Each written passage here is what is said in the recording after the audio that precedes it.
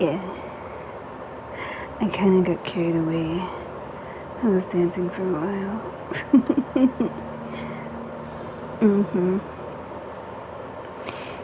Yeah.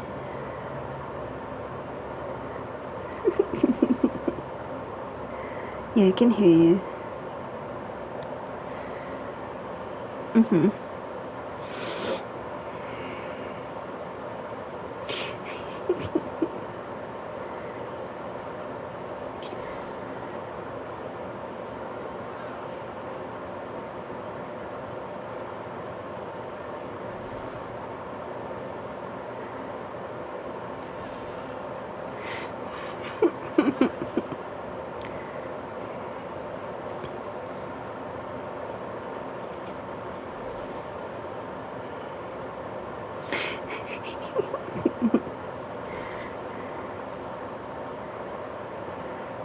Yeah. Okay.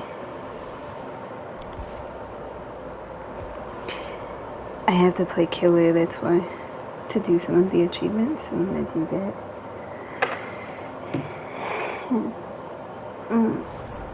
Yeah. We shall see.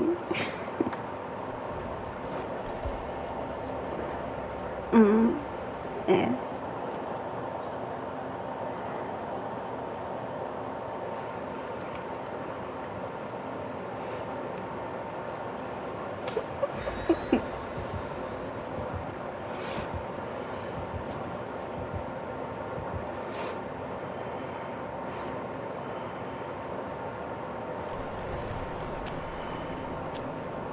Yeah, I just did like this whole like hydration thing to like open up all my pores and stuff that I usually do. Because I do like, I put my face like in the ice bath. I take ice water in the bowl of like lemons and stuff. But I also did like a steam thing. Mm-hmm. Where you like boil water on the stove and eh.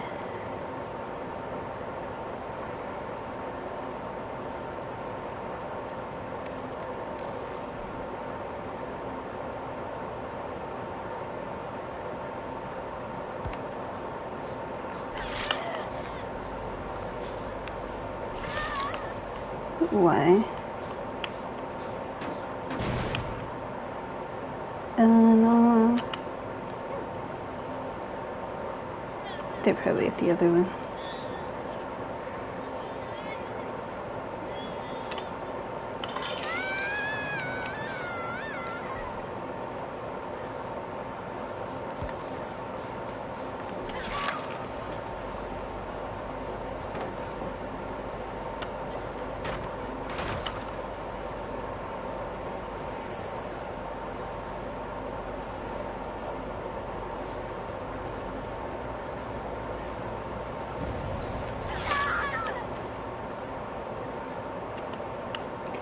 I don't know. I thought she would have clearly seen me. But we gotta get back to that gin because it was almost done.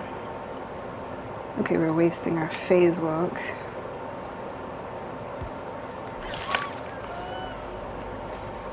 That was crazy. She just happened to be crouching there.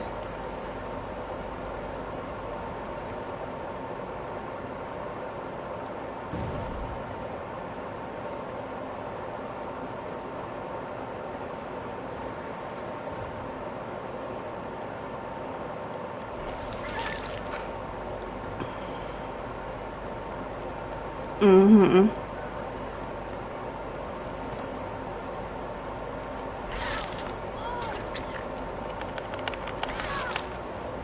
What the heck?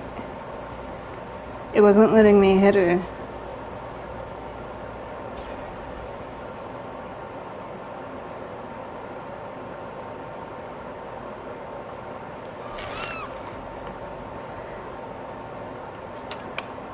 Mm-hmm.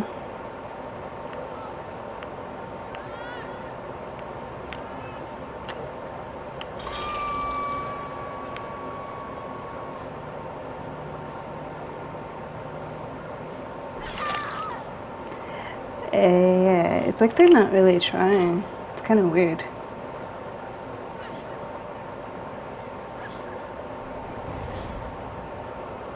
Like they're generishing me, but they're not trying as far as like running.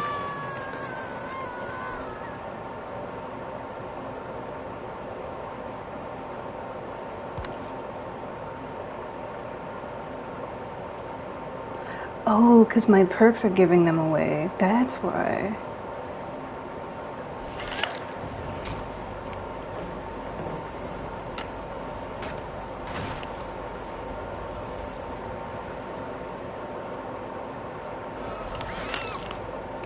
Yeah.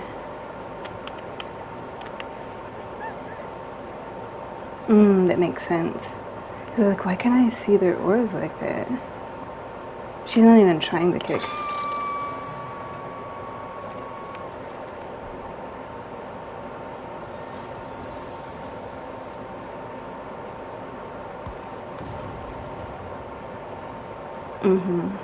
They did get her.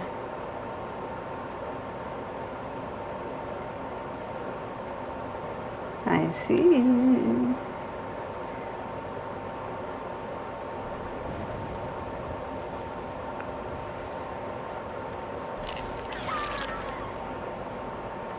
Eh.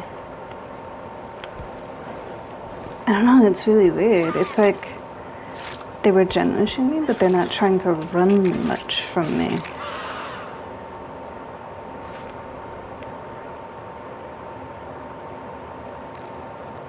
She was down here.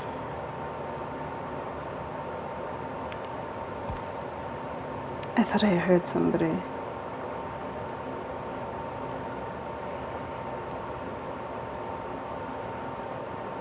Making sure nobody's touching my stuff.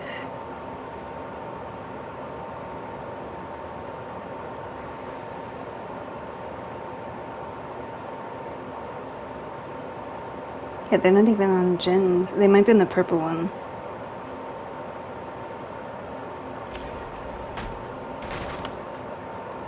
Yeah, that's why it was illuminated purple.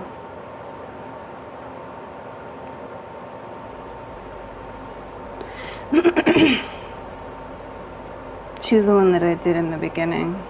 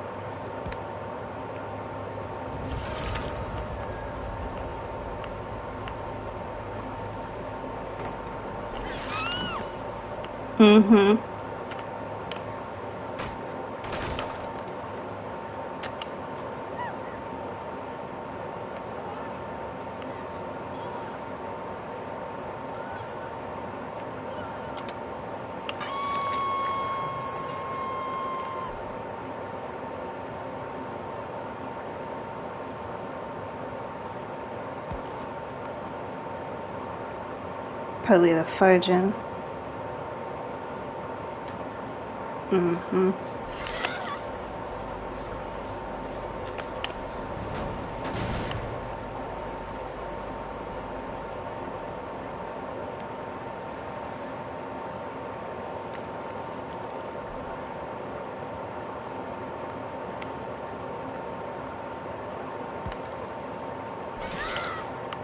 Finally.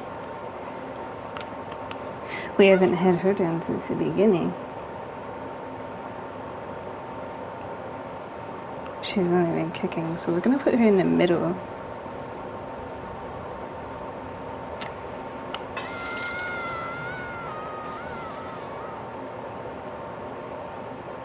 Hear the sizzle.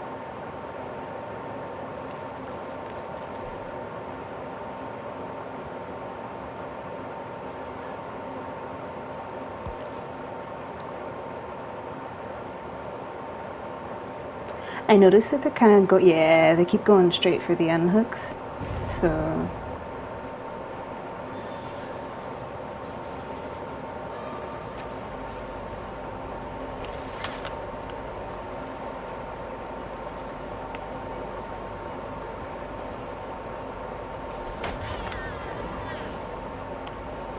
yeah.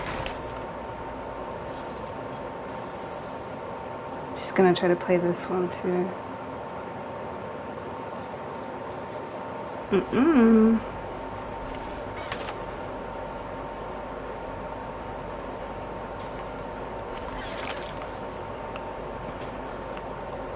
You can only do this so many times.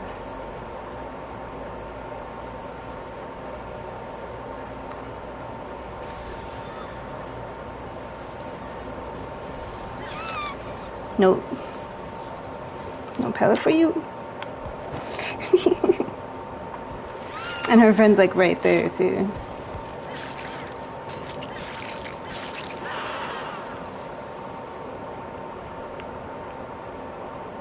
Yeah.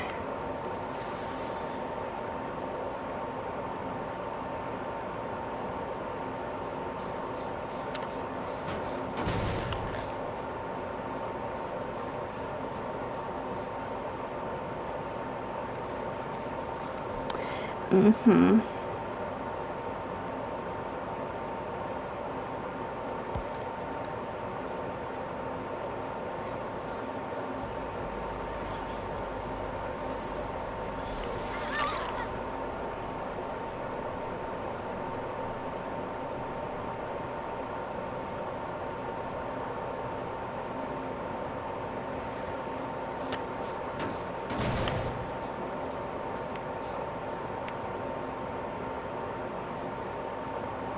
Oh, that's funny.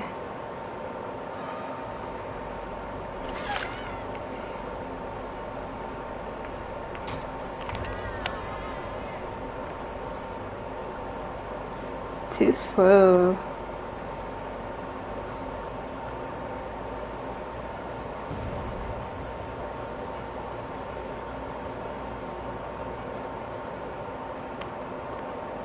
Eh. And I still hit her, even with the blind. That's funny.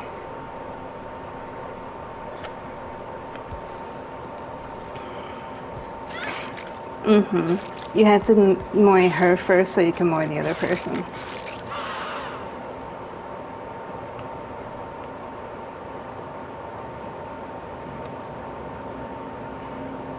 She can hear it.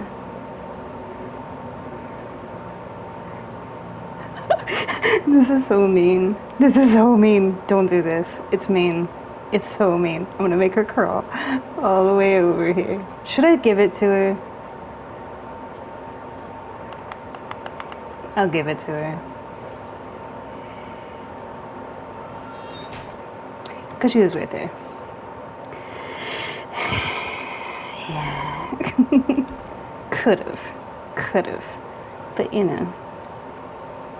Someone has to live to tell the tale. Yeah.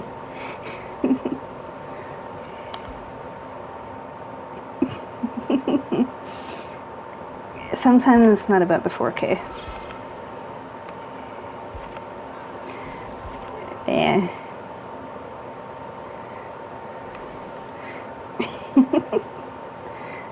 It was weird. It was like the one that function wasn't really running, and the other two weren't really running either. It was like they just kind of did gens. They were really easy to down. It was kind of odd.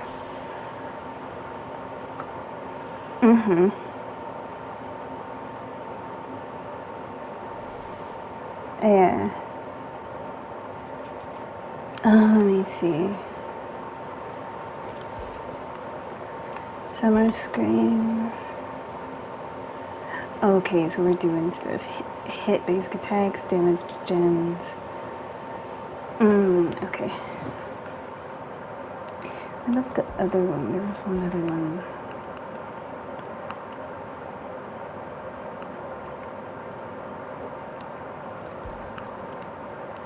And he was a Rift Pass. Yeah, so we basically have to play at least one more killer match.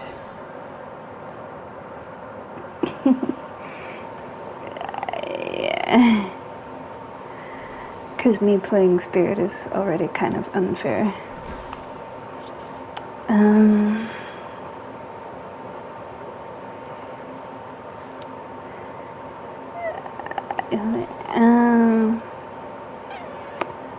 What do we want to do?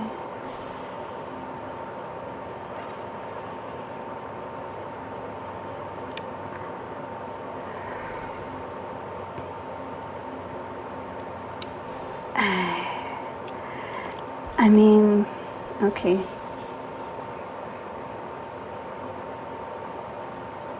It's a lot of look. He has flair though. He has flair. It's summertime, you gotta have the quintessential summer slasher. I feel like that's fitting.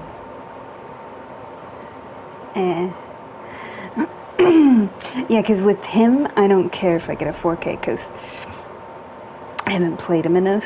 I played him like twice, and they have clickers.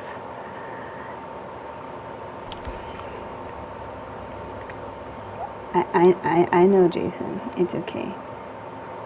It's okay. Yeah. He's a little bit purple.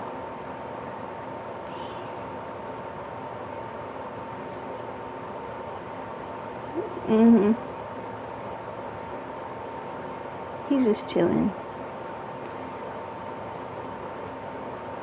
They're all bringing like flashlights. Okay.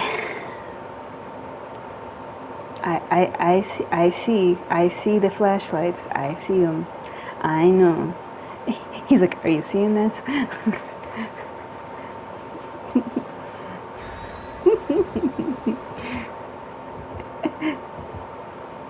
It's funny, like somebody like Jason, like looking like, really?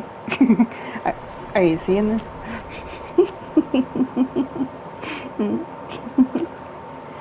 I can't. Yeah. We're just you know, 'cause yeah. So.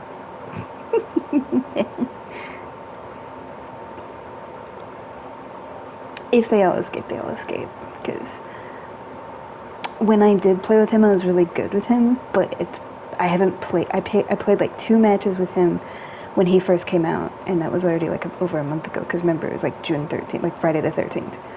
So I haven't played him since then. I don't remember any of this stuff. I'll get used to it right as they're escaping. Oh, this is the opposite. This is the opposite. This is not a summertime map. Why is my totem right here and exposed? Okay, so they gotta defend.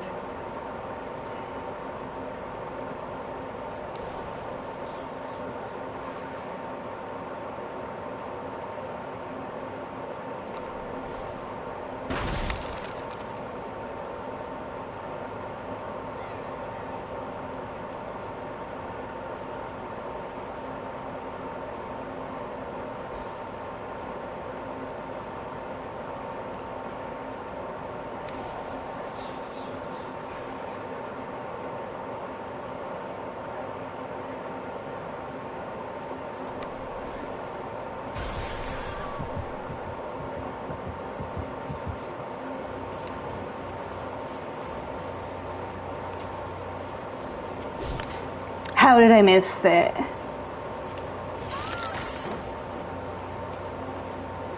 No, we're kicking the gin.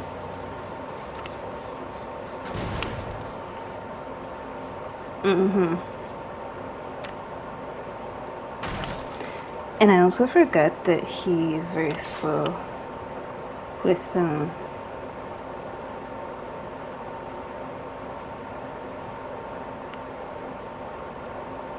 kicking stuff.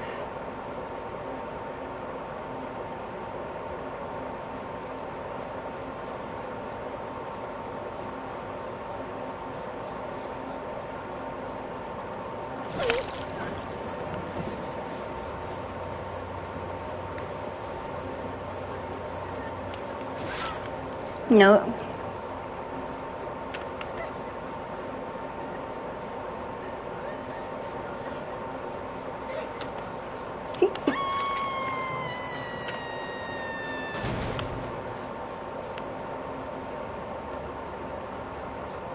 Wasn't there? Yeah, it's right here.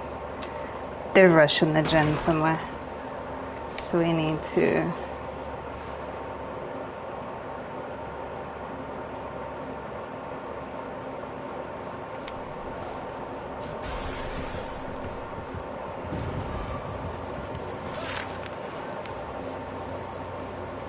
That's an illusion, so we're just gonna damage.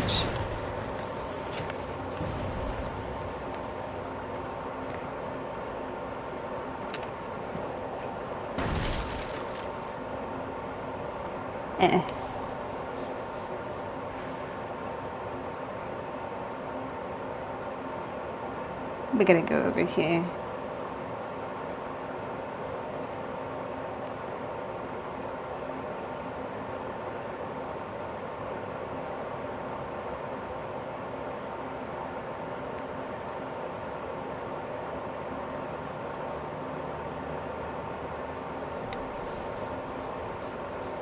Oh.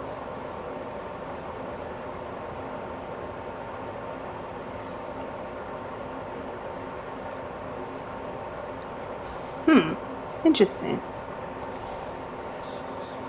I'll go back.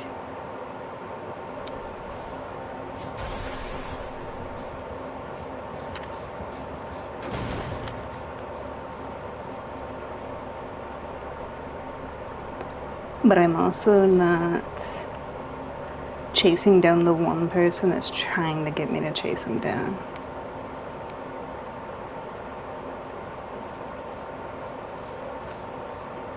Yeah, they're all like up here.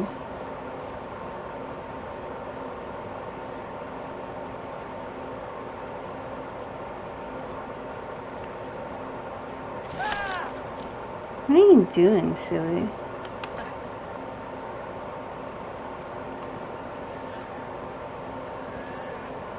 You're just kind of hanging out up here.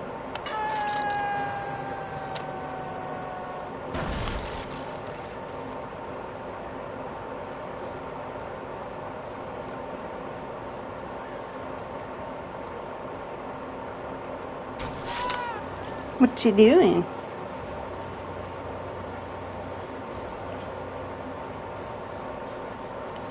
Get out of there. No.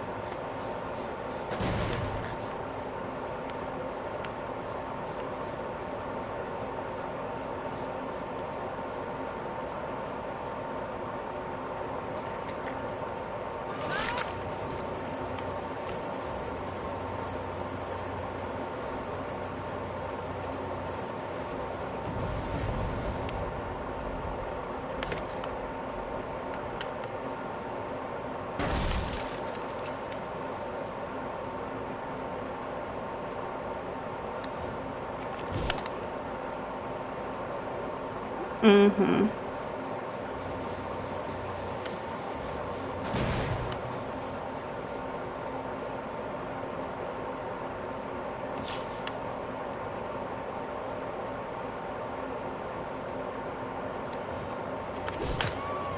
There we go. Now we're doing something.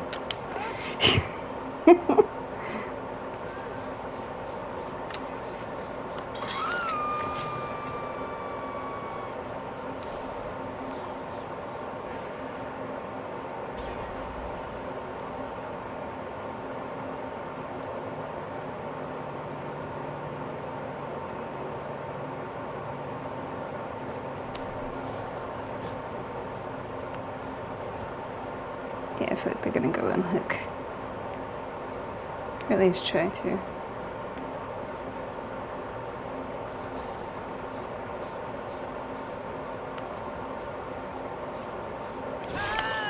What are you doing, you weirdie?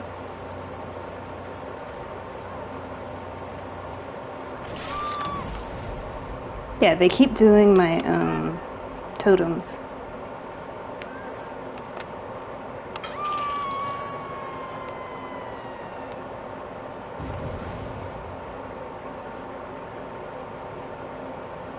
You see I'm running. One of them ran and one of them stayed for the gen.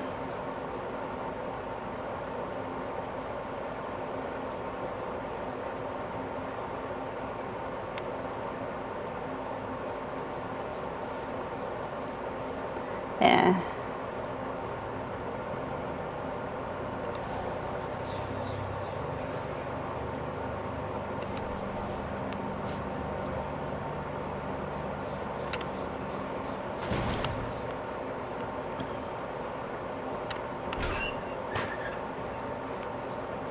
Yeah. They're definitely like a group of people that likes to hide everywhere. Like sometimes people hide more.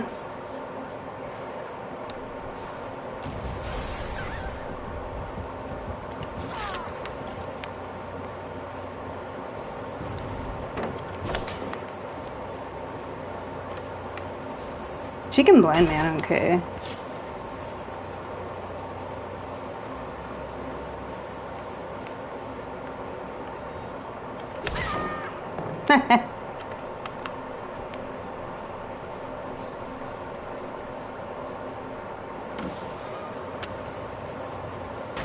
He wasted his dramaturgy. How did that count from that far away? You saw how far away she was? Like, no, bro.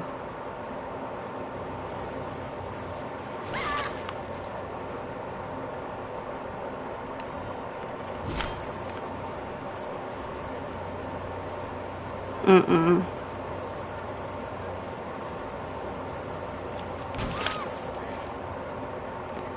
No.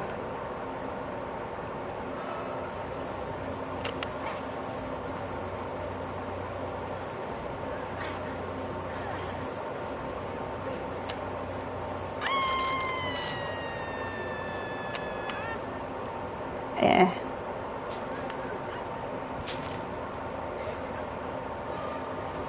Mm-hmm. He's trying to get me to try to swing at him, but it's like, nope.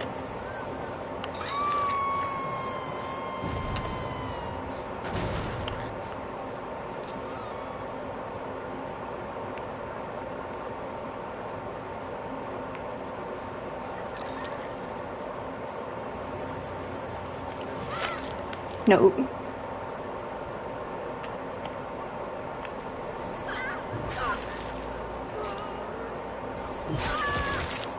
Oh, did I kill your little girlfriend?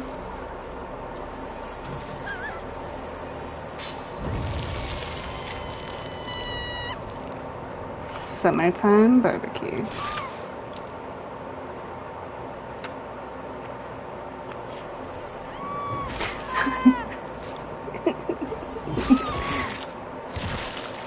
Fresh meat.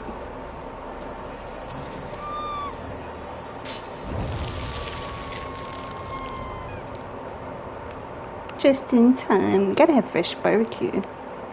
You know. Yeah.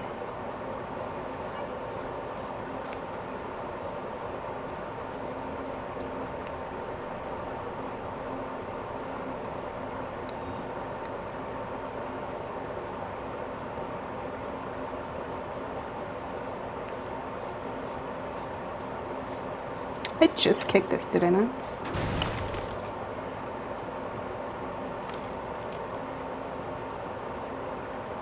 It's not there.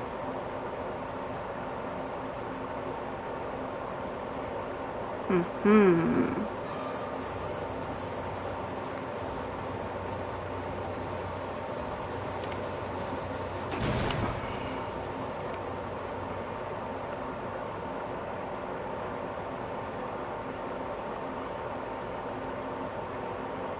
Mm-hmm.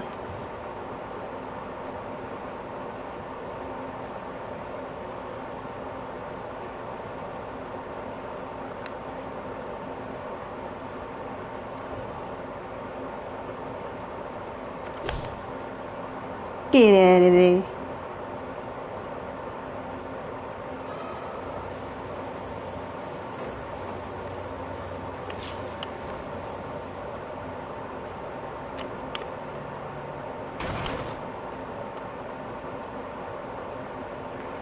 La la la la la. La la la la la. La la la la la.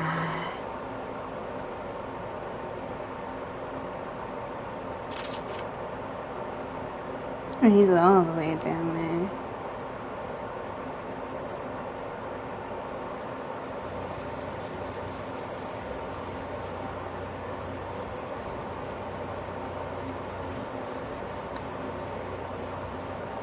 Mm.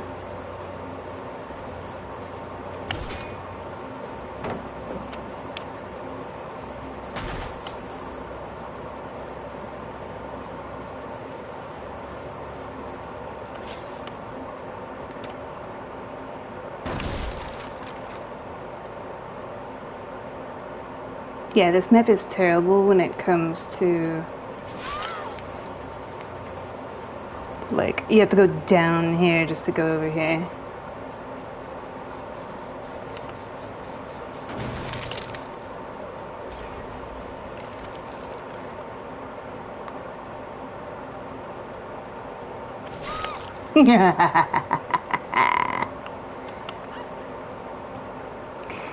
Does that mean predictable?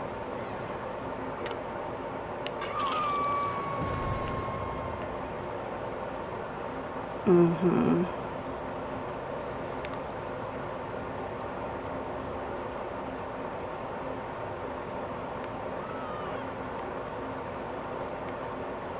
You gonna let her die or what?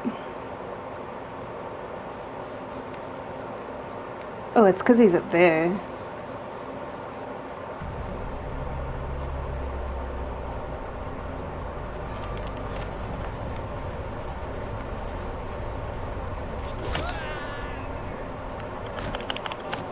The delay. The frickin' delay, bro.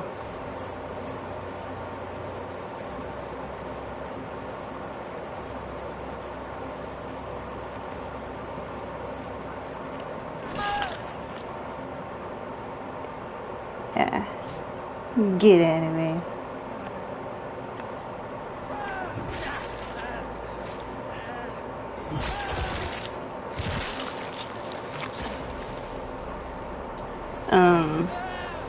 Awkward. Okay. So, fresh barbecue for everybody. Extra spicy. Extra hot.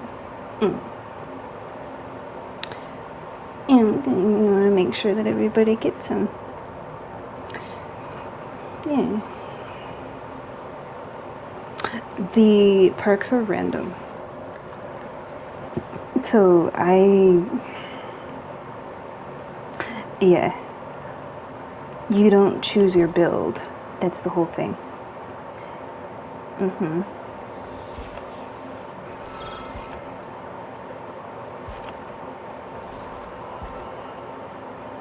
Yeah, so see, it's like you don't pick your perks and you don't pick your add-ons.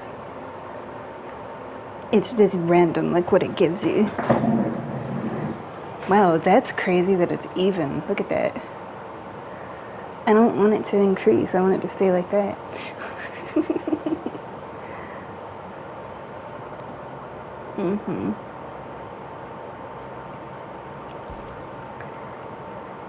Right?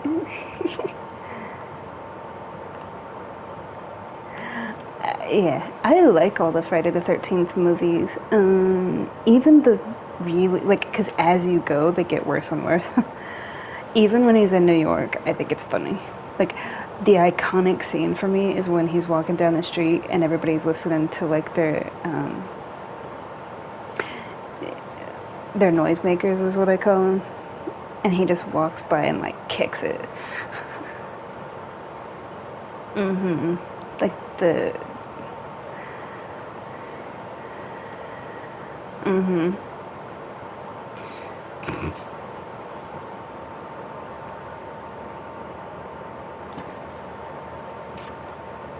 yeah, like he walks through, like, because he's in New York, and it's like the city, all the storefronts and like restaurant fronts are glass, so he just like walks through the wall, like the storefront.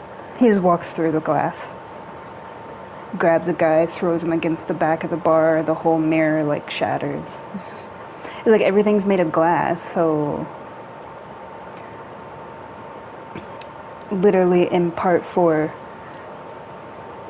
he walked through a cabin door. Like the door was like closed and locked and barricaded, and he just walked through it. And there was like double windows, like windows side by side, and it was like, because it's like the big living room windows, he just threw a person through the whole thing, and the whole entire thing, the whole window frame like came out. So I mean, you know, storefront glass is not really gonna do much. This skin is actually from it's like the end of part 6, when he goes to like the bottom of the lake. And then part 7 is where, ooh, the girl that can move things with her mind. And it's like they basically had to put him up against people that they themselves had like powers that aren't even believable. Like frickin' Jean Grey over here is moving stuff with her mind. That's the only way that you can defeat him. Basically saying that like, unless you also have inhuman powers, you can no longer be him. Because she was like the only one that could like do something to him. And it's like, yeah, but they had to give her powers to be able to do that. If she was a normal little girl, she would have died instantly.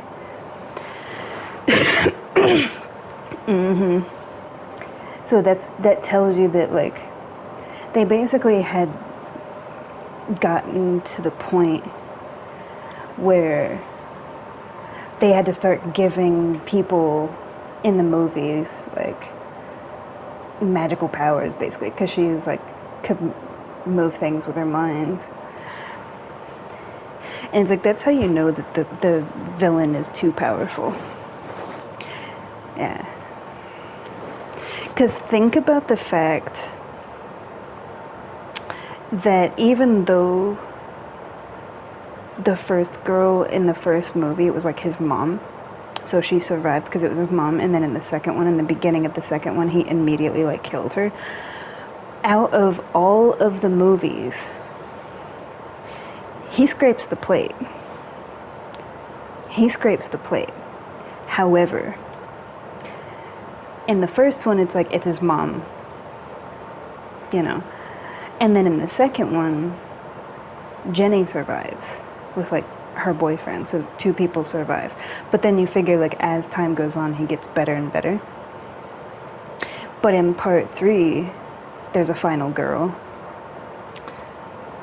And then in part 4, Tommy and his sister survive. And in part 5, it was an imposter, it wasn't actually him.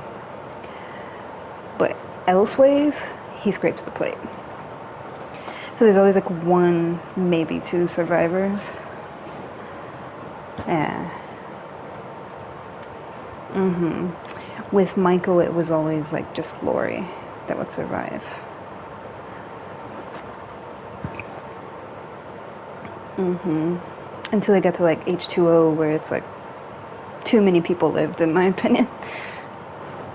And and there was a question, like somebody asked, like, okay, in Halloween H2O, which I love. I like Halloween 1 and 2, and I like Halloween H2O. Basically the ones with Laurie Strode, Jamie Lee Curtis. Because I like the story of like him and his sister, you know. But this is Michael Myers, not Jason. I should probably take Jason off the screen so people don't get confused. We're just gonna go to Survivor, because we're gonna play Survivor when I come back in. Yeah. Mm-hmm. Exactly.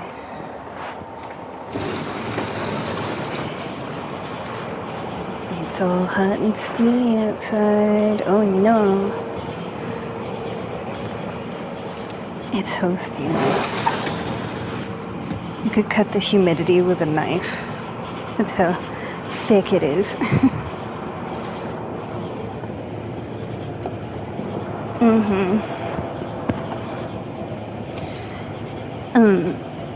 So, like, part 1 and 2 of Halloween is pretty much Michael kills everything, but except for Laurie. Laurie's always like the final person. And then it goes into the season of the witch, which a lot of people don't know this, but the Halloween movies, when they originally wrote the Halloween movies, the idea back then was that they were going to come out with like different scary movies, which is why part 3 is like with the masks and stuff, with like the little kids and the masks that blow you up, has nothing to do with Michael Myers, because it was supposed to be a series of movies about different things that are scary. Like the boogeyman was supposed to be Michael Myers, and then in the second one it's like, ooh, the masks that kill you, and they were going to come out with like different things. But people actually really liked Michael so much that they brought it back. Because with part 3, people, like, it is like one of the worst grossing films of all time. Only like completionists like it. In part 4, 4, 5, and 6 follows like the little girl. Yeah. Yeah.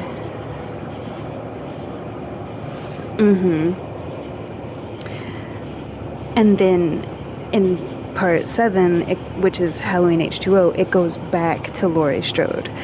I like the Laurie Strode ones.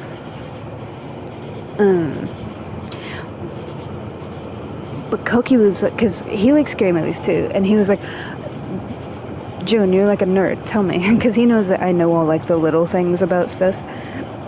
He's like, explain to me how Halloween H2O, at the end of Halloween H2O, when Jamie Lee rolls the van, he slams against the fallen tree, and she swings the axe and cuts his head off. How is he coming back after that? Like Halloween Resurrection and then like all the other ones. And I was like, well, Halloween Resurrection was technically the only one after that. And after that, it was like the remakes. Then you get into like the 2 Rob Zombie Halloweens, which is just retellings of the original 2 movies.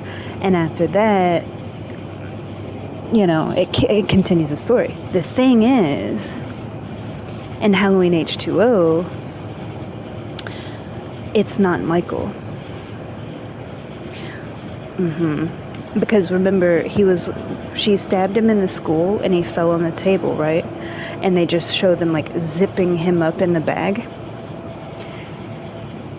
It was one of the coroners, and he had like removed his tongue so he couldn't speak, which is why, like, if you pay attention, his hands are clean. His hands are very clean. And what does he do? Like, when he's wedged between the van and the tree, he like grabs the mask, like because he can't speak, obviously, he pulled his tongue out.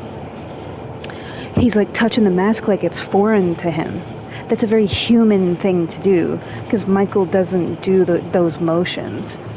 And if you remember the scene towards the beginning, when he's going after the 2 kids and they can't get the door unlocked, and they finally pull the keys off the ground and then slam the door, and her face and his face are like right.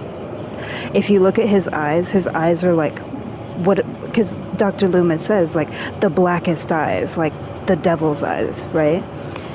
When you look at the eyes of the person that's wedged between the van and the tree, his eyes aren't black like that, they look normal. And his hands are clean, they look softer. and smaller. It's basically,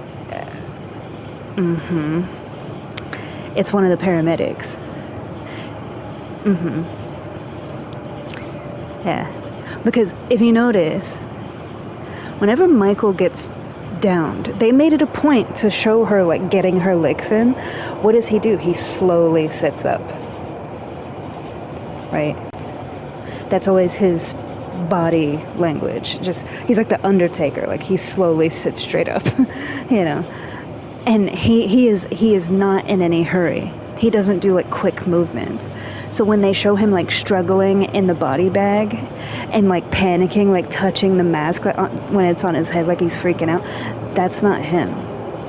So technically all Jamie Lee did was kill a paramedic. Yeah, Michael disappeared. So when Halloween Resurrection and all the ones that follow up come along, that's why.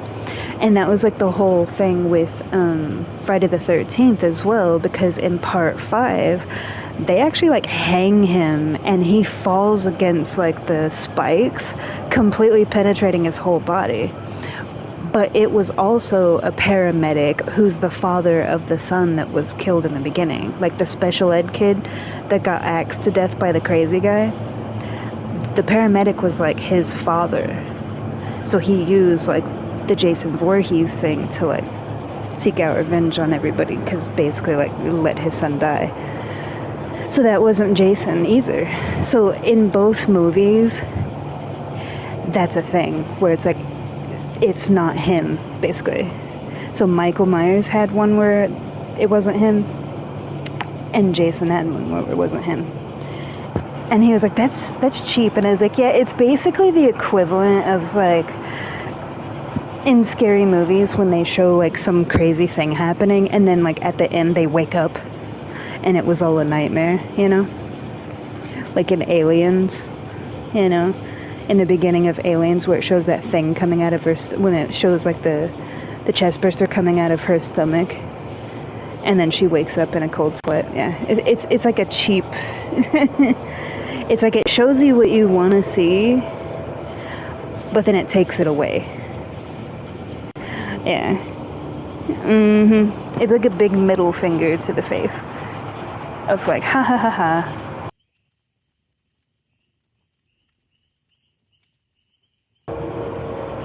Yeah. The funny thing is, Nightmare on Elm Street is all based around dreams, you know? I'm surprised they didn't pull that tactic more, because that whole franchise is about, like, bad dreams. So it's like, at the very end, like, somebody wakes up and it's all just a bad... I mean, they kind of did it, but at the end they show, like, they're in the Freddy bus, or, you know, oh no, you know, so it wasn't a dream. Because it's, like, the whole basis of his franchise. If I had to choose, what are my options?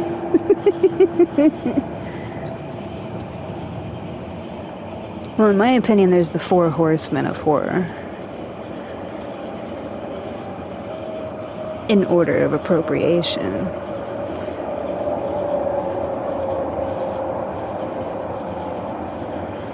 Michael was the first.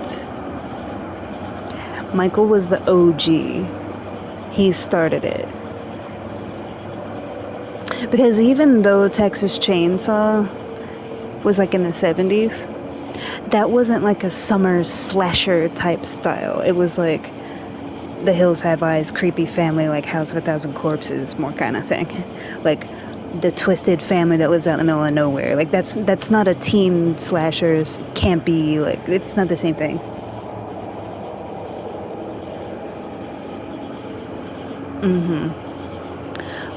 Michael's the OG. Okay. He's the originator. He started it all. Jason is the one that made it popular. Because it was like every year they had one in the movie theater. And his whole thing was like, how many different ways can he kill you? Like, machete was his iconic weapon, but he also used harpoons. He used like the big straight sewing needles. Yeah, like he used all kinds of stuff. I mean, he literally like bisected a guy and had him like in the rafters. I think the spade through Kevin Bacon's throat is one of my favorites. Even though technically that was Mrs. Voorhees, because that was in the first movie. The harpoon through the eyeball is pretty good. The hedge clippers through the eyes of like the pretty naked girl in part 5 was pretty dope.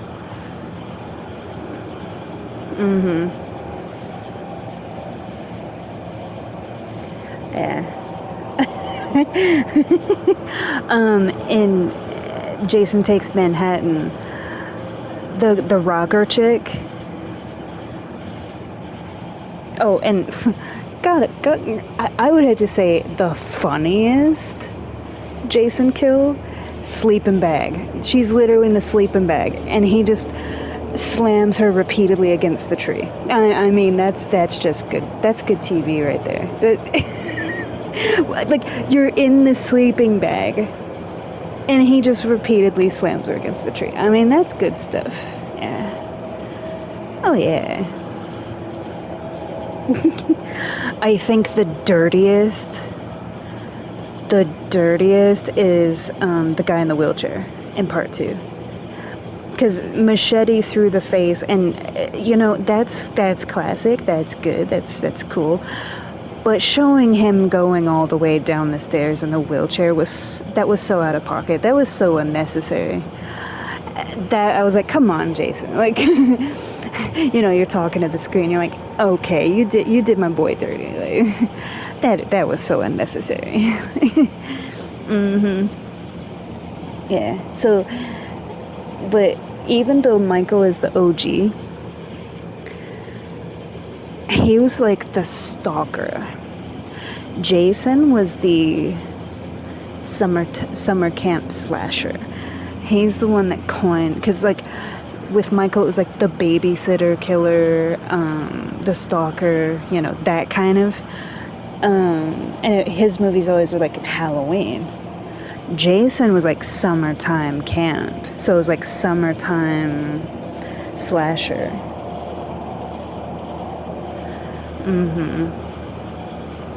And there were so many movies. So I feel like Michael was the OG. Jason made it a blockbuster phenomenon. And then Freddy was kind of like the odd one out that's like weird. Because he was creepy. It's sad when the stalker is not the creepy one. Only Freddy could make Michael, who literally his vocation, like his whole existence is stalking people, seem less creepy. I will take Michael over Freddy any day. Because Freddy's just like, yeah, I don't, But Freddy's was the only one that was like kind of unique. With the whole dream thing, and yeah, so his went out in like left field. It wasn't like classic slasher. His was like out there, like way out. Far out. And the fourth horseman is Ghostface. I apologize to all the Chucky fans. Respect to Chucky. Respect. I do. But there's not enough Chucky movies, and to be honest, Child's Play, like the first one is, like I would say the first 2 Chucky movies are good, because you have the first one, and then you have the one where he meets Tiffany. After that, it gets stupid. I mean, they're all kind of, but you want to talk about, like, yeah, it just didn't hit the same. It's good, but it's not on that level. Yeah, so the four horsemen are Michael, Jason, Freddy, and Ghostface. And the thing about Ghostface is the whole franchise of Scream is built around paying homage to the originals. Like telling you the rules of scary movies, and they constantly are quoting and like mimicking and doing it, like, you know. So that whole franchise is based around the OGs anyway. But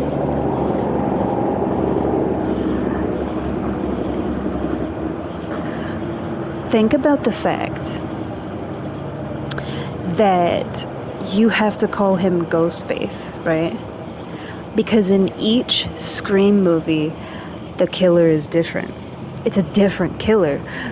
It's the mask, it's like the outfit itself is Ghostface, but the person inside of it's always a different person. Because before it was like the two guys, you know. Yeah, like Billy and Stu. There was two people. Yeah. And in each movie, it was a different person. So there's not. So what I can say is at least Michael was always Michael. Jason was always Jason. Freddy was always Freddy. With the exception of when they each had a movie where it was like somebody using their, you know, imitating them basically. But Michael's always Michael. Jason's always Jason. There's not like a different person doing it every time. So I think that's what made Scream so unique. And the fact that they did such a good job like giving heavy nods to like all the horror movies. Like basically the creator of Scream was just a big horror buff. Kind of like Dead by Daylight. The people that made this game are just horror freaks. Like they're huge horror fanatics. And they always want to do like their best to pay homage to. So it's kind of the same thing.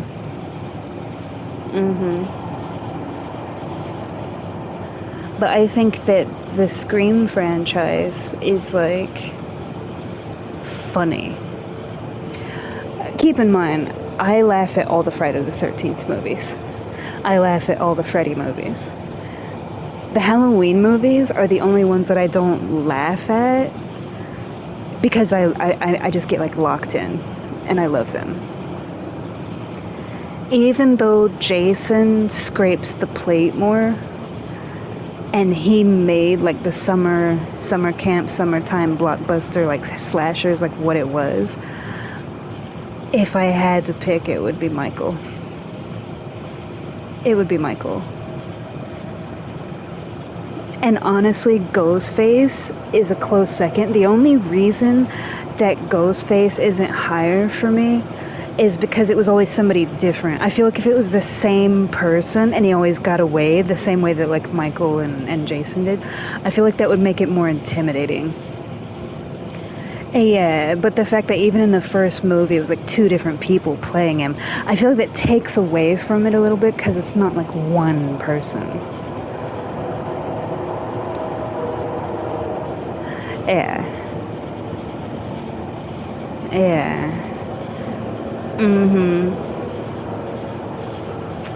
Yeah, so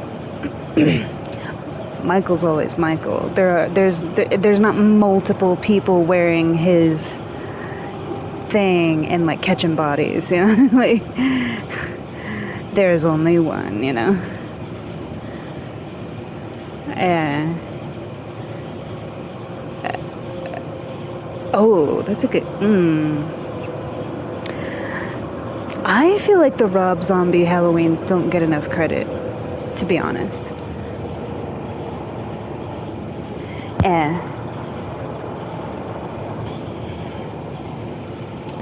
I think that Halloween H2O is one of the most underrated Halloween movies, and I feel like the Rob Zombie movies don't get enough credit because they really do a good job of like backstory and the psychology of him. Yeah. Like, what made him... Because in the original movies, it's like, you just see him, like, stab his sister, and then they fast forward to, like, when he's an adult. In Rob Zombie's version, it's like you see that more of when he's a child. You see his home life. You see... I mean, Rob Zombie definitely made it a lot more realistic. He doesn't hold back. You want to talk about, like, bludgeoning and just real blood and, like, much more bloody, much more gory, much more, just brutality, like, sheer brutality. Whereas with Michael, it's like, there's not really any blood. When you really think about it, there's not much blood. It's like, he chokes out one with a phone cord. He choked out Linda with a phone cord. Right. The brunette, he strangled in the car. Bob was the only one that he just stabbed one time up against the wall and left him hanging there. And you didn't see any blood. So it was very, like, abrupt and sudden. And just kind of, that's it. With the Rob Zombie ones, it's like, it's brutal, man. It's so brutal.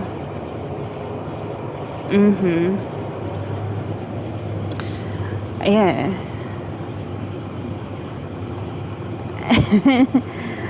I mean, it's Rob Zombie. There you go. Anyway.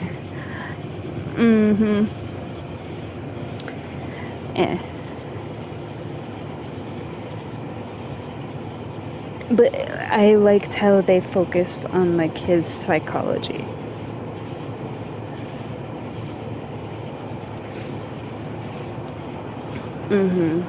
The reason I like H2O so much, in the first two, it was like she was, like, young like me and just trying to survive, basically. In the second one, or in H2O, it's like now she has a child that, well, 17, my age, that it's like,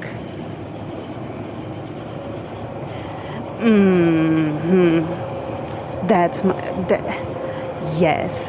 And every single time, there's two scenes in that movie that, like, every single time, like, right in my chest, you get that, like, dropped feeling. When they're struggling with the keys at the door and she, like, pulls them in and everything and closes the door, that little porthole where it's like you see Jamie Lee's face on one side and Michael's on the other, and they're just nose to nose through, and there's just that glass between them. That right there. I think that's and the other is when she tells them to leave and then just goes and, like, kicks open the emergency exit and, like, just shouts, like, Michael, like she's looking for him. And see that, like, I feel that in my bones. I'm like, yes, like, I'm done playing with you. I'm done. You're not killing my... See, that's me all over the place. Like, there comes a point where it's like, I'm done. And that was her, like, I'm done running from you. I'm not afraid of you anymore. I don't give a anymore. Like, no, because now you're coming after my kid. And see, that's me 110,000%. Like, you can with me all you want, but see now you up. You know, like, and just hearing her, like, scream his name, yeah, it's like, yes. And right after that, when she's, like, walking through the halls and they show him, like, one arm on that pole slowly lowering himself down, one-armed, that guy actually did that. The control that he had to slowly lower himself down with one arm, holy crap. I was like, oh. Like, okay. We knew he was strong, but, you know, it's like, yeah. Mm-hmm.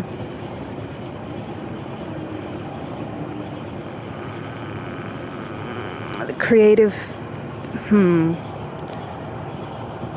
Jason was kind of the one that had the creativity. Michael, I think in H2O, the most creative kill that Michael had was in H2O with the poor brunette with the dumbwaiter. Like, just the whole leg. And then he turned her into a literal jack-o'-lantern. I mean, that's pretty creative, I think. Mm-hmm. With Scream...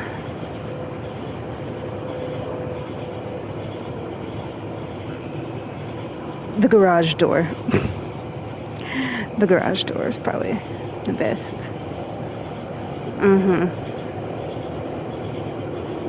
Yeah.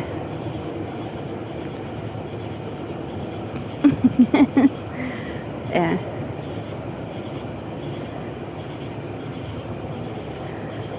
Oh, yeah.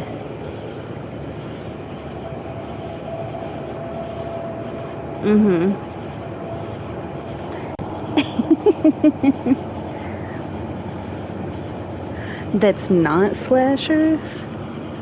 Oh my gosh. You're asking a lot of questions. Okay. I feel like I'm being interviewed.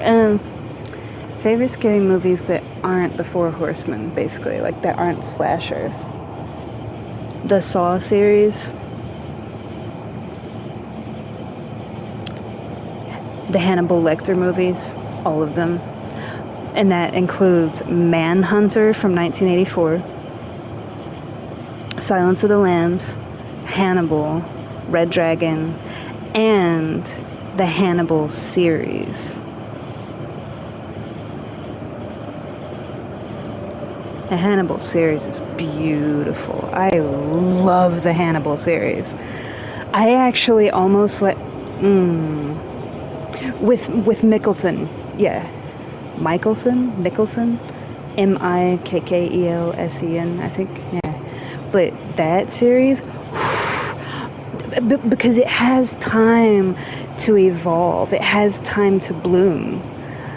Pun intended if you've seen the series, because, you know, Dr. Bloom. There's so much depth, and I was so glad to see, because all of that stuff came out, like, Game of Thrones in like 2010, 2011, and it's like, I was like 2-3 years old when this stuff was coming out. But, I have culture. So, I love Game of Thrones, and, but I would say Benedict Cumberbatch Sherlock Holmes was a good series. It was probably my favorite version of Sherlock, which is a hot take. And Mickelson's Hannibal for the TV show series. Yeah.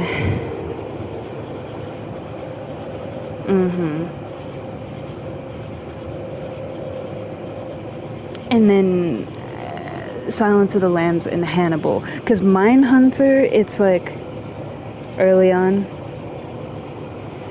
And then Red Dragon is like... Because I read the books, too. The books are much better. But I'm also kind of biased. Because I was... Lord of the Rings books, Game of Thrones books, like, the books are always better.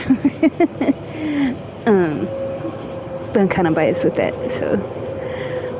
but yeah, with horror... see, I don't get scared, so it's more of just, like, stuff that I like that's supposed to be scary. Saw, I think... just for that, because some of that stuff was messed up. Like, the number one part of Saw that I wish didn't exist, like, if they could take one of them out, when he's on, like, the the guy that's, like, on that machine that, like, contorts and twists on the rack. That one was the one that I was like, yeah. Out of everything, for me, that one was like, that's Yeah.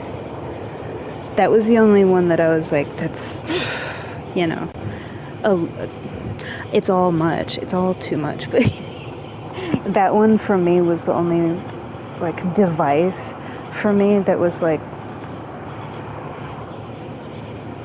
yeah. Because it literally just kept twisting. The gears kept turning and contorting him, and you see, like, his bones splitting. Like, and it wasn't even the fact that you see all of that, it's knowing that he's basically just being tortured to death. Whereas the other things are like, you wait, and then boom, something happens and it's instant. His was like slowly twisting and contorting him. Like literal torture. And that for me is, yeah.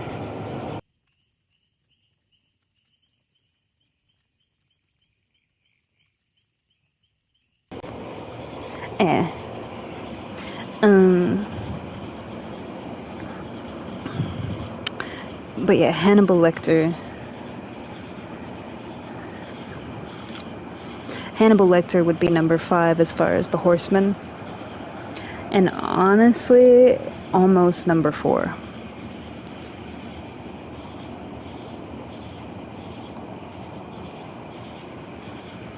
Yeah. Oh my gosh, you have to see it. Because I know you like stuff like that too. Um, the Hannibal series, it's beautiful, it's eloquent, it's deeply rooted in psychology, it's not predictable. It's just so well done. As much as I love, don't get me wrong, like, Silence of the Lambs is classic. Silence of the Lambs is like suspense. It's not so, like, even though they talk about psychology of it and stuff, and they kind of like a little bit, but it's more like suspenseful. Especially that final scene in his basement where he has like the goggles on and it's just pure like suspense. Yeah. It's kind of like in the same vein as what the heck is that movie with Michelle Pfeiffer? I love Michelle Pfeiffer. Anything that she's in. I can't think of it. Oh my gosh. Why can I not think of the name of it? What Lies Beneath. That's like, it's not scary, it's suspenseful. So it's kind of like in the same vein as that. Like the hold your breath moments, literally. The Cell with Jennifer Lopez. Not a big Jennifer Lopez fan. Nothing against her. Just not particularly keen on her. That is the only movie. And her acting wasn't that great in it, but she did okay. The thing about that movie was the deeply rooted psychology that I loved. And so like The Cell is really good.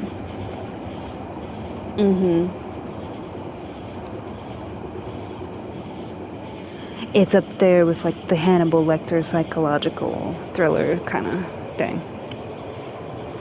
Yeah. Oh my gosh. Yeah. But like the show Hannibal, chef's kiss. There are some slow parts, like, to me it's like that show is like different suites of a sheet music being written. You're gonna have like the intense moments and then you're gonna have like the slow parts. Yeah, like if you get bored easy, you won't like it. Yeah. It's the same kind of people that can watch Godfather, Lord of the Rings, you know, like Game of Thrones, because there's a lot of parts where it's like they're sitting and talking, you know, the long panned views of things, but it's so good. Oh, Hannibal Rising, because you have Manhunter, Silence of the Lambs, Hannibal Rising, Red Dragon. That's the one that I forgot. Hannibal Rising, even though it's a different person playing Hannibal, Hannibal Rising is like the prequel story. It's like when Hannibal was younger. That is actually like an understated movie. It just kind of got lost in the sauce. But if it actually shows like him growing up and how he became the way he became. Like World War II in the wintertime, and what happened was really messed up. So it,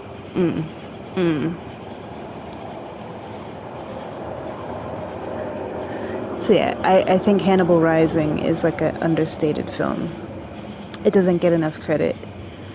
I mean, I myself couldn't think of it, but it's so good. Yeah.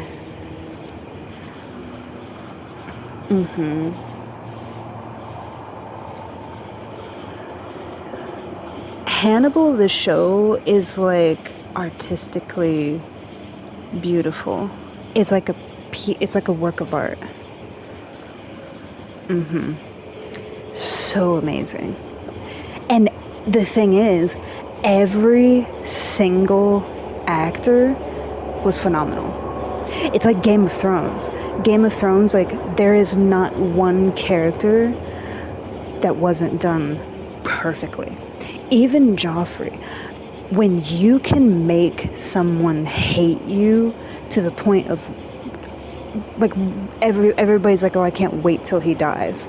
Oh, I hope he dies. You know, like, that's how good of a job that actor did.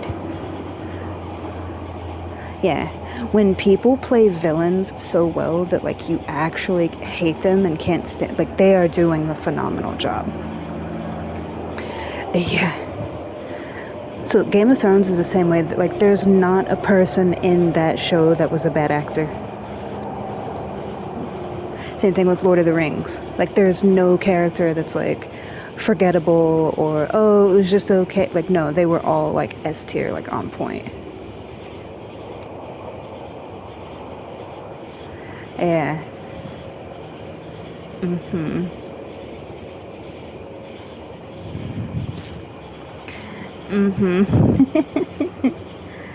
Yeah.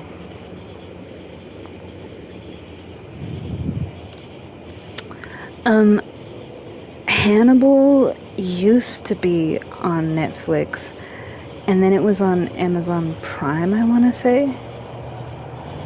It's been everywhere. They've had it on Hulu, they've had it on Netflix, and then it was like Amazon Prime, and now I have no idea because I haven't looked it up in a while. But the last time I saw it, it was on Amazon Prime, I'm pretty sure.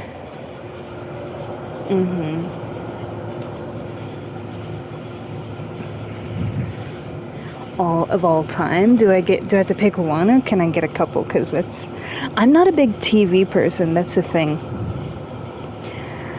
I don't watch TV. I don't even have Yeah, I don't watch TV. I stream everything.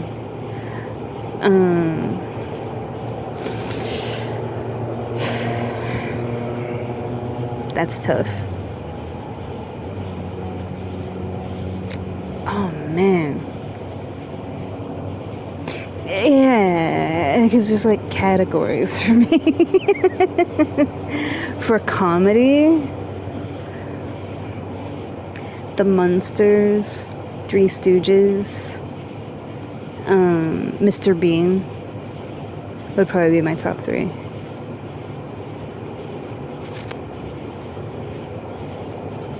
X-Files. X-Files is a big one.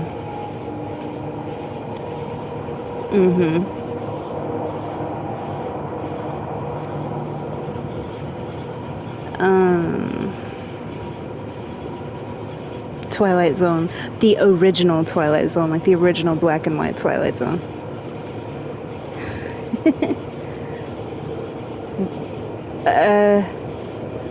Teenage Mutant Ninja Turtles. The original Power Rangers, the original Teenage Mutant Ninja Turtles.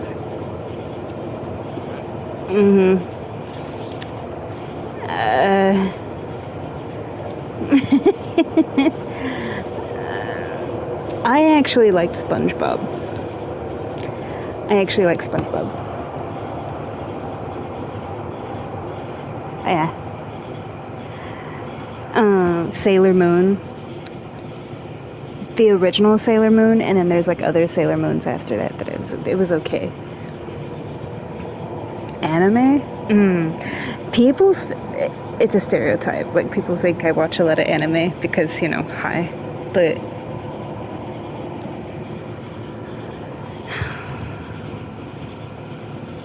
Death Note. I like Death Note. I'm not too keen on anime. You know, it's... Most of the anime that I like is from the 70s. Galaxy Express. Like, Galaxy Express. Lupin. Death Note. Yeah. Technically, Sailor Moon could be considered anime.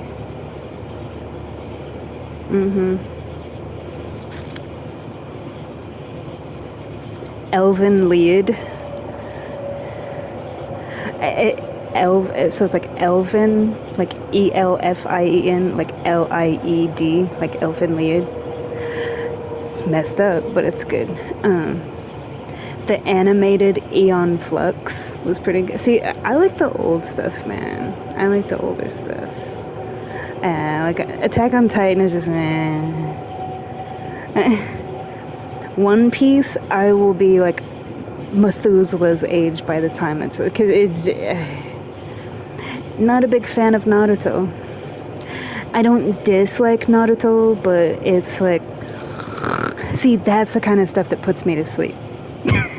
I can sit through all 3 Godfathers, no problem. But you put on, like, Naruto, and I'm, like, cleaning the house. Like, the entire house will be sanitized and cleaned from top to bottom. And I'll be cooking, like, all the things.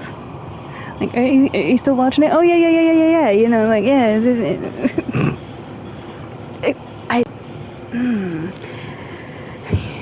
Yeah, it's just,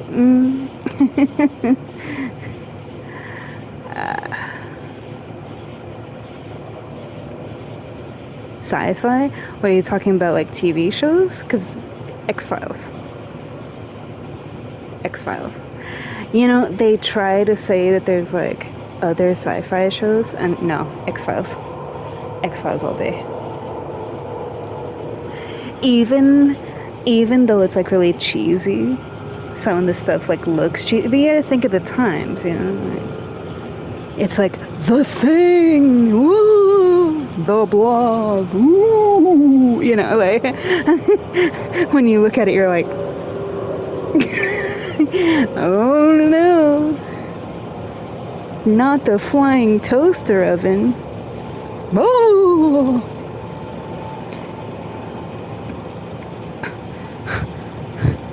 I'm insulted. You should know that one.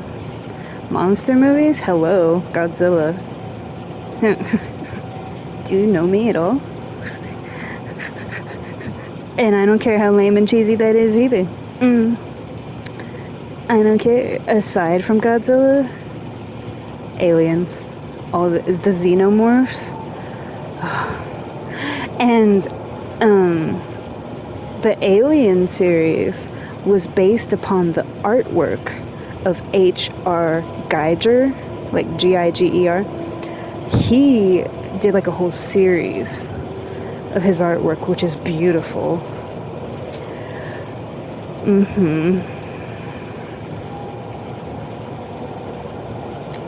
Yeah. It's very like unique. It's definitely one of a kind. It's one of a kind in the way that like the Tim Burton movies are one of a kind. Like his imagination and like how he creates characters is one of a kind. And see, that's a whole thing. Like, I actually like Tim Burton, but not in the stereotypical like emo chick kind of way, but more of like the beauty of what he creates and the psychology behind it. And just like pure imagination, pun intended.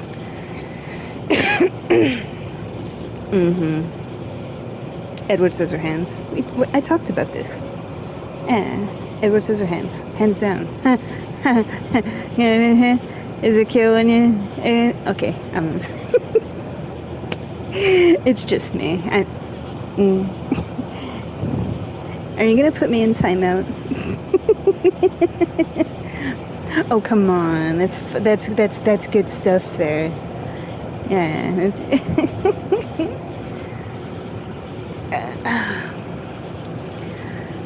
Romance?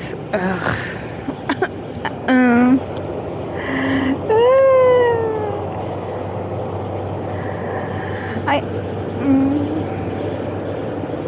Edward Scissorhands.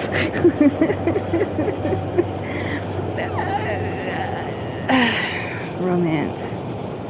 Phantom of the Opera.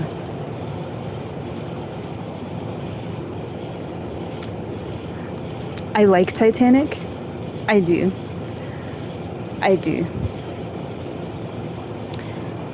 Phantom of the Opera.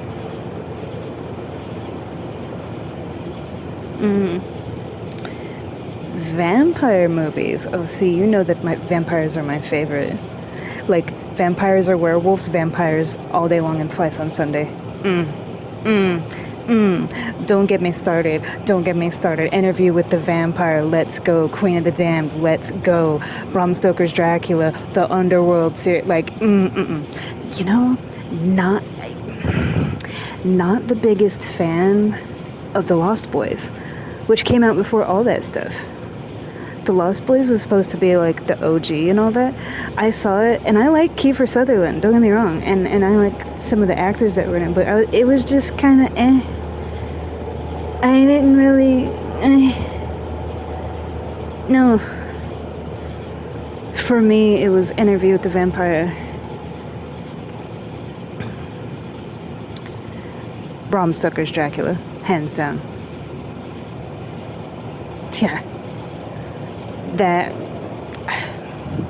That is the only movie that outshoots Interview with the Vampire for me, is Bram Stoker's Dracula, because it's truly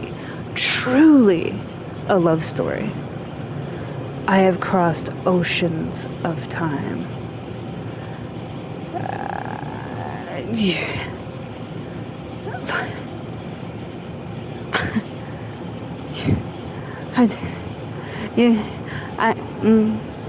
See, and because I would be, and you're not wrong, but he waited centuries for her.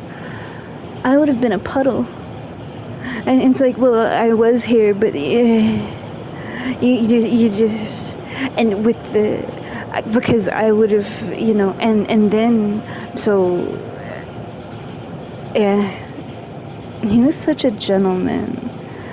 I love watching him, like when she's wearing the green dress and they meet.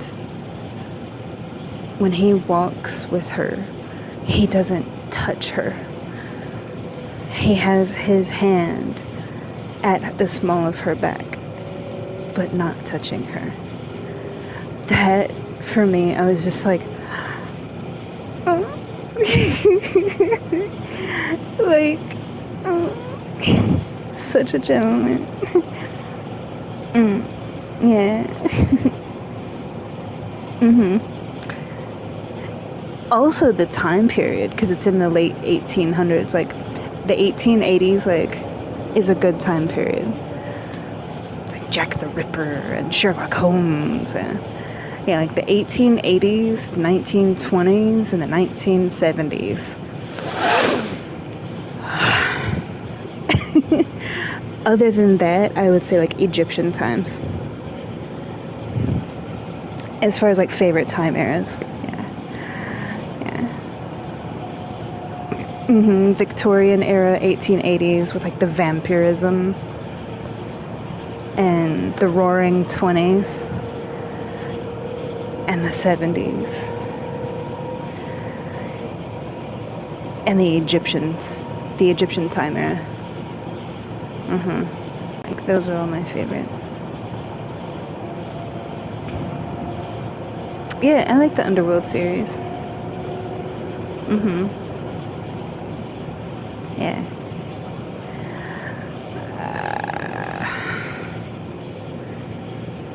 I'm not too keen on zombies. Like, yeah, because it's like zombies, werewolves, vampires, always. The intimacy, because it's like centuries of love and, undying, and it's not dying for you, it's living centuries waiting for you. Like, there is something so, like, about that, because it would be so easy to just die, right? Like, oh, I can't bear it. Because think about it, that is more painful to endure, like enduring lifetimes, enduring centuries without them, and the pain, the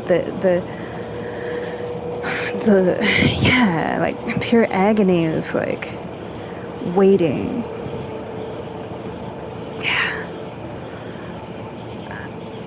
Yeah, see, I'm not like a hopeless romantic. Because hopeless, like, but that's the kind of romantic that I am. Like, that really deep, like, yeah. Yeah. And I know that vampires are like, oh, that's hokey, that's lame. I don't care. Twilight? Oh.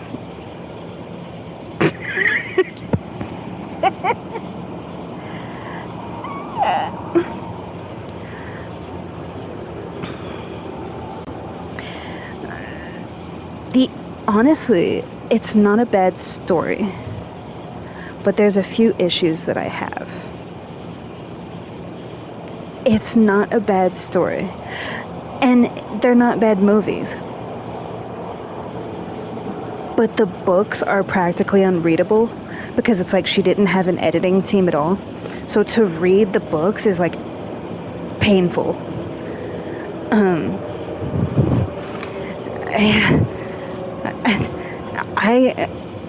I no longer have them, but back, because I read all of them all at once before I watched the movies, because they had come out like before my time.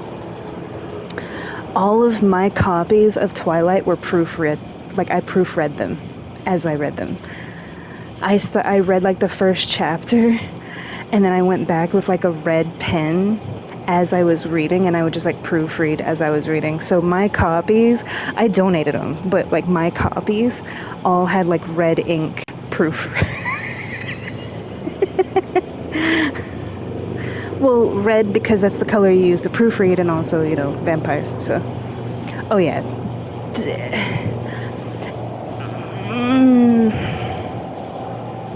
Vampires, yeah. But what I will say, Jacob got done dirty. The thing is, like, you can like somebody, but if they don't like you back, they don't like you back. Period. Like, you can't make somebody like you. So it's like he kind of just didn't. But at the same time, the reason why he was so drawn to Bella wasn't because he was in love with her, as they explained. It was because he was imprinting on her yet-to-be-born child. That's where I have a problem. Yes. Because imprinting is like a whole thing in the werewolf lore, don't get me wrong. But did it have to be her child is the sick part for me. You know what I'm saying? Like, that rubbed me the wrong way. In the worst way. And I was like, no. That was like the biggest issue that I had. And also the fact that Bella basically like knew that Jacob liked her and used him to like hang out with him to like replace Edward's like absence. It was like she just kind of used him. I didn't like that. Like, was Jacob kind of a tool? Yeah. But they're, yeah, like, but at the same time, nobody deserves that, you know? Like, just because your boy's gone doesn't mean you just, you know, fill in the blanks. Like, I feel like that was wrong. So I didn't like that whole, like, back and forth, can't make up your mind, using people and all that stuff, so. Yeah, couldn't be me.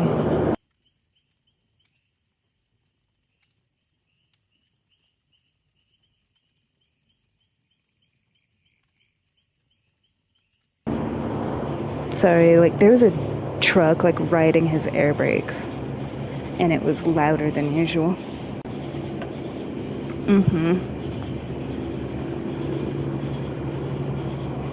But see, Interview with the Vampire took place during... Oh, something in my eye. It was like colonial times, fast forward to turn of the century, 1880s, in New Orleans. I love that it was set in New Orleans. And then they went from New Orleans, which is beautiful, to Paris. And so it was like two really good time eras and really good settings, like places.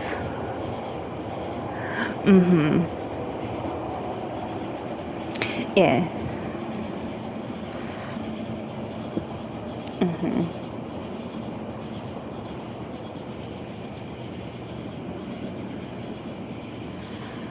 Yeah.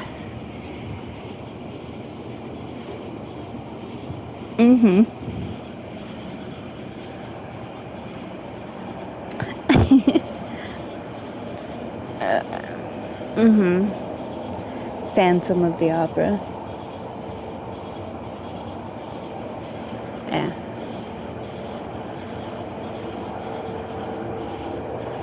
Phantom of the Opera, The Abyss.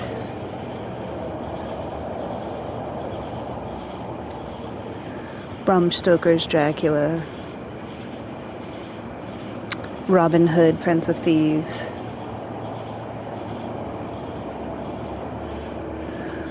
Titanic I like, but not for the romance aspect. Yeah. Is because I'm obsessed with Titanic. It's one of my favorite ship liners, and it's the ocean, and it's something that I've, like, yeah, I like anything to do with the Titanic. The acting was phenomenal.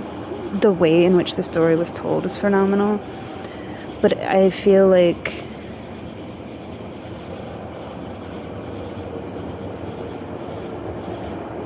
I mean, she left an abusive person that she shouldn't have been with. I agree. She didn't deserve that, and it wasn't really love. It was like arranged marriage. So she chose true love over money and arranged marriage. So I'm all for that. Yeah.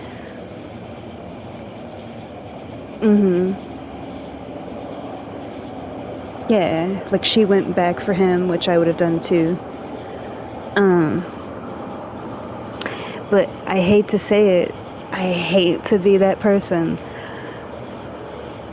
If I get on that door, and I get it, it could only hold her weight because he tried to get on it and it wouldn't go.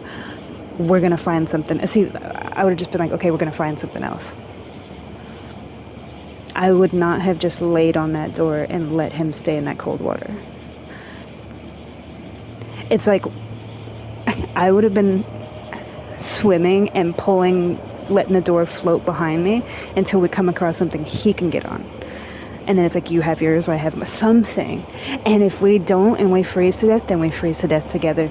I could not just lay there like that and no. That's the only thing. So yeah, like, that whole debate, that door could not hold the weight of both of them, because they showed him trying to get on after she got on, and it flipped. And it was like going below the water. However, it's like, okay, you get on one side, I get on the other, we're going to float this along and try to find something else that you can get on top of. And if we don't, we die together. That would have been like the only thing. Like basically, I would have died too, probably. But to like, because you got to think, she left him, right? She left Cal because he was abusive. She didn't really love him. He was cruel to her. They didn't really love each other. For true love. To me, true love is true love. I couldn't just lay there. We could take turns. We could take turns. every few minutes swap out something. But to just lay there like that, I couldn't do it. So I cry during that movie every time. Not because he died, but because knowing that he slowly died I'm too stubborn. He said that in the movie that she was stubborn, and it's like she wasn't stubborn enough to me. Because I'm sorry. I don't care if my body is tired. I don't care if my lungs are caving in on me. I don't care how cold I am. Like, I could not just lay there like that. We would have fought. Like, get on the damn thing. No. Like that. See, you'd be telling me to get on the door. Like, no.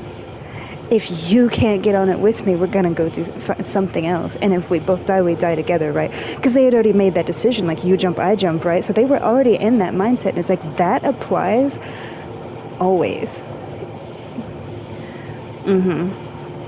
Yeah. Yeah. And I know that it's easy to say, well, I would do this, I would do that. But I know me. I have looked death in the face, and it has looked back at me in life, in IRL. I know me. I know my heart. And someone that I truly love and care about, no, I couldn't do it. You can yell at me all you want. Pretty soon, you're going to be too weak to try to shove me up on that thing, and you won't be able to make me get up on it, so guess what? You know, like... Can't make me get on it if you're freezing to death. You know?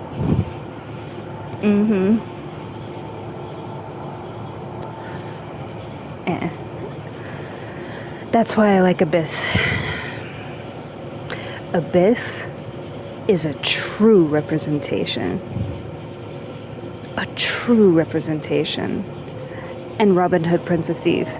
Those two movies, to me, are the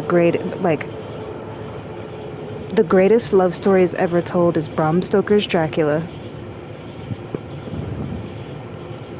Abyss, and Robin Hood, Prince of Thieves. That's my top three. And Edward Scissorhands is like a... I know that they're kind of oddball movies. They're not really known for romance, but when you look at them through that lens, that's what I'm talking. When I talk about love, like, that's what I'm talking about. Because there's ride or die, and then there's true ride or die. When I say unconditional, that's what I'm talking about. When it gets critical, when you're at critical mass, you know, because it's easy to say that up to a point, but when you're at critical mass and you're both looking death in the face and you do not falter, and it's like, what happens happens,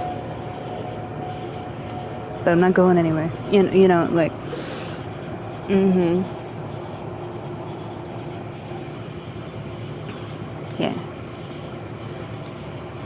yeah.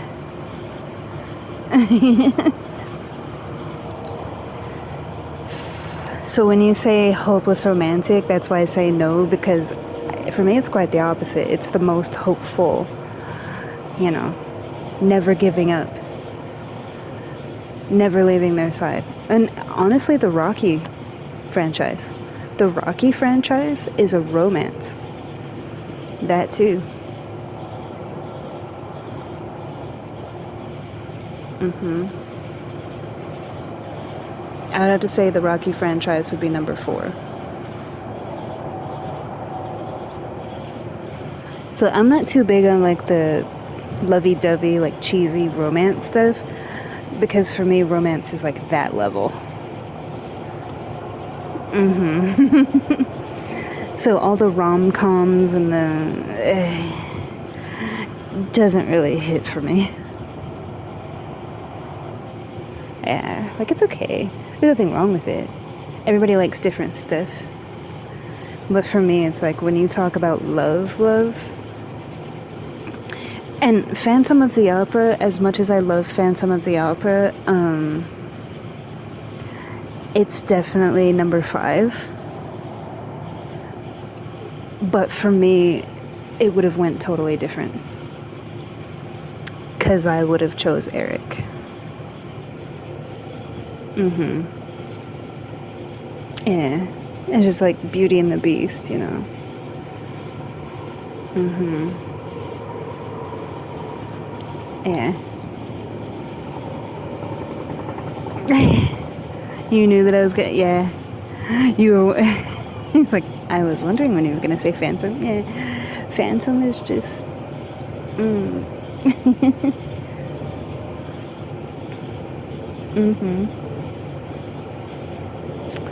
Yeah. Gonna play some more. Uh, it's not a big genre for me. Like, pretty much with westerns, there's only like 3 or 4. Like Tombstone, Young Guns 1 and 2, Wyatt Earp. I think Blazing Saddles is funny because all of Mel Brooks's movies are funny. Like Young Frankenstein's funny, but westerns I'm not too keen on. Like what I just listed, that's pretty much it.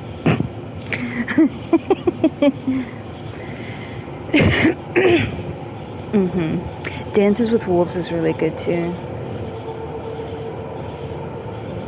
Mm-hmm. Yeah.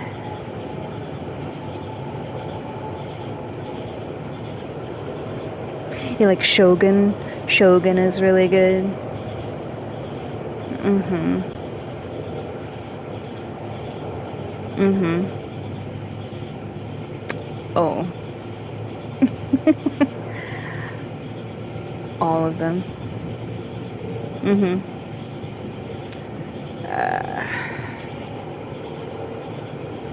Enter the Dragon. It's my favorite. I like all of them, but Enter the Dragon's my favorite. Mm-hmm. Yeah. Mm-hmm. Yeah. I like Star Wars. I like the original Star Trek series, but I still prefer Star Wars over Star Trek. And I like the first 6 Star Wars movies.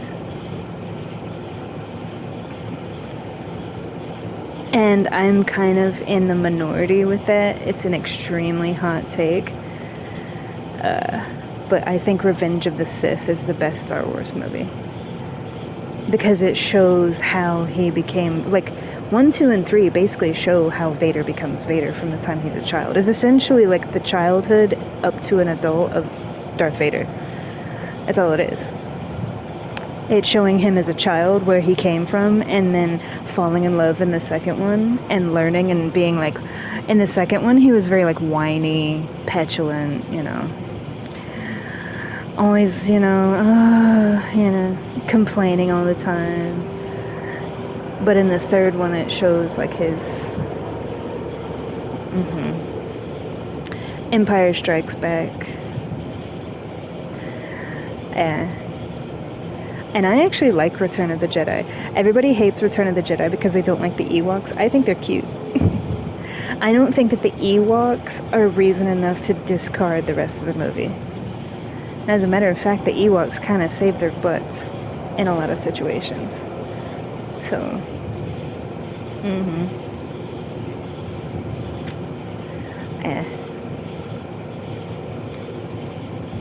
Mm-hmm.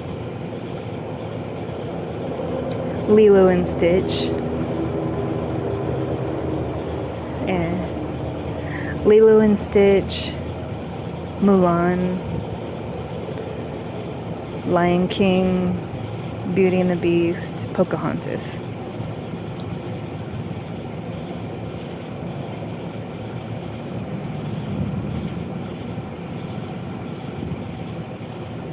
Yeah. Mm-hmm.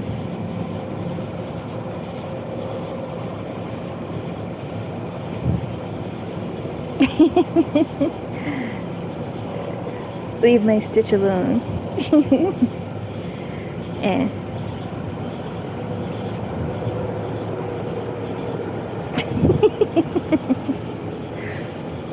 I like the Toy Story movies. Monsters Inc. is funny too. Like Monsters Inc. and Monsters Inc. University. Those are funny. Mm-hmm. Finding Nemo, yeah.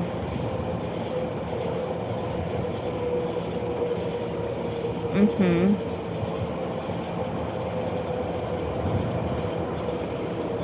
Live action? Oh.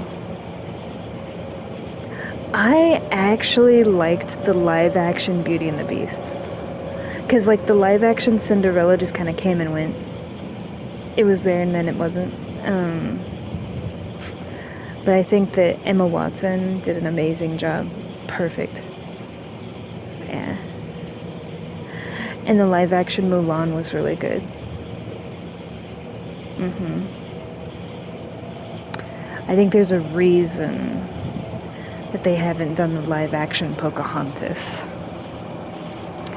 I'm just gonna leave it there. I think it would be too controversial. Because of, like, the dynamic of, how our country was founded, basically. Mm-hmm. Yeah, because it's like what they teach you in school versus what actually happened. And if they were going to follow true to that, it's because it's like people get offended at every little thing, but it's like if you really want to go with what actually happened, But if you're only just making the live action of the Disney movie, and you just stick to that, I think it would be okay. But I feel like there's a reason that they haven't done the live action of Pocahontas. Mm-hmm. Yeah.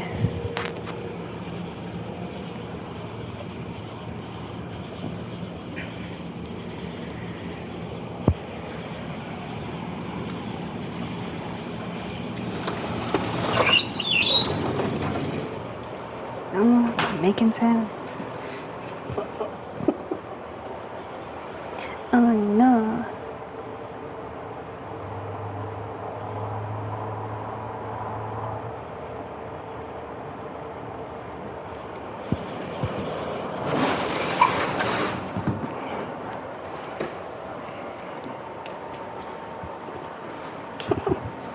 Mm-hmm. I'm gonna turn the thing up.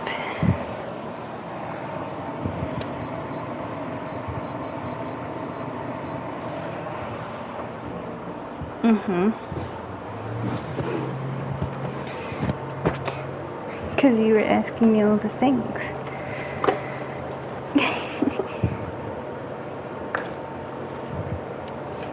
Yeah.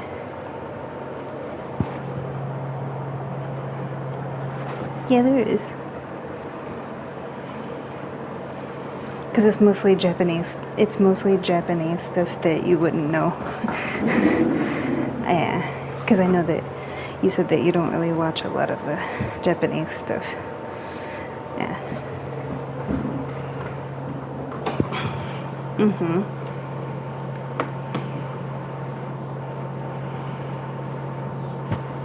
Yeah.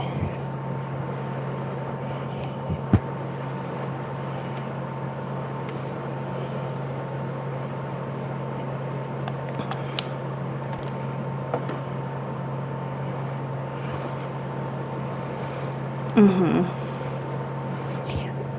Constantine. I love Constantine. Constantine is like one of my favorites too. The Matrix. Yeah.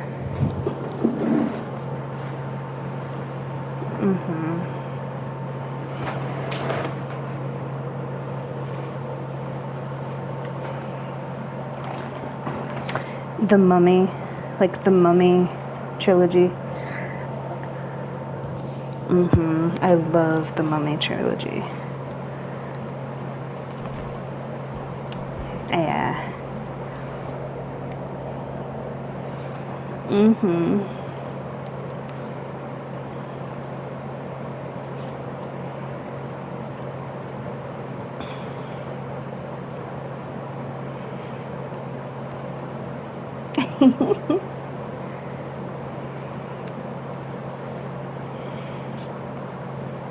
Constantine, because like Keanu Reeves is like my all-time favorite actor, and Constantine is my favorite movie that he's in. I like a lot of his stuff, but Constantine is like his best movie, like phenomenal.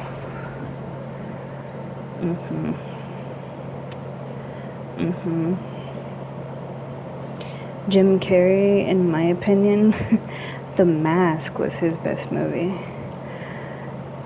Because Eternal Sunshine of a Spotless Mind, like they went all psychological on you. I do like the Ace Ventura stuff. Dumb and Dumber is funny, but I think The Mask, it had like a whole musical, like 40s, like the Coco Bongos, like the Copacabana, and it had that whole like Zoot Suit 40s kind of vibe, but it was really animated and it fit his personality.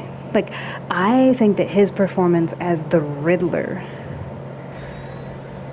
in Batman Forever is better than some of the other movies that most people like.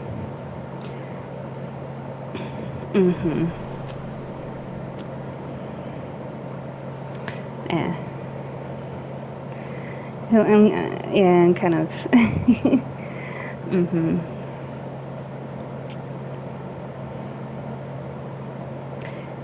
Robin Williams, I would say Dead Poet Society, Good Morning Vietnam.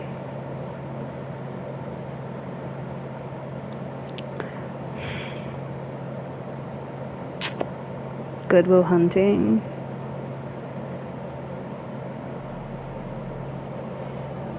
I liked him as Genie, but those are my favorites.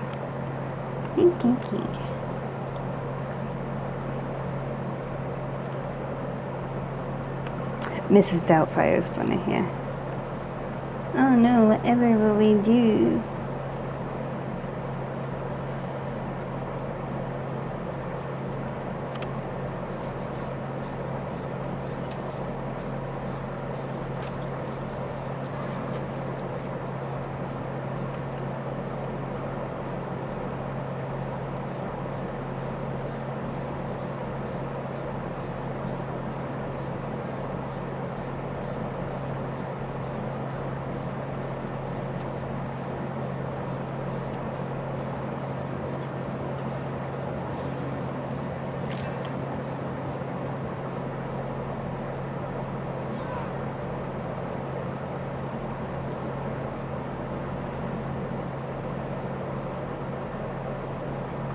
I basically have to find all the totems.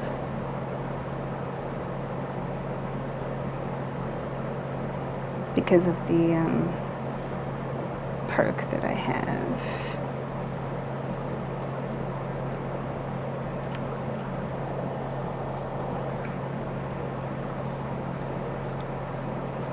I don't know what it does, but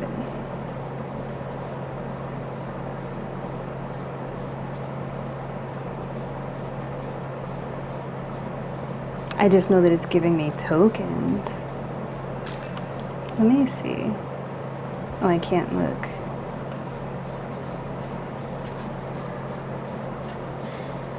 I don't know.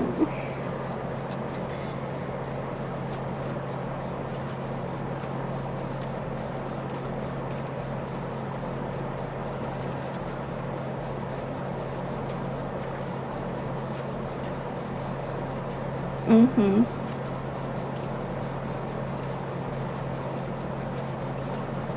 Is she being nice? Because she hit the Sable and then just kind of left her. And now we're all on Jins.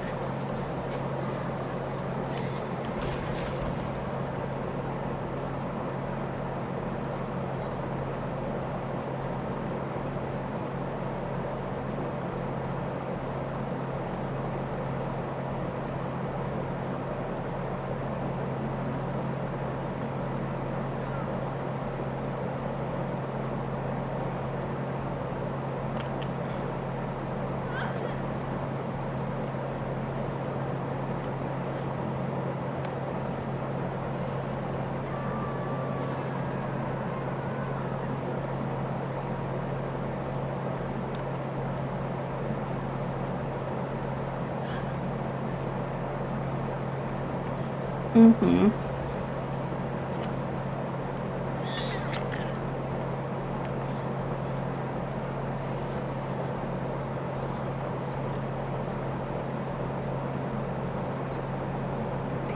Yeah, because I'm a healer. It's weird healing people without my healing build, though.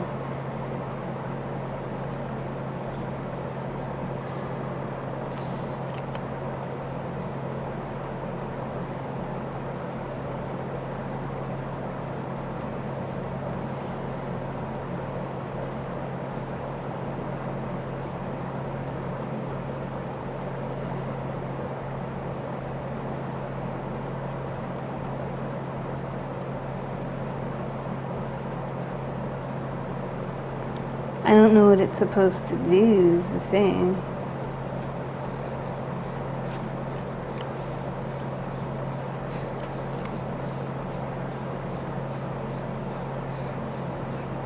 Mm-hmm.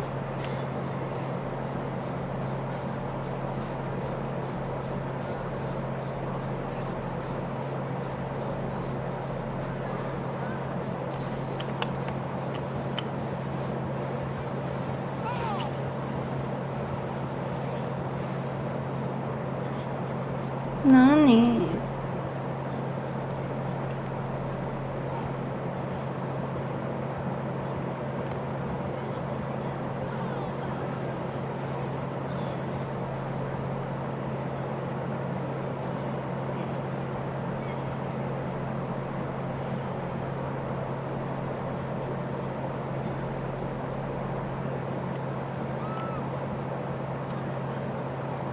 Yeah, oh, there's one. The thing is, I don't know what this thing with the totems does.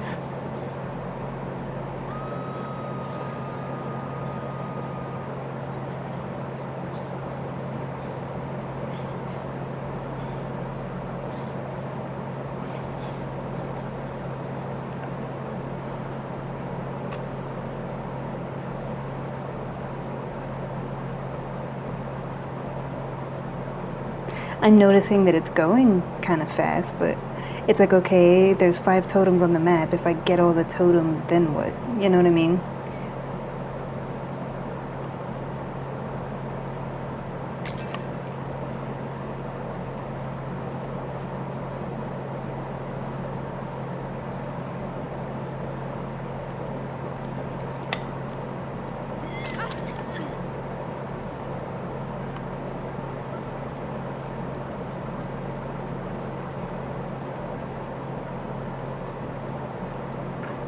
Mm-hmm. There she is.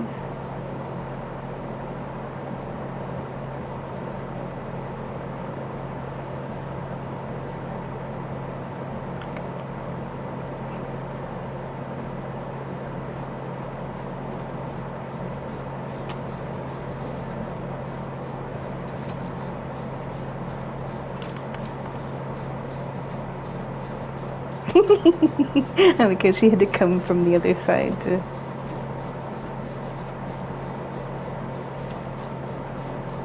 Mm-hmm.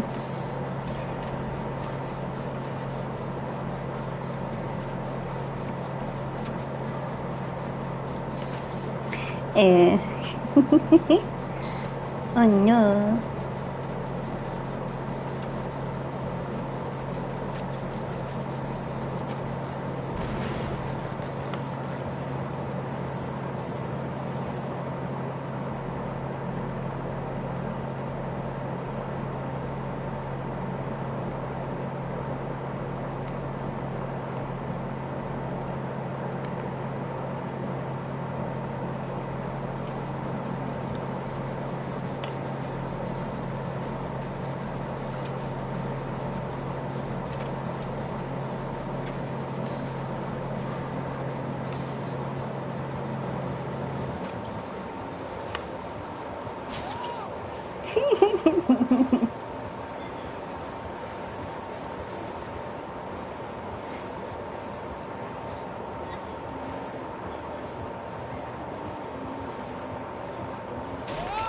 Yeah.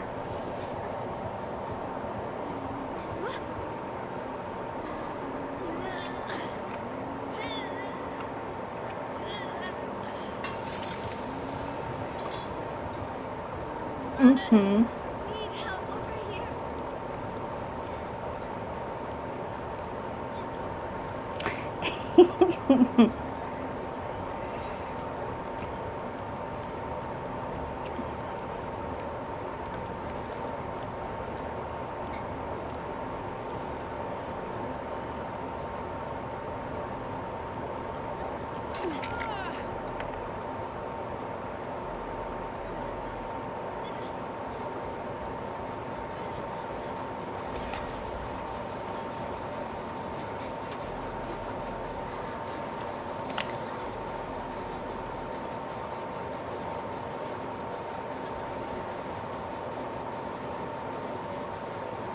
Yeah.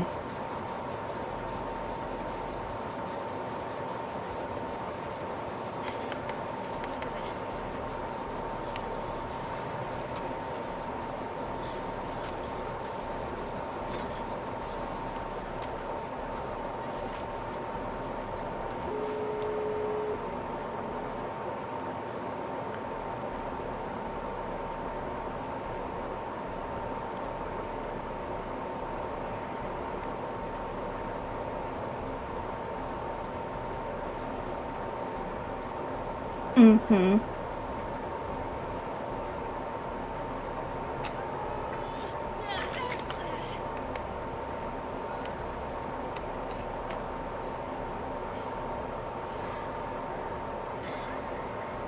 Hey.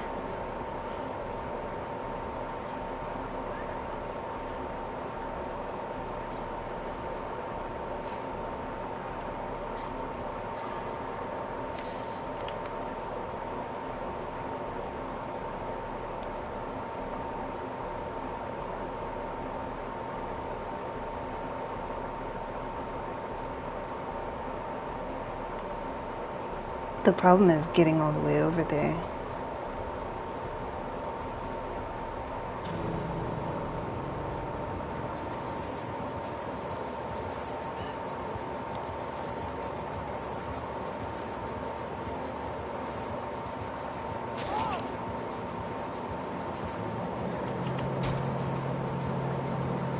Yeah.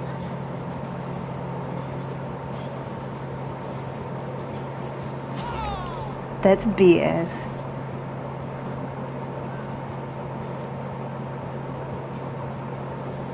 Yeah.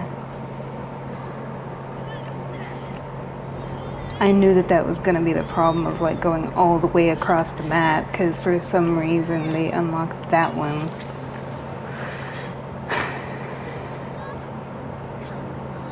And I'm right next to the gate is the thing. Like she could unhook me and we both escape. But it's just a question of will they?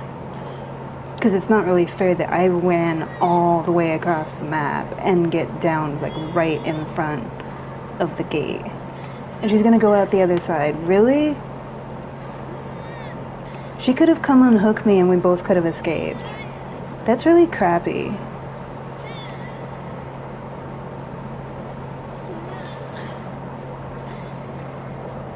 Especially after I did all of that for them. Wow. Nothing like being used and then left. Thanks. 3 perfectly healthy people too. That's the thing. When you unhook somebody, you take a hit. You don't get insta-downed. So they basically just let me die because there was multiple people. Between 3 people, you can unhook a person, and I'm right next to Gabe. Like, there was no reason for them to just leave like that. Especially since she had adrenaline. That's specifically, like, when... Yeah, it was just, like, that's shitty. Thanks for nothing. Gotta love when you do the most for your team and then your team leaves you high and dry. after like saving their butts and unhooking them and healing them and doing all the things. Finish healing. Well, the problem with that is there's no guarantee to get Circle of Healing.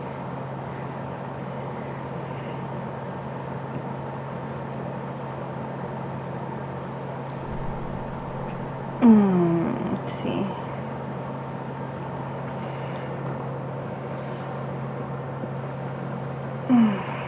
Yeah. But that's the thing, you can never assume that people are gonna have the same like conviction and integrity as I like as you do, like as I do.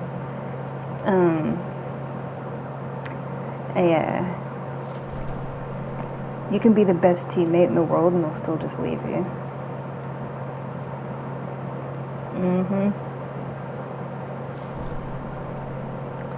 Yeah.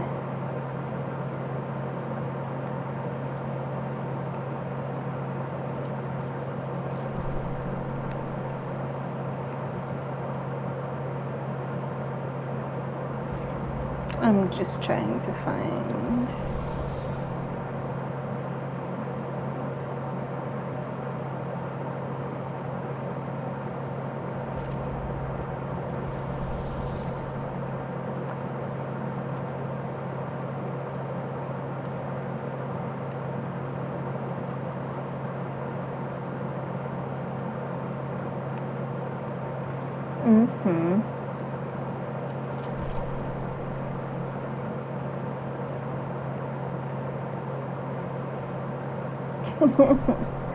Yeah, that's like the number one rule. Like, don't expect,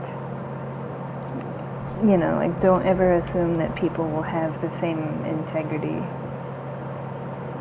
Because you can do all the things,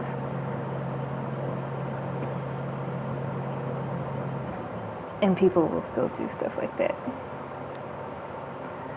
Yeah.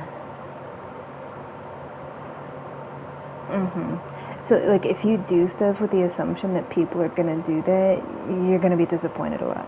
I can tell you that. That's why I don't have expectations of people. It would have been nice since I know that it was possible for them to do it. Like, they were fully capable, like, they were fully healed, and I was right there next to Gate. Like, they would have been injured. Because, like, I can't tell you how many times I've been at, like, full health, I unhook somebody, take a hit, or, like, if I'm the person getting unhooked, I will body block for that person, because even if they hit me, you get, like, that white thing around you. So I just, like, body block, so that way they hit me instead of the person that took the hit to unhook me. But it's, like, this whole thing, like, you either know that or you don't. Yeah.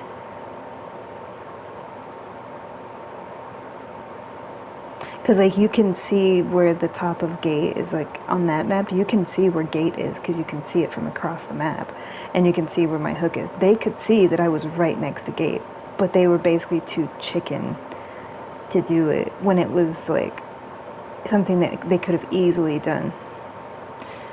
Yeah. And so some people, it's like, they might not necessarily have the confidence. And the reason that I know that is because I've seen it.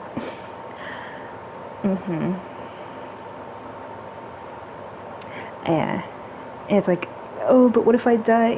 Kind of thing. And so not everybody's built like me, where it's like, if I die, I die,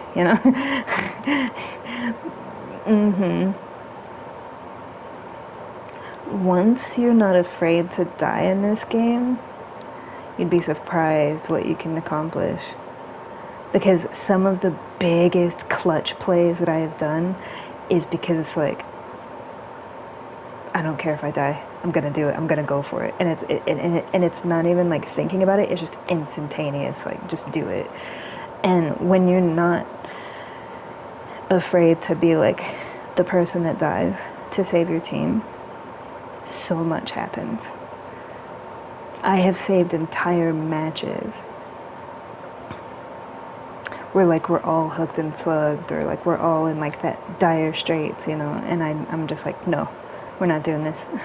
Boom, boom, boom, all escape, you know, like, and so they went from thinking that they were going to get a 4K to 0 because we all got out. Literally just from like having the cojones to just do it no matter what. You know, like no fear basically. Even with the assumption that like, okay, even if I die but it saves 3 of them and I'm the one that dies, the killer still only gets 1 kill versus a 4K. So you still put the odds like in the favor of the survivors.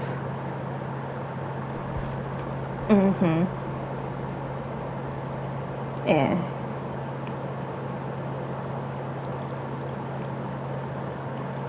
Yeah.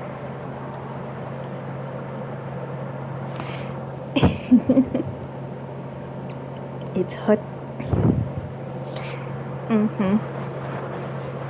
It's hot.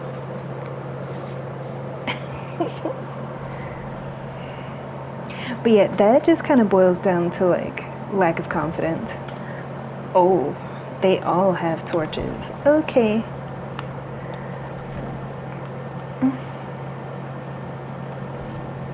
Not I, said the fly.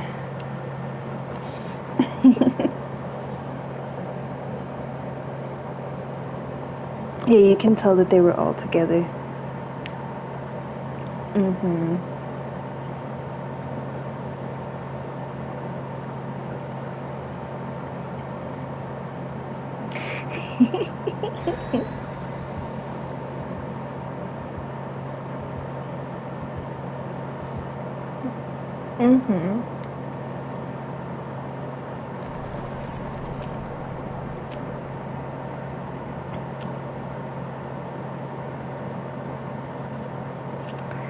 True.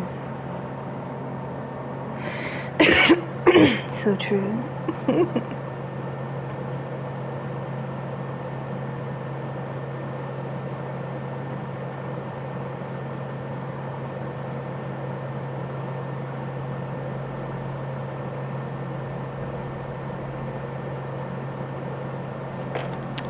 Oh, okay. Wow. Let everybody know. Dude, can we not body block? That'd be great.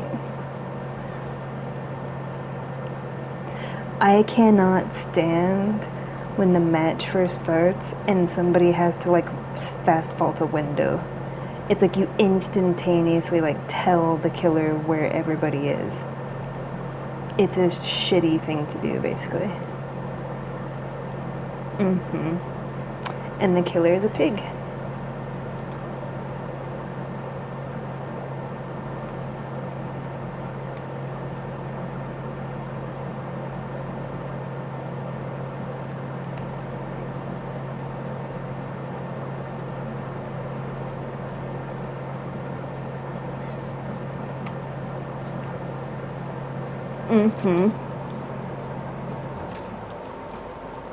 It's just like an opinion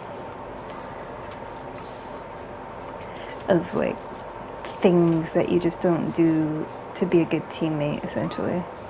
Like if you want to be a good teammate, don't do these things.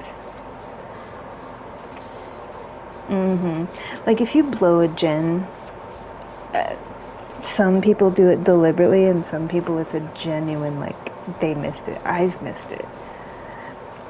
Yeah.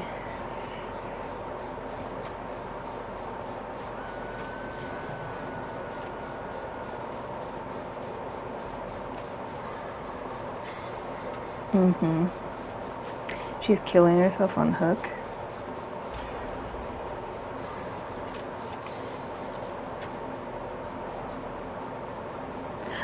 It might be the thing where you can try to Kobe.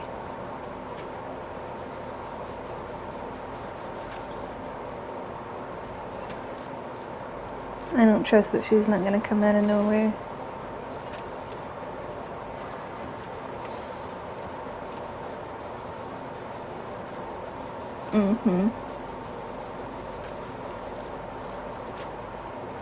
She's all the way on the other side.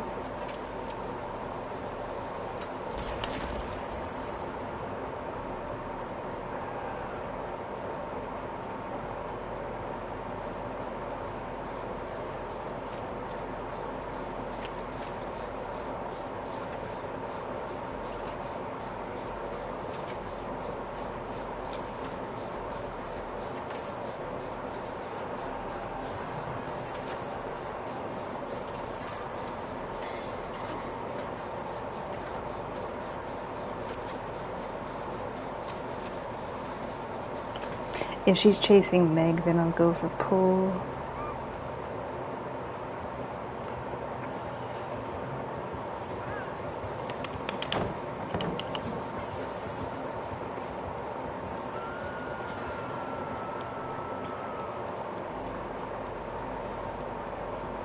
I thought that it was close enough. That was my bad.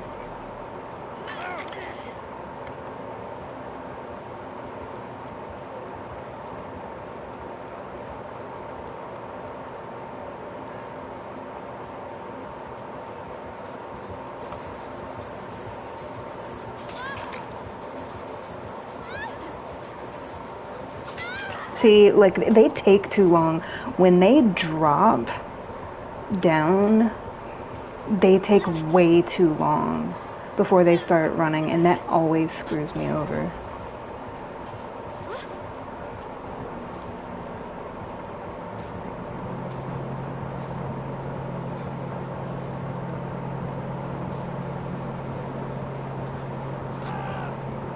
Eh.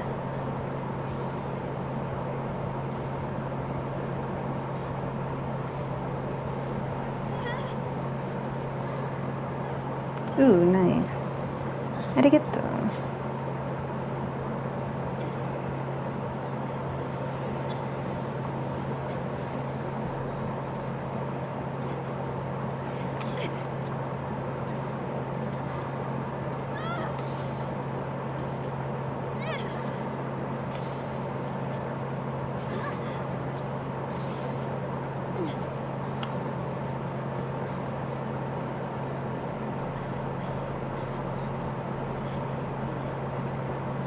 There she is.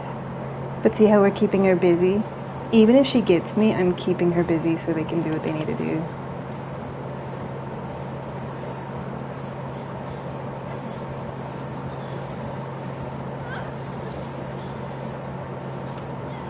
Ooh.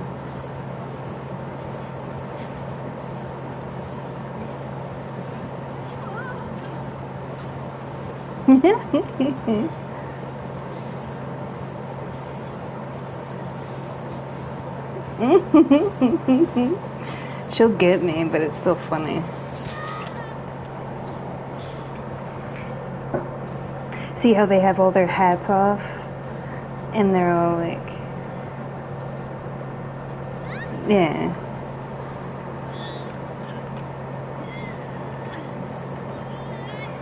Like, it was enough for them to pick him up, take their hats off, like, get kind of organized. The only thing is they're all injured and they're not healing. That's the only thing that sucks.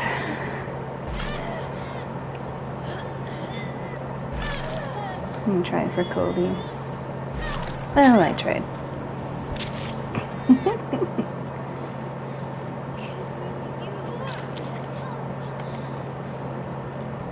Okay.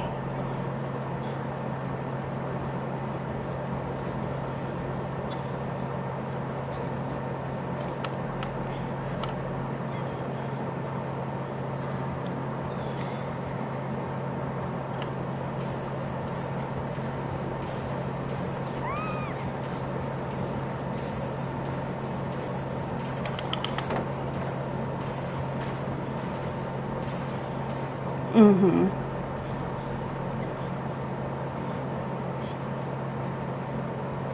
We go to the other side of the map.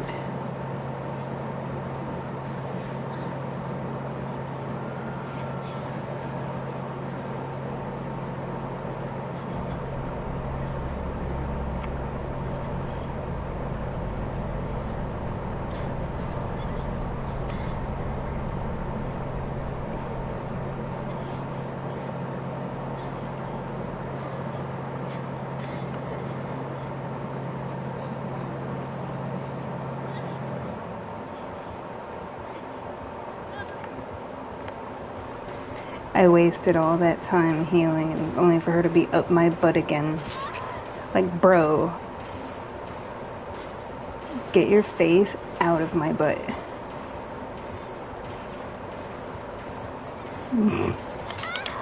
Okay, because I'm not sitting here doing this. Sure, buddy. I am so tired of them not dropping pallet and acknowledging the killer over the survivor. That was BS. Because I clicked multiple times before they hit me.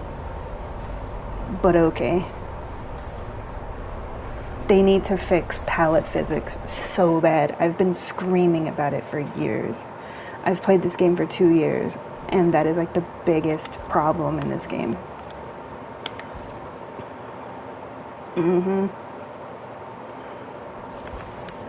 Because I should not have died there. Like, I probably would have died, but I would have at least gotten the pallets done. You know? Like, it screws you over so much with, like, the pallet physics of this game, to the point that it's like you want to shake them vigorously and be like, are you blind? Can you not see the issue here? Fix it. You know, we don't need more skins. We need, like, the playing of the game needs to be fixed.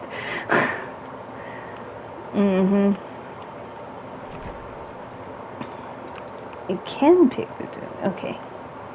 I just always go with my med kit. Let's see.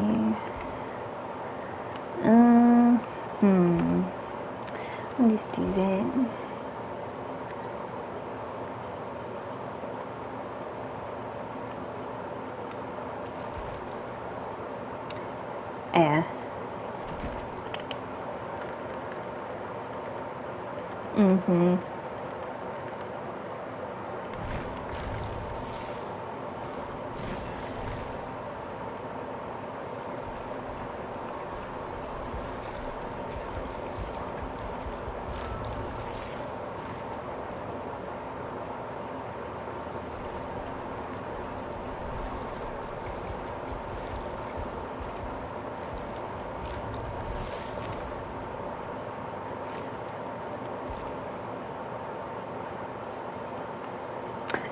Because it caps out at 5150,000. So I was like using some blood points.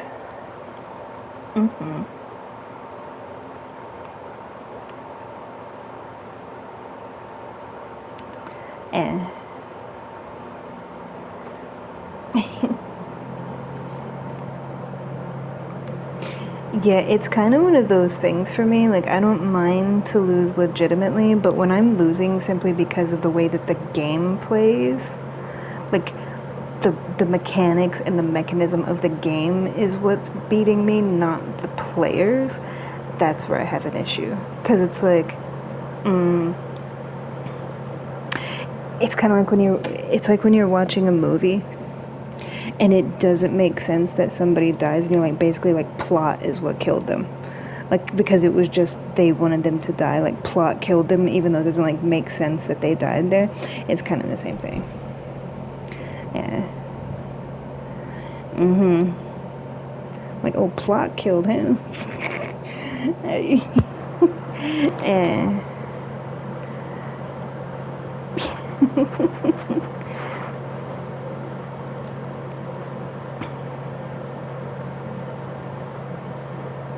Let's see.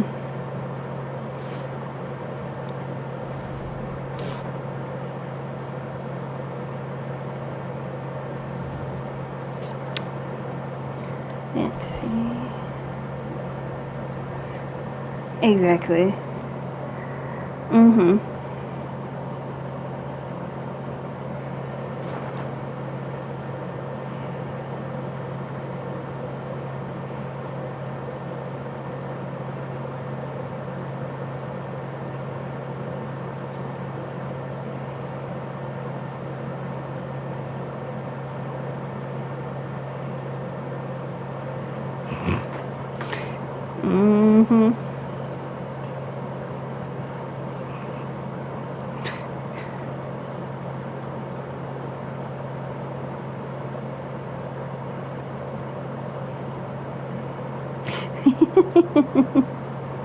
What? That's funny. How did that work out? I'm kind of curious.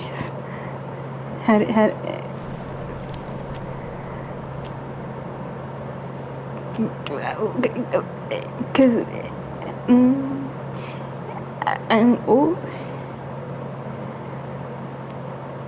I'm just curious. Always curious.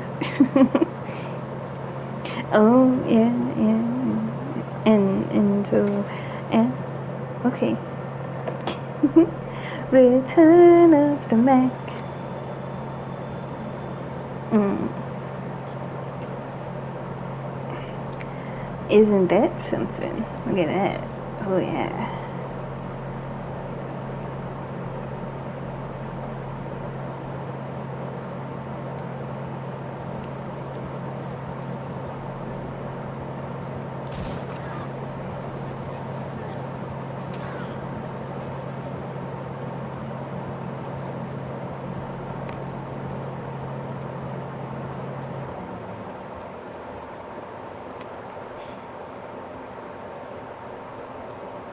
Mm-hmm.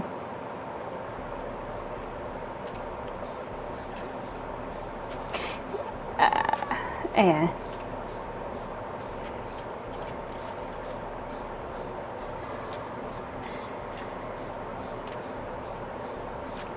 I don't know. I have diversion, which is you throw a stone, like you throw a pebble. Adrenaline.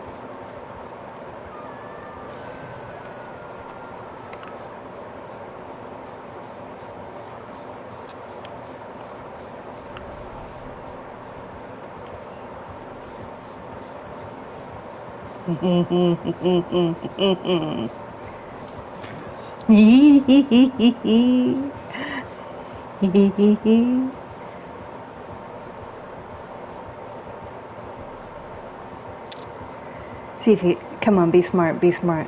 Come on, buddy, be smart.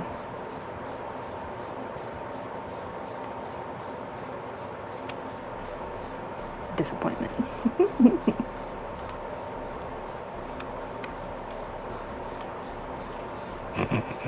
Just keep throwing stuff.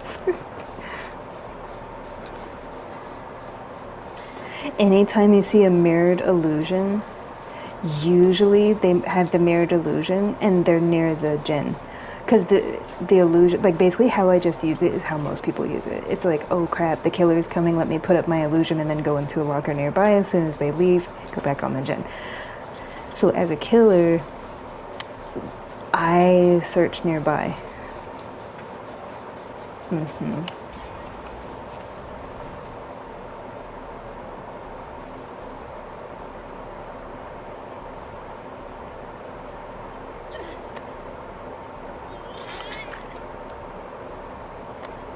I like how we were both just crouched.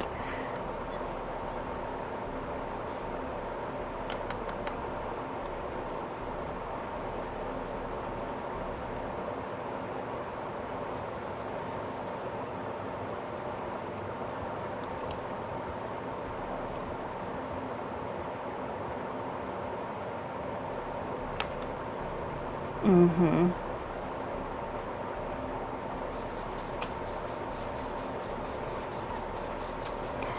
I am so beside myself about it.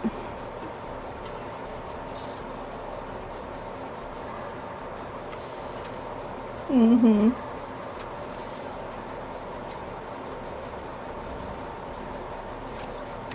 My accessories are still there though. Oh, there they go.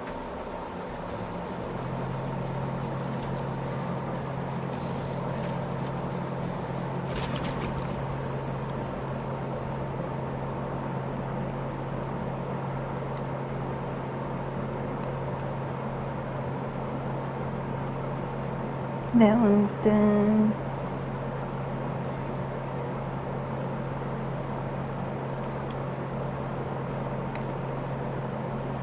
Wasn't this one close or something? Maybe they already did it.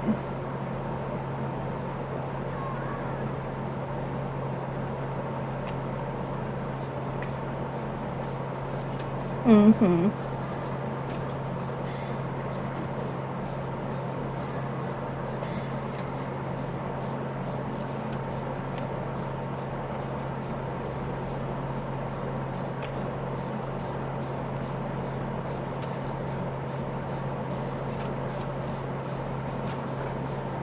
I probably put it up too early. Because I feel like he's busy with them. And he's also kind of hyper-focusing the Sable because nobody else has, like, been touched.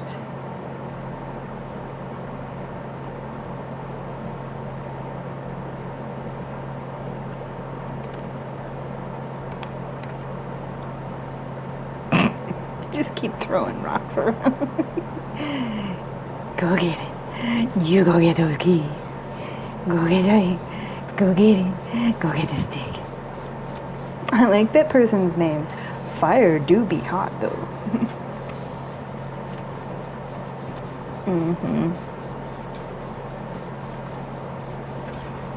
And then this one's almost done. And I just like throwing stuff. I have a pebble that I can throw. I like my pebble.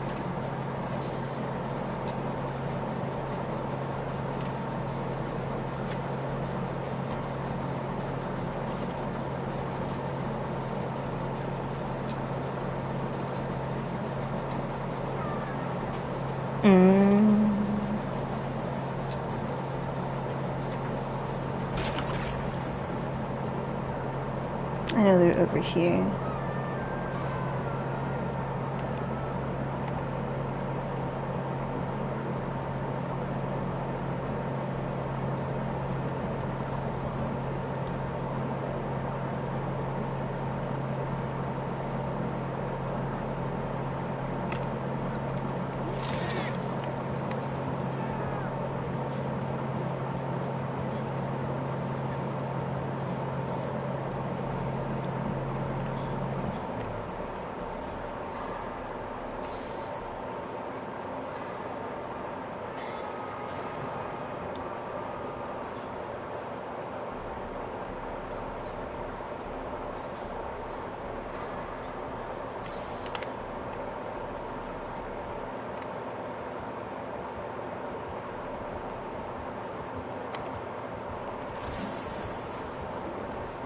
Come on, Cletus.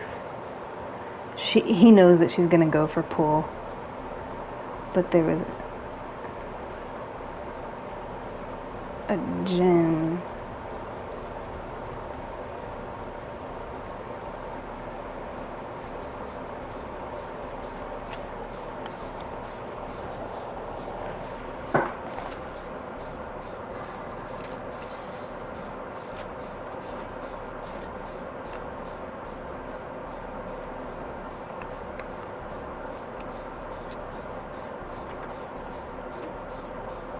She can unhook herself if he stays near. What gen is this person on? Because it's almost done. I don't see it.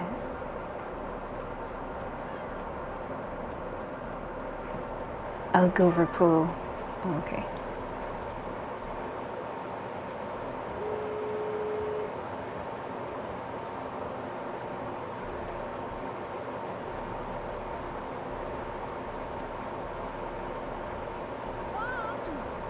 Get this open and then help them.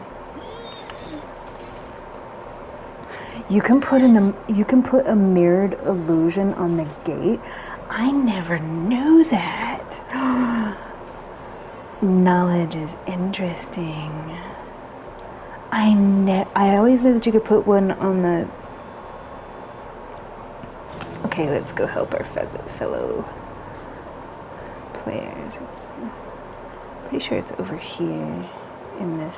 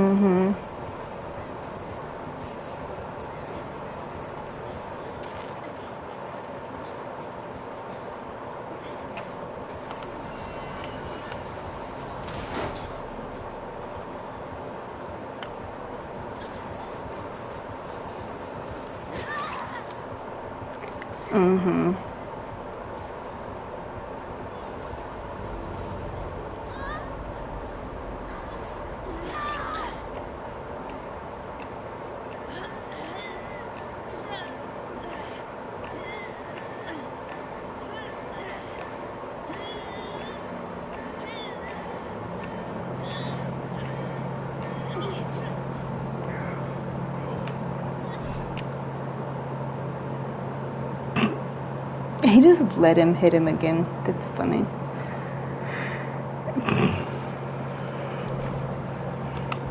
Sometimes there just aren't enough rocks. Just me? Okay. It's fine. So he was nice at the end. I think the only reason that he let me kick out, he let them escape. So he was nice. I think he was probably just like practicing his shooting.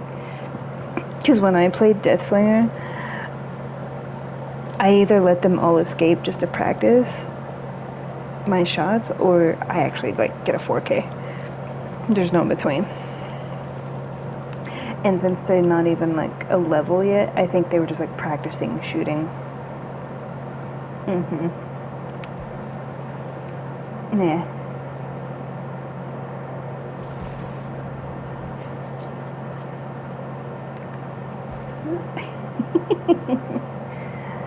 Oh no. Whatever will we do?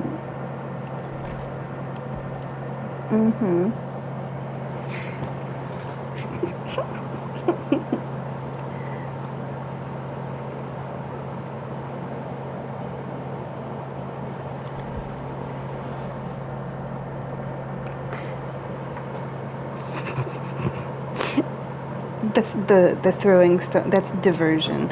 Oh, I was gonna look at what... No, I don't want to quit. I just want to...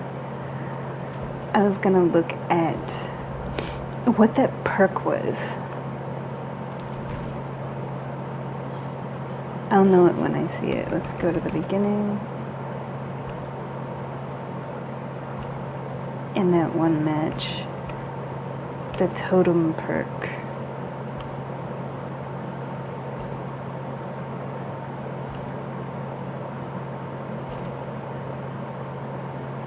This.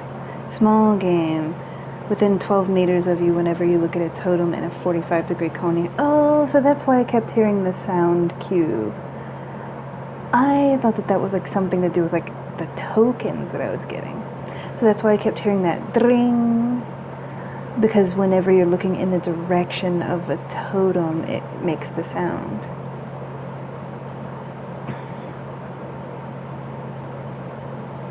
That makes sense.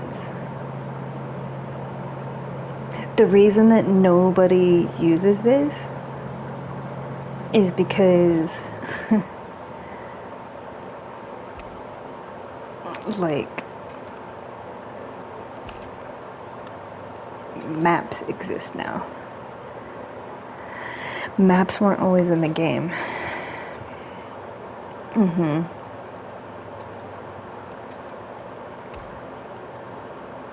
Yeah, maps weren't always in the game. And so back in the day, you didn't have maps. And so you had to rely on perks like small game, like the one that I just showed you, and clairvoyance. Because those are perks that reveal like where the totems are.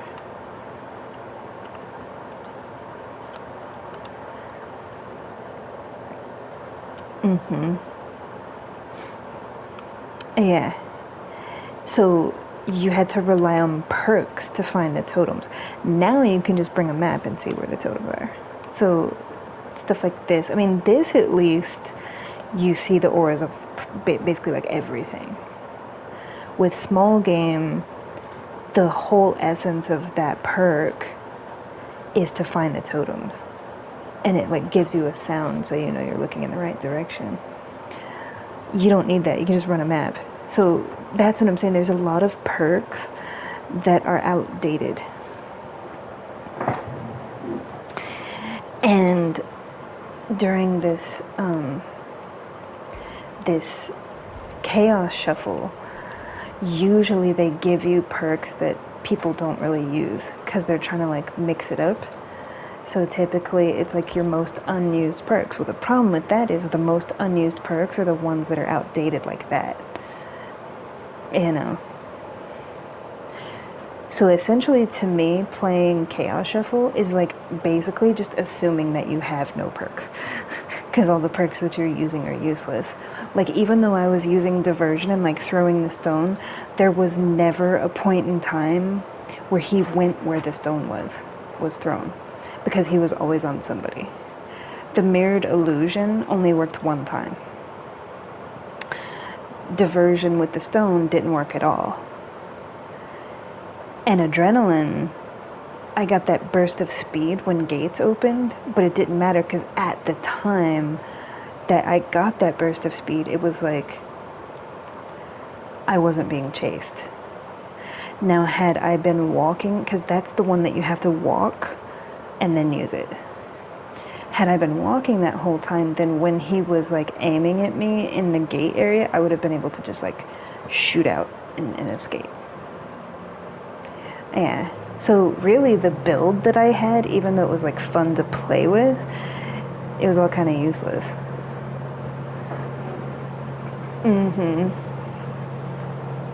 There was like one perk that showed me where he was sometimes. That was it. That's why I run the build that I do.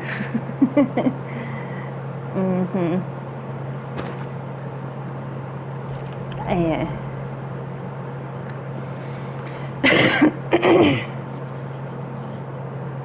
And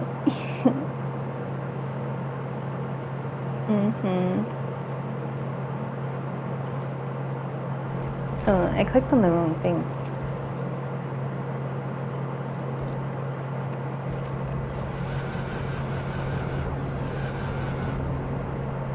We're getting there. We're halfway. Because we're halfway through page 4. So the beginning of page 8 is where her skin starts.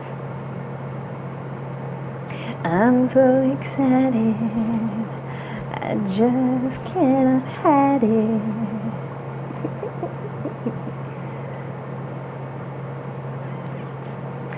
Yeah, technically I could unlock some of these, but I don't want to waste this, because this is like real money.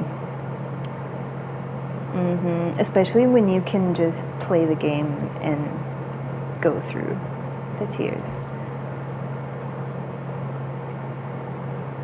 Yeah, so I've already acquired like the Michaela skin, the black and gold Michaela skin. I already have.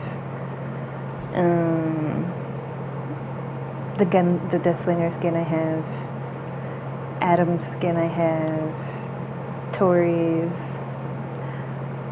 But I'm not interested in those. I know that sounds bad. I don't really play Michaela like that. My friend who plays Michaela would love to have that skin right about now. But, yeah, so we already have this too. I like all the black and gold stuff, but essentially, I think that the night skin is really pretty. Because it's just pretty. Like, that's pretty. The roses and the thorns, like, that is such a nice skin for the night. Whoever did that did an amazing job. When you look at all of the other skins for night, you will see like why this is the best one. Truly the best one. And he has kind of like a Valiant, like the Valiant wings.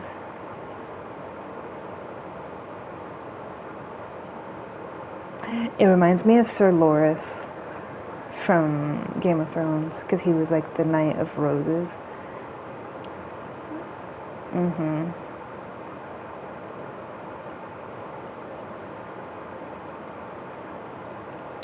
That hair game goes strong though, like all the way to the floor. So nice. I wonder what it says for it. Oh, no wonder.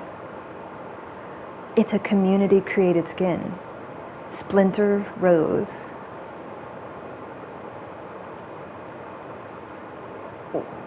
So it's supposed to be like the chivalry knight. Yeah, because the knight's like evil in the game, so it's like the knight as a knight is supposed to be like, yeah.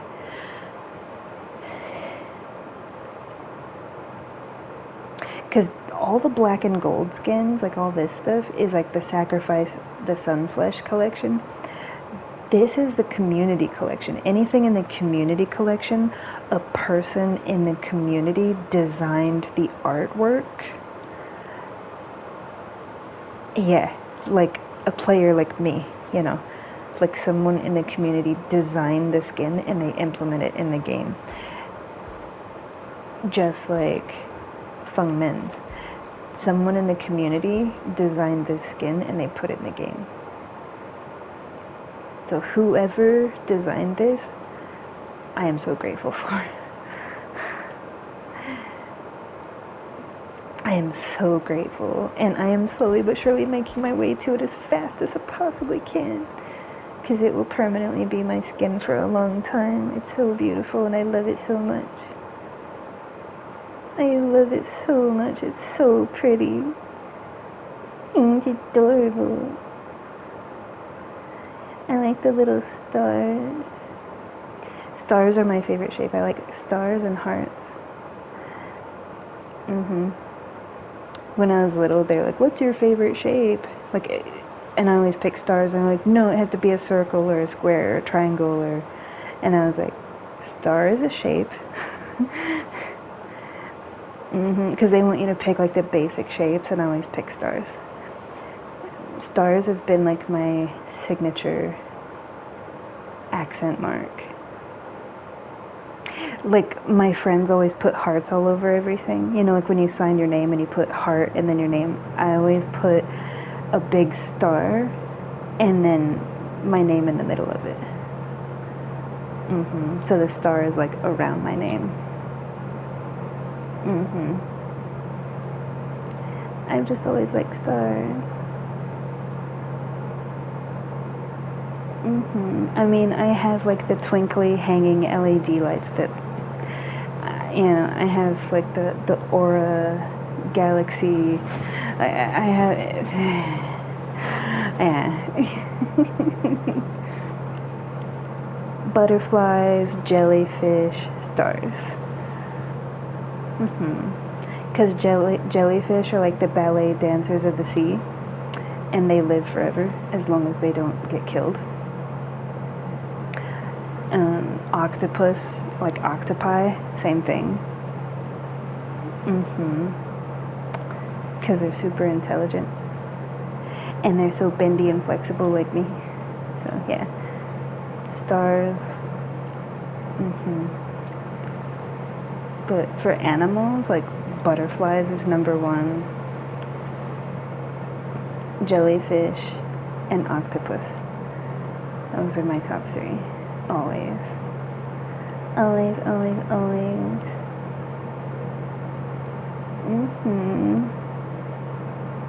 Leave my stars alone. She got the bling too.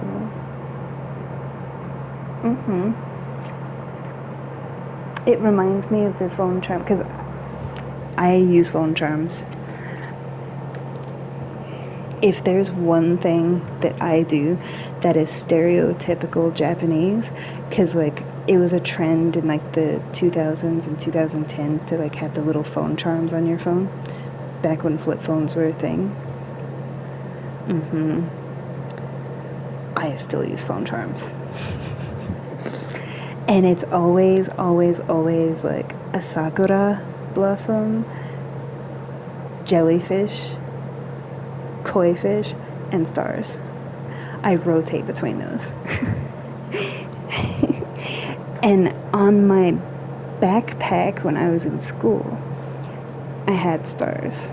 I always had like the charms, like, you know, like the zipper and how it usually has like that loop. I always had like charms on the loops on my backpack. It's like the only like stereotypical thing that I do. I'm sure there's others, but that one's the most prominent.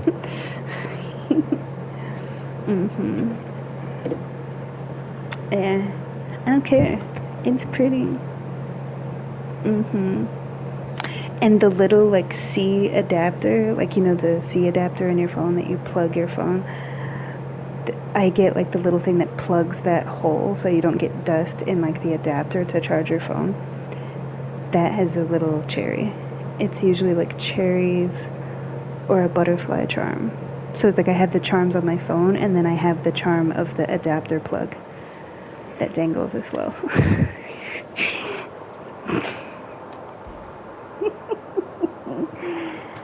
Yeah. Yeah. Don't get me started on cherries. Mm-mm. You've seen like the soft, fluffy black cherries that are on my bag. Mm-hmm. One of my favorite bikinis that I have is like baby blue, and it's a string bikini, and it has like the tiniest little bright red cherries throughout it. Mm-hmm. And it's the only one that's really patterned like that. I don't really do pattern designs. For me, it's like the layered Lolita cuts, like the cuts of the fabric itself that's different, but always like solid colors. I'm not big on like pattern. Um, yeah.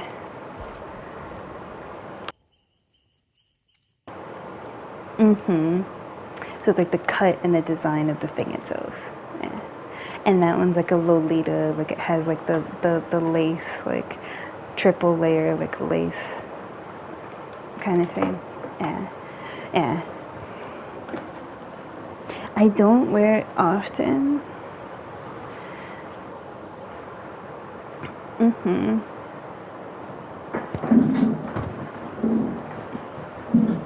Sorry. The wheel on my chair doesn't rotate.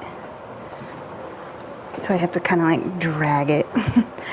It's one of those things where it's like if I took the time to like turn it over and take the wheels apart, I could fix it. But I just don't. User error. Oh wait, I was gonna check. Okay, so I need to do killer. Already done my dailies. These will keep increasing. And the only thing I have left is I need to do gens. So I need to play Survivor, do gens, and then play killer.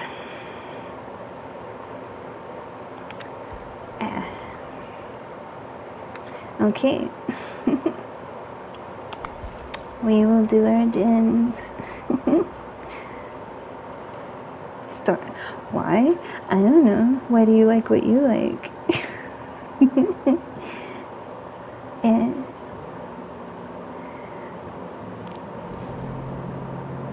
see? You like everything pink. Why do you like everything pink? Oh. Well, alright, sir.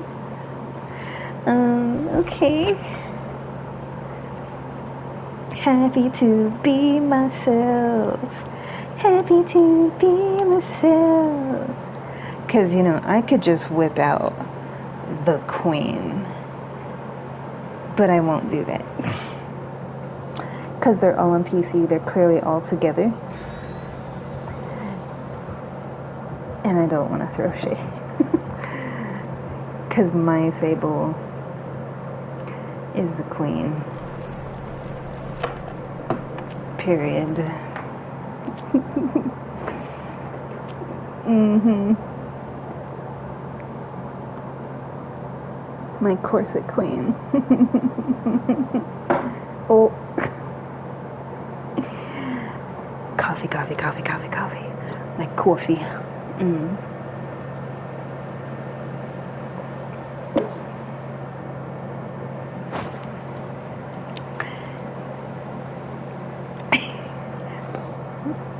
I was envisioning this map too. Crazy. Oh no. Oh no. What perks did we give me? What is this nonsense? Okay, we have unbreakable. That's something. That's something. That's something. Ghostface, hello? Sable, you're freaking me out. I'm sensing danger.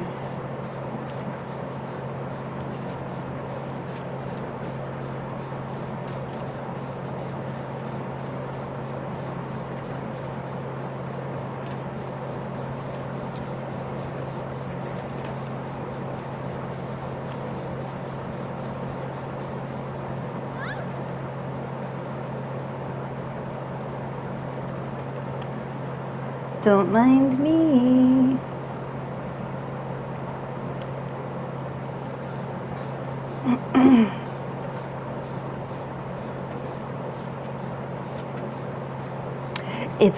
It's Huntress, but it's the elk skin. So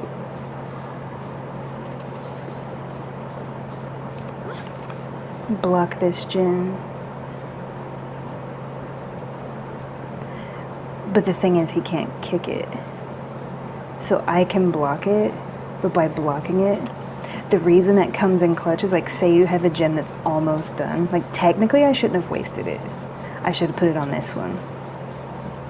Say if you have a gen that's almost done and the killer is like around you and he's chasing a bunch of people and you don't want him to kick the gen because it's almost done, that perk will block the gen to keep the progress and they can't kick it.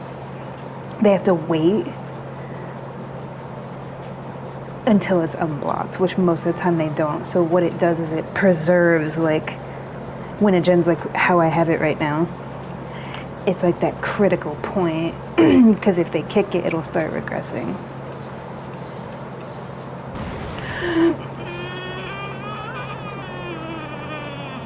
It's all my fault. It's all my fault. It's all my fault. It's all my fault. It's all my fault. I didn't mean to. Is he gonna go? He is.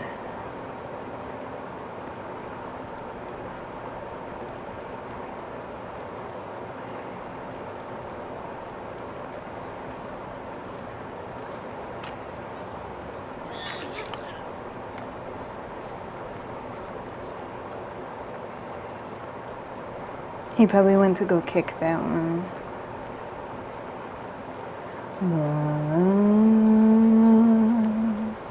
I actually like his humming.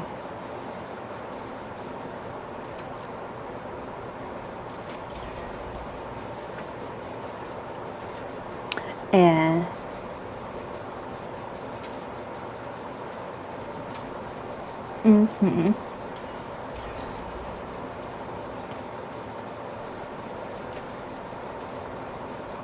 I think they're gonna give up because those two gens going together plus this one, it's like we're on a small map and all the gens are super close together. So you would think that would be difficult, but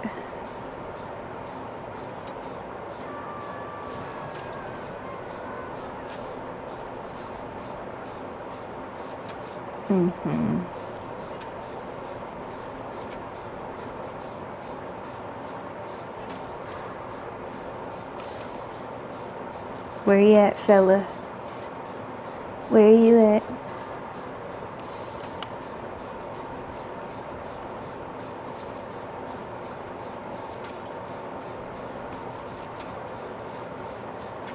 You gonna get your friend?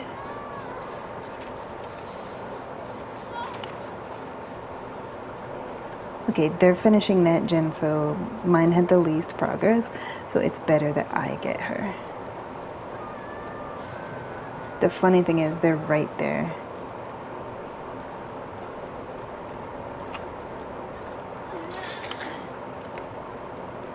Let me get this one.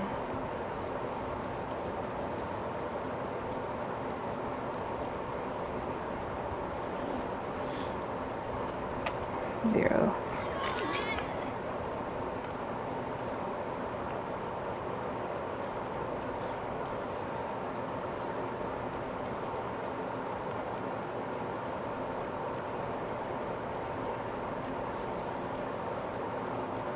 little person. Hey, Sable. Sable.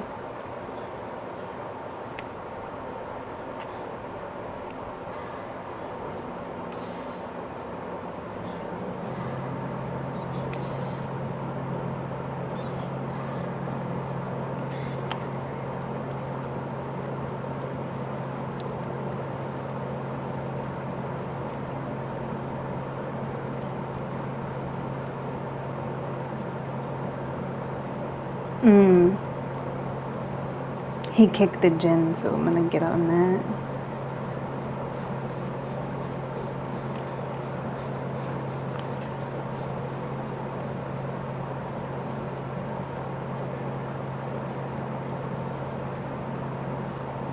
That's funny.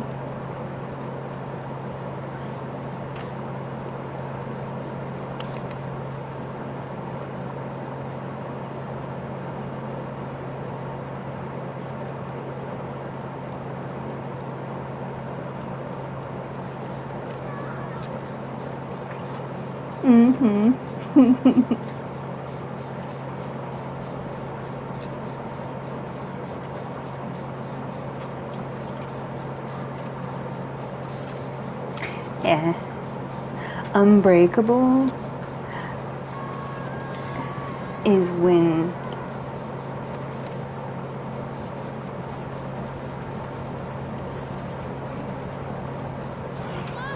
ooh, yeah.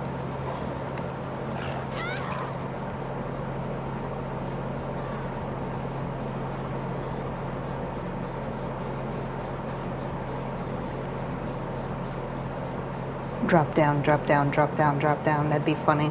He goes all the way up there.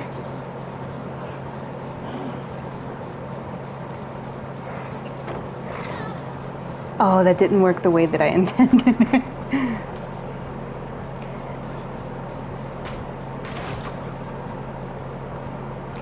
Yeah.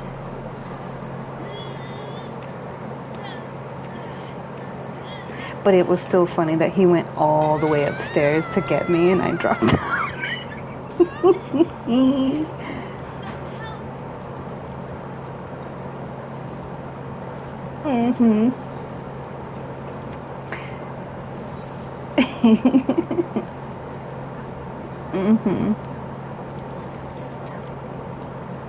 Ah.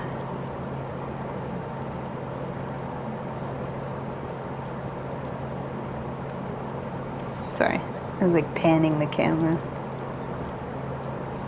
Oh no.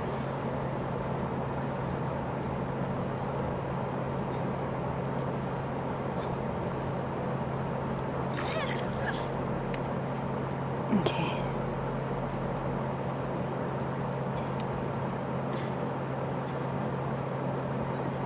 Oh no.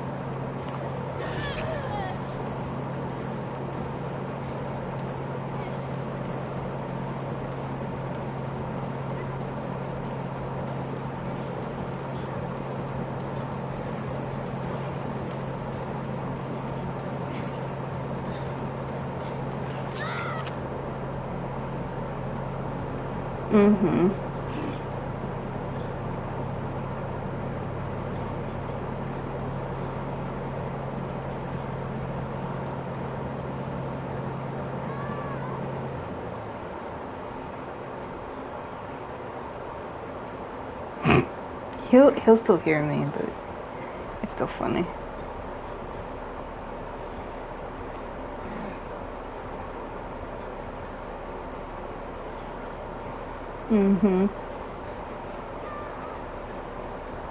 Oh, witness, unbreakable. No, I wanted to use my perk.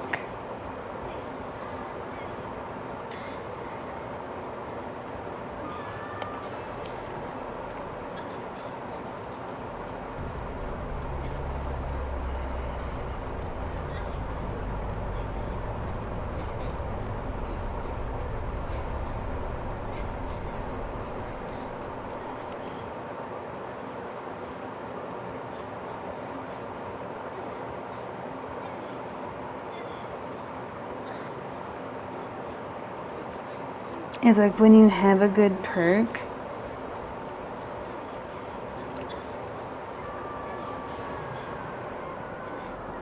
and you're like, oh, I can use Unbreakable, because I've never had Unbreakable because I don't use it. Oh, I don't care. How goes it?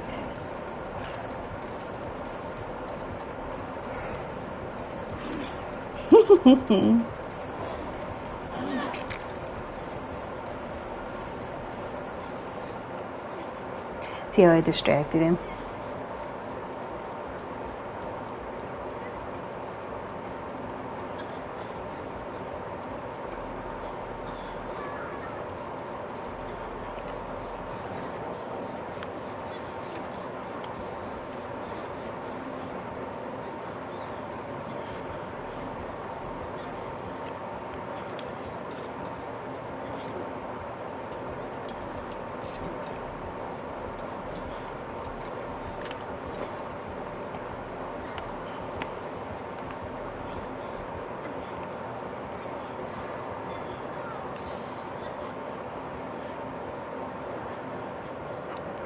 I'm trying my best.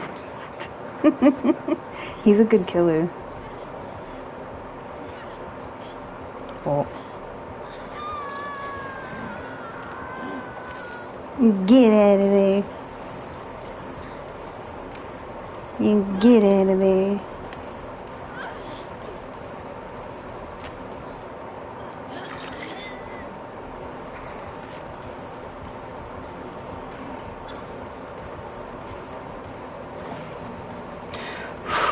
I don't care, I don't care, I don't care. Ugh. Did I get her? No.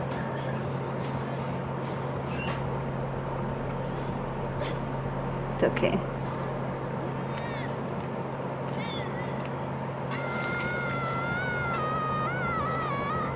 The searing. If I hadn't hesitated for that little bit.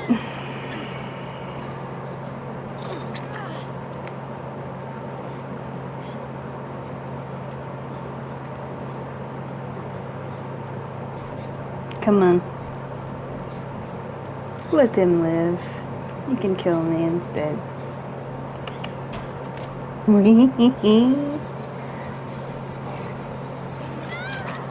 I turned though. Like I turned it to the left, but she didn't move. Gotta love when the game screws you yet again. It's the second time that like the game not responding to me.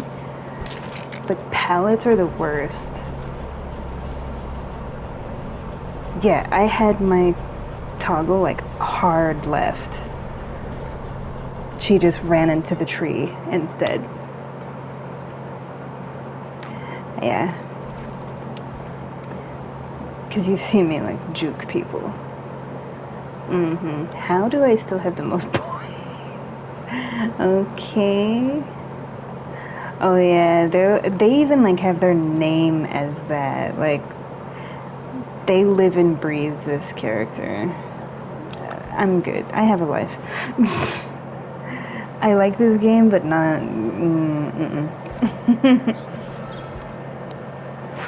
I still have my own identity as myself.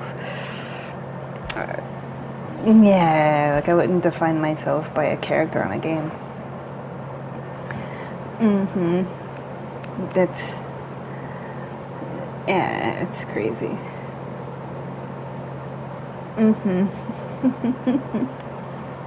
Let's see.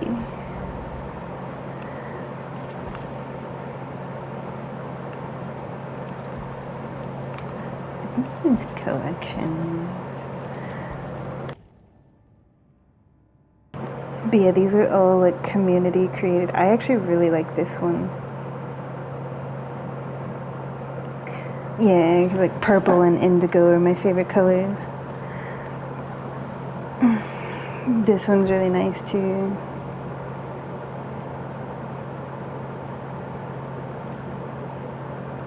The Snuffleupagus.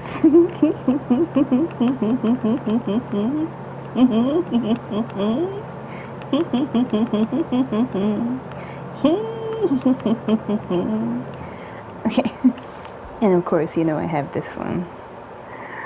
In all of its beauty. Wait, do I have the lantern? Is that what I'm missing for her? Let's check. Because if I just need the lantern... Let's see.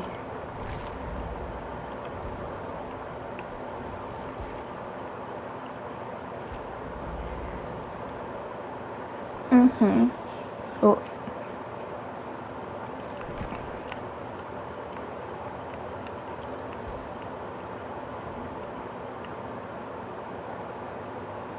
Yeah, see how it's a regular lantern? Well, we're gonna fix that right now.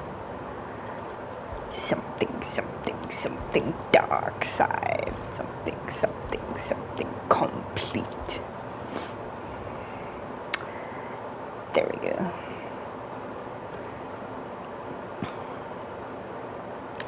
Why is it saying unlock the outfit? Yeah.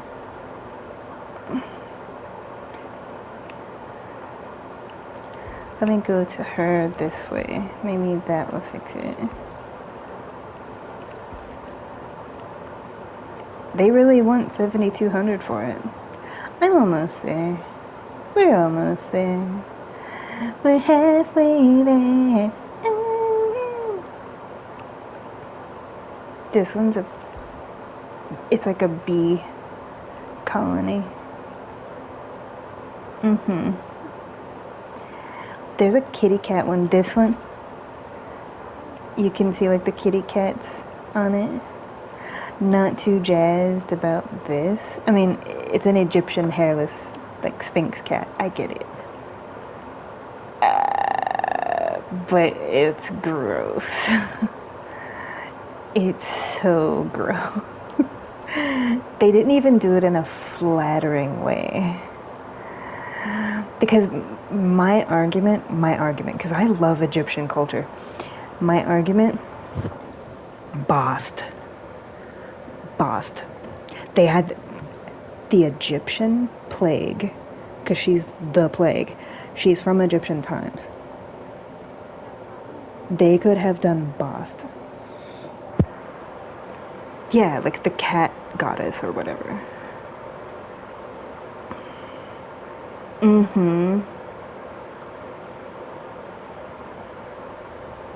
Yeah, and Bast is like a solid black cat with like the gold jewelry. Wouldn't that have been like so much, like the golden armbands and the anklets and the bracelets and stuff like that with like the gold collar?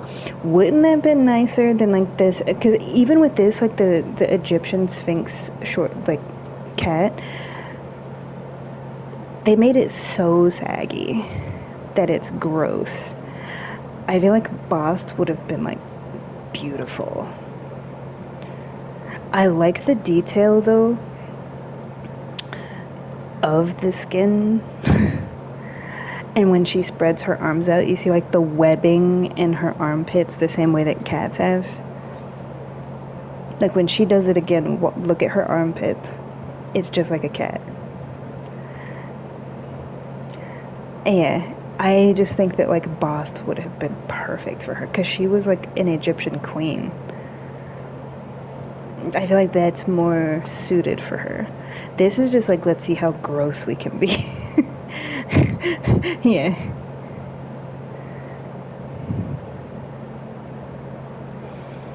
Do it again. Do it again. Do it again. Do it again. Come on. One more time. One more time. We're gonna celebrate. Oh yeah, come on. Hit me, baby, one more time. Come on. And see the webbing? I think it's funny.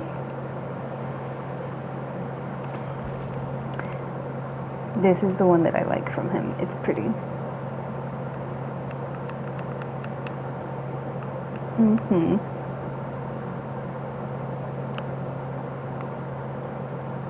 Mm-hmm.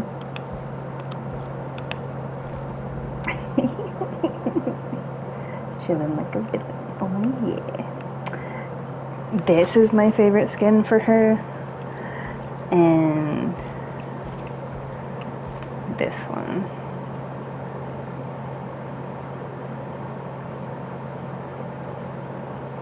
Mm-hmm. So pretty.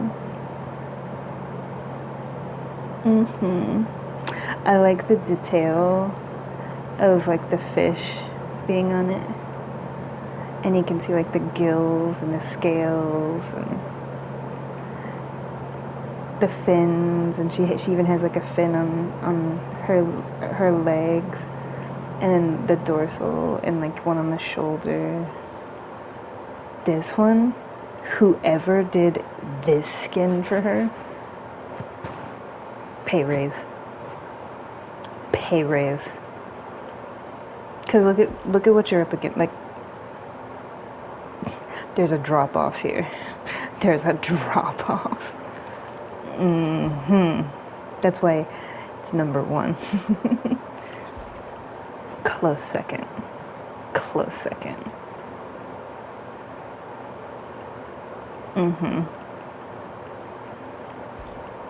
Well, this is technically the close second, but yeah.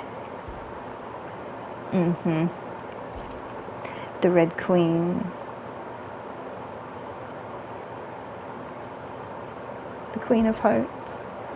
And I actually like her classic skin, that's why I have it. Wait, why is she not matching? Why is she not matching? Whoa, what are we doing? Why does that not match? Why does that not match?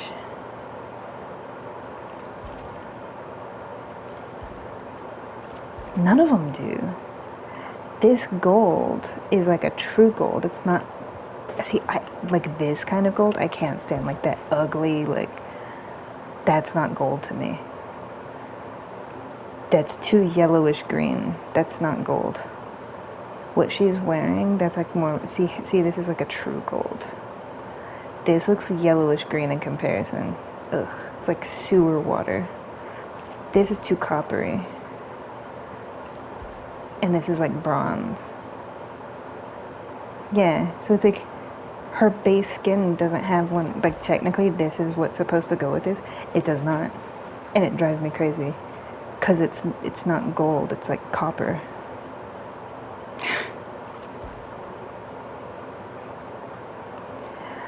Blasphemy. Ugh. This would be look at that though. Look at it. That's pretty. That's pretty. That actually goes better.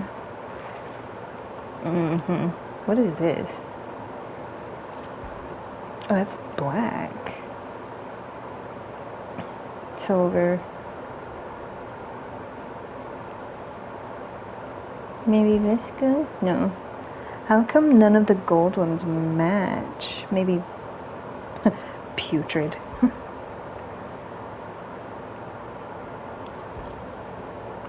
That matches. Okay. I'm sorry, I'm just being silly and like doing all the things. But yeah, because this is her base skin, her baseline skin. And this is like the baseline, but that does not go, I'm sorry. My attention when it comes to certain specific things, my eye notices like the slight difference, like differentiation in like hue, like it doesn't go. And it will bug me.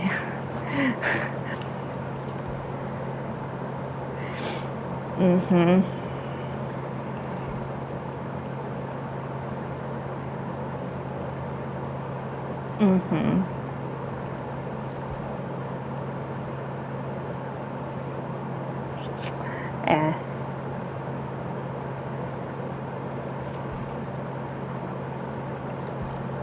What's the difference between... Oh, the frosty eye. Okay. Because she was a queen. She was like an Egyptian queen. Put your dandies back on. This is even slightly too yellowish green for this, but that's because this is the baseline one here. See, same problem. Yeah, because the one for this skin I haven't unlocked yet. Yeah. And it's summertime, so we can have this one. Dinky, Okuwa. Yeah, the Dimmer Pupper. Dimmer Pupper, so cute. You big feeties.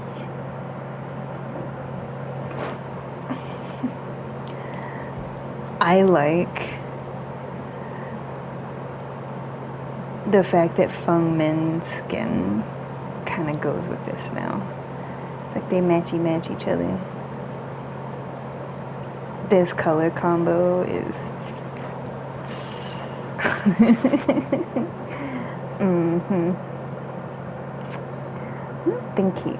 I don't think he does. Because I was trying to think of somebody to be goofy with. We could be a goofy Michael, but I feel like that wouldn't really be. We could be a goofy Wraith with the purple.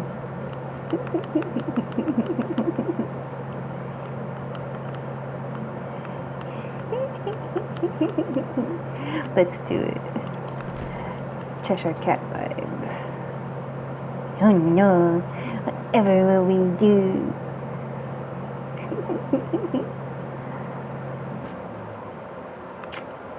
We don't want to waste.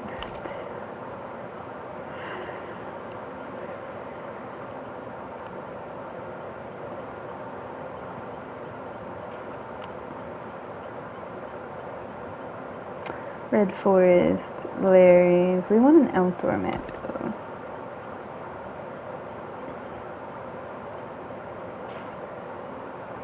No.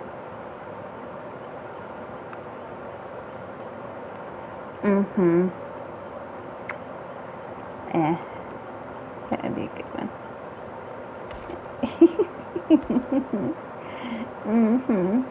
Deviousness, okay. Not deviousness. Yeah, we're gonna let him escape, but we're just gonna be... Because I'm pretty sure I just have to,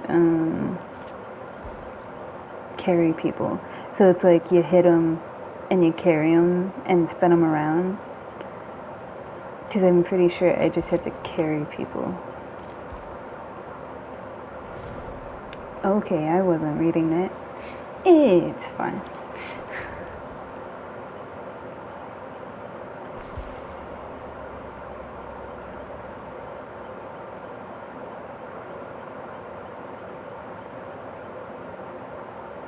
They read my mind. Because I was like, that's kind of cringe. Get out of my game. Because this is supposed to be silly. We're gonna be silly.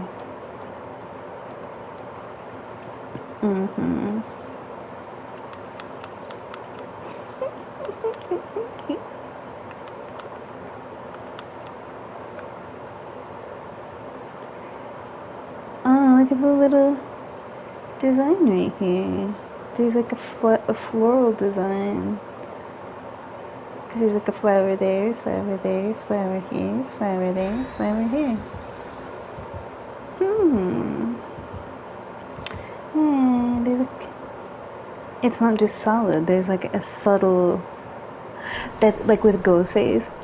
The brocade work on the cape of the skin that I have, you can only see it when the light hits it and it shines.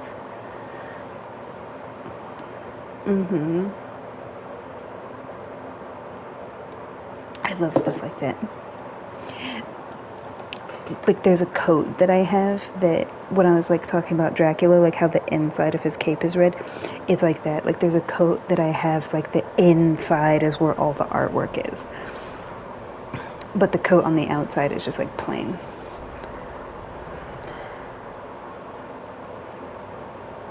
La la la la la. La la la la la.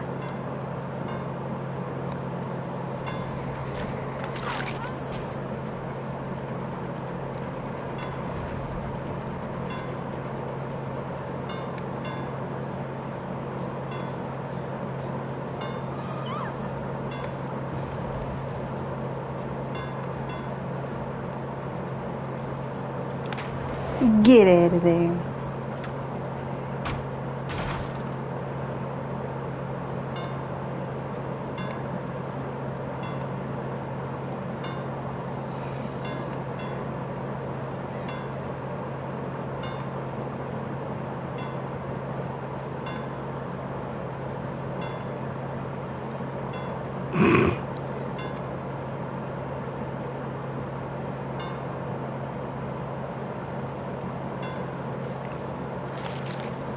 Mm-hmm.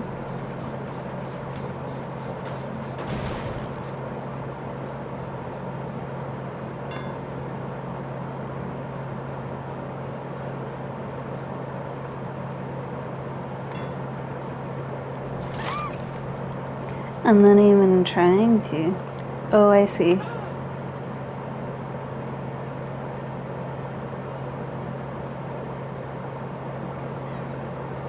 We have to carry them.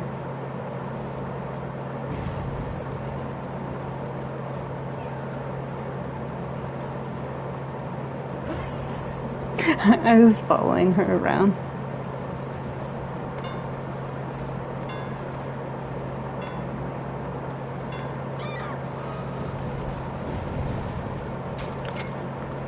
Mm-hmm.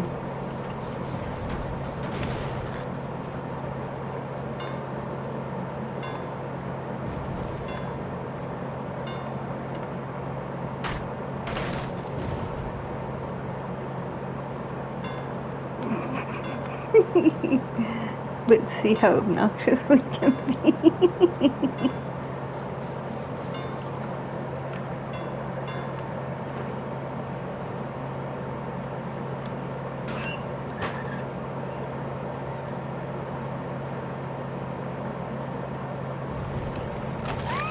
I'm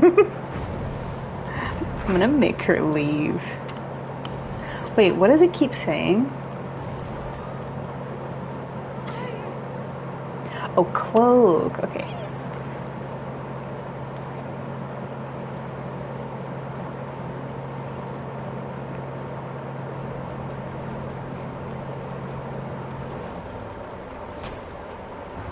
There we go.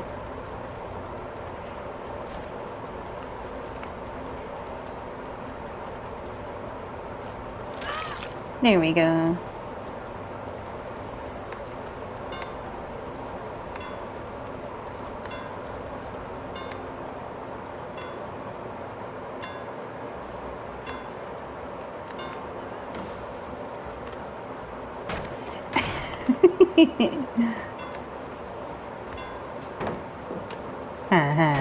You will not penetrate me, Lockslayer.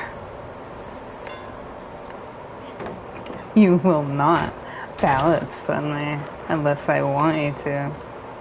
That's not how that goes. You want another one? Mm-hmm. Follow the trail.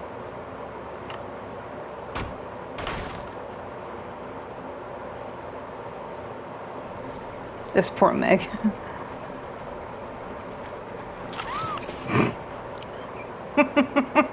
Should I hook her just to, you know, little flavor?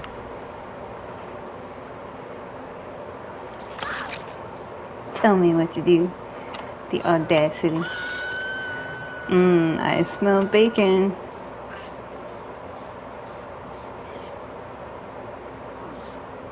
Guess I should use my hook scourge.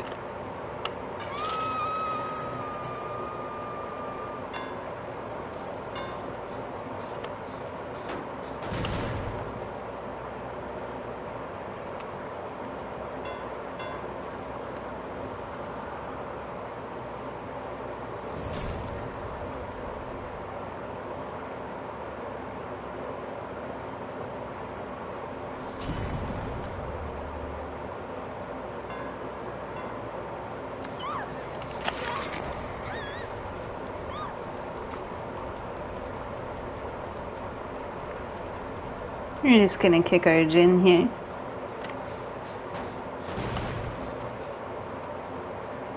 It gives them something to do, you know. keep it fresh. Yeah.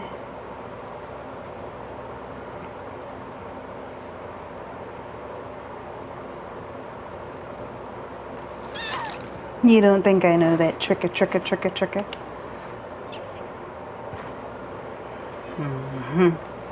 On my first rodeo.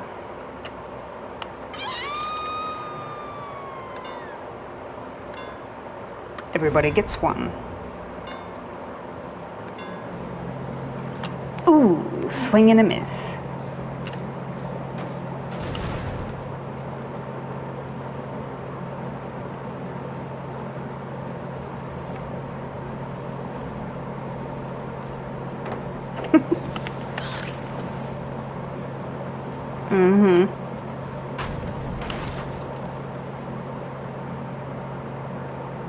I wonder. I thought so.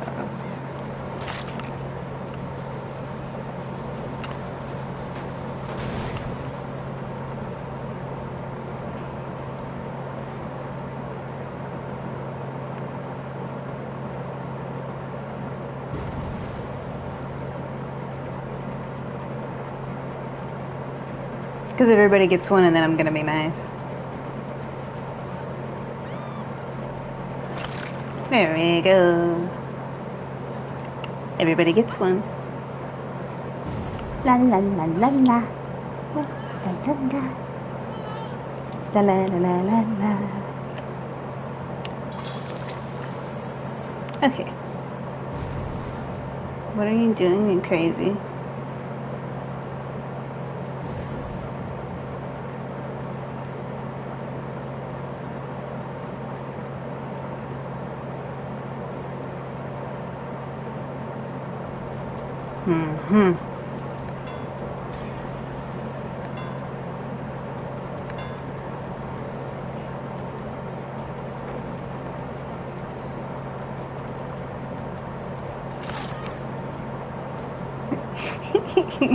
What am I stuck on?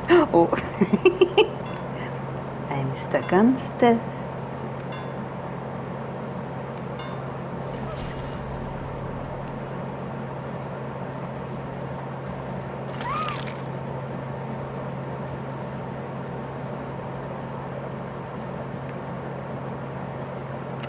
Let her spin out.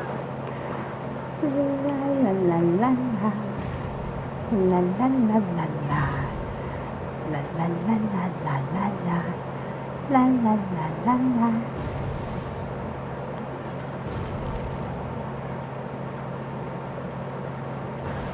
Here we go.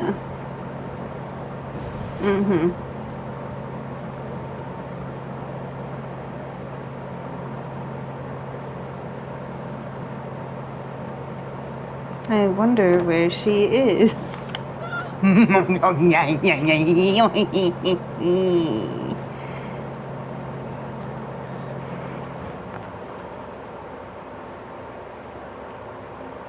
Okay, we just have a buddy now. We have a shoulder buddy.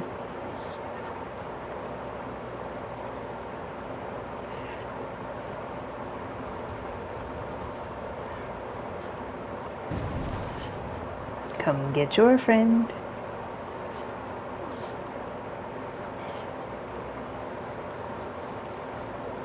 Hey. Come get your friend. Come get your friend. Come get your friend. Come get your get your friend. There we go. Didn't want to get her friend. Silly people. Oh. Yeah.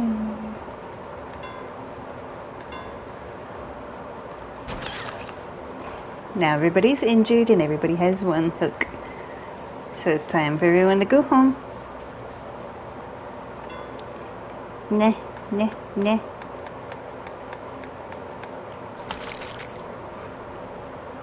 We can carry you too. Okay. La la la la la. Where do you go?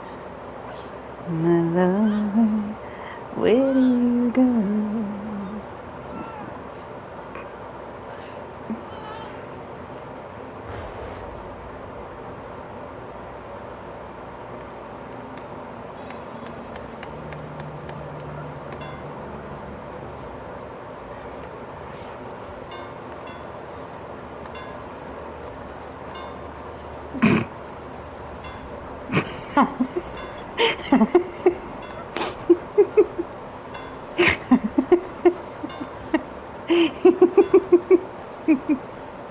Where are we going?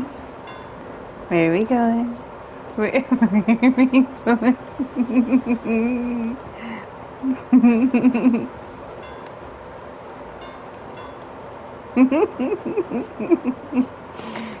Yes, she understands. Ah. It's a beautiful thing.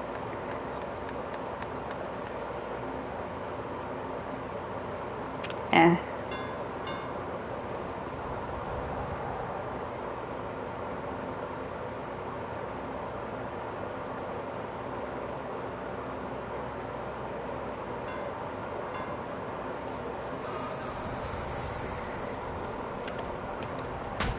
Mm-hmm.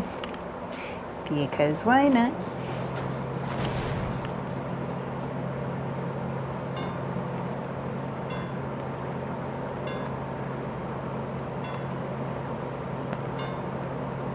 Follow the yellow brick road. Follow the yellow brick road. Huh. Nah.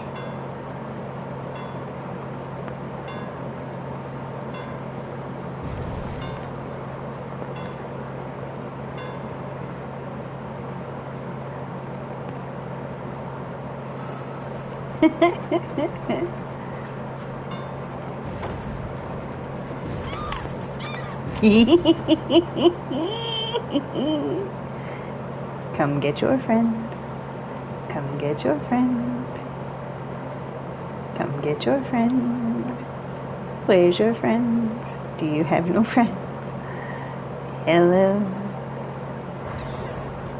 She doesn't have friends. Where's your friend?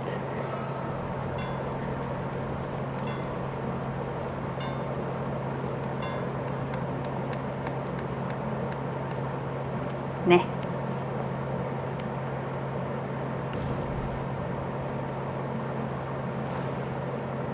Wait for it.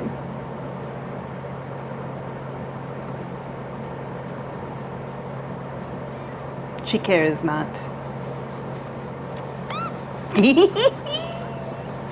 Hello. Come get your friend.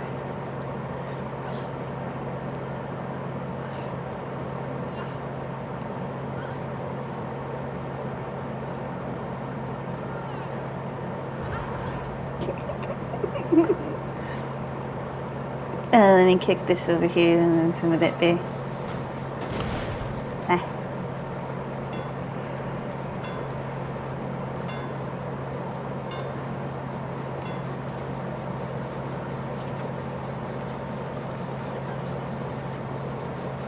I'll take a cherry slushy. There we go. And you're right there. And that right there. And some of that. And some of that. Oh! I didn't mean to. I didn't mean to. I didn't mean to. Trying to hit the chin.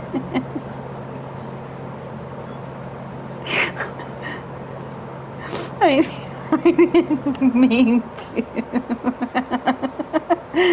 Shame, shame, shame.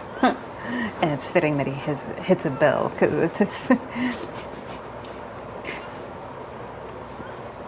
I'm gonna let her go, and then I'm gonna do my walk of shame. Okay.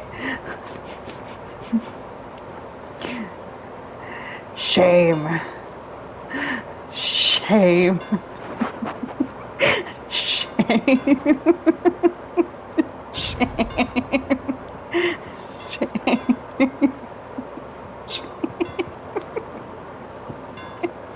I hear a crow?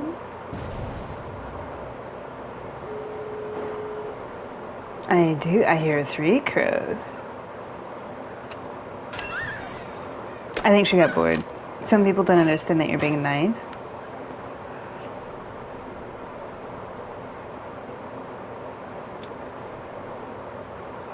La la la la la.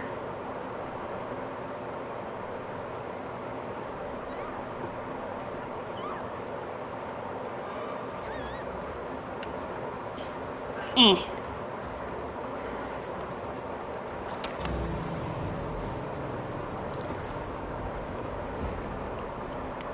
Hello.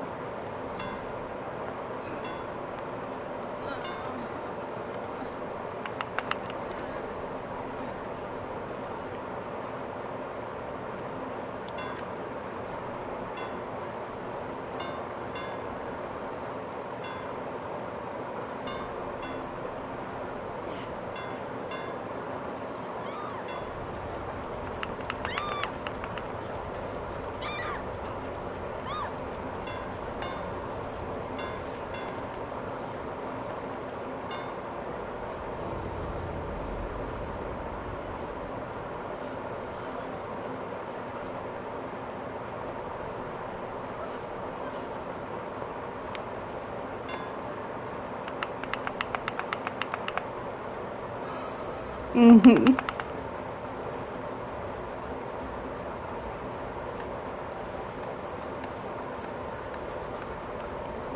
Mm-hmm.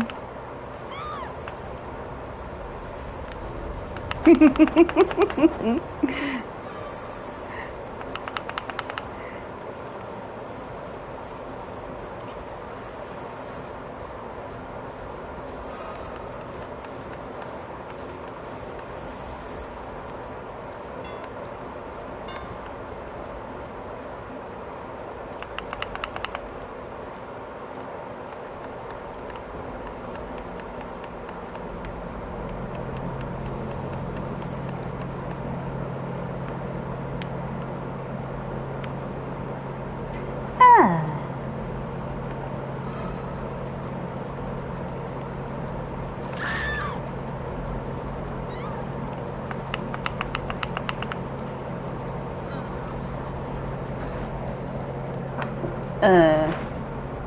Don't die.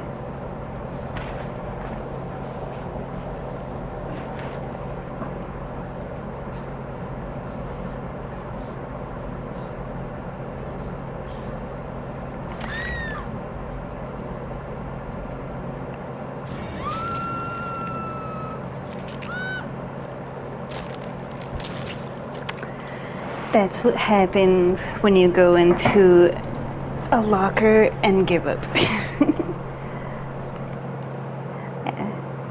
You're just being goofy.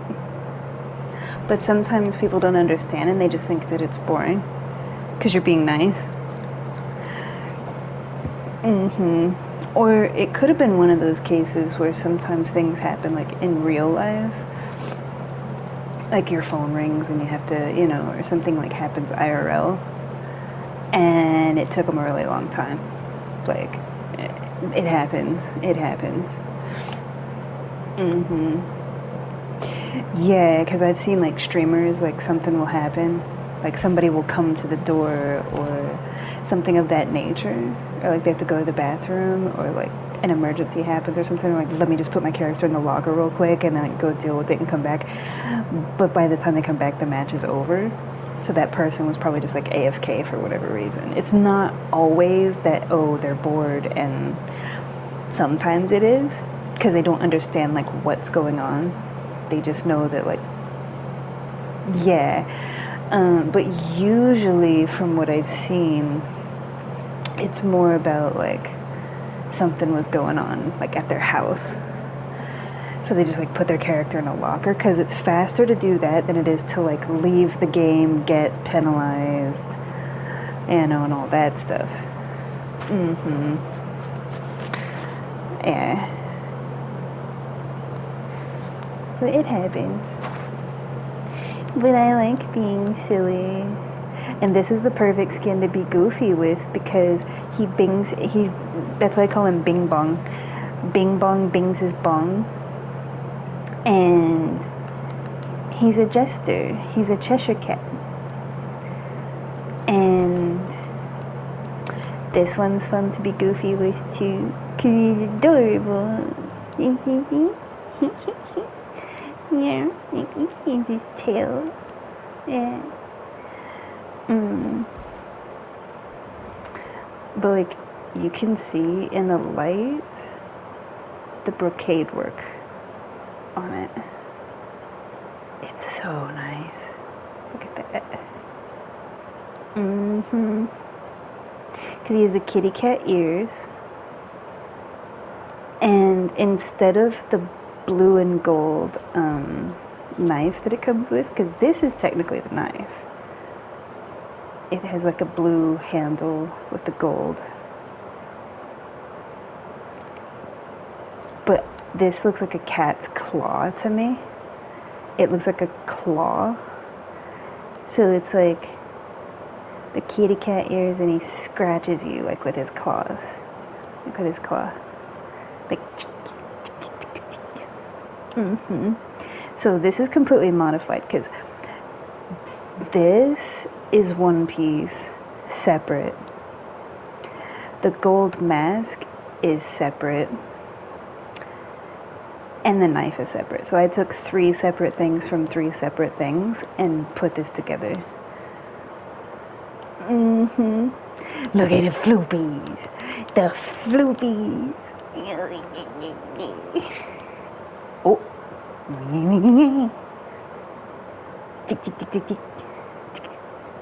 I like how he like stabby stab and he waits a second and then he has to have that last one. It like and for good measure. Just in case. Yeah.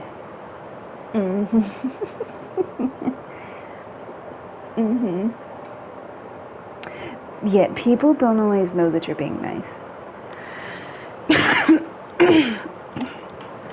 It's just kind of one of those things.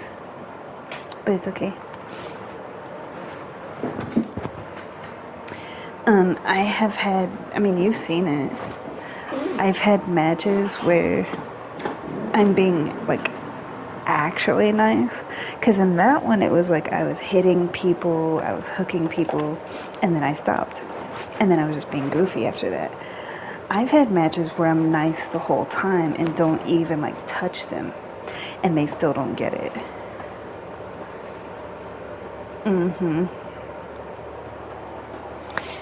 Yeah.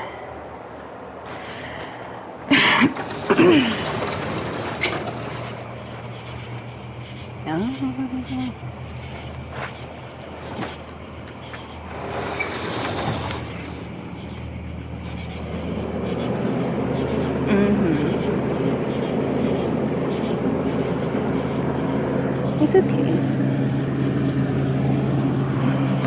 Ow.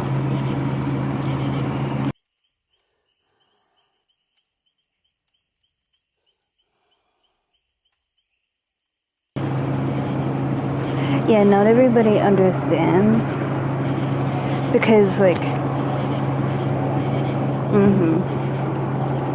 well, basically, like, playing nice killer, the people that have been playing the game longer understand it. Typically, like, the newer people have no idea what you're doing. It's kind of like the unspokenness of, like, teabagging to communicate with your team, slug racing, red light, green light. It's kind of like those unspoken things that, like, people that have been around longer in the game, they know what it is. But for some people, it's like when you're nice as killer, they're like, why aren't they doing anything? So then to them it's boring because it's like, why aren't they doing anything? This is boring. So they'll either like leave or just go in a locker. I think the reason that person went in a locker was because something happened. Because they were playing like up to that point.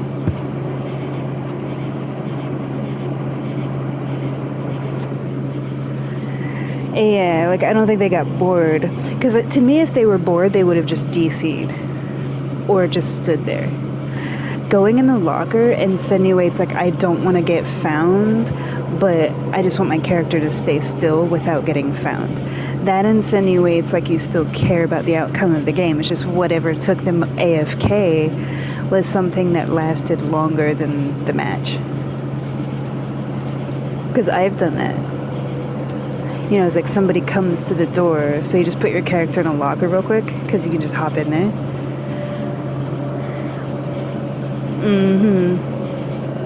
But then they're there like much longer than anticipated, and you come back and your screen is like in the main menu instead of like in the game. Yeah. In the grand scheme of things, none of it matters, because, you know, it's like, so what, you know. And if I happen to come back in time, then it's like, okay, I'm still in the game, but, you know.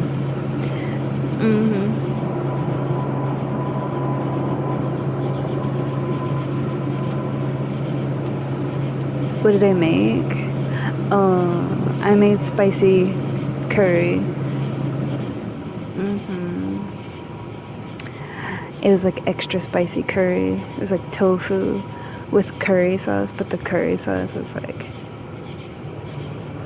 dangerously spicy.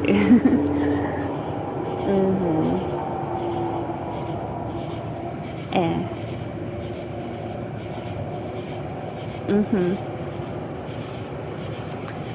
It was so good.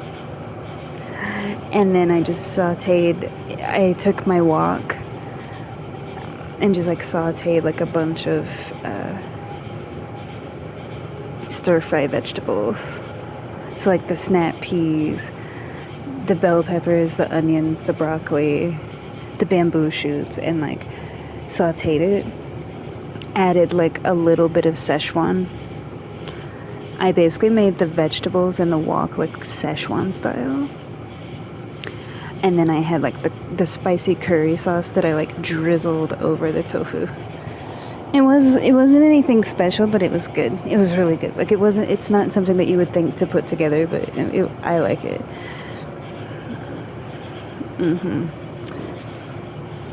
And with the Szechuan, like Szechuan is not really spicy. It's just like a hint of heat.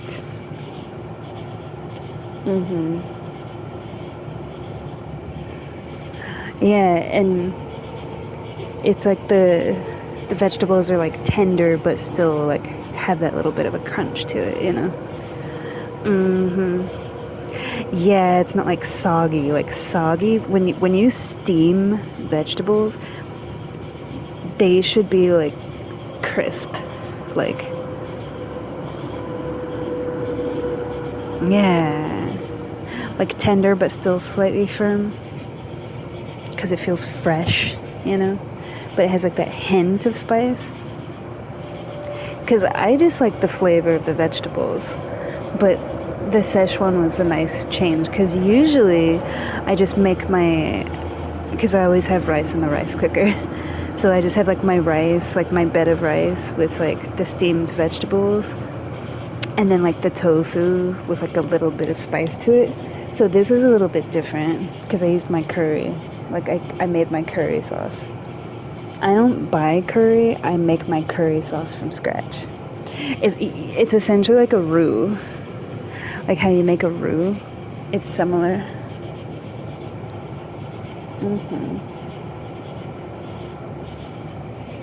Yeah. It was like a creaminess. And I just kind of drizzle it over instead of like completely soaking everything. Yeah, I just kind of drizzle it on there. Because I like sauce for flavor, but I don't like when things are over sauced to the point that you can't taste the thing itself. Like when something's completely like doused and submerged, it's okay every once in a while, but it's like I want to taste the thing itself. Yeah, because like I actually like the flavor of vegetables. the clean, like the clean earthiness of just steamed white rice, you know. Like, to me, the soft, like, clean earthiness that just plain white rice has when it's cooked to be, like, soft and pillowy. Just the flavor of the rice itself, it has, like, a nuttiness to it, like an earthy nuttiness to it, but it's, like, a clean taste. Yeah.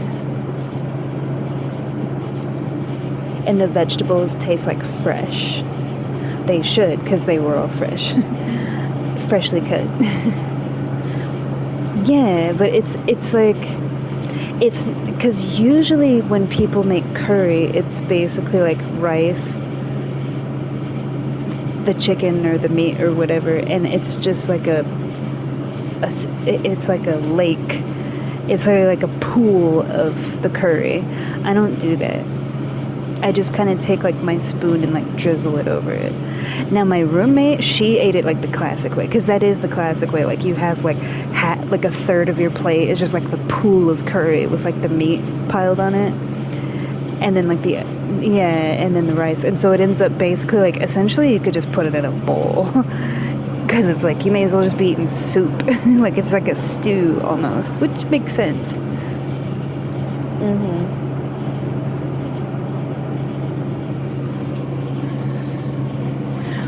Oh yeah.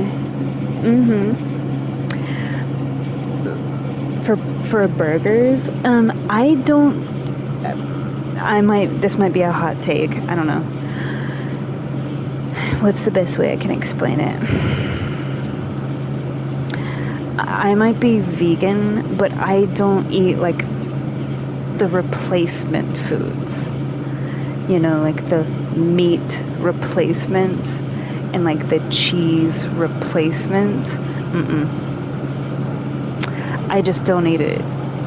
So it's like, instead of eating like the non-dairy cheese, I just don't eat cheese. Instead of eating like the meats that are like, you know, not meat, like for example, like the Impossible Burger, how it's like a burger but it's not. I don't do that. Yeah, I don't, because for me it doesn't taste good. So for like burgers, I use like the big, huge, like, mushrooms, and cook the mushroom like a burger patty.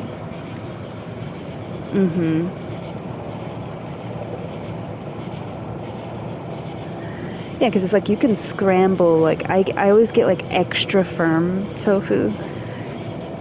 You can dice up tofu and like fry it up in the wok or whatever, and it has like a crispness to it.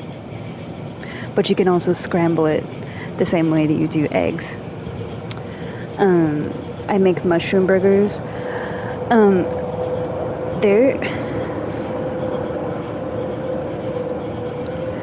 There's like the pre-made, like pre-packaged, like black bean burgers.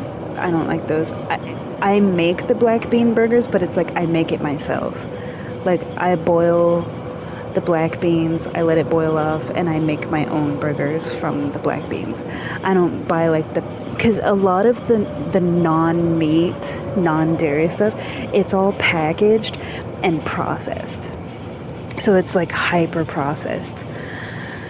So it's like, yeah, it might not be meat, but it has like a million chemicals in it, and it's hyper processed.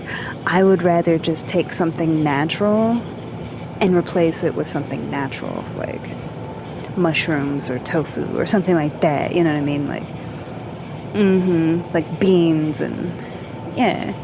So it's like, I still get my protein, but it's from like natural whole foods. It's not buying boxes and bags of like non-dairy, non-meat replacements. And they always have like a weird texture and a weird aftertaste. It's like the Beyond Burgers and all that kind of. I'd rather just have a mushroom burger. It's because there's one ingredient. It's a mushroom. You know? If I make my black bean burgers, it's like, it's black beans. You know? There's not like all these other things just for it to be no meat, so it's not a pickiness, it's more of like, well, if I'm not eating meat, instead of buying a bunch of processed crap to replace what I don't eat, I can just replace it with something that I do eat, which is like natural food. Yeah, because people would say like, oh, it's expensive to be vegan. Actually, it's not. It only becomes expensive when you start buying like the non-dairy, non-meat replacement stuff, all the packaged stuff. So like the no-meat burgers, those are more expensive than a regular burger. The non-dairy cheeses are like way more expensive than regular cheese. So it's like, I would rather just do something else. So because I'm just buying produce is one of the cheapest things you can buy. Like vegetables is like the cheapest thing that you can buy in a store. Yeah. And I get like the fresh vegetables. It's either fresh or frozen. I don't do like canned stuff. Because the canned stuff is cheap, but you get less. And it's like preserved in like the liquid with all the sodium and the nitrites.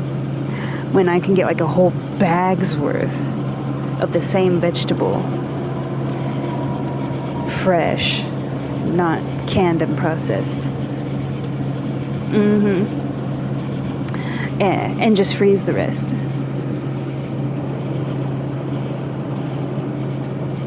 Yeah, because you gotta figure it's like, what, 89 cents for a can of like sweet peas or like peas and carrots. You're looking at almost $1, sometimes more than that, for a can of peas and carrots. That's one little can. I can go buy like a whole family-sized bag of frozen peas and carrots for the same price, and that's gonna last like multiple meals, whereas that one little can is for like one and done. And it's fresh. It's just been frozen. So it's not sitting in that liquid inside of a metal can. So you're getting like micro metals in your body, you know? Like, it's not a pickiness, it's more of like, I'm still eating the same thing. I'm just eating it in a healthier form. Because it's like fresh or frozen. Yeah. Just like I'm still eating a meat replacement, but it's a fresh mushroom instead of like hyper processed stuff with like a paragraph, you know, of ingredients. Yeah, so it's like quality. Yeah. That's all it is.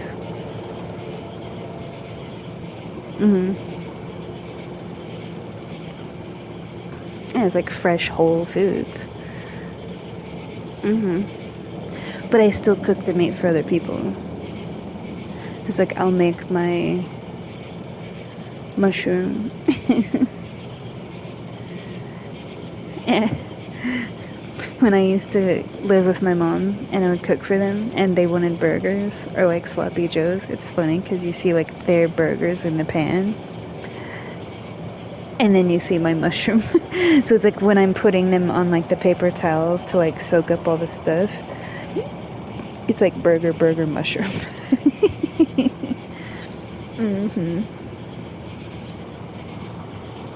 It's like the giant portobello. Yeah, the big cap, essentially. But the thing is, meat replacements, it's like they're trying so hard to get it to taste like meat. I don't care about whether it tastes like meat or not. That's not the point. Like, I don't care about that. Because that's the whole argument, like, oh, it tastes just like the real thing. And it's like, I don't care about that. I choose not to eat meat for my own reasons, and it doesn't have anything to do with like trying to replace that flavor and texture of meat. So that's why I don't do like replacements, because like the replacement cheeses have like a graininess to them. They're kind of grainy. Why? Why do that to yourself? Either eat the thing itself or just don't. And I get it, everybody's different, because some people actually like that stuff. But for me, it's like,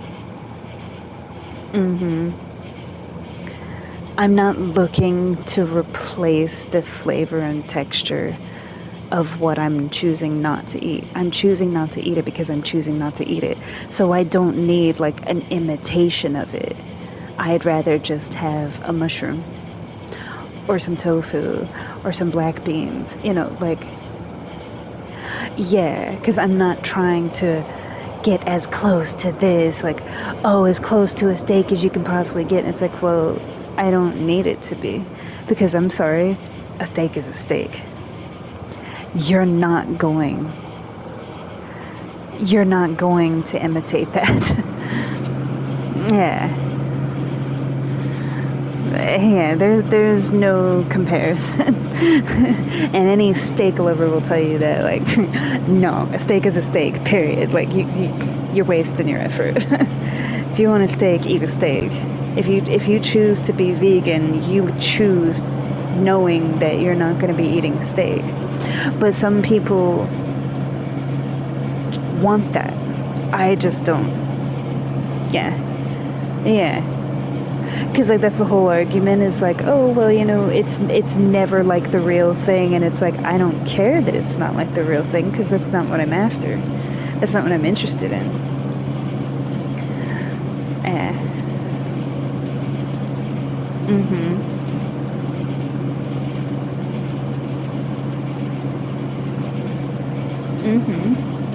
Yeah, and it's like, I barbecue, and like when I make kebabs, I make like the shrimp and veggie kebabs, and I make like the steak, like cut it into cubes with the veggies and stuff for like everybody else, and then mine just has like tofu or mushrooms or something like that.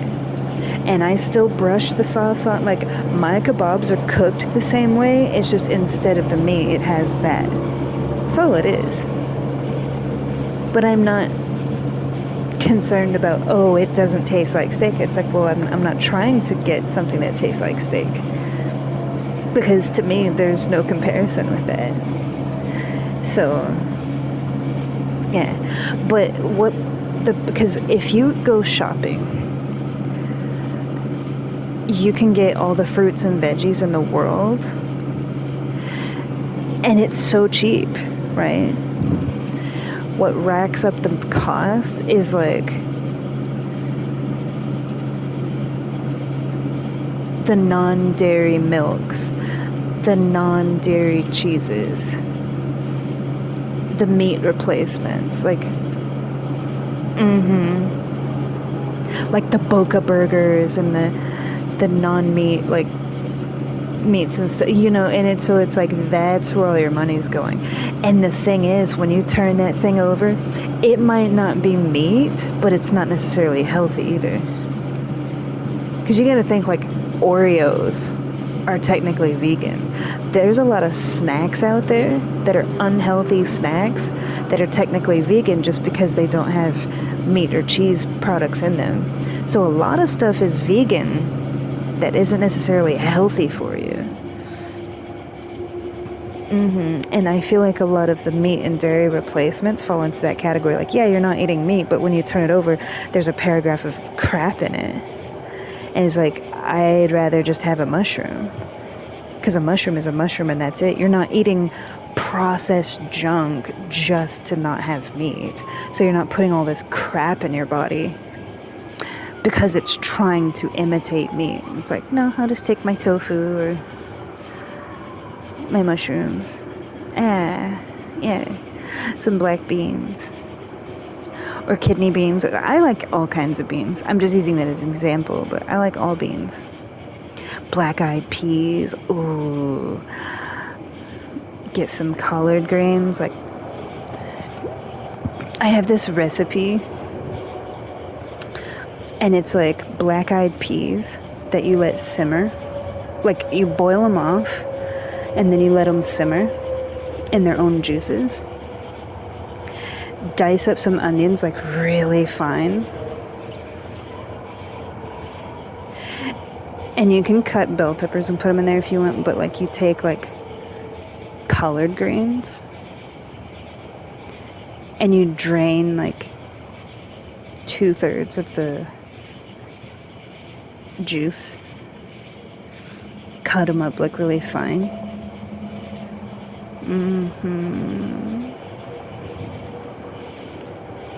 Dice up some peppers, like, really fine. And if you're a meat eater, bacon, like the thick cut bacon, and cube it out.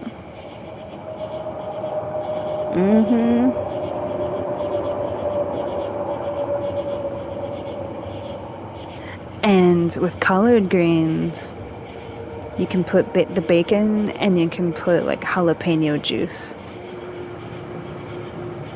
Like, basically, like the juice, like when you get like the bottled peppers that are in the liquid, you pour the liquid in it, and then like cut up one of the peppers. It's like the pepperoncinos. You pour the liquid in.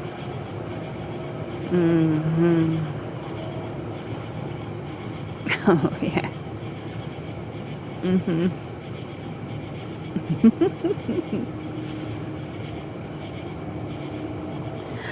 Koki likes cornbread because I made chili the other day. Yeah, and I made a big pot of it. Like, I used my big pot. The one that's bigger than me, practically. Not actually, but practically. He came by, and I gave him some chili. And he was like, oh, some cornbread would be so nice with this. And I was like, say less. I went to the store, and I always cook in cast iron, like, most of the time. So I cooked the cornbread in the cast iron. Little bit of butter, little drizzle of honey, soft cornbread, golden brown around the edges. Oh yeah. It's soft and fluffy, but still firm to where it's not just breaking apart.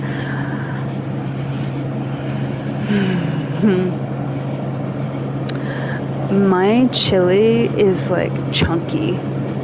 It's like hearty and chunky. It's not soupy. Like, if you're a lumberjack, like, you gon' get some, you know. Yeah. Been plowing in the fields all day, like, yeah, like, hard at work, sweating your booty off. And he does all the landscaping stuff. And he came by because he happened to be, like, in the neighborhood, you know.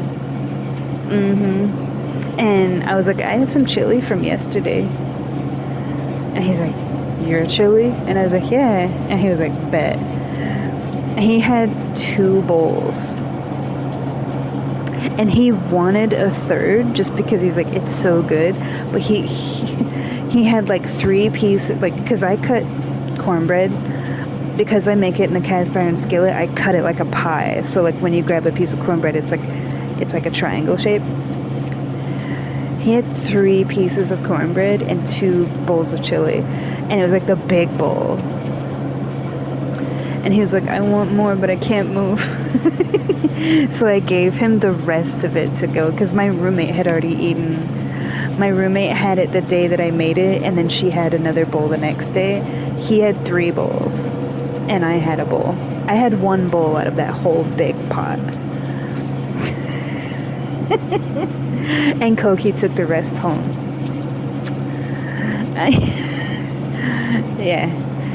And I gave him enough, honestly, I gave him enough to where Maria could have some, and so could he. Like, basically both of them could have a whole separate meal from it. Yeah.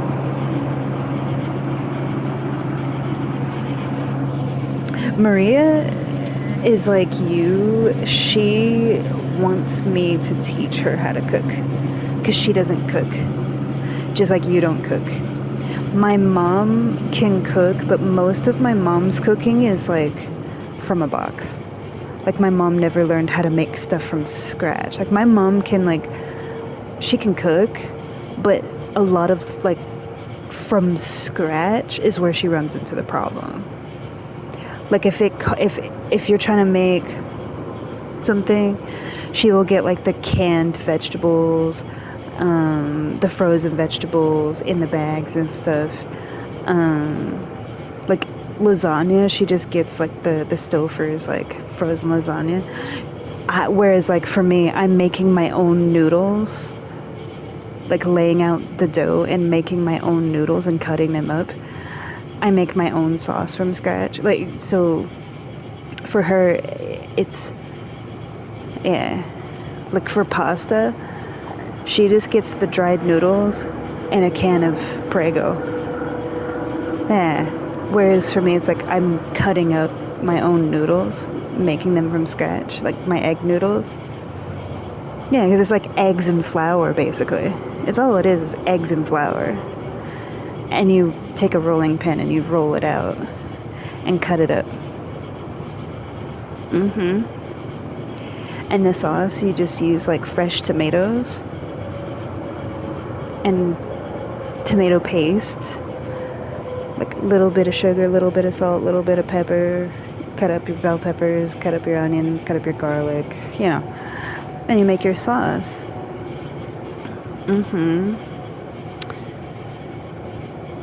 So it's not that she can't cook, it's that she has like conventional style cooking, like quick, easy. Yeah, because her food is good, but it's like conventional style cooking of like everything's boxed and bagged and frozen and canned kind of thing. Yeah, but she can cook. It's not like she can't cook at all. I am just like that extra, you know, like because I make everything from scratch. And I also like to put things together and like create things. And I have like my own plethora of like recipes and cooking ideas that's like never ending. And she's just like, I can't do it. For my mom, she's like, the idea of spending more than like 20 minutes making something aggravates her. She's like, I don't want to be slaving away in the kitchen all night just for one meal, and then you have to clean everything up. She's like, your whole night's wasted. My argument is, it doesn't take me all night. It doesn't take me that long. Hour tops. And that's like multiple courses, because I cook things simultaneously. So it might only take me like on average like 15 minutes to like an hour depending on what I'm making, but I have every single ion like working, like all four are working, and the stove. So it's like I'm using everything, so I'm cooking everything all at once together, not one thing at a time. And hour tops, and the hour is including like cutting everything up, rinsing and washing everything, cooking it. And as far as cleanup, I clean as I go. So like say if I have a pot of potatoes going and a pot of like beans going and a pot and then something in the stove, when the potatoes are done, I wash the pot while the other stuff's still going. When the beans are done, I pour that in the bowl and wash that pot. So it's like by the time I'm done cooking, all the dishes that I used to cook are done already. So the only dishes I have to do is like the dishes that you use to like actually eat from. Yeah. So I'm just like, nuh-uh. Yeah. Well, and to be fair, like she doesn't really enjoy cooking. Like she doesn't. I enjoy it. I love it. Would I ever want to do it for a career? No. because I cook from the heart. My cooking is like from the heart and soul, and it's fun to me.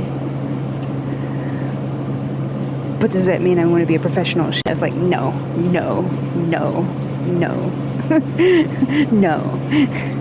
Just in case you weren't sure, no.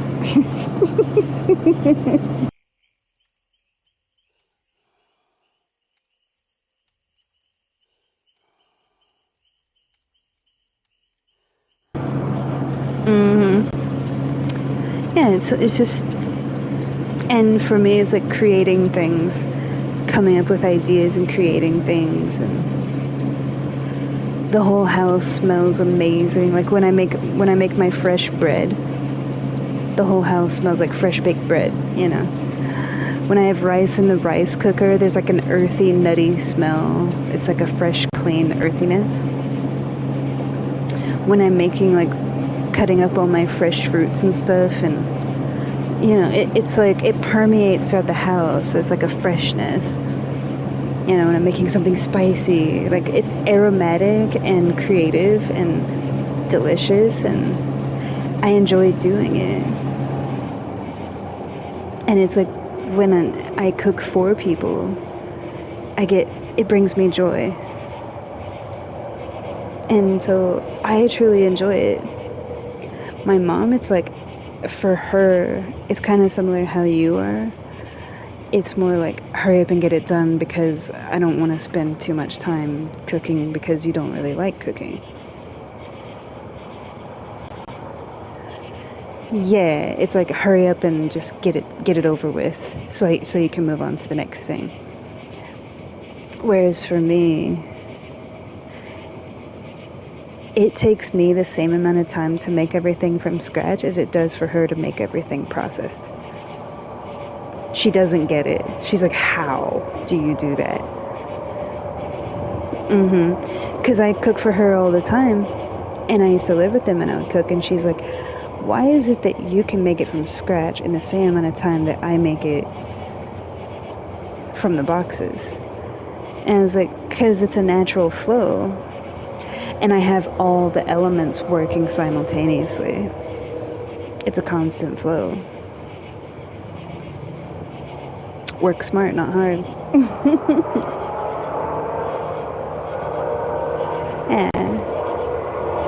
So it's not like I slave away in the kitchen all day. Like, please. And most of the stuff that I make, because I'm using like all natural, whole, fresh ingredients, doesn't take long to cook anyway. Yeah, and you taste like the natural, fresh flavor. You don't taste like chemicals and processing.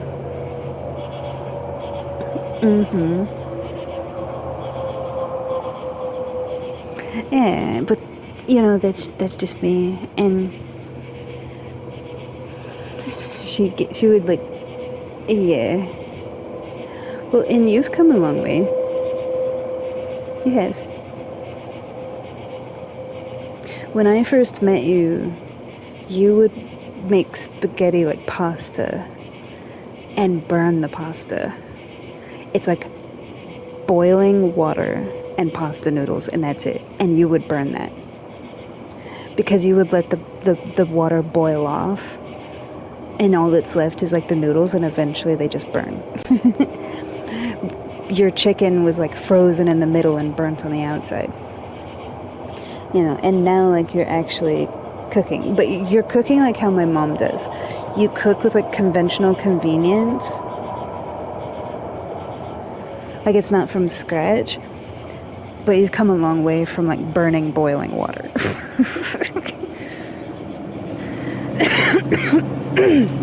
Yeah. So, I mean, I'd say that's amazing. Because I do understand, like, not everybody enjoys cooking. Yeah, because everybody's different.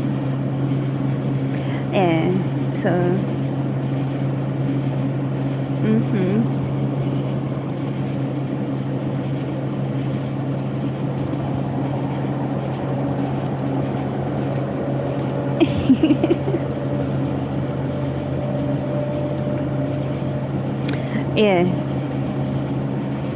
And the girls have been like told me that because I'm always bringing stuff to dance, and they're like, June, you don't have to always like cook stuff and like make the fruit bark and like bring us like fruit and like cook stuff and like bring us all these like bowls of like, because to them it's like, oh, that's too much because like you work and you go to school and you do all these things, and I'm like, but I actually enjoy it, and it's not like I'm slaving away all day, you know. Yeah, so it's not as time consuming because of the way that I cook.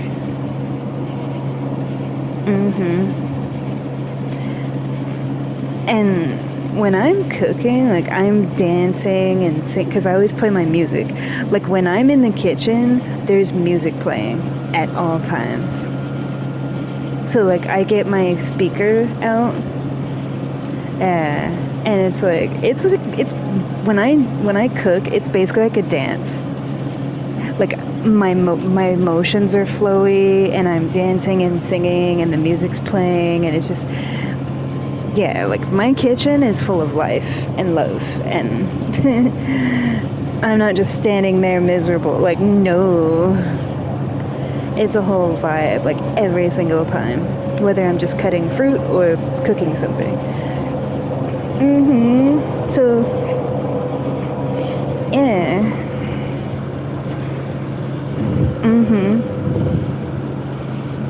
I enjoy it.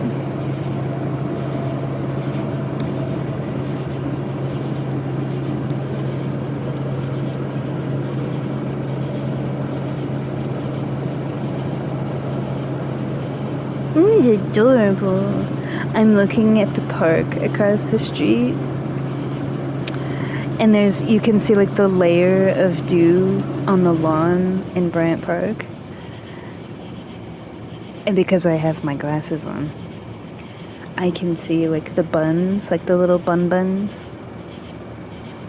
It's like you see the silhouette of like the ears are up and then like a round thing. And they're just like hippity hopping. So adorable. Did you get the clovers? No, the stuff. Dum dum dum dum dum. They're so cute. Well, I say they. I only see one. Usually there's like 3 or 4 of them. There's one bun. There's bunnels. They're so adorable. They need to be squeezed. Yes, they do. I want to squeeze them.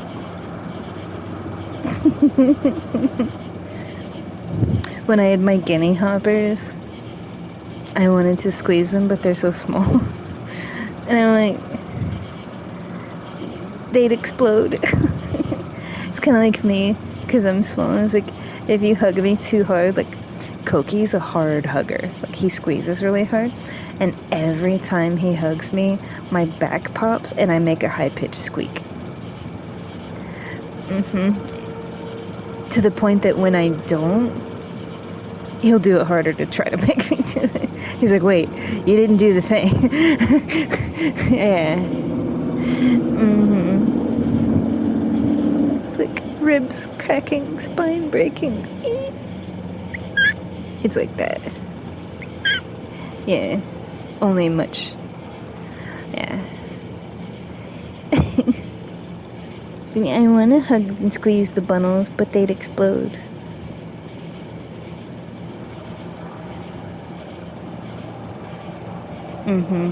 It's like aggressive affection. I want to squeeze so hard. Like a boa constrictor. Yes. Let me love you. Scream at you. Yeah. I'm just trying to live my life. It's like, tiny little fuzzy thing, tackle, squeeze. You see their eyes like, you know.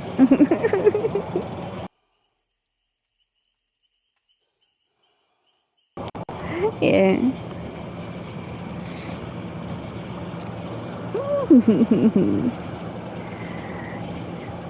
It stood up. It was like laying flat.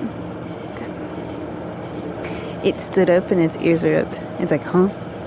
Huh? It's too far away.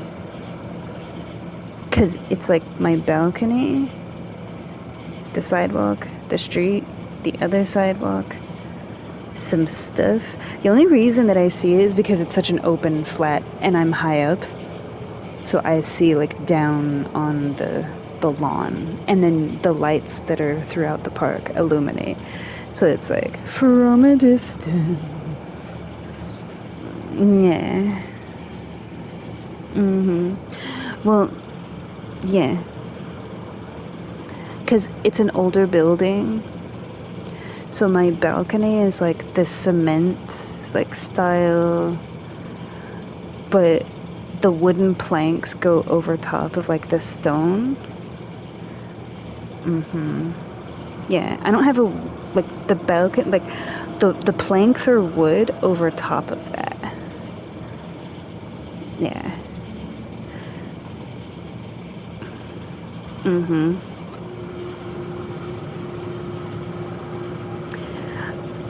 I asked them why cause it's like it's basically like a wood and not the stone, so it like maintains the integrity of the stone. Yeah. Oh no, stuff's happening. You see the detail.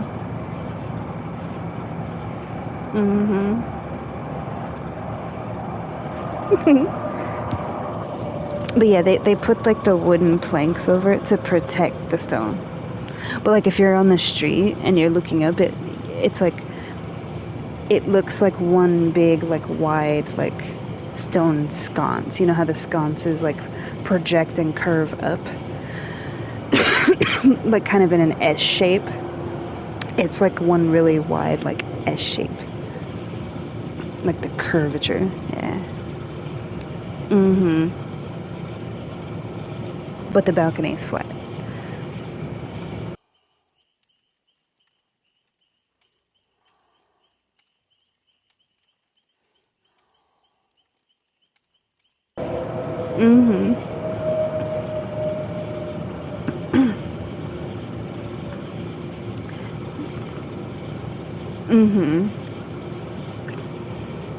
Because yeah, it threw me off. And I also have like my tatami mats. So technically there's 3 layers because I put down like my tatami mats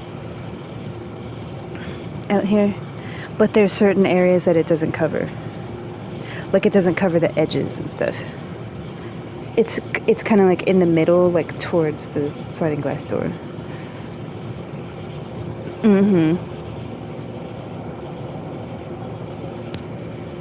Yeah. So between the tatami mats and the wooden planks, I'd say the stone is protected.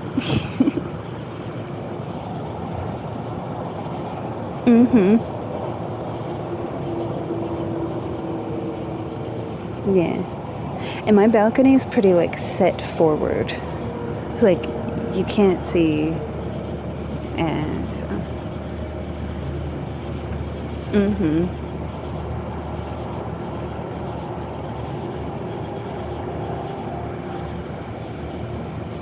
yeah.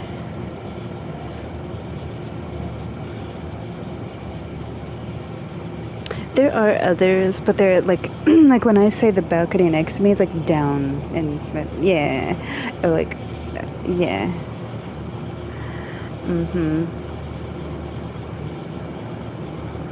Yeah. The other apartment that I was looking at, I really liked when I got this one, but it didn't have a balcony.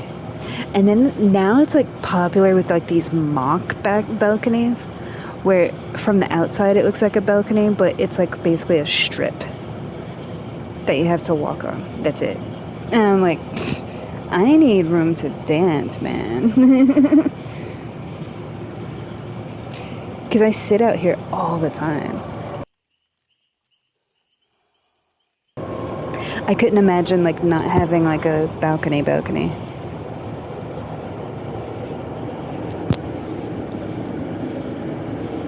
Mm-hmm. Yeah.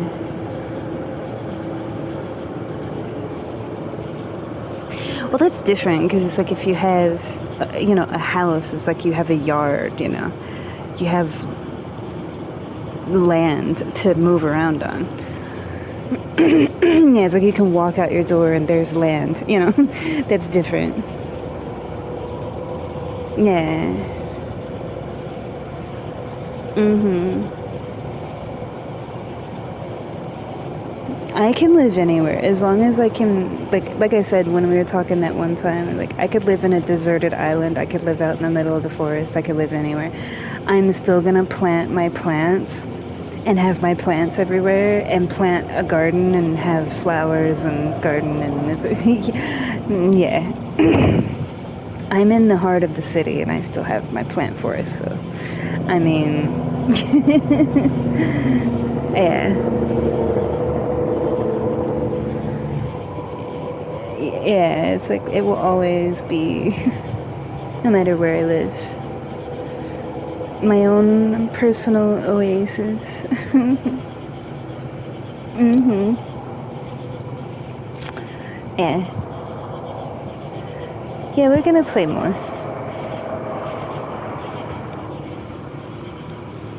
Yeah.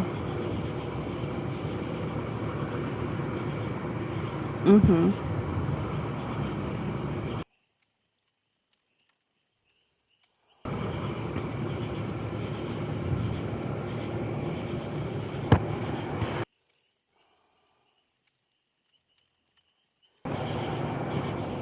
Sorry.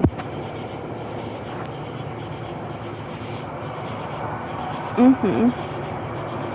Oh no, that's okay.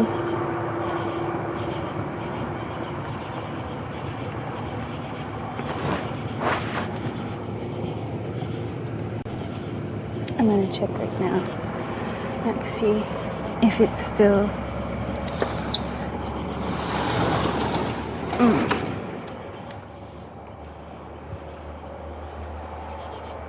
Yeah, it's still doing.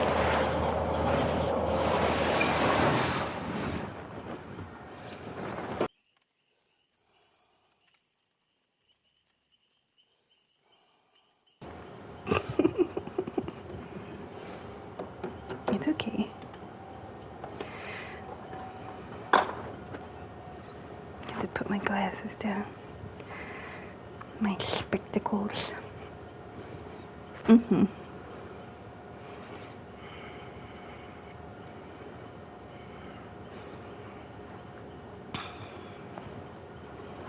Gonna try to play a little bit of Survivor, just in time for them to swap the bonus to Survivor. 1 second.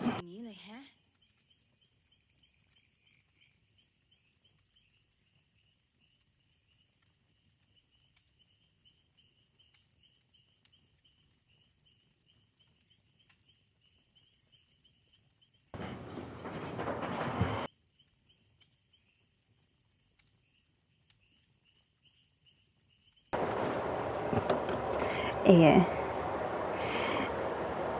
Oh yeah.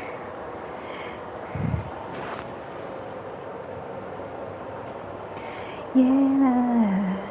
Tell you something.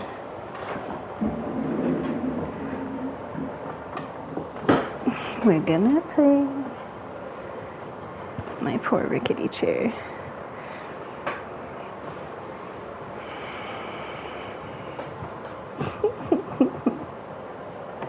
Mhm. No, and that's the thing is that's just my personal preference. because to me it's like if I'm consciously deciding that I don't want to do that, why do I need the replacement of it?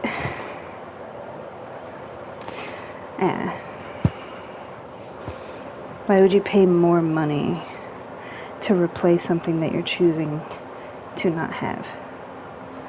Like if you're making the conscious decision to not eat meat, why pay more for meat imitation products that's all processed when you could just not eat the meat and not eat the processed junk? I'd rather have like a big mushroom or tofu. So yeah, that's just like a personal choice.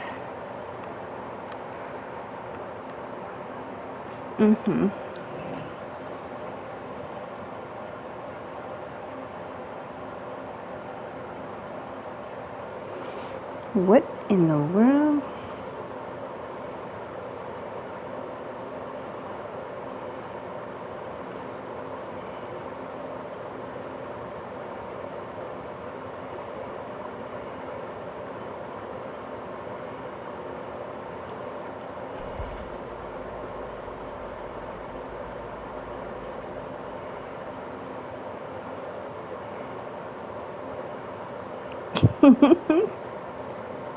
Yeah.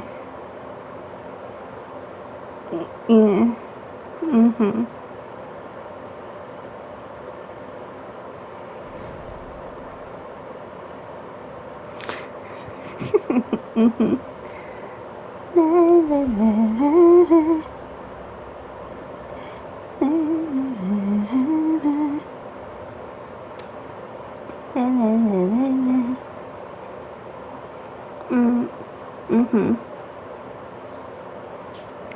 Whatever will we do?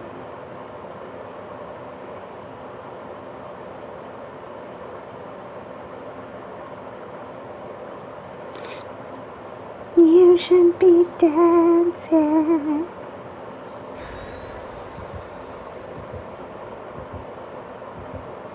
You make me feel like dancing. I know, and put myself in timeout. My mom put me in timeout one time and she never did it again. You know why? Because I started like peeling the paint off the wall with my fingernail and a little bit turned into a lot, so there was like this big on the wall where the paint was like pulled away from like don't put me in like a like if I was in a padded cell, I'd be pulling like all of the threading.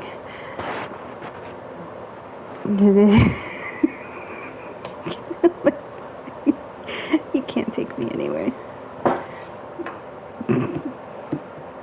Eh.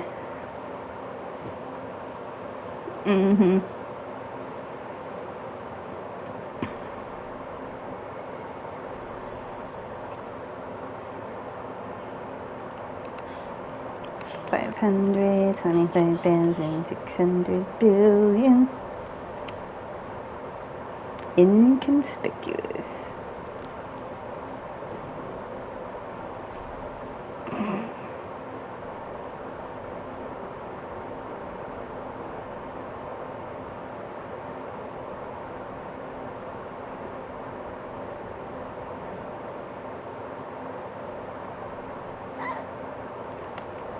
Get out of there.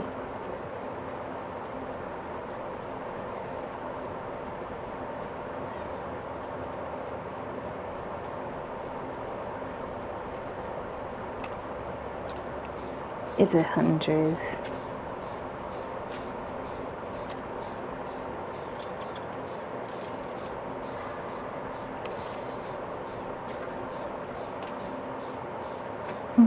Would you like a foot with your slushy?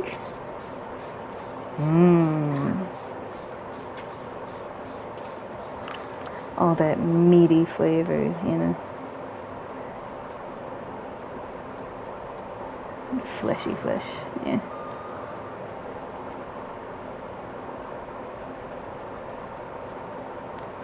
I feel like she saw my scratch marks and she's coming.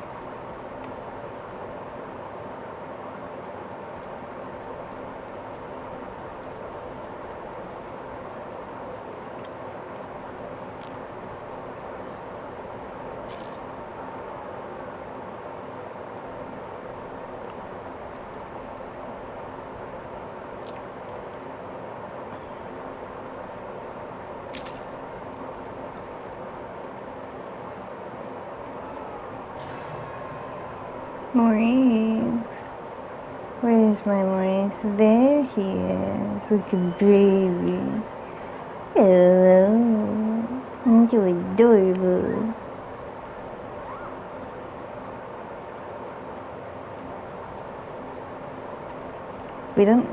Nobody's even like, oh, okay. I'm gonna do that since they're doing the gins.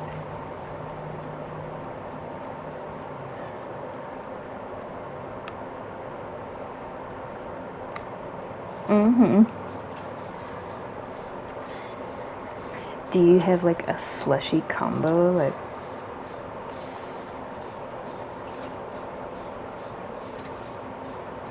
or like a slushy flavor that's your favorite?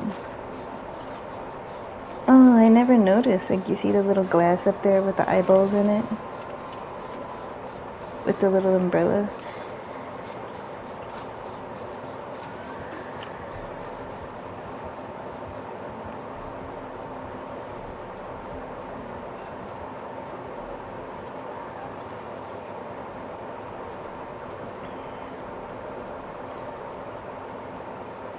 They keep taking all the unhooks.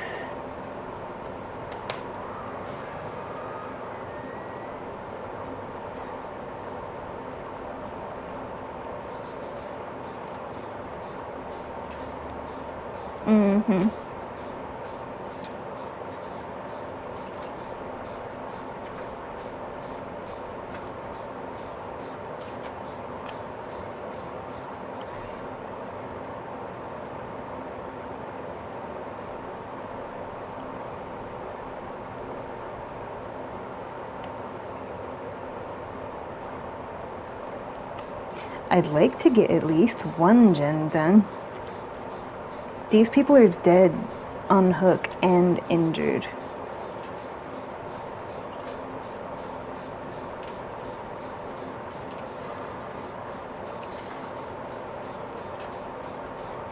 I'm trying my best. Yeah. Oh, do you notice like the gen? Like, see how that plant is going through her chest and her back? You can see it. That's crazy.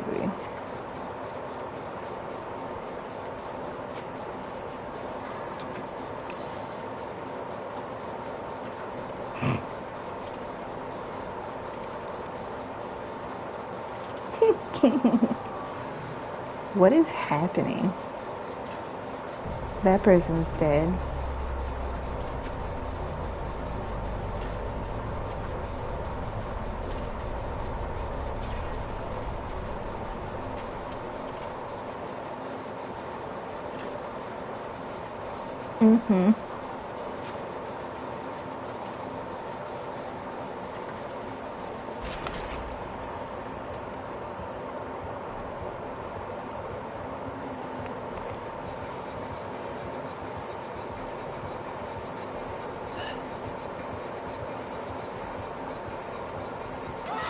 Yeah.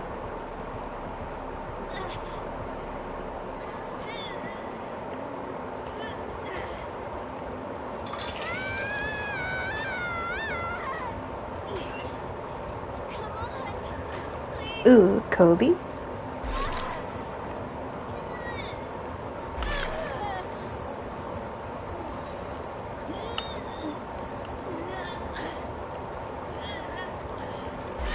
There we go. I like how she nodded at me like, yeah.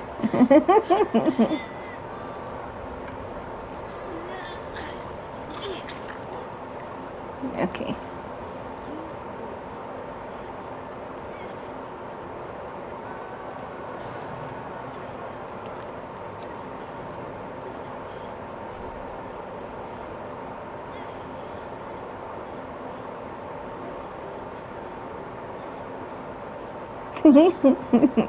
Imagine being on hook and all you see is someone playing the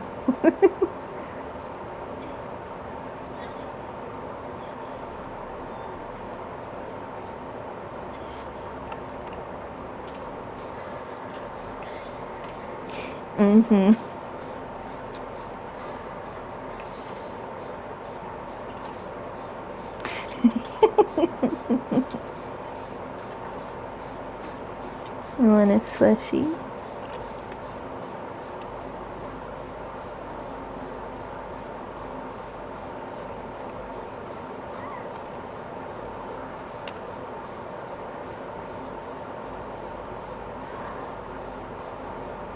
Well, she's dead.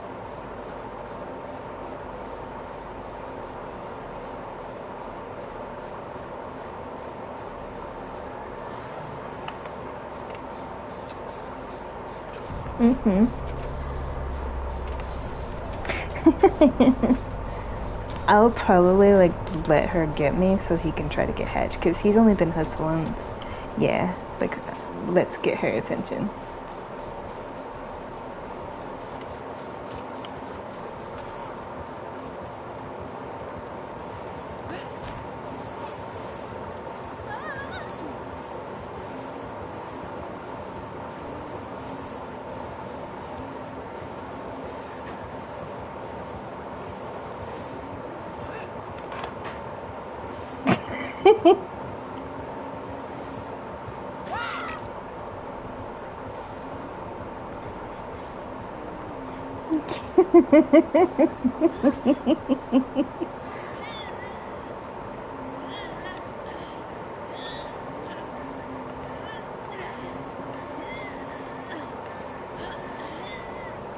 Yeah, so he can try to get Hatch. I'm gonna be goofy, I don't care. Oh, she was right on him too.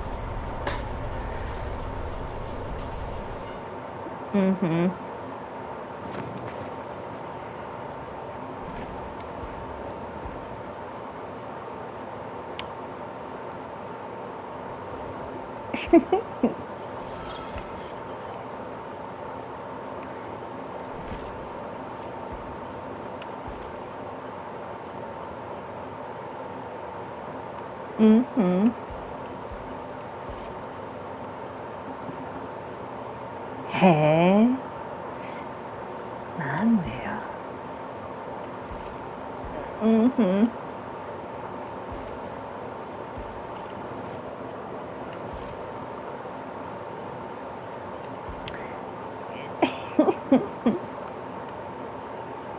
Cause it's summer and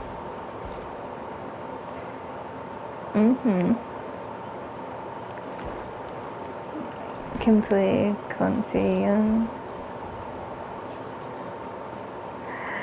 Technically, this isn't the thing for that. It's supposed to be this, but that's the glasses more. Yeah.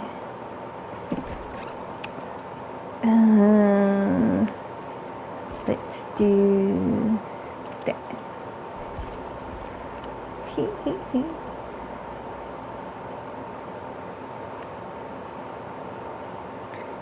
It's like Tetris.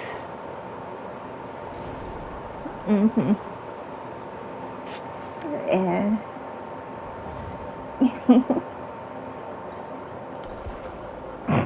See what I mean? Gray, gray, gray. Me.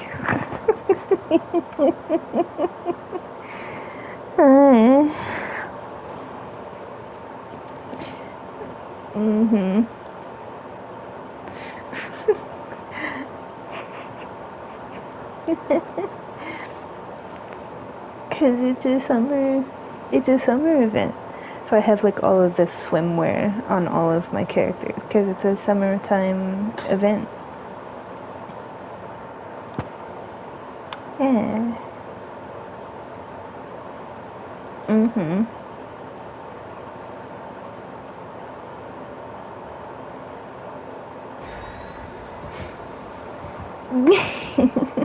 Yeah.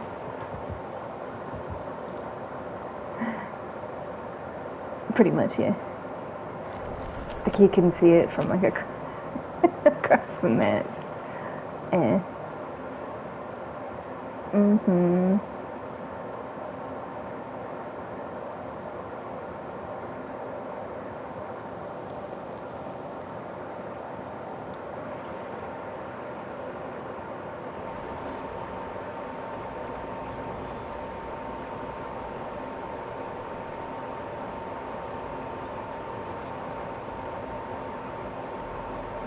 He's walking like he needs to go to the bathroom.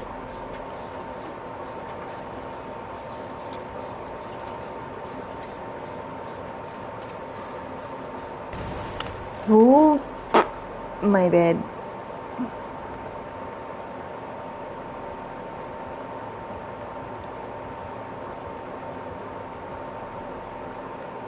It was all my fault.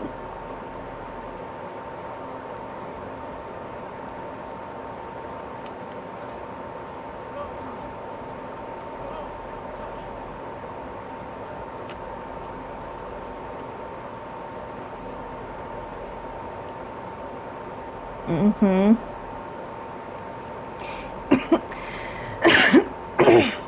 He's like, whatever will I do?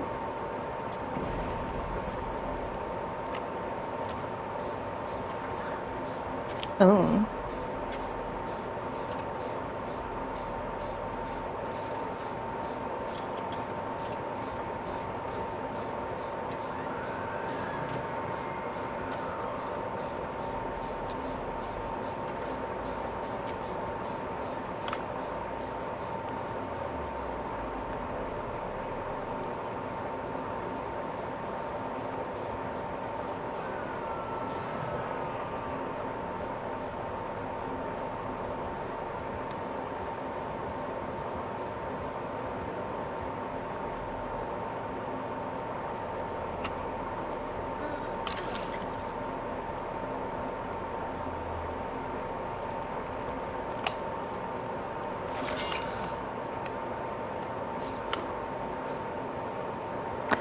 Yeah, like we can't be healed, but we were trying to heal him.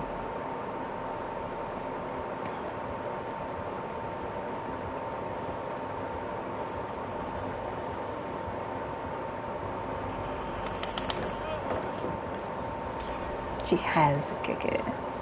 Oh, she wants to go all the way around.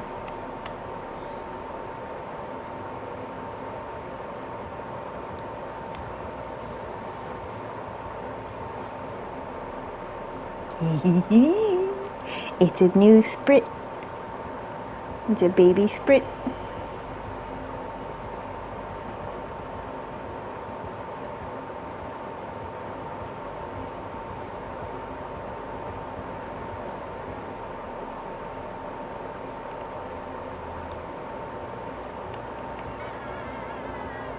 Probably above.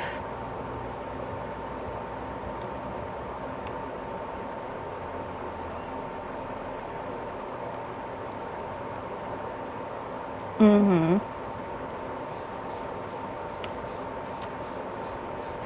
And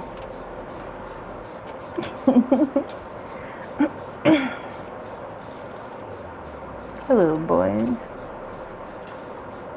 Just chilling. Yeah. They're just chilling. Living their best life. Oh, wait.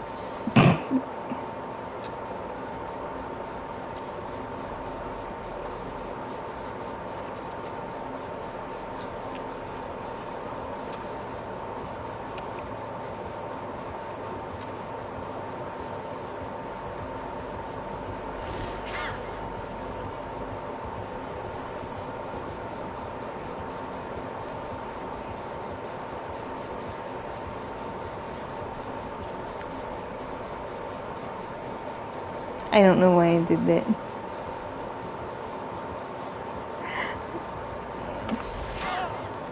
That backflip though. No. No, no, no, no, no, no, no, no, no, no, no. No.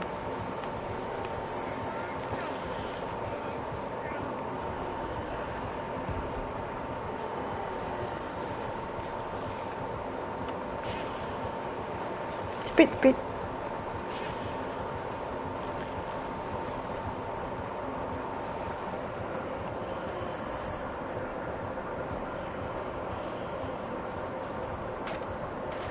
Mm-hmm.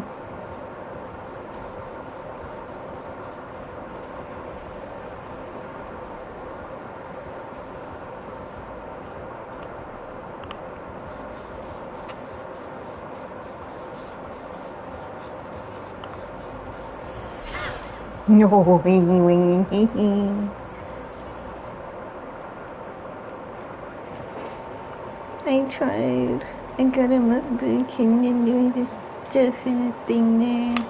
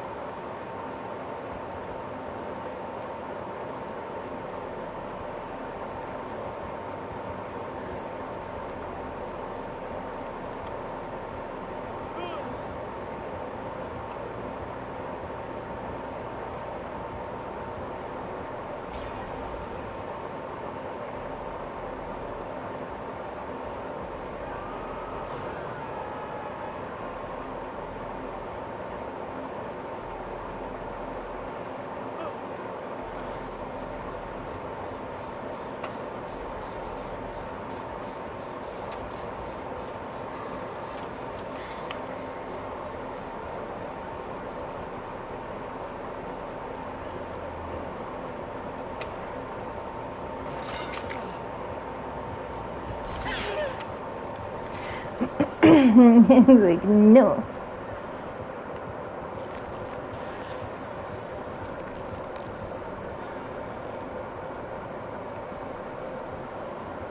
Mm-hmm.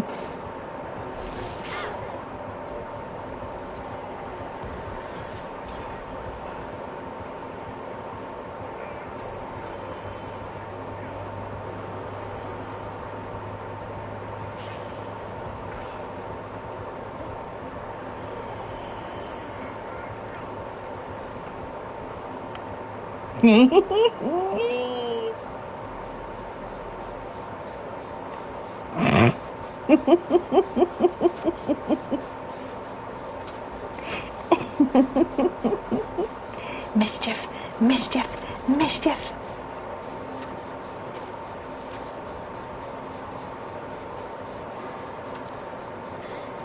Mm-hmm.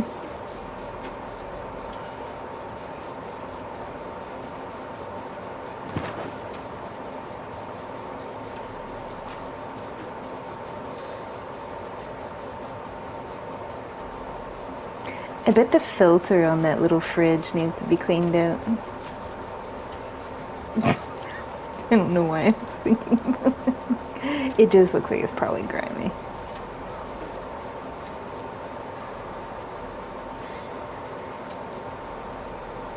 Watch this. Boom.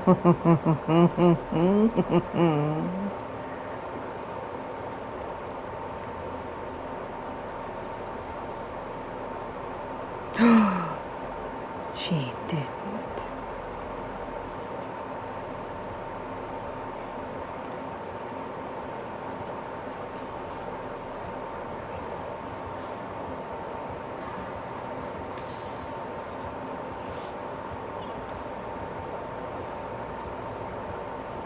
Mm-hmm.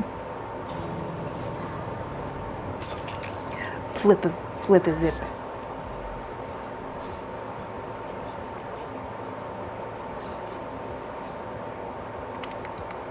And then it's this one.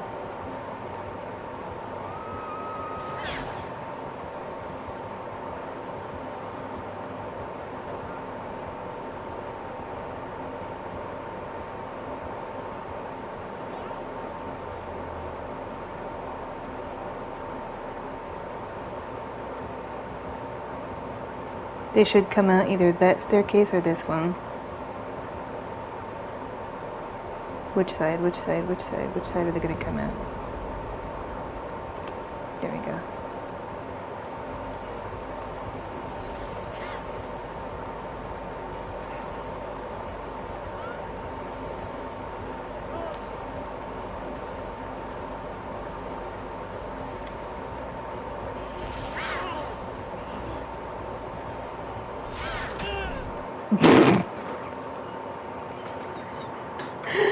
That was hilarious. And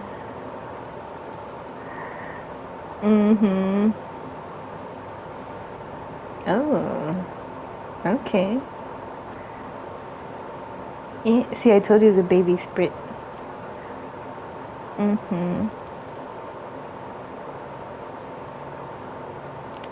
Oh, sprit. Brits are cute.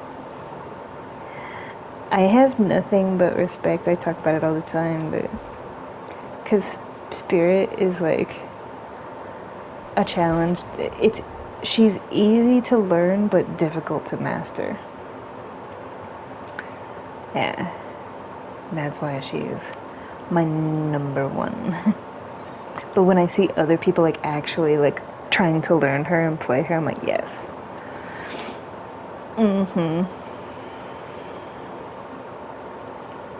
It was like glitch. She glitch hit me. Like what?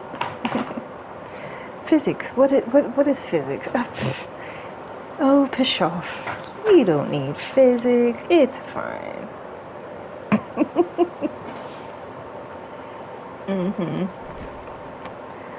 Yeah.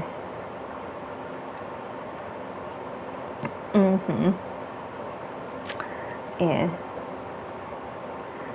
I'm trying to think. Those hands.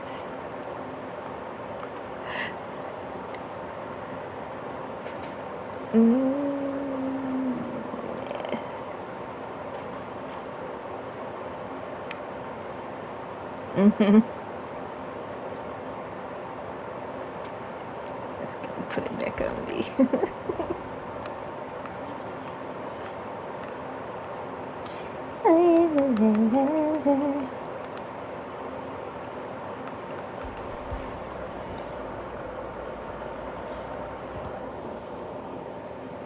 The fact that I had a perk that kept me injured the whole time and I escaped that is crazy. But she was also kind of like going out of her way to not hit me, I noticed.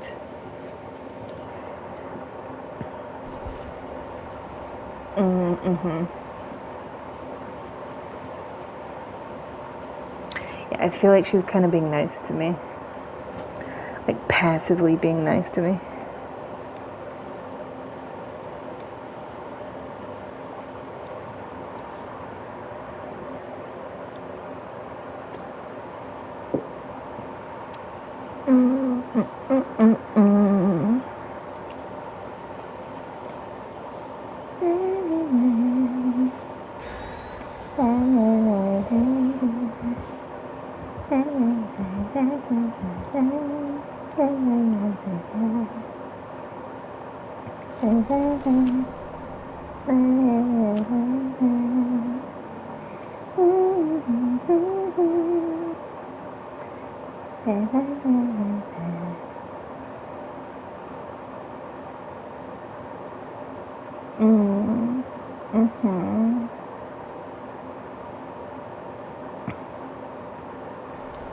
Yes. I'm so excited.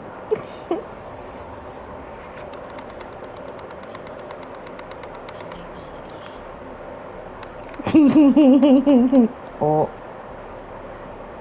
it's a clone.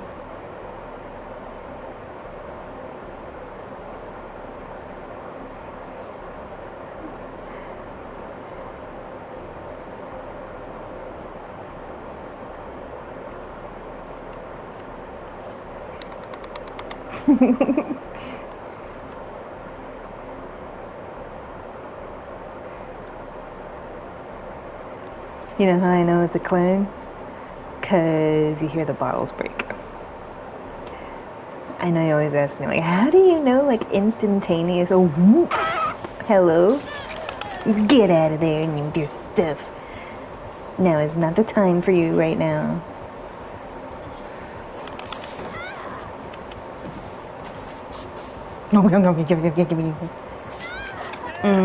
Wait, what's the thing? Oh, he's a serious clown. He's a serious clown. Serious clown. He's serious.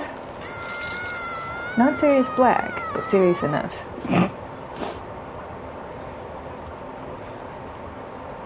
Yeah. It's like we're being goofy and silly, and he's here to like... He's here to be serious.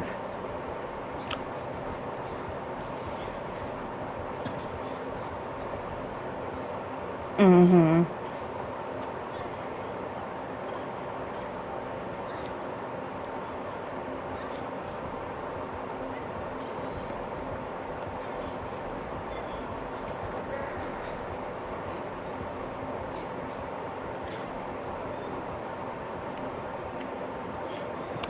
Yeah, and there's nothing wrong with it. They can be serious all they want.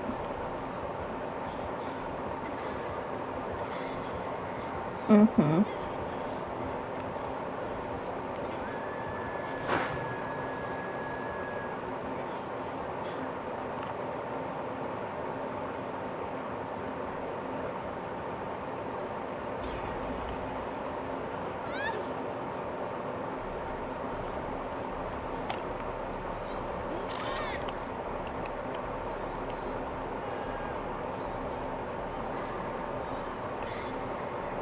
Mm-hmm. Oh yeah.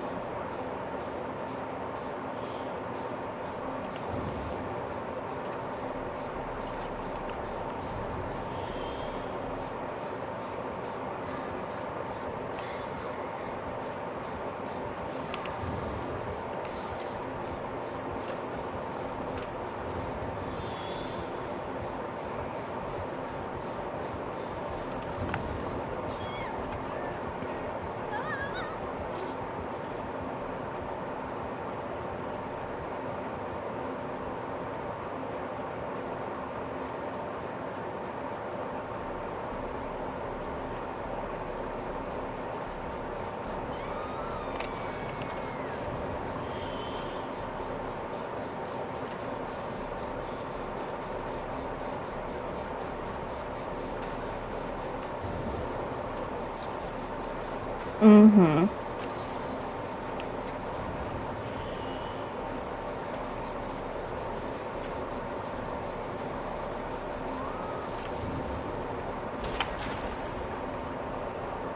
I'm gonna go for her since he's chasing the other person. Mm-hmm.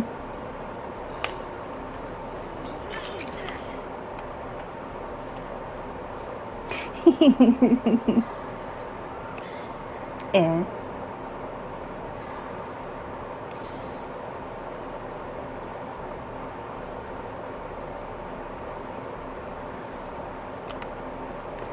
We go up here.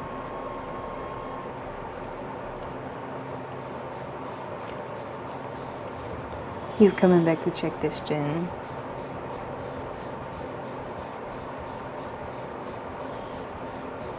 Skill check, please. Skill check. Flip a zip.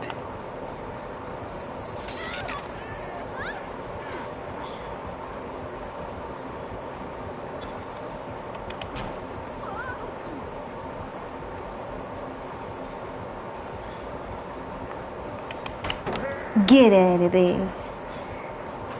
He might kill me, but I got my hit, dang it.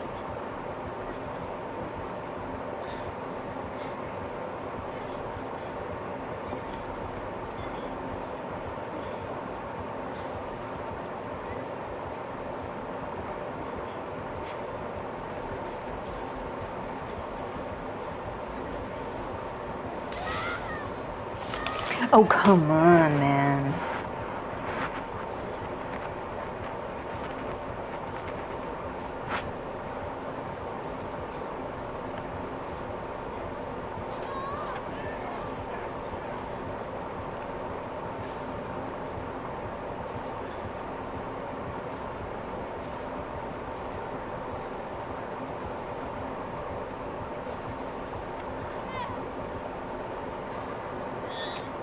She tried.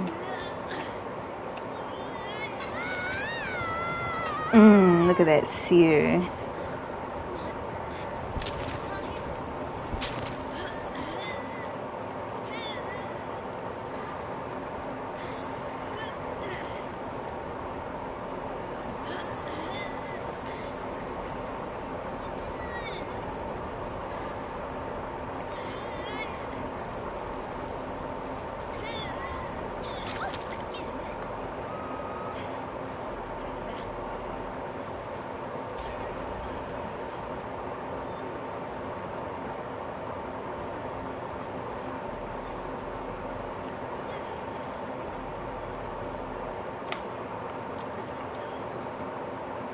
Because I don't have anything to heal myself with.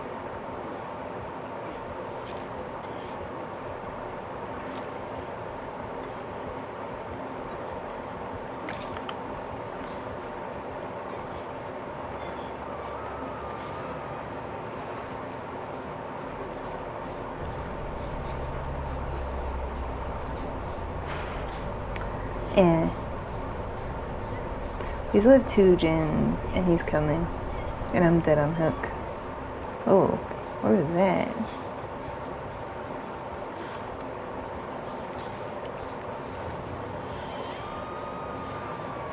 And she's in basement.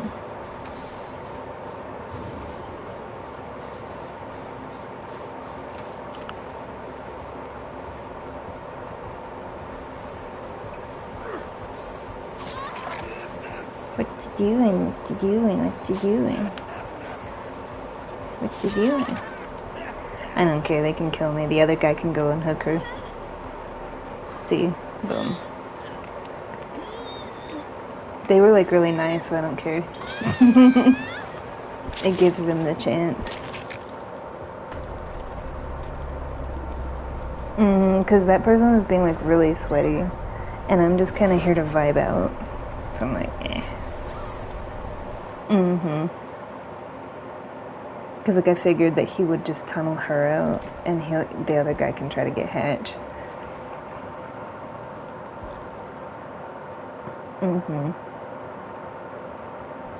Clown is a really strong killer.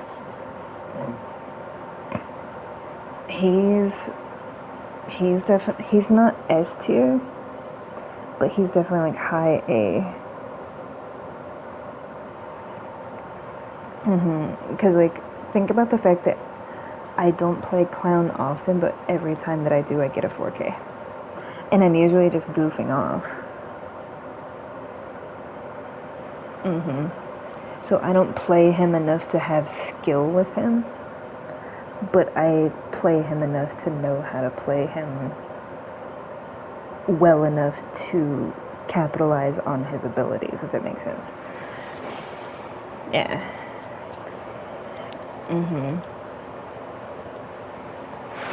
Like I know when to throw which bottles.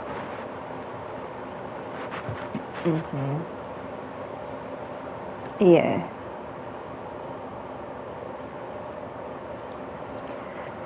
Clown is up there with like Dracula. I would say top 5 killers right now. The 5 strongest killers.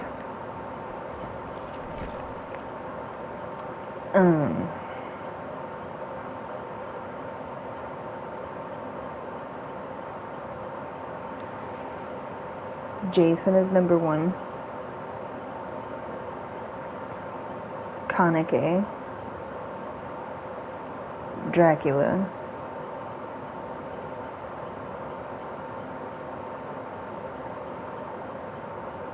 Clown.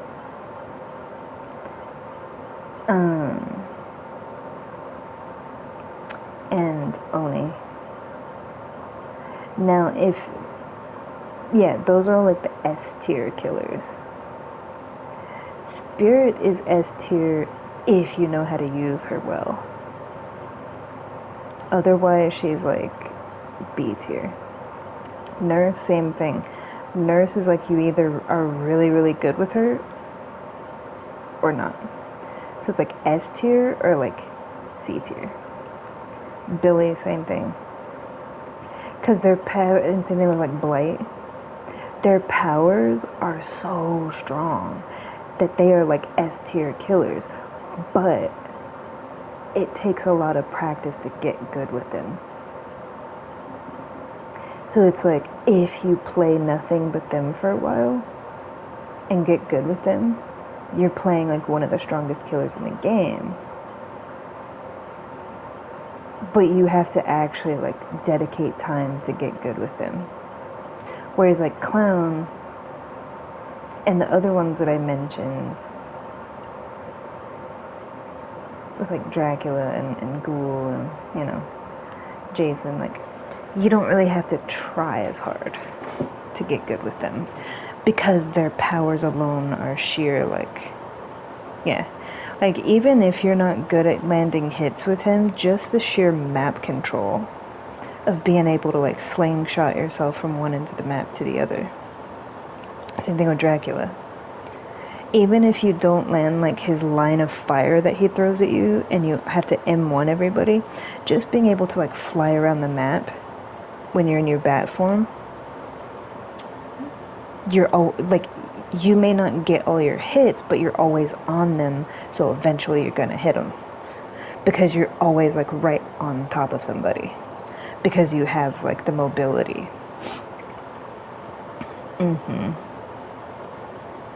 And, like, with him, map control, mobility, he has the projectile that he throws, and even if you miss the projectile, you still have the machete. Plus, when he zooms around and he spawns, it, like, stuns them. So it's, like, immobilizing. Because it stuns them, it shocks them. Speaking of shocking, Doctor, you can just spam his ability. So yeah.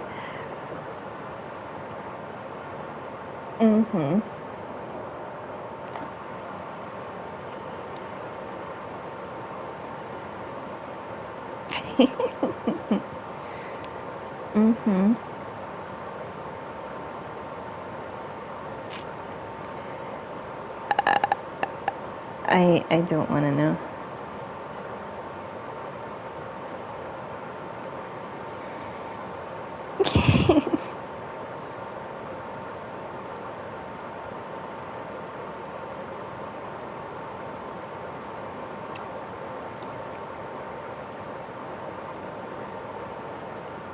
True.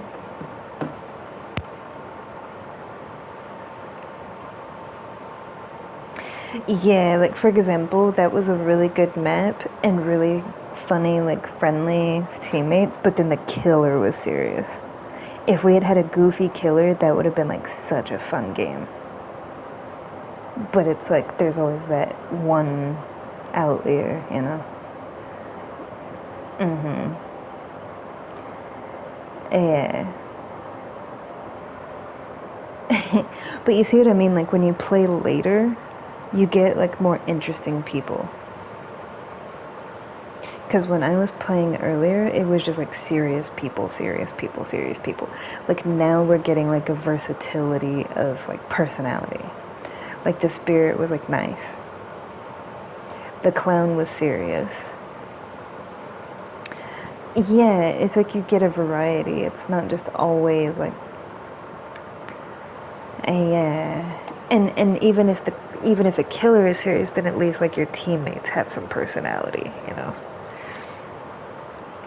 And it's not like people have to entertain me, but it's more of just like, it just kind of feels like drywall when nobody wants to be silly and goofy. And yeah, even I've had killers that are serious, like the last stream that I had, Ghostface. He played serious, but then he would be goofy with me. Stuff like that. It's like, you don't have to be a hard ass all the time, you know? Like, you can still get your kills and not be like a complete jerk. Like, what are you trying to prove? You know? Yeah. I do it all the time. When I play killer, like, yeah, I still get my kills, but I can still, like, spin around and, like, nod my head and you know, like, interact with them instead of just being in, like, robot mode, you know, like Terminator. Yeah. It doesn't have to be, like, robotic.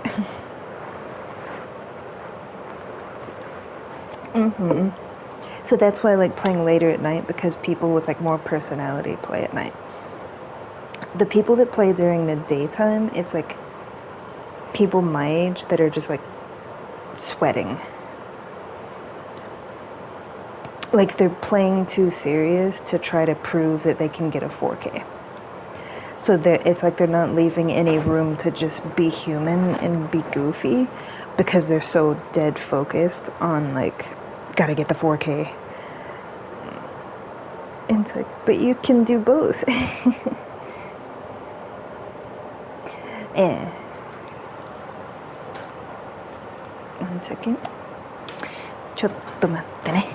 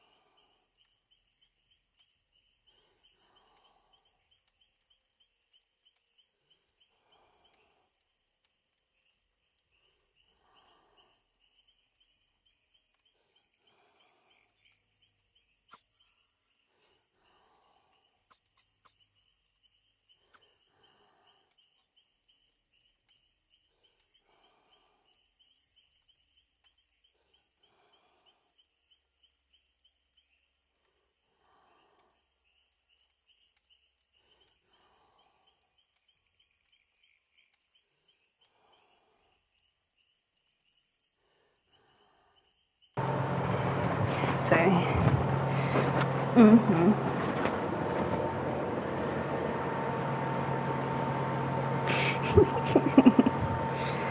I had some difficulty with my air conditioning unit. It was struggling. It was like, no. Because I was like trying to click it.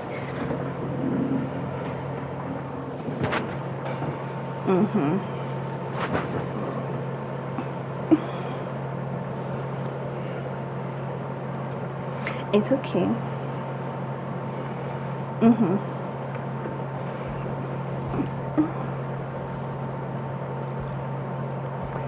Let's see where we are. I feel like I should be further along than this. Well, but also to be fair, when you first play at the beginning of the day, you get like all the things, like all this stuff. But as you go, you get less of them because,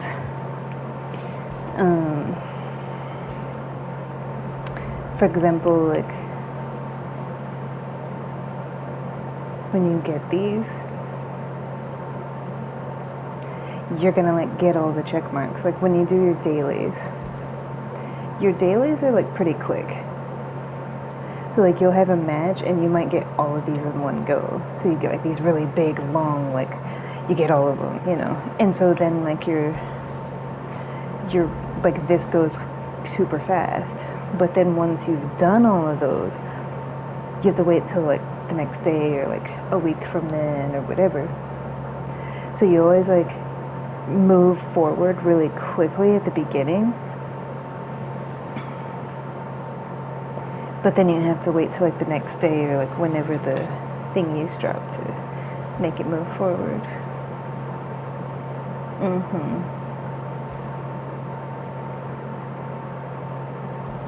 I'm just anxious. I like the fact that the skin is called Lock the Skin. I didn't notice that because when I looked at that, it's like I always go to this one. Never hit pause, patch notes. So I didn't know that was the name of the skin.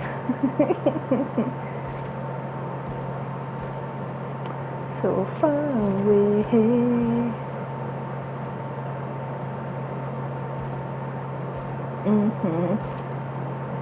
We're almost through this page and then we just have 3 more. In 20 minutes you'll have 45 minutes. You know, it's like that, you know. So I'm appreciative and grateful for all of this stuff that I've unlocked. It's just they put the one thing that I do want at the very end. Because technically 70 is where the end is. Beyond that is like Deep Rift. Like this is all Deep Rift. So her skin is at the end of like the rift. They had to put it like the very last thing. And you see how with this, it's like every like 2 is a piece. It's like 1 piece and then all the way down before you get to another piece. So like you get like this skin like every other one. With Feng Min's, it's like they break it up so much. Like this is like it should be like right here or right here for the second piece. Like right here is reasonable. It's all the way down here. So it's like they deliberately put it all the way at the end and they spaced out like the 3 pieces. And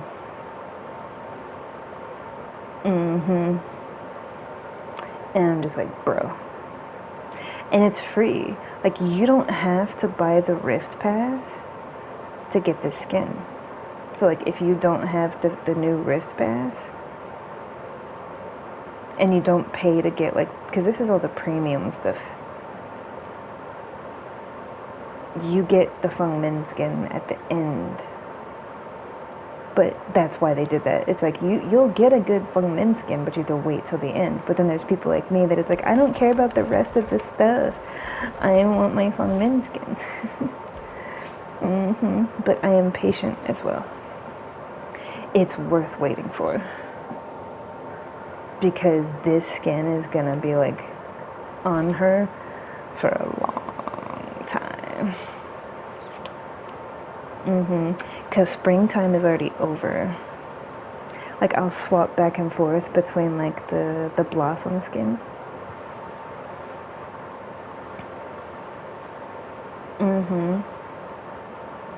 So this will pretty much be her skin until like winter time. And even in the winter time, I feel like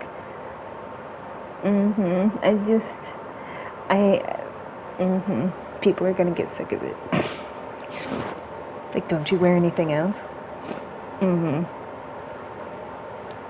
Because I have people that watch my streams and they follow me on Threads and they like the fact that I create my own unique outfits. They're about to witness like always the same character, always the same skin. Because I can play around and mess around with looks, but if it's something that I like, I wear the crap out of it. It's like, all of this is fun to play with and create stuff with, but then there's stuff like this where it's like the whole thing is perfect as it is. And it's to a T of everything that I like. It's like, I'm gonna use the crap out of it.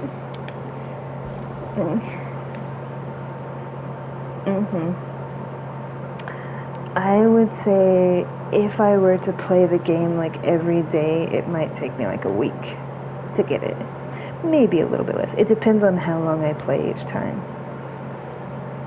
Like if I play for at least an hour or 2 each day, then I would probably get it in like 5 to 7 days. 5 to 7 business days. Yeah.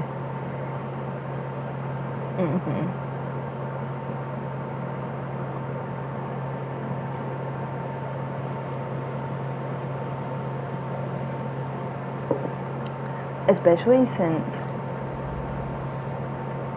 it just started.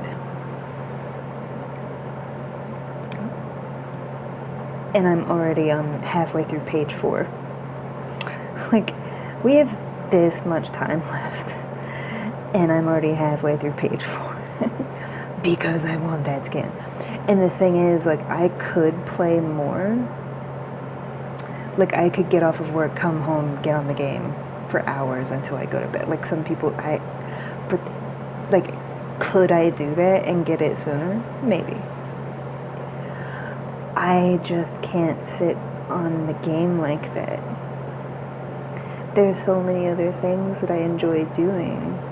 So to me, it's like to go to work all day and be at work all day and then come home and just sit on this. I can't do it. I could force myself to do it, but I don't want it like that. I just want to get it naturally of my own accord, you know? Yeah, because it's like, I want to read my Bible. I have 3 other books. I have 3 other books besides the Bible that I'm reading right now. Plus I'm reading the Bible and writing in my Bible journal. You know, I'm doing my Pilates and my gymnastics stuff, and it's summertime, so I'm enjoying like going to the pool, going upstate, going to the beach, even though it's like raining every day. Yeah, doing my artwork, doing a lot of cello, like dancing and cello. Dancing, cello, and reading are like the main things that I'm doing right now. I've kind of come away from my artwork a little bit. Like basically the time that I would usually spend like just listening to music and doing some artwork, cello.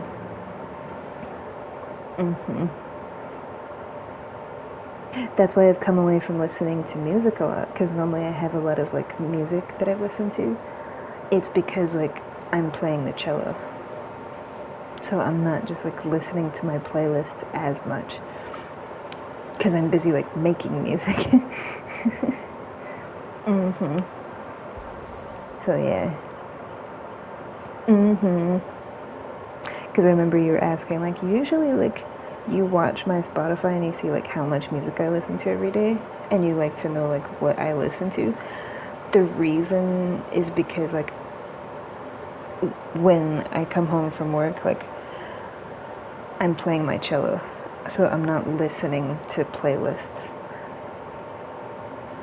during that time, and because I'm spending, like, so many hours doing it, that cuts down on like my music listening. Yeah. Yeah, and it's because I know that you always ask like, oh, what were you listening to today? And I know that it's a thing that you enjoy, but it's not that I'm just not listening to music, because I still listen to it at work. I listen to it while I dance, and I'm cooking, like, in the shower, in the bath. Like, I still listen to it, but it's, like, when I'm playing the cello, I'm playing the cello. So, it's because classes, like, I basically have this month, because classes start the end of this month, the 31st, and then the 1st is, like, when we, yeah. So I have 1 full month left. The whole month. Well, technically longer than that, because I have the whole month of August, like through the 31st. And September 1st is like when school starts. Because the 31st is when you do all of like the signing and documenting and registering and like all this stuff. Like, not registering, because you register like way before, but it's like you go, but you're just getting like your class information. You're not really like starting anything yet. So I have the rest of this month and the entire month of August before I start.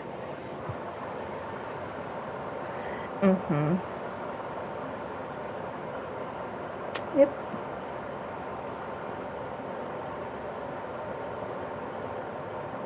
And the good thing is my cast will be off by then.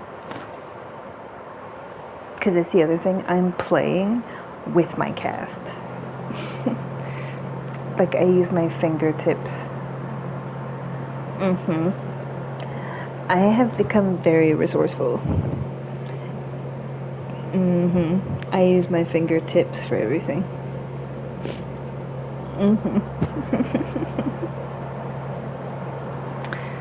Yeah. I've been using like the cast itself to when when you hold a door open, I just like bonk the cast up against it. Yeah, it's like I kind of use it. Yeah. Because I'm not used to having one. But I've made it work.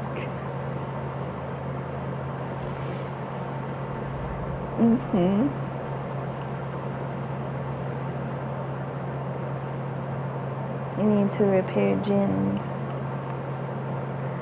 And I feel a lot of stuff with this.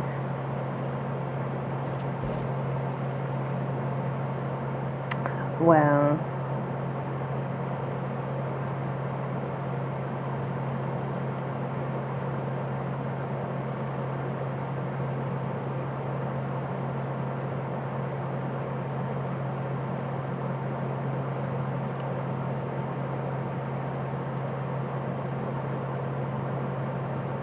This is for the Rift though, but I like the Oasis.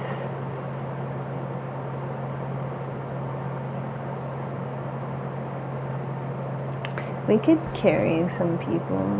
Wait, is that the only thing? I didn't bother to look. Summer screens.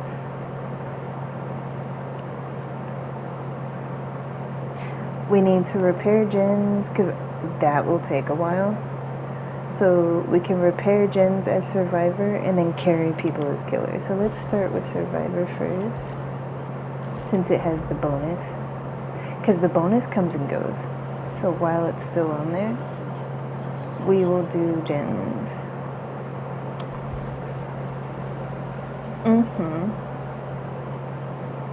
But yeah, I know that you like to look at my Spotify, So when you were asking that, when was it? Like the day before yesterday? Yeah. It's like, no, because the way that you made it sound was that like, oh, I'm not listening to music anymore. And I was like, it's not that. It's just I've come away from listening to as much music. And it's not even a matter of coming away from it. It's just when you're practicing, like when you're playing an instrument, it's like you're busy playing the instrument. So you're not listening to like your playlist in the background. And because I'm dedicating so many hours each day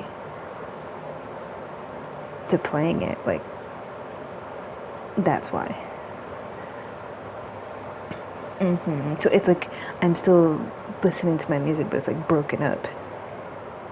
And like a huge chunk of that time is spent like, because with work,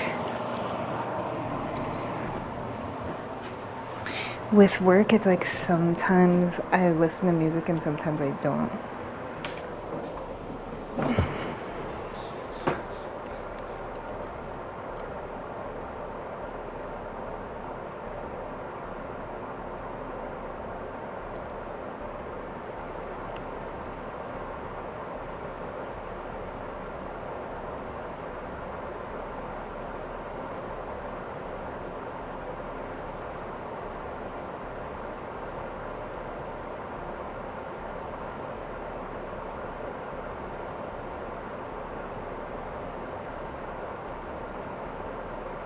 I think everybody's doing the same thing. We're all crouched, and he's waiting. He's probably zooming from gen to gen to hear when like somebody's on it. Watch this. Case in point.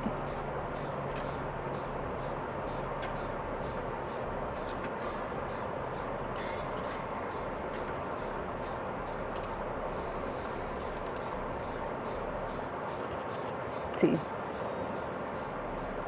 Oh.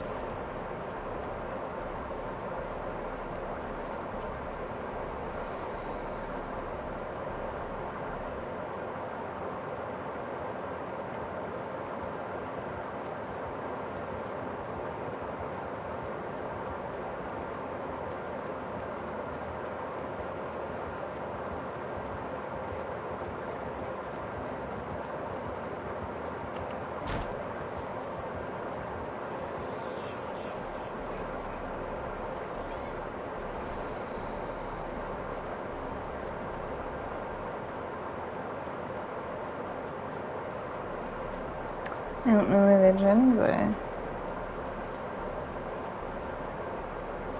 It's weird.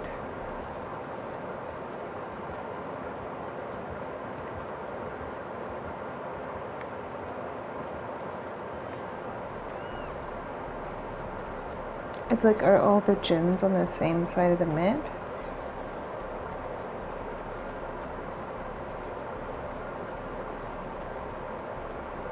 Yeah, it's like, it's almost as if they're all close together.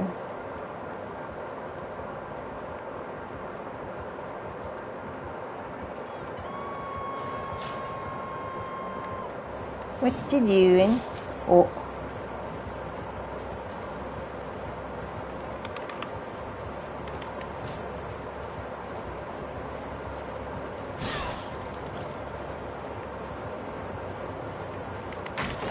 Get out of there.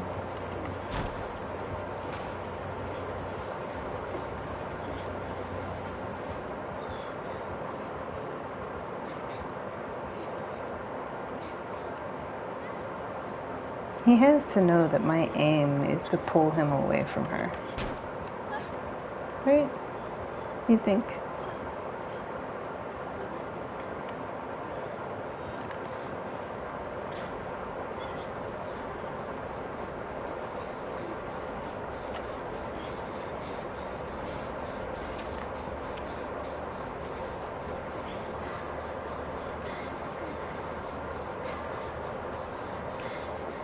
Let's go.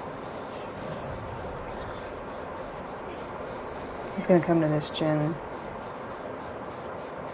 Yep.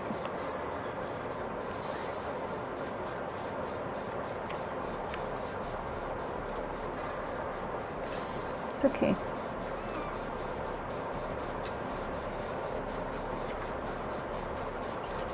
You got to drop.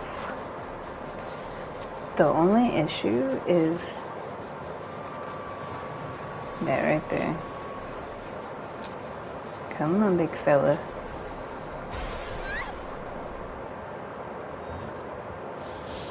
Ooh, he should have went. That should have counted. That should have counted for him. Nope, nope, nope, nope, nope, nope, nope.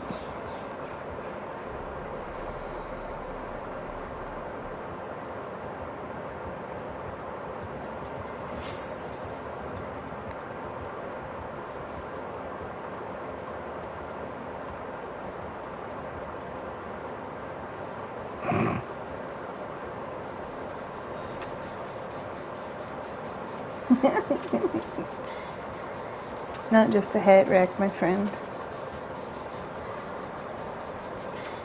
Oh, almost missed that one. What you doing there, buddy?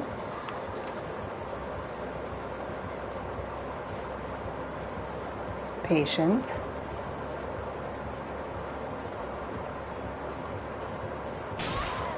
Okay, okay, okay, okay, okay, okay, okay.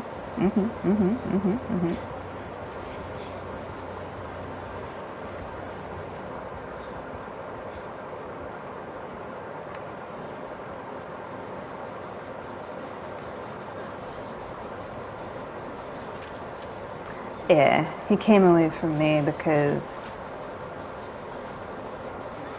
gens were going.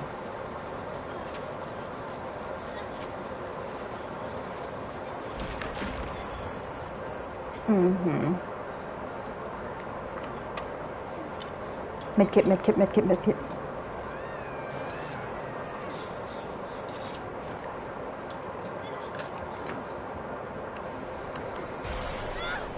Oh no, whatever will I do?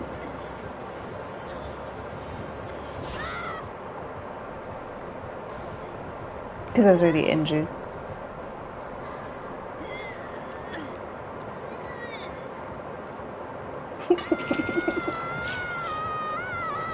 Yeah, but they're not doing gens, and they're just kind of like, yeah. It's okay. That person is. He can just patrol us.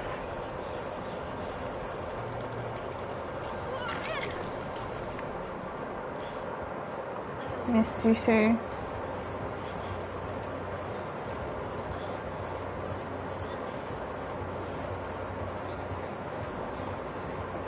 Mhm.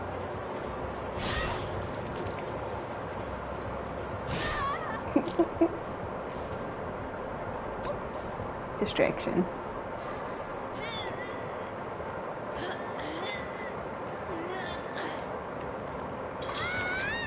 Why? Because the Feng Min who unhooked me, she unhooked me, right? The person that she, like, if he hits me, then he has to hit me again. With her, she's dead on hook. So I'd rather take the hook state. Oh, sorry. Yeah. Oh no. La la la la la.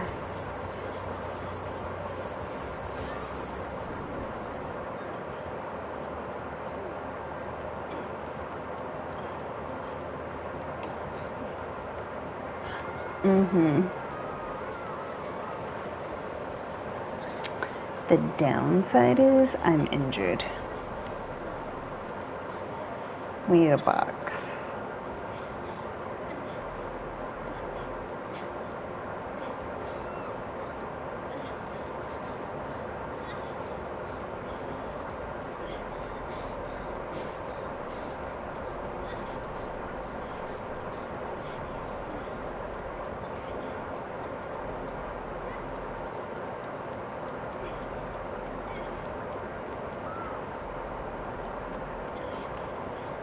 Bro.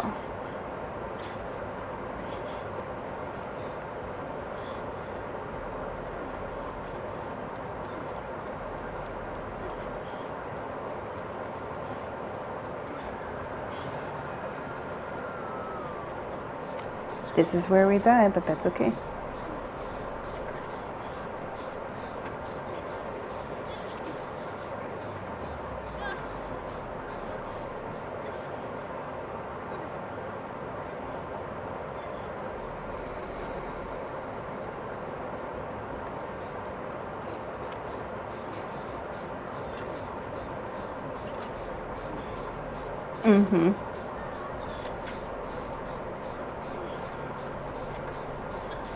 You see how instead of it being blue raspberry, it's like gray slushy because of the leg that's in it? It's like filth.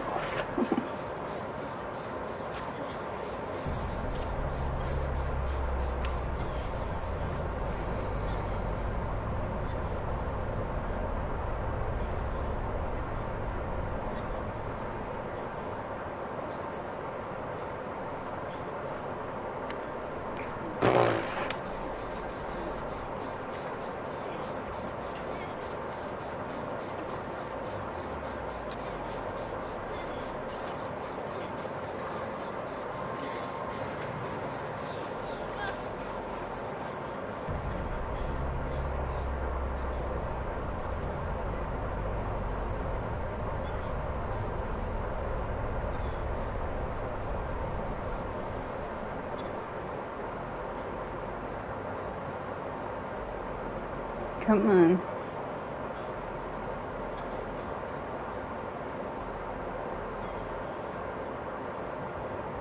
Oh, nice and steamy. I didn't realize it was gonna block it. Ugh, that's cheap.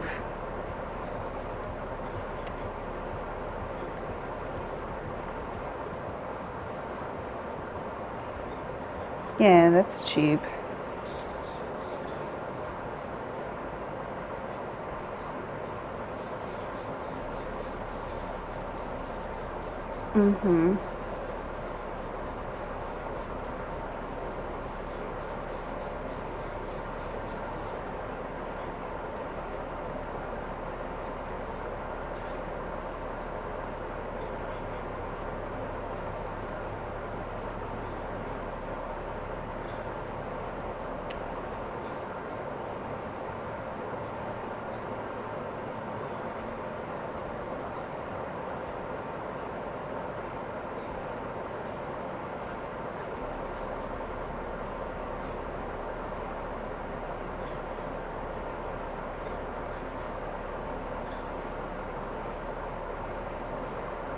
Mm-hmm.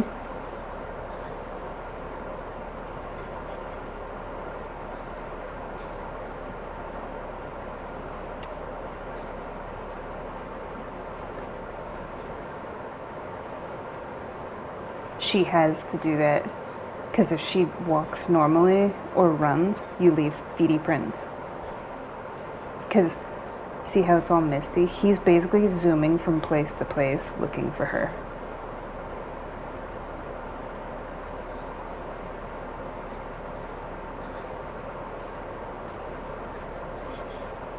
Mm-hmm. You're the best.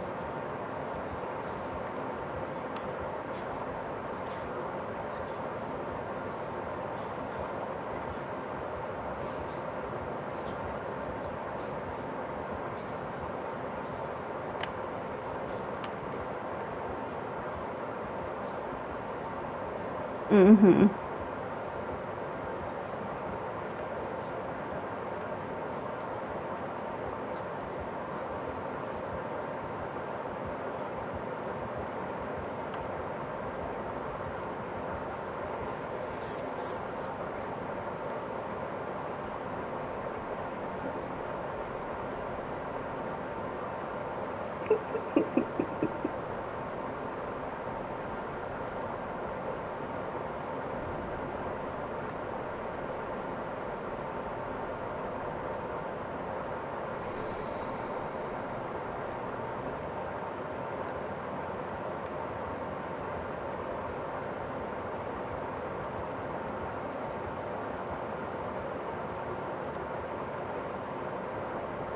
Right?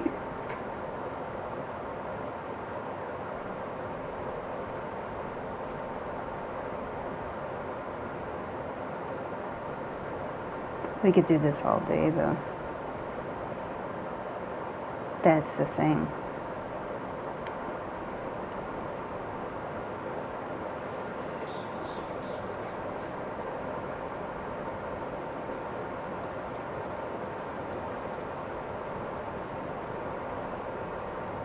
See the footprints?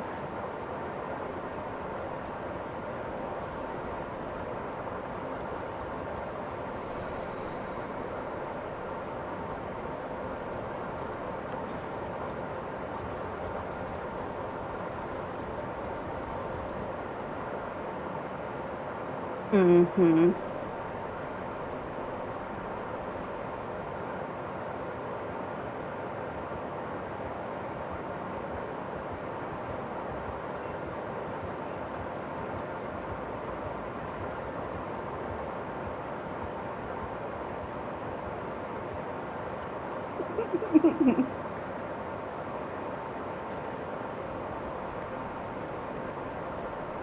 Yeah.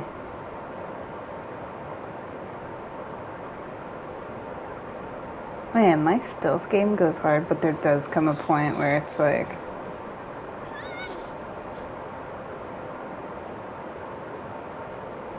you're gonna get crows for inactivity, you know?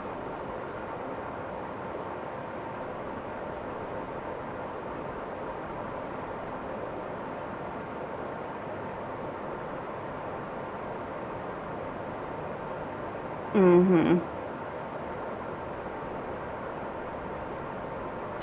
I'm thinking about just getting his attention so she can have Hatch. Because we can do this all day.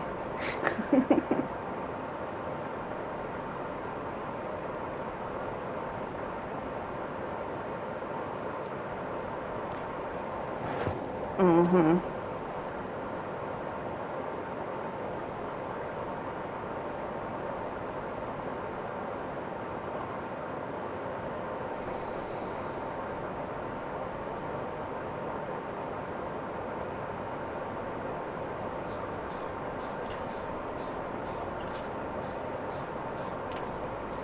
Oh. Leakage. You do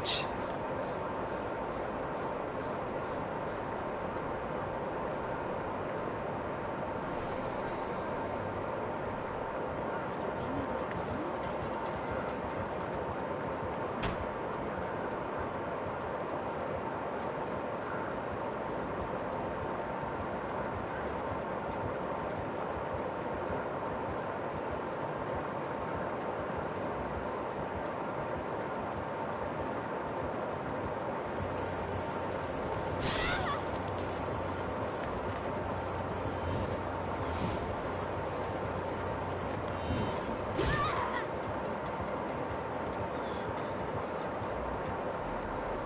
I don't know why you're shaking your head at me. I'm making your life easier, because, yeah. He DC'd. Mm-hmm. Mm-hmm. It was like, because I don't want to do this till the end of time. Because clearly she was going to keep doing the same thing. And there comes a point where it's like, bro. Yeah. As fun as that is. Mm-hmm.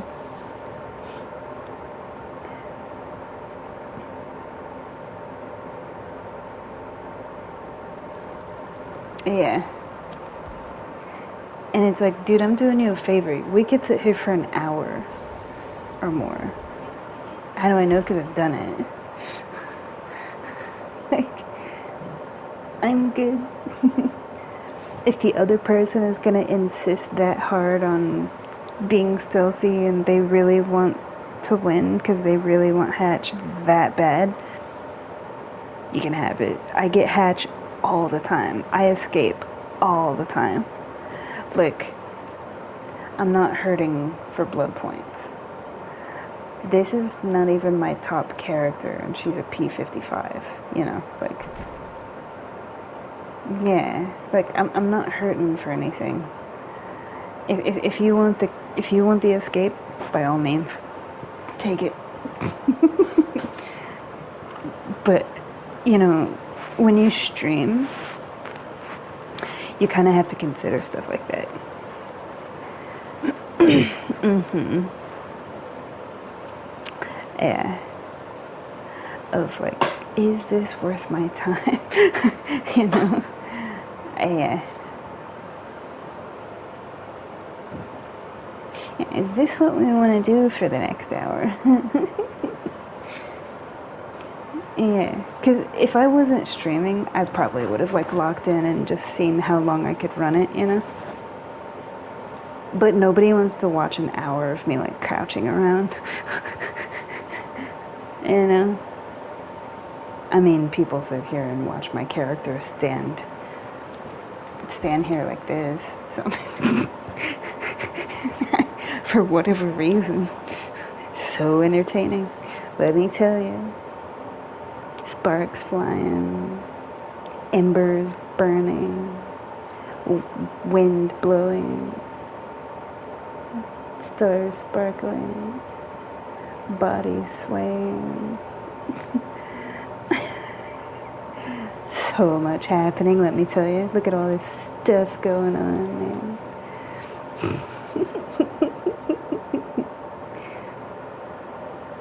But also, a big thing for me is like, just let them have it kind of thing. Sometimes I'll just let the killer have the kill. And sometimes I'll just like, go ahead and die so that way my teammate can possibly get hatched. So, I'm very big on that. Because it's like, my ego is safe. I escape all the time. I outplay the killer all the time. When I'm killer, I get 4Ks all the time. So it's like I've had more than my fair share. So I don't like need to, you know. Mm-hmm.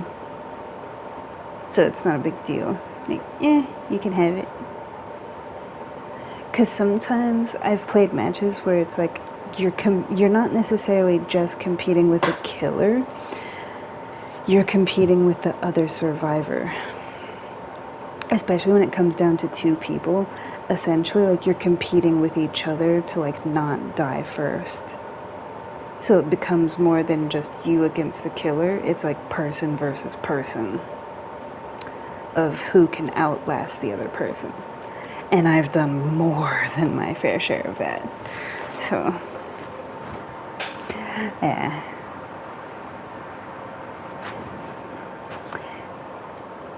Yeah. She's like, you can have it. It's okay. It's good. No worries. Mm-hmm. And especially with Jason. Mm-hmm. Because his whole thing is he can morph from place to place. Teleport. He's not teleporting, though. He's gliding around the map. Teleporting is like you're standing in one place and you teleport to another place. He's like perusing through the map and he spawns. Yeah, so it's not quite teleportation. It's like selective relocation.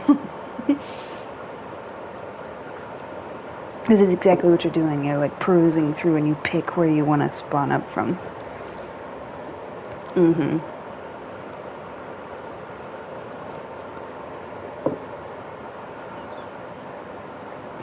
Mm-hmm.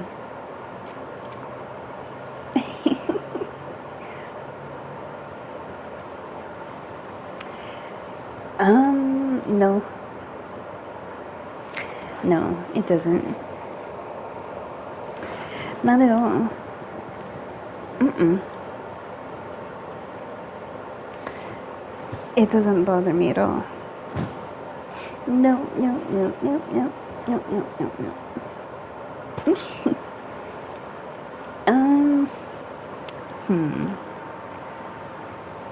I can. I don't mind. Yeah, I don't mind. It doesn't matter. What is on my spectacles? There's like stuff.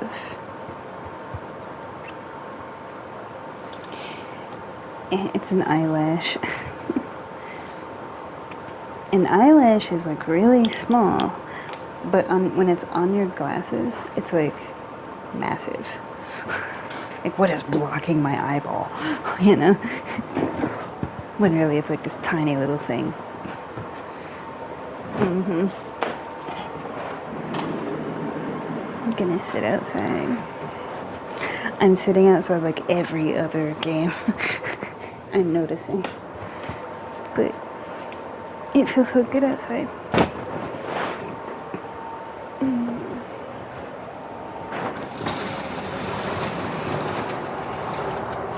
And it's kind of a chill session, you know? Mm-hmm. Here's my waters. Oh, there we go. Mm-hmm. It's very dewy today.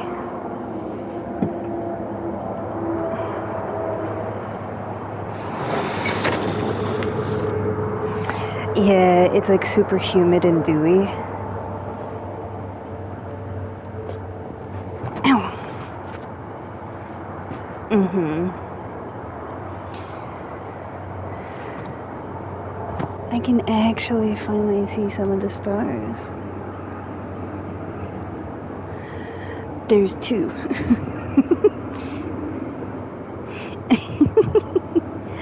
Oh, let me tell you. But this is like one of my favorite parts of the daytime, or night, whatever you want to call it. Because the nighttime is practically over. It's technically morning. It's 5:30 in the morning. But the sun hasn't come up yet. So you already smell the morning smell, but it's still dark out. From this point, I would say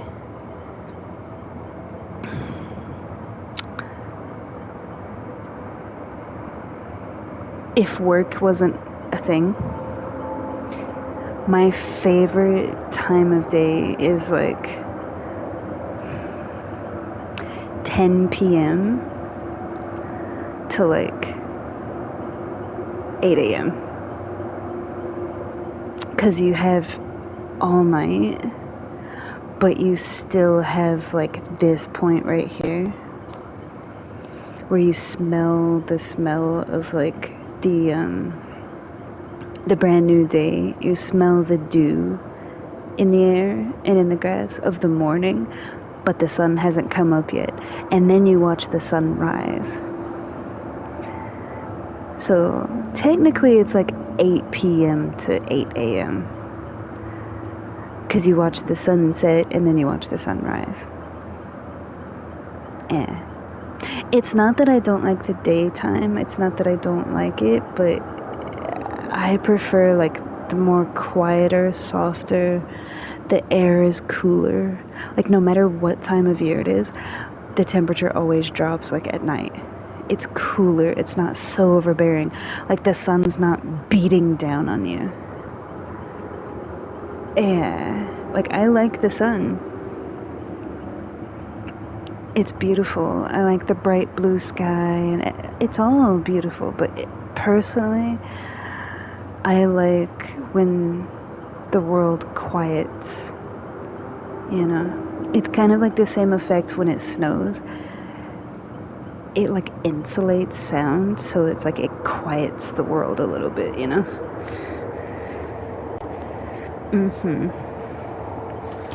Yeah. So. But this is like the temperature is dropped.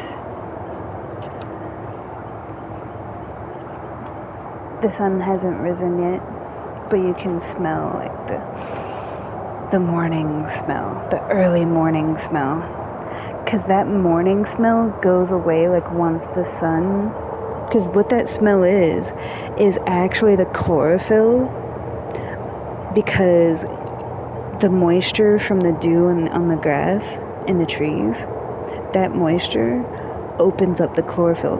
For the same reason that like you notice when it rains, everything is like more green.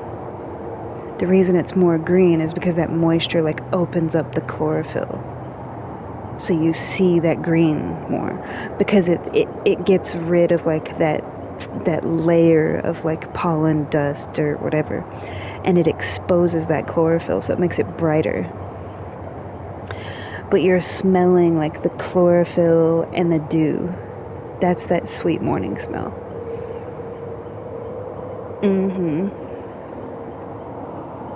Yeah.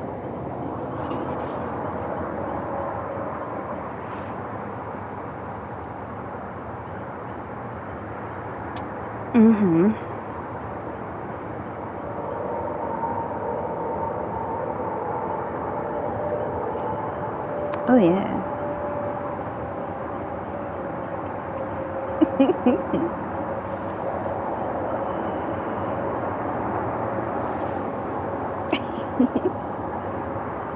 All the time.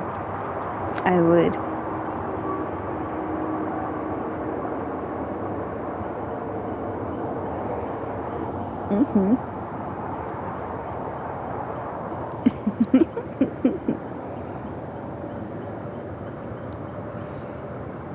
Yeah, and it's not because, like I said, it's not because I don't like the daytime. I like all of it.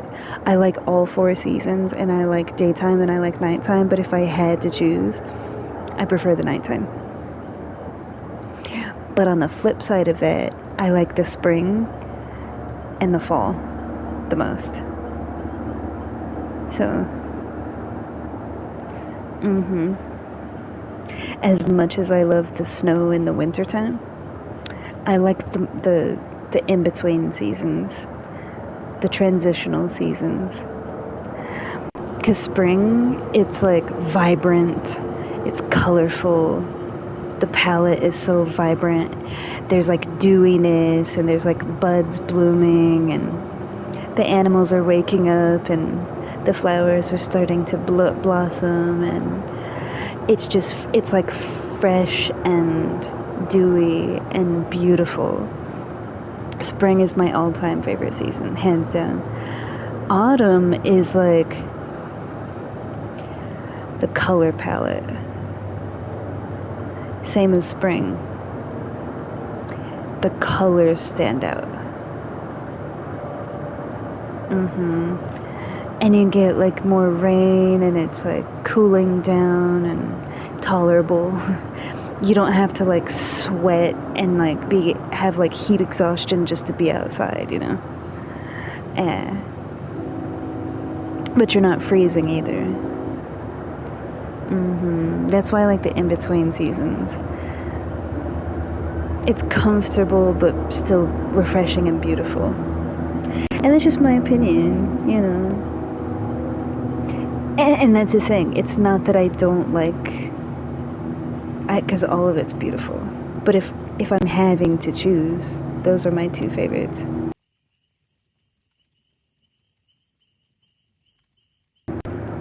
Yeah, it's like hot or cold, cold, day or night, night, spring or fall, spring, summer or winter, winter. Like TV or books, books, music or music, music. Yeah. Coke or Pepsi? Coke. If I had to choose, yeah. You know why? Because cherry Coke is better than wild cherry Pepsi. Fight me. Fight me. I would drink cherry Dr. Pepper before I would drink cherry Pepsi. Mm-hmm.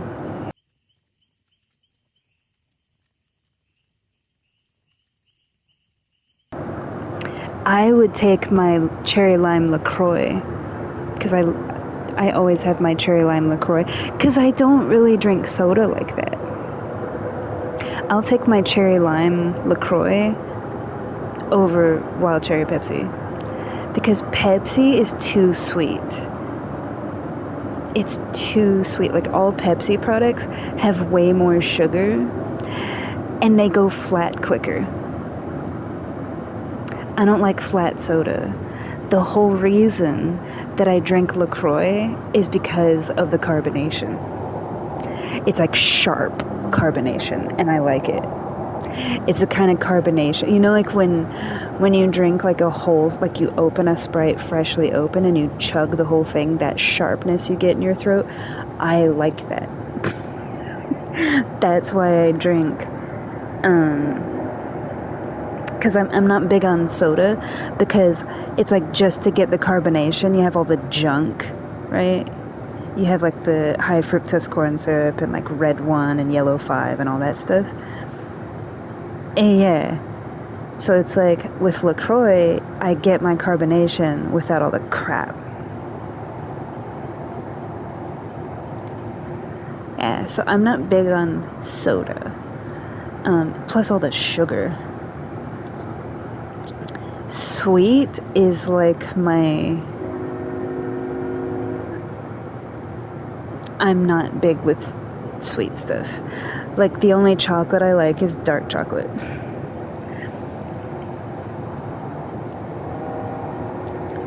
And that's like 85% or higher. Because I actually like the bitterness. Like, what I prefer is like what they consider baker's chocolate. Like, because baker's chocolate is like 90% to 100%. It's supposed to be for baking, and I eat it.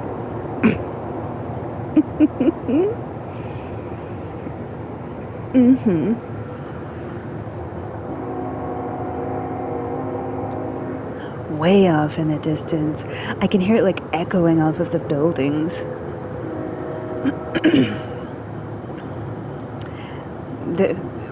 Whatever they're doing, they're like incessantly blowing the horn.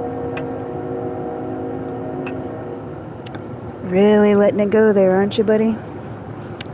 For 5:30 in the morning. It insists upon itself. But I like trains, so. Yeah.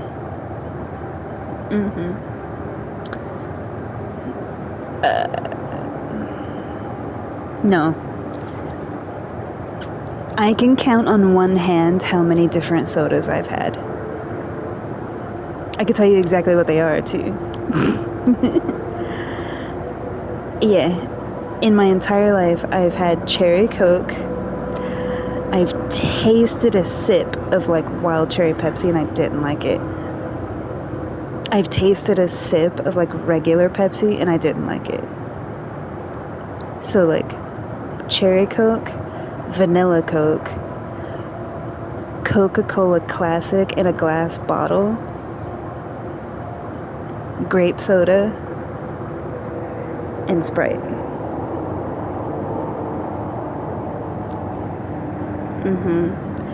And one time my grandfather let me try sarsaparilla. That was interesting. Like legit sarsaparilla. It was good. It was different, but it was good. I wouldn't drink it all the time, but I don't drink soda all the time anyway. Even though Cherry Coke is my favorite and the only soda that I will drink outside of like my LaCroix, I still have it maybe like once every couple of months. I'm just, cause it's too malty, like the syrups that they put in it are so strong to me. Plus the sugar. Like it's, yeah. So it's like every once in a while. Yeah. I'm just happy with my LaCroix.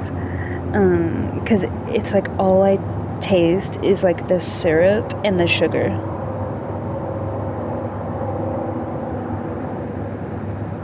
Yeah, because for me, like eating fruit is sweet. So anything with like sugar in it, I'm not the biggest fan of. I'll eat it, there's nothing wrong with it, but I taste that sweetness like really prominent, you know. Oh, it's getting closer.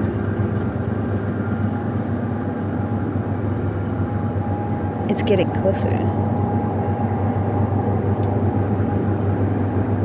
Yeah.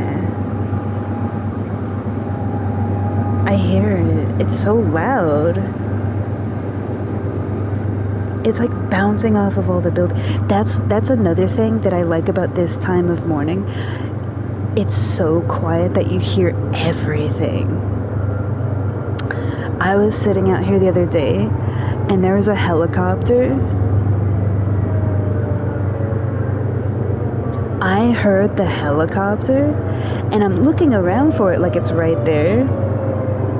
It took forever to finally see it, and I'm like, wow, I heard that helicopter from really far away. Yeah. I heard it from like so far away.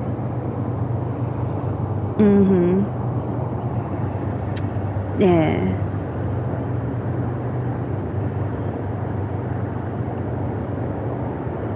Yeah, like delivery trucks. You know, like the delivery trucks when they slide up the thing and they pull the packages out. I hear that slide, like the because it's not really a door. It's kind of like a sheath on the backs of the box trucks. When that goes up, I hear that from like a couple blocks away. And especially now when there's like hardly any traffic, there's like not really anybody out. And all the sound just like bounces off of everything.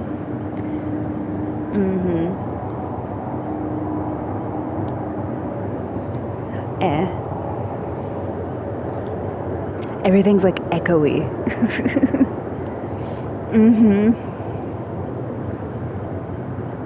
Oh, soon enough. Soon enough, the hustle and bustle will return. It's what, like 5:43? Give it 30 minutes. Just give it a few minutes.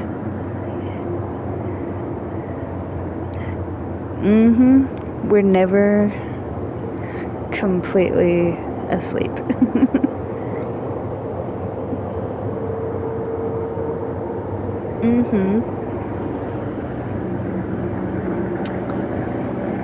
Yeah.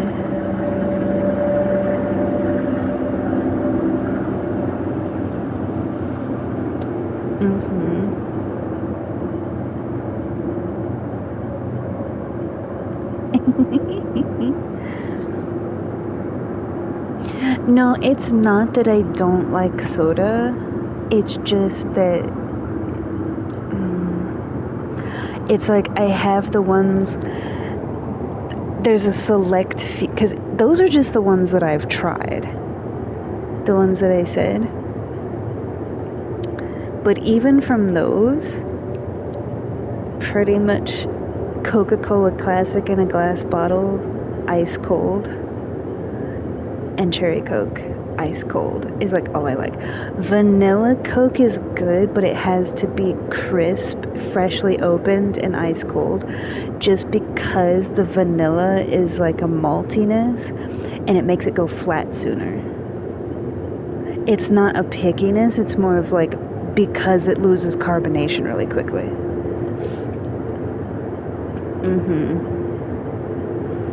And it tastes better when it's more carbonated. Cokie can drink flat. No. You can have it all day long. If I'm drinking a soda and say I only finish like half and it goes flat, I always give it to him. Because for me, once it loses its carbonation, you're just drinking syrup.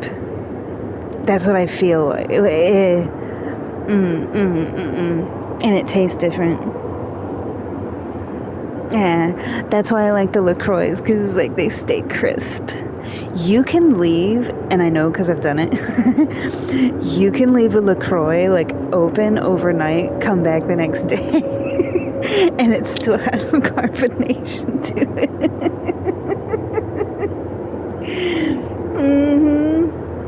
Not as much. You definitely taste more of the flavor because it's lost some of the carbonation. But guilty.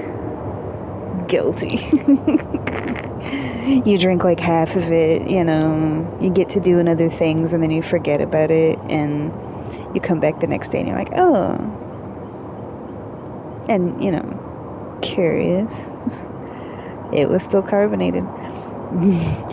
It went from being like 100 to like 35%, but it's still there. Regular soda after like a couple hours is flat, and sometimes even less than that. So there's a big difference. I just like the sharpness of it. You know how like with some foods it's like a texture thing? Mineral water for me is like the liquid form of texture. So like, if that makes sense, like I like the texture of like sharply carbonated. For example, like Pellegrino is more sharp than like Perrier. So like with those waters, it's like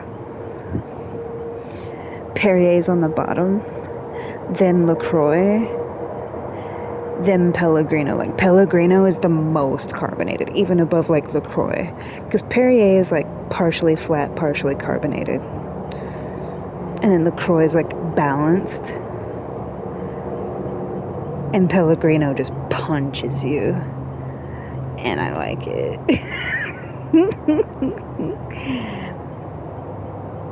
Yeah.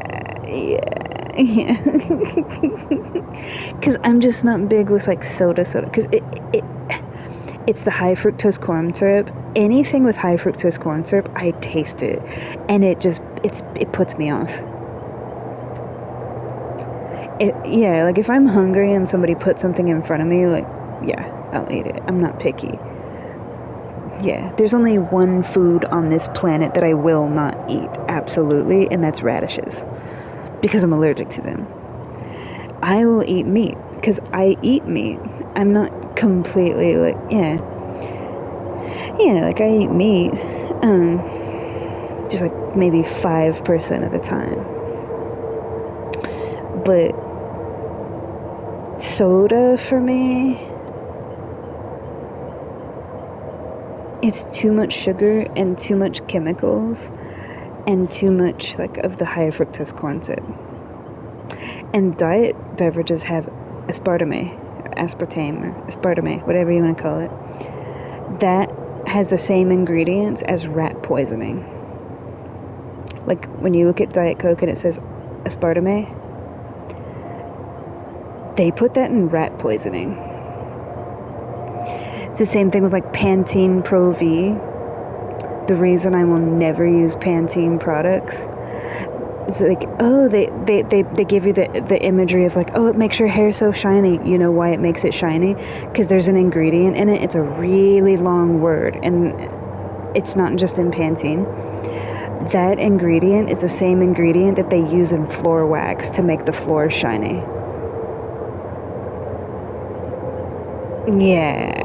Like, your hair should be shiny because it's healthy, not because you're putting a chemical on it to, like, refract the light. Like, you know, like, that's why my hair is healthy and strong. That's why my skin is smooth and clear. That's why my insides are healthy. You know, like, you can call me all the names in the world that you want, but it's like, I'm a healthy person, inside and out. So, you can judge me all you want. I don't care. Because everybody in the world has preferences anyway. So, not everybody's going to be the same with stuff. So, it's like, why do my preferences offend you when you have your own preferences too? We're both people. Yeah, and it's like, does that mean that people that do those things, like, yeah, they're not less than. It just means that I choose not to. Yeah. So, you choose to do what you do, I choose to do what I do. Like, why do you have to make that a negative thing?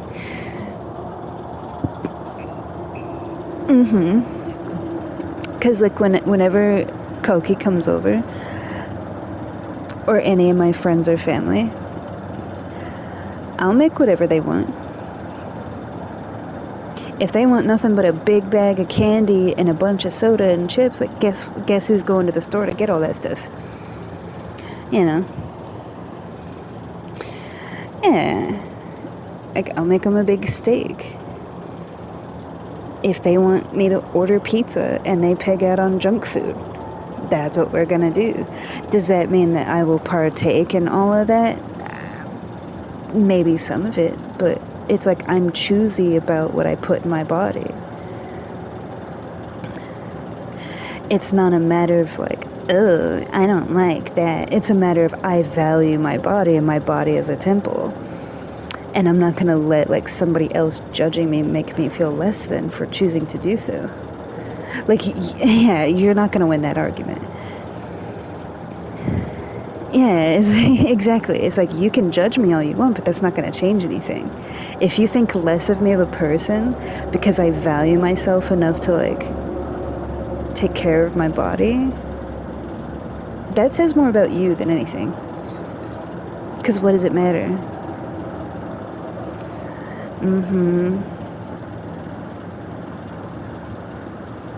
Because I'm not judging other people for their choices.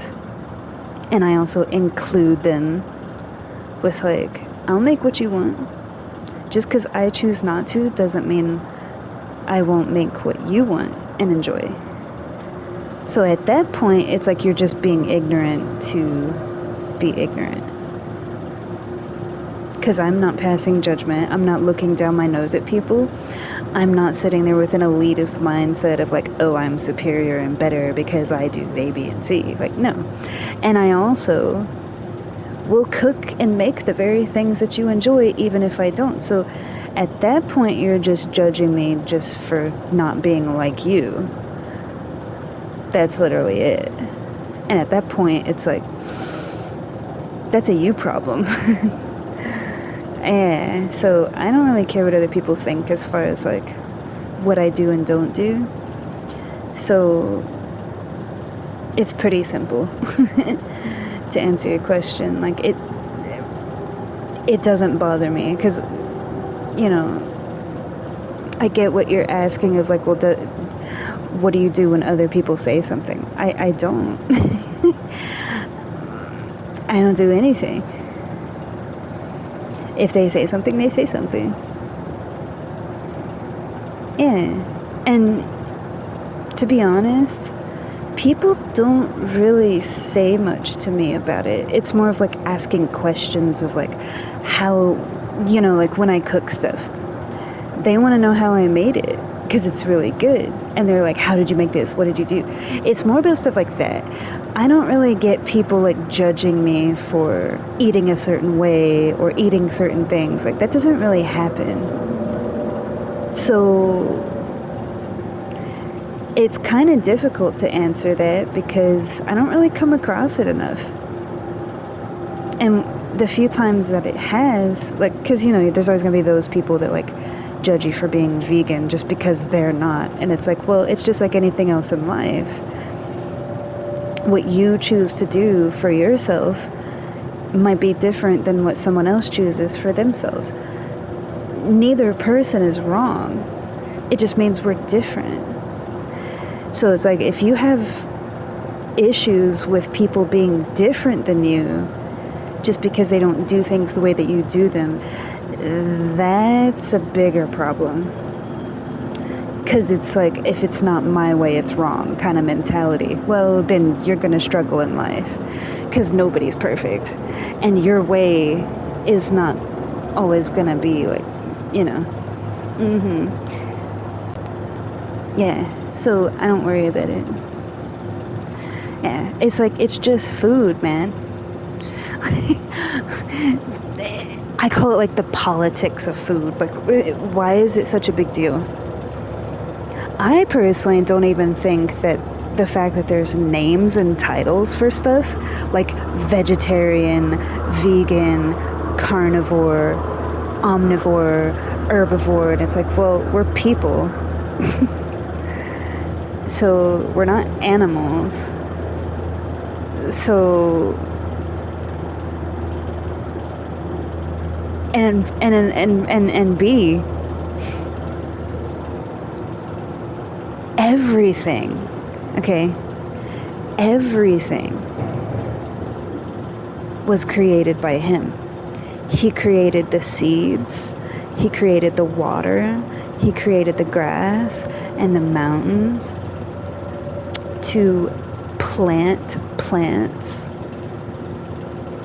and he created the animals. So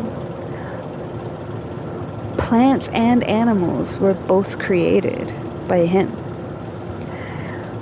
So if I'm in a garden, right,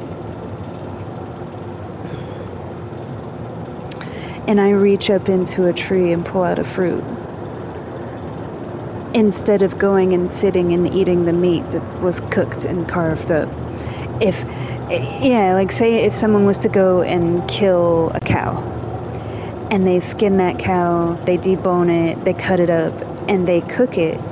If I'm choosing to walk over and pull a piece of fruit off of a tree, or pull up some vegetables out of the ground and rinse them off in the river and eat them, why does that make me less than? You're choosing what you're choosing, and I'm choosing what I'm choosing. Why does that have to have titles to differentiate? And why does one, why does one have to be more superior than the other? Like, it's so ignorant. Yeah. The politics of stuff like that is ridiculous. People are people, man. Like, if you want to, I've heard of people, like, did you know that the actor who played Igor in Young Frankenstein ate nothing but eggs and drank coffee? He's like eggs and coffee, almost practically his whole life. So what? It's his body. What he chooses to do with it is his business. So why is that any different for anybody else? Yeah. And you can come at them with like all the books in the world and all the health facts in the world, but at the end of the day, it's their body. Why is that? How is it any different?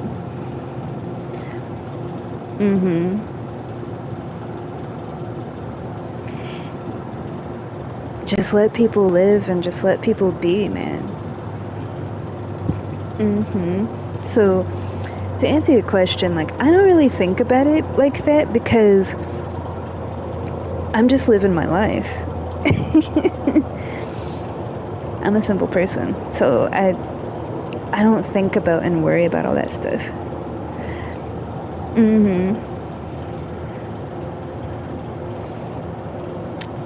Yeah, it's like I eat what I eat, I enjoy what I enjoy. Why does there have to be like a discussion about it or like judgment or... Yeah, I think that's silly.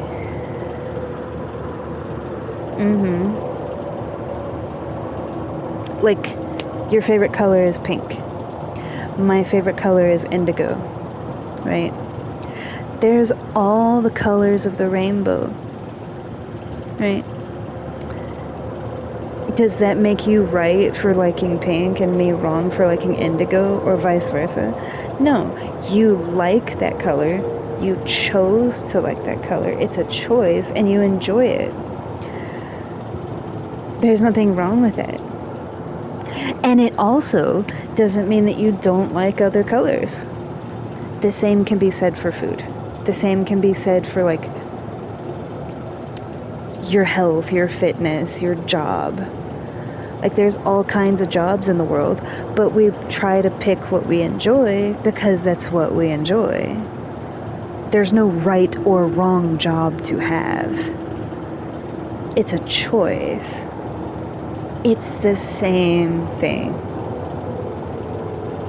So I feel like when people become divisive and judgmental for stupid stuff like that, like what food I choose to put in my body, the fact that I make like I make my skincare, like I make my body washes, I make my oils, and I make my shampoos, and like my rice milk, and because I choose not to buy it from the store, you know, or I choose to eat healthy.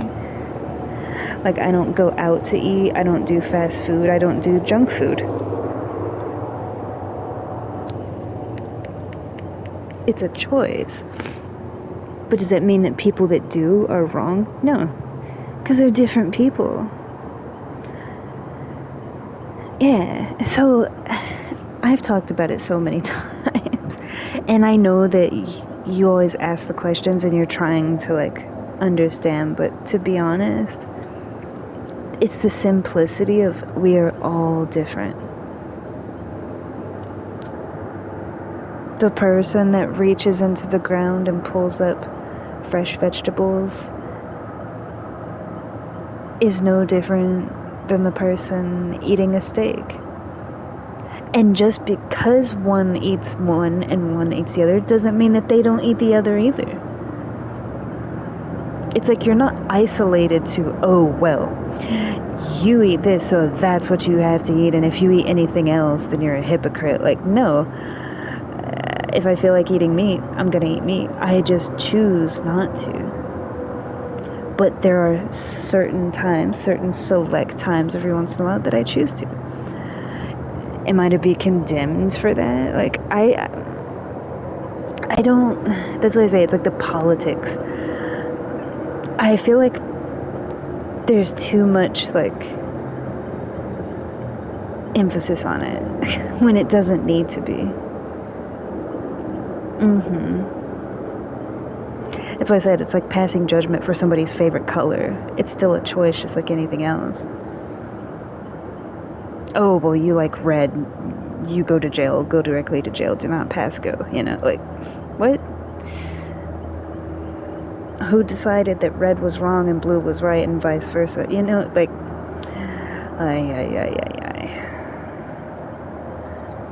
I get what you're saying. I do.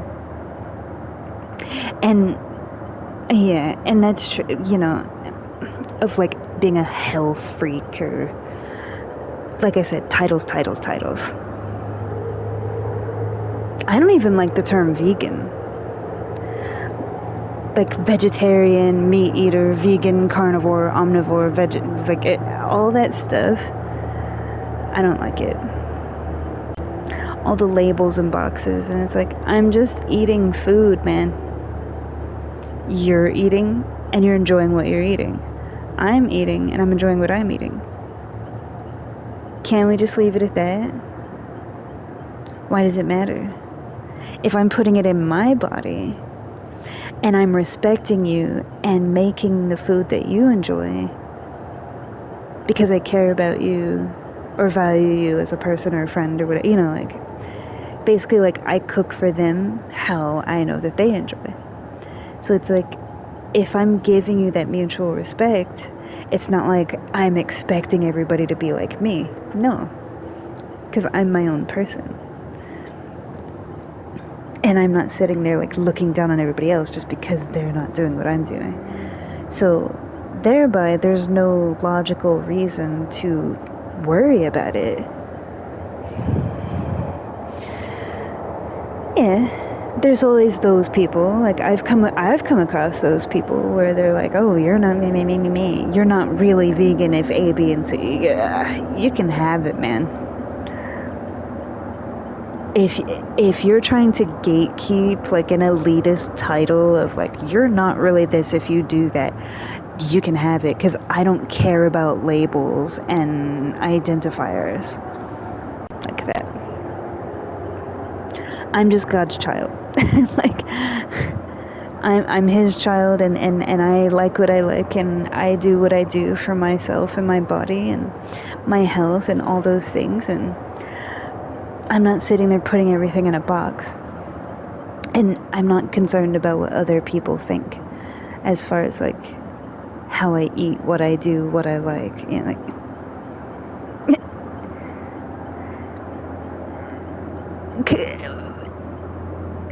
I wouldn't say it's because I don't care about them.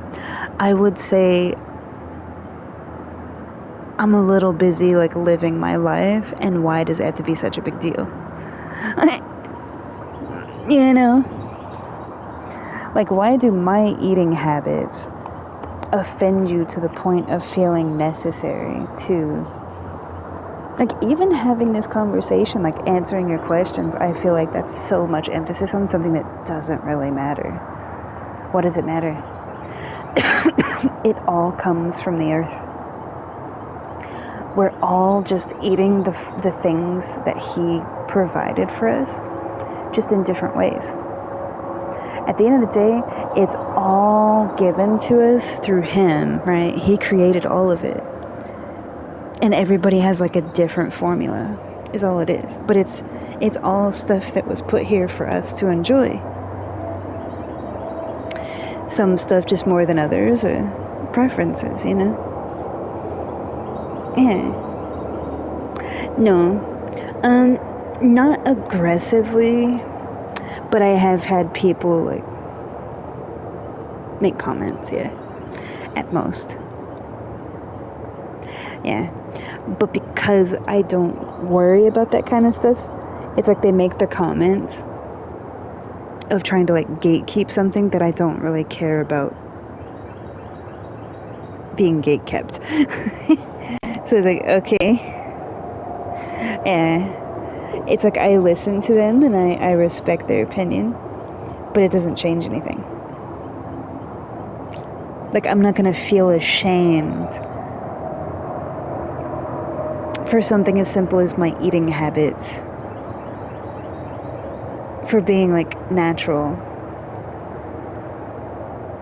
because I don't buy products in the store. Like, my body wash and my hair care and my skin care, I create it all myself. It's all natural.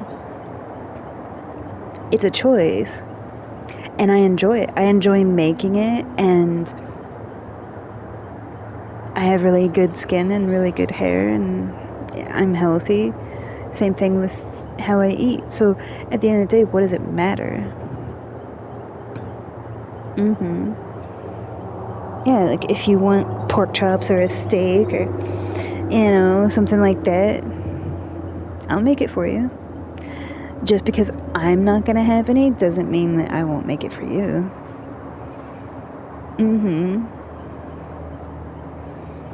Yeah. I don't know, like maybe you come across different people than I do. I just really don't get any of that. And if I did, then I would feel the same way that I was saying, like, why does it matter? That has nothing to do with me. And if you're judging me just because of that, you're gonna miss out on all that I am purely based off of something so ignorant. Yeah, so, like, okay, your loss.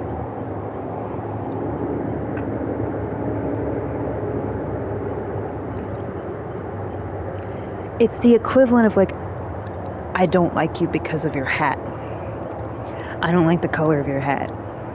So we can't be friends. Like, are you wearing the hat? No, they're wearing the hat. So why does it matter? I don't like your shoes. Okay, well, you didn't buy them. You're not wearing them. Why does it matter? You see what I mean? Like, so, no, and I get it. I do. Because I understand what you're saying of, like, there's so many people that judge people for, like, stuff like that. And I know that you're coming from a place of, like, you struggle with your weight, so you've heard more of that. Yeah. See, like, I don't really deal with that. I do have some people that, like, accuse me of being picky or an elitist or, like, all these things. And it's like, little do they know, I just eat what I eat because it's what I like. It's not about all of that political jargon and junk. Yeah, like, I don't choose to not eat meat to be a part of some club or trend. It's a choice that I made when I was a child, before I even knew all that stuff existed.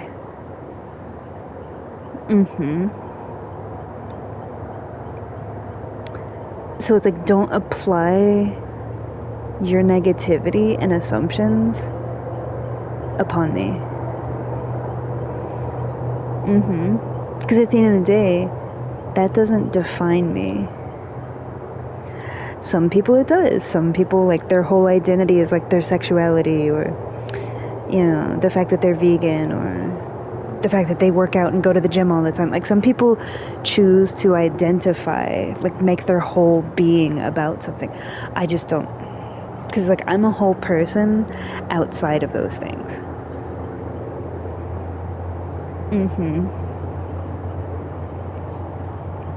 But I do understand, like, what you're saying, in the sense of, like, you have dealt with more people judging you because of the struggles that you have.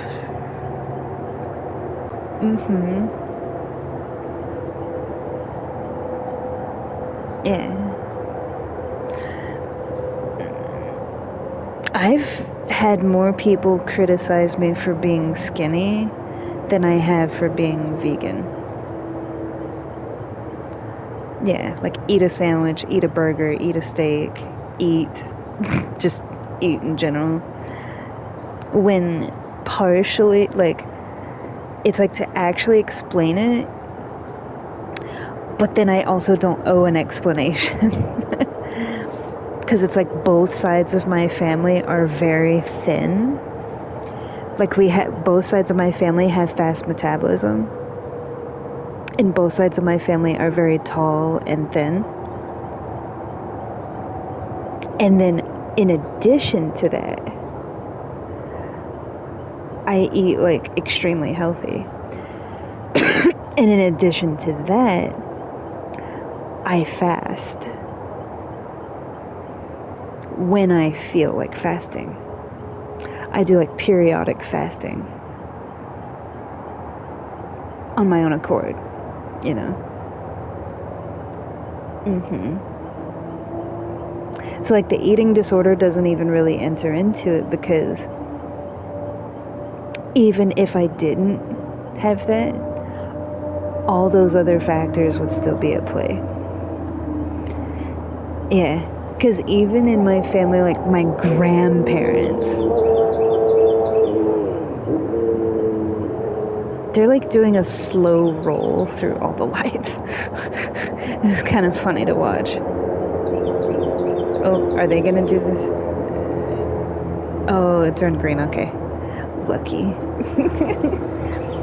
Like the first guy like ran through all the red lights. It was like the slow roll through the red lights, but then it turned green, so they were able to cruise through. But it was funny. It's like when you do like the rolling stop, you know? Like it's the insinuation of a stop. It's not actually a stop.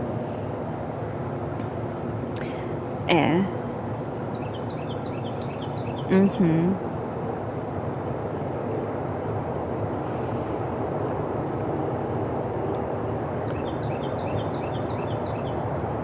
Yeah, and it's like people in my family, like we don't go gray. My great grandfather and my grandfather, like they lived to be in their 80s and they still had pitch black hair and hardly any wrinkles at all. The only thing my grandfather had was like around the edges of his mouth, he had like smile lines because he was always smiling the same way that I do. So it's like he had some like little lines around like his mouth from smiling so much. And even though he smiled a lot, he didn't even have like the crow's feet. You know how you get like the crow's feet from smiling a lot? He didn't even have that. He had the skin of like a 30-year-old. And according to like my family members on both sides, that's just how it is. Like, we age well. We age like wine. Always like the strong features. Basically like the features that I have, like the dominant eyebrows, big lips, like clear skin, big dark eyes, like dark hair. And it stays like basically your whole life. The only people, no baldness either. Like, on my mom's side, there's a few people that have the gray hair, but they don't go gray until like their 60s. Baldness isn't even a thing like on either side of my family. Like nobody has baldness. And my mom's side is the only side that has a few people that have gone gray, and they're like in their 60s and 70s before they go gray, and it's only like 2 people. But yeah, like clear skin, hardly any wrinkles. I have good genetics. And then on top of that, like being healthy. So yeah. I don't know. I was just born, man. Like I didn't choose. And the silly thing is, like, none of it matters. None of it matters.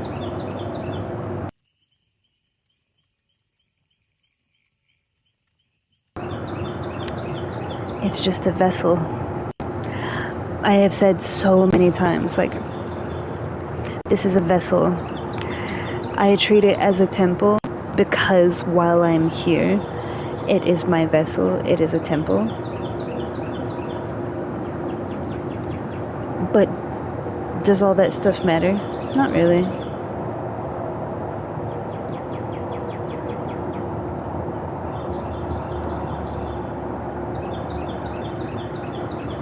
It's what's within the vessel that matters.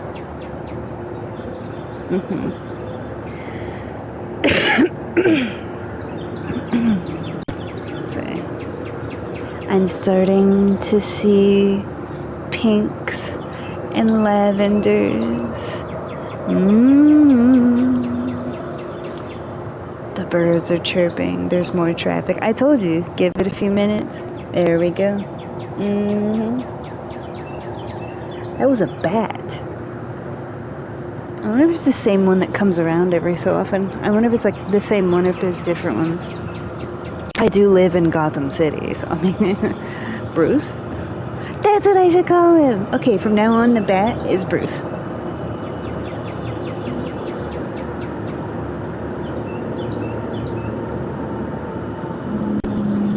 He's like going back and forth.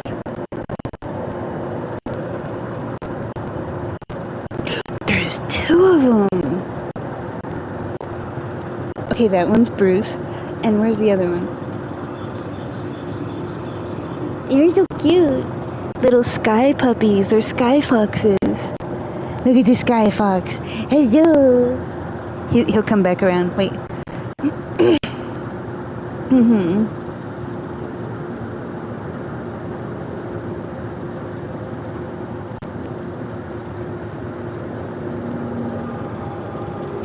Of course, now that I said that. He was going back and forth the whole time, and then when I was like, he'll be back around, wait, and then he doesn't.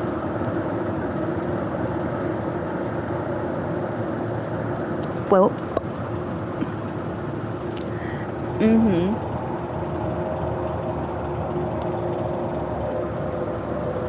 No, your questions don't bother me. We're chilling.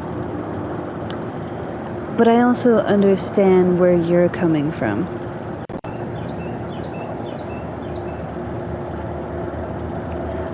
Yes. Because where you're coming from is people give you, like you said, the difficulty with that. So you're coming from a different perspective. And the thing is, it's not like you're overweight. But I understand. Because, like, I've always been, like, super skinny. And I understand your perspective of, like, being normal size. You know, growing up, people telling you, like, you're too big to be a ballet dancer, you know, kind of thing. And always struggling to, like, force your body into that. Because you weren't... When you're not naturally, like, svelte or, like, you don't have, like, a live body, like, small... Because I have a really small bone structure, and I'm really small. When you're a naturally bigger person, like, more athletically built and solid, it's a conscious effort to stay within that parameter. Whereas for me, it's like, I don't have to do anything, you know, because that's just naturally my body.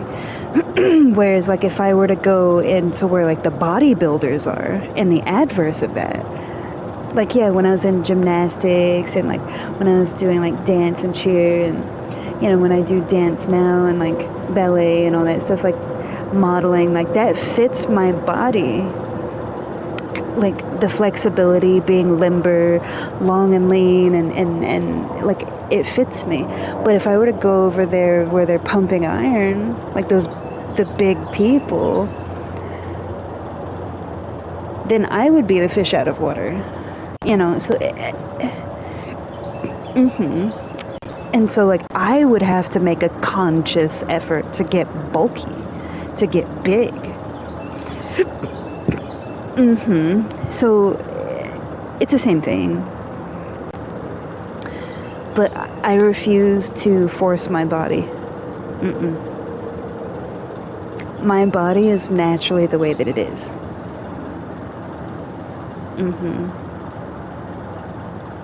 Because, like I said last year, even when my doctor, like, was forcing me to literally eat, like, 3 to 6,000 calories a day, with, like, the whey proteins and the muscle milks and calorie dense and all of that stuff, and, like, working out, but bulking, like all the things, I didn't gain any weight.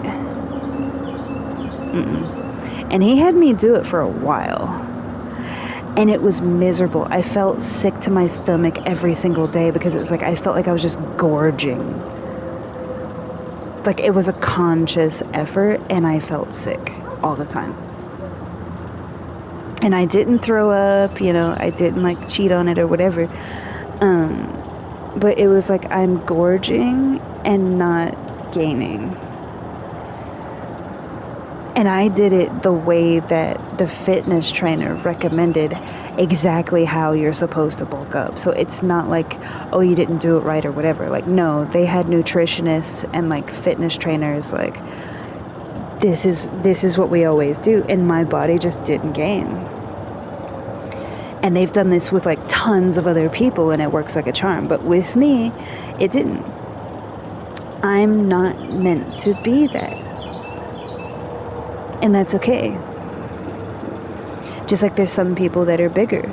It's not always because, oh, there's a hormonal thing, or they overeat, or they're lazy, or they don't work out. Some people are a sturdier stock. Like, it's hereditary. It's in their DNA.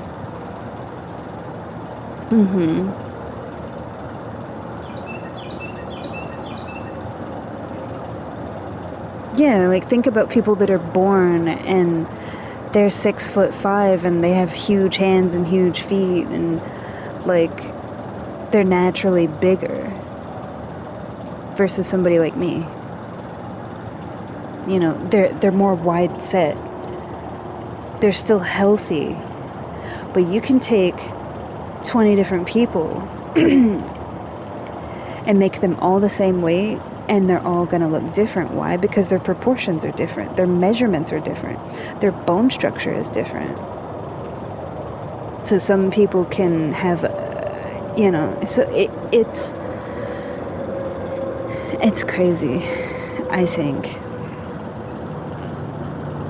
Because to me, it doesn't matter. I think everyone's beautiful. Every single person is beautiful.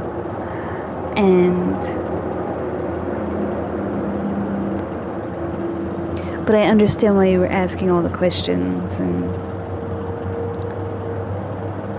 but I don't really get people that, I don't really have people judging me for any of that stuff. But I understand why you were asking, because you've told me that, like, you get people that judge you, like they see you sitting there eating something and they're like, oh, do you really need that, Yeah. Whereas for me, the main thing that I get is that I should be eating something. So it's like they're telling you to put it down and they're telling me to pick it up. Yeah. And you know what I say to that? It doesn't matter.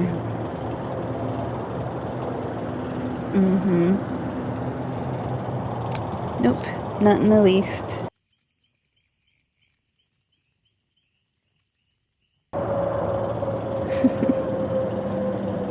Because we're all beautiful and we're all different.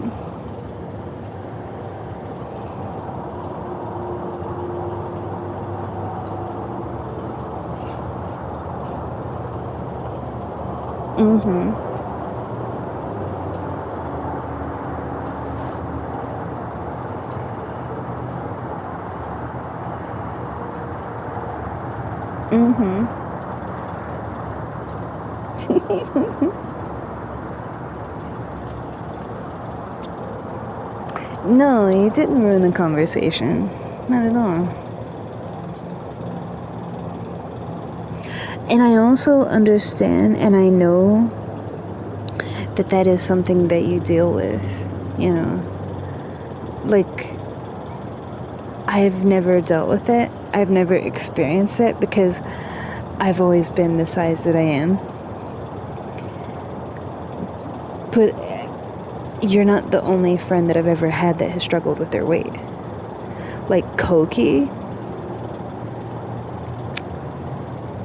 he can put on weight. he has to eat a lot of fast food and a lot of junk to do so, but he can gain some weight. Mm-hmm.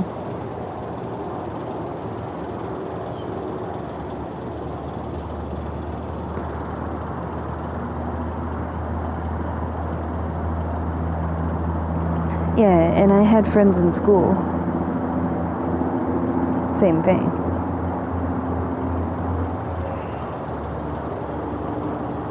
Mm-hmm.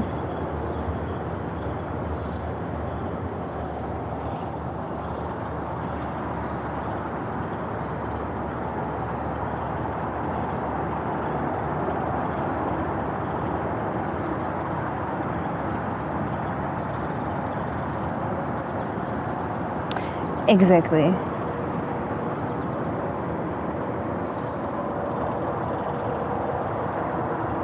I need to spray out here again.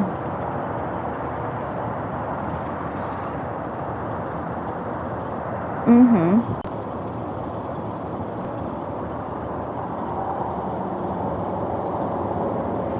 Just to keep certain things off my plants.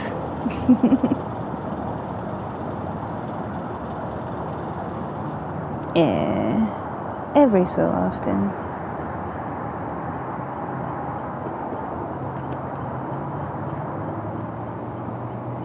Mm-hmm.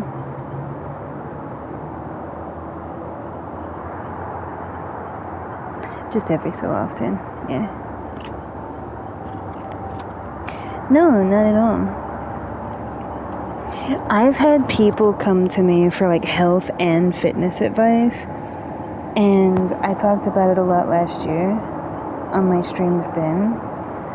And you have to consider, like, I always like recommend them to like a professional, but I have helped some people that were particularly like my friends and stuff, just like get them on that path, you know? Yeah, it's like you help them with their diet, you help them with exercise, and then from there they take it and do the stuff, you know?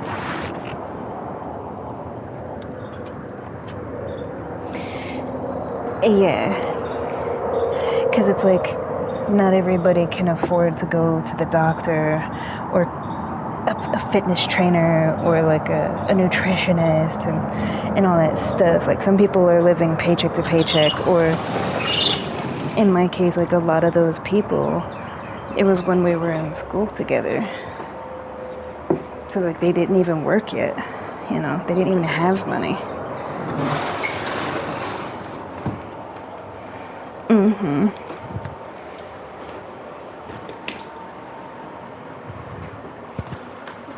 And there's people now, it's kind of the same thing. It's like,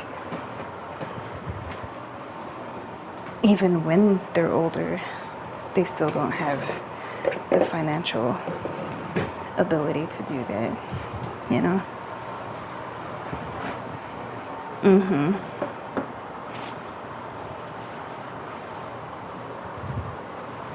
Exactly.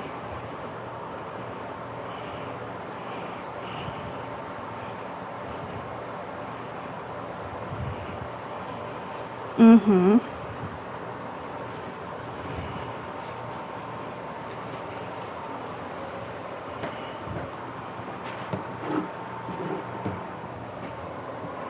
Oh, it's still on that setting.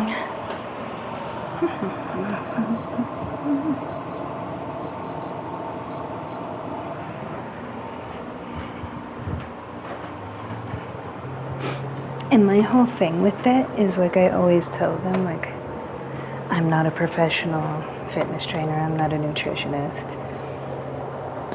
Yeah.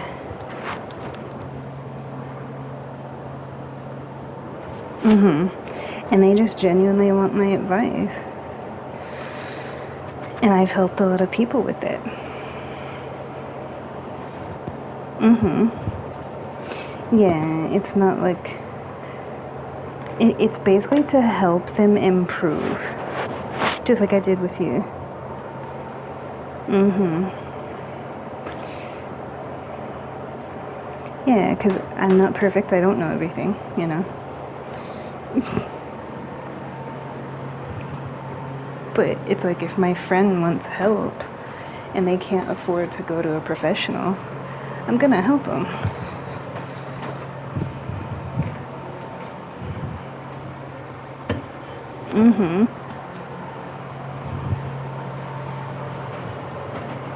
And they know that I'm not a professional. Like they're aware of that. Yeah, like I'm not a nutritionist. I'm not a fitness instructor.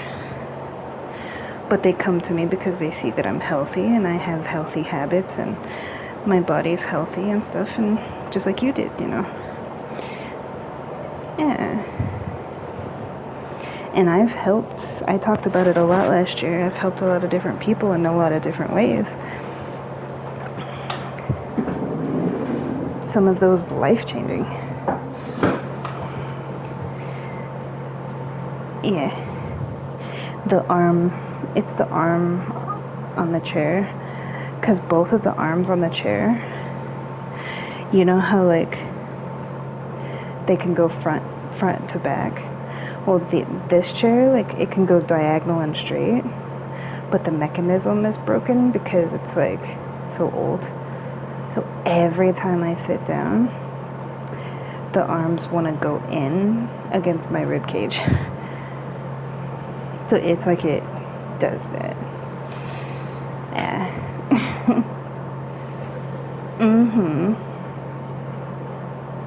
Yeah, and I don't look at it that way. I look at it like, hey, it's just like anything else. Like, your friends are asking for advice, seeking your counsel, seeking your help, and what's wrong with helping people, man?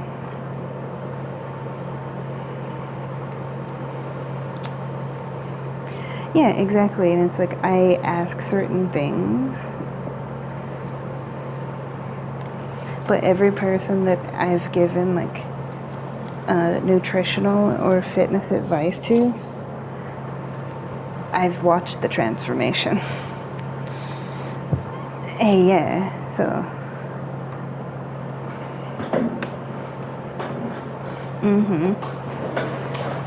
Oh, the squeaky sounds of fake leather.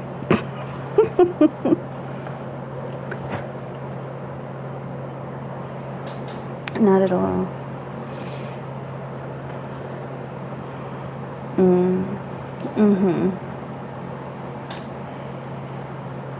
Not at all. Yeah, and it's kind of like with advice, like I help and I listen and I give advice, but ultimately it's like,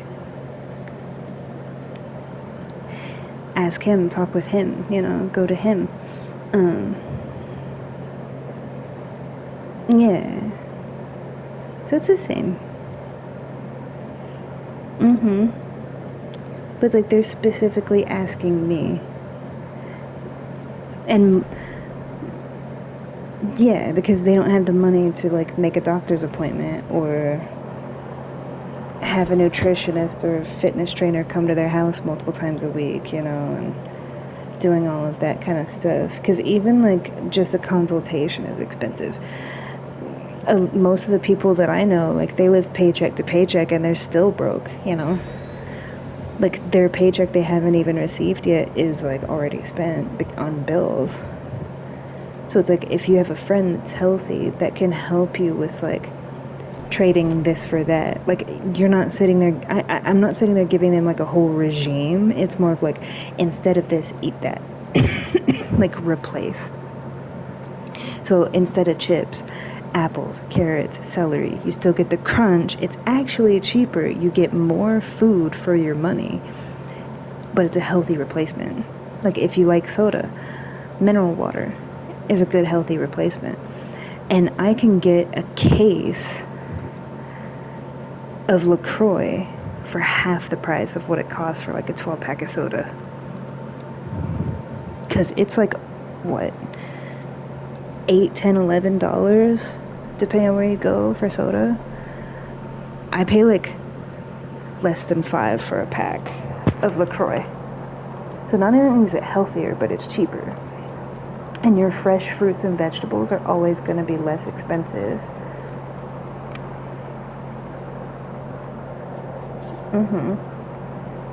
Yeah.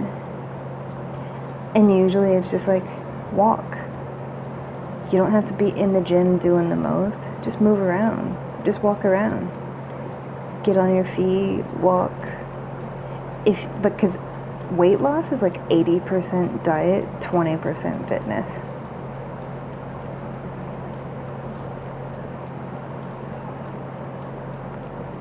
Mhm.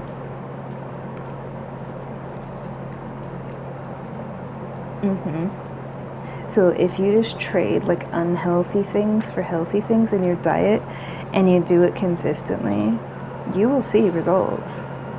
And you don't even have to set foot in a gym.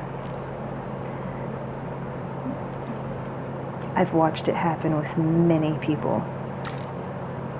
Yeah, and it's like if they're on medications or they're doing certain things or like they're diabetic or they have certain like insulin things or all the kinds of stuff. You take all that into consideration. Mhm. But I'm also not sitting there telling them to do anything extreme. It's like trade unhealthy for healthy and just walk. You don't have to start jogging. You don't have to start doing all this craziness and because once your diet changes, the weight will come off, and then when the weight comes off, you'll be at a healthier weight, so it won't be so painful.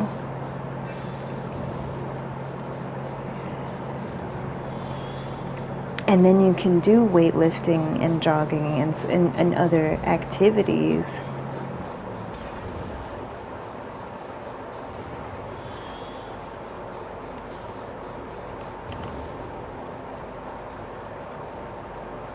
Mhm.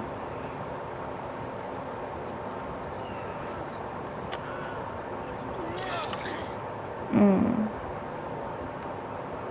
Oh, he can't be healed. Okay.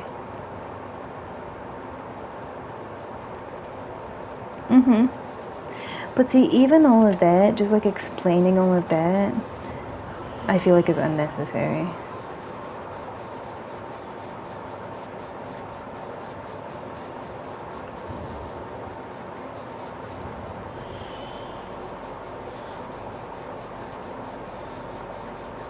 Yeah, because it's like I don't owe an explanation. If my friends want my help. Yeah, exactly. It's no different than like when I go to the dance studio and some of the girls want my help with something.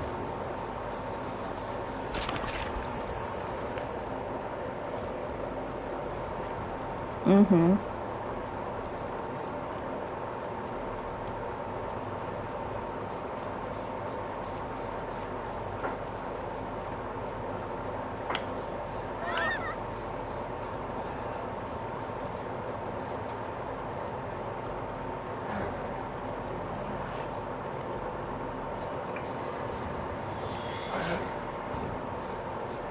Oh, it's an oni, that's why.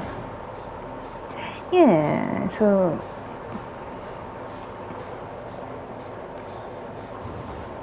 mhm.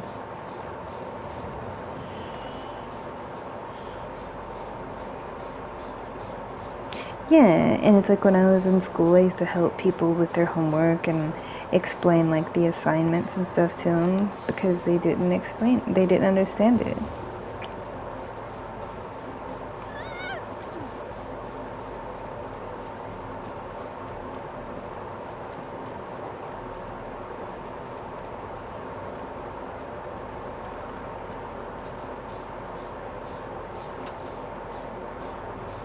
Mhm. I'm never gonna feel sorry or bad for helping people, no matter how it may be. Because it's not like I seek out helping people. They come across my path, whether it's they ask directly or they're put forth in front of me. And even saying that is more justification than I have to give, you know. Mhm. Yeah, because sometimes people try to make you feel bad or guilty for like helping people and caring about people. It's like you're never gonna make me feel like less of a person for genuine kindness or caring about people. That's a waste of effort.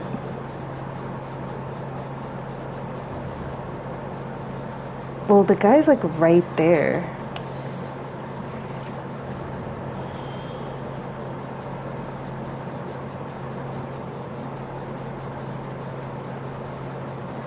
Mm-hmm.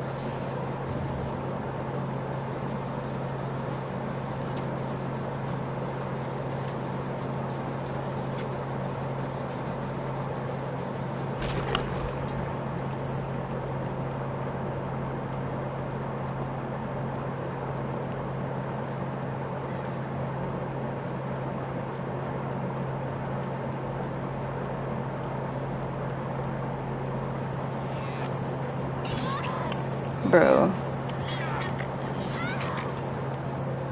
This camping BS that this dude is doing is pathetic.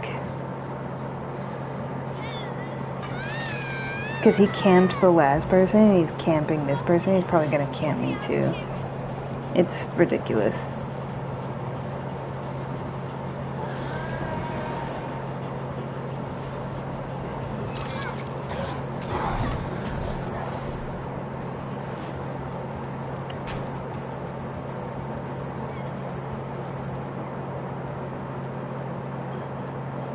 Mm-hmm.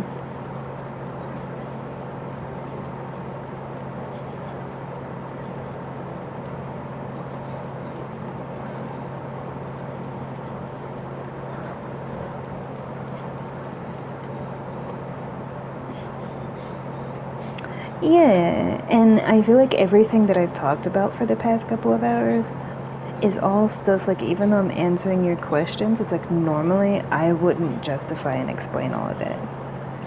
Because it's like, people do stuff in their life all the time to help their friends, to help their family, to help strangers, whatever.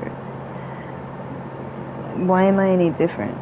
Why am I less than for doing that, or overstepping, or whatever? And it's like, no, I'm just being myself and helping people because I truly care. Don't turn that into something ugly or negative, you know? Exactly.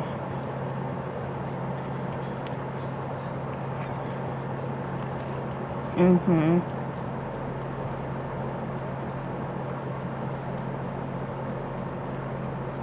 Yeah, like taking something good and trying to make it bad because you don't like it. Well, that's up to you, but I'm still gonna carry on being me.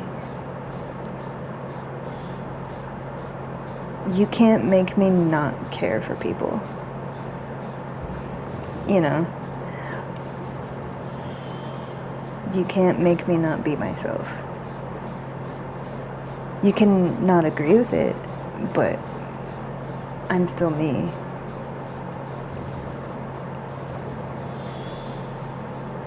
Exactly, it's like Star Trek versus Star Wars. Like, you can like Star Trek and I can like Star Wars, and you can like judge me for liking Star Wars, but does that mean I'm gonna not like Star Wars? No. Same thing.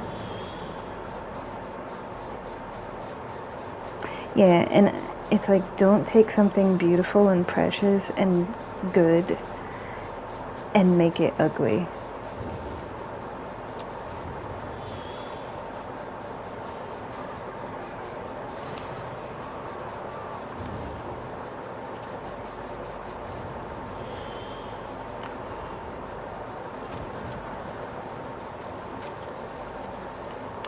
Okay.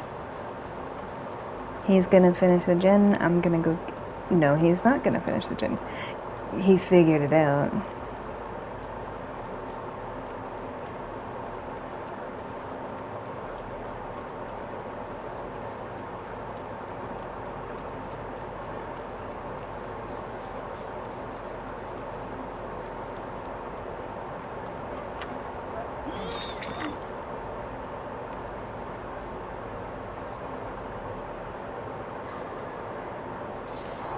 No, no worries. The only reason why I'm even saying all of that is because you said that, like, you get judgment from people.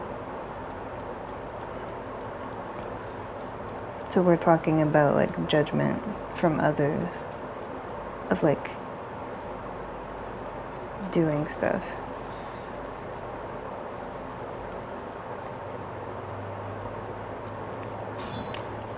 What are you doing, silly?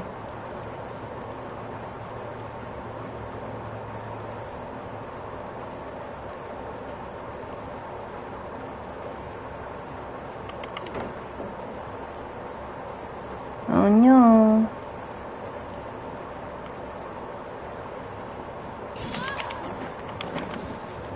Mm-hmm.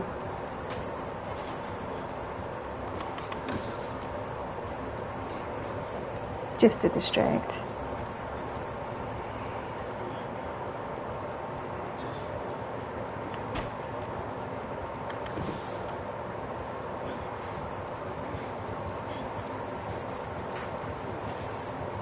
Mm-hmm.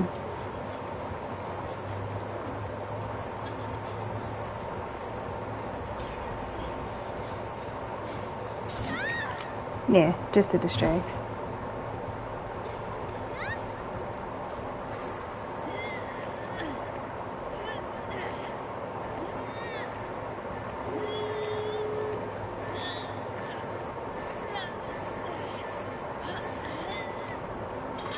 Mm-hmm. Yeah, because you said that like people ask you stuff all the time, and I'm concerned, like, because I don't really get that. I don't really receive people like. I've been picked on for like being poor, for being Asian, for being a nerd and all that kind of stuff, being too skinny. But like as far as like what you were saying with like people criticizing my eating habits or because I choose to help someone,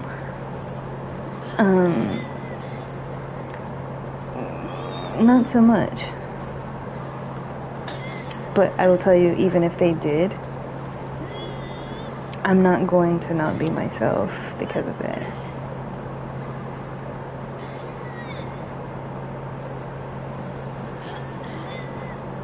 So the person that ran you the most, you're just gonna... This dude's a douche.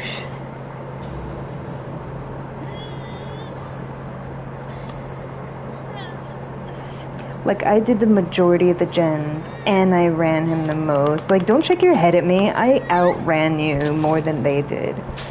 And I did, like, almost all the gens. How are you gonna shake your head in my face when I literally carried the team? Like, they escaped because of me. Dudes were going down left and right. Please.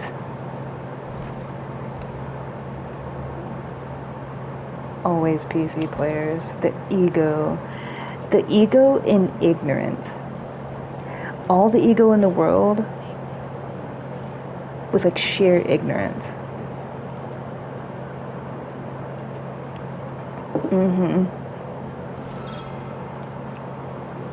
I ran him the longest both times I ran him and did the majority of the gens. And still like unhooked and healed people too. But you're gonna shake your head no at me. Get out of here. Like, just get out of my face. You're literally a camp killer. He face camped and hooked camped everybody. That is like one of the lowest forms of tactics, to the point that even the developers will like tolerate slugging and tunneling because there's no like consequence for it. But they even like changed the dynamic of like camping because they don't agree with it. He was literally camping everybody. Camping is like where you stand near the hook. So the second somebody tries to go to unhook you, they're like right there.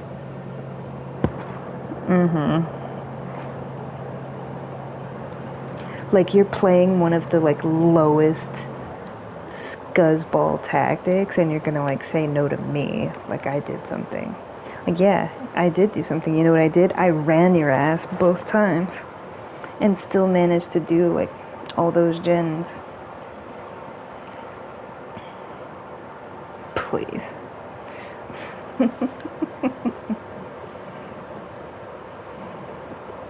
And that's with Oni. Like, Oni is one of the strongest characters in this game.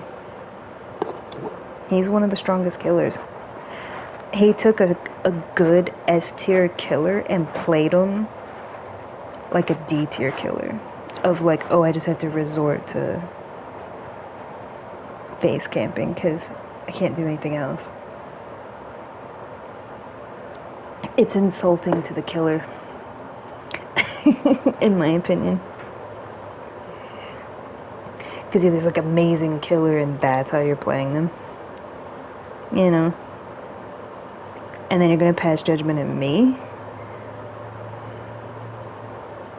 When I ran you the most and made you have to actually do more than like stand at the hooks? That's probably why, because I made him actually work.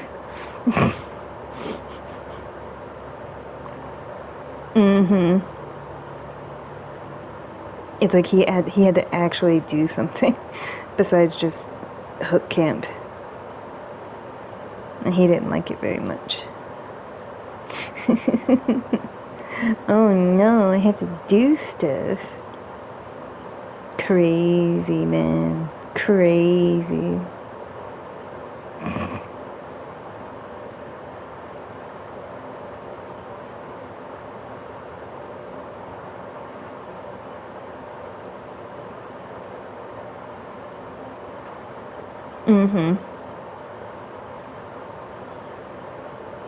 Oh yeah. I agree.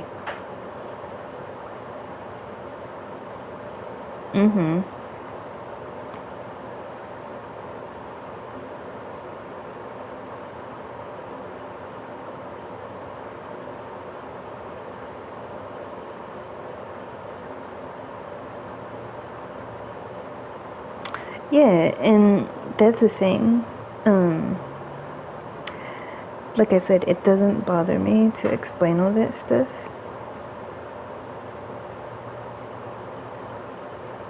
Because I've talked about everything that I've talked about before on like previous streams.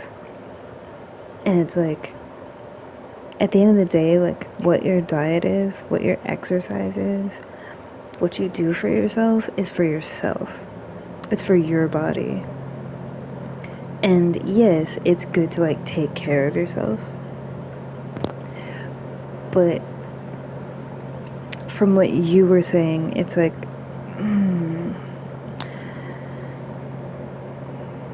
the biggest thing that I could say is not let other people judge you out of being who you are. If that makes sense. Like, allowing other people's judgment to change who you are.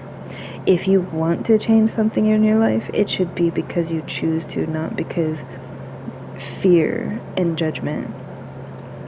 Like, I've had people say certain things to me about my career. And it's like, I chose the degree that I chose. I love what I do, regardless of whether or not people think that that's what I should be doing.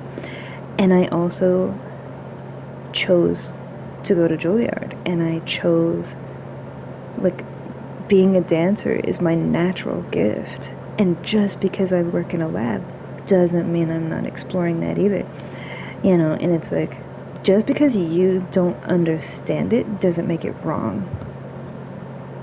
Just because it's not how other people do things doesn't mean that it's wrong or you're going to miss out on something. Like, the whole concept of like FOMO sickens me. This whole like fear of missing out because you're not doing what other people are doing the way they do it. I've never cared about that. The fear of missing out does not exist to me. I do things the way that I do them because it's what I choose to do, because it's what I want to do, not because I'm afraid of missing out on something. That's your assumption. Doesn't make it so, you know. So this whole, yeah. Mm-hmm. And the way I look at it, let them assume. If they're gonna think less of me and assume why I live my life the way that I live it, let them think that.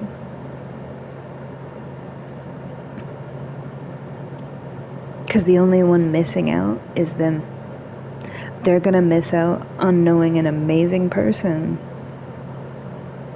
because they're assuming everything about me.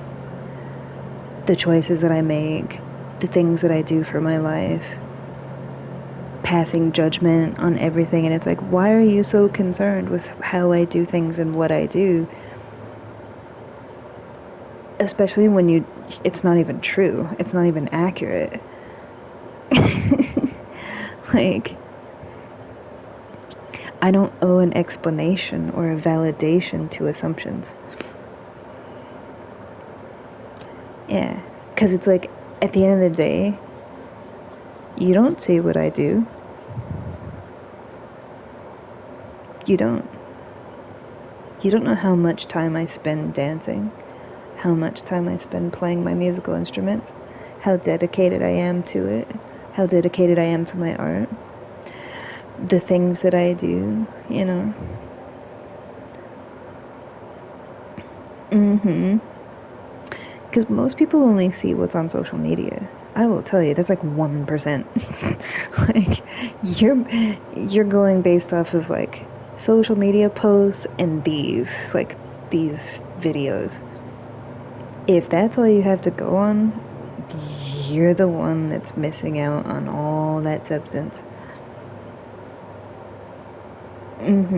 So that just is an example. But to me, it's like I don't let basically, like, I let people talk. Because people are gonna talk regardless. They're gonna try to make you feel less than. You're not strong enough. You're not sexy enough. You're not perfect enough. You're not enough.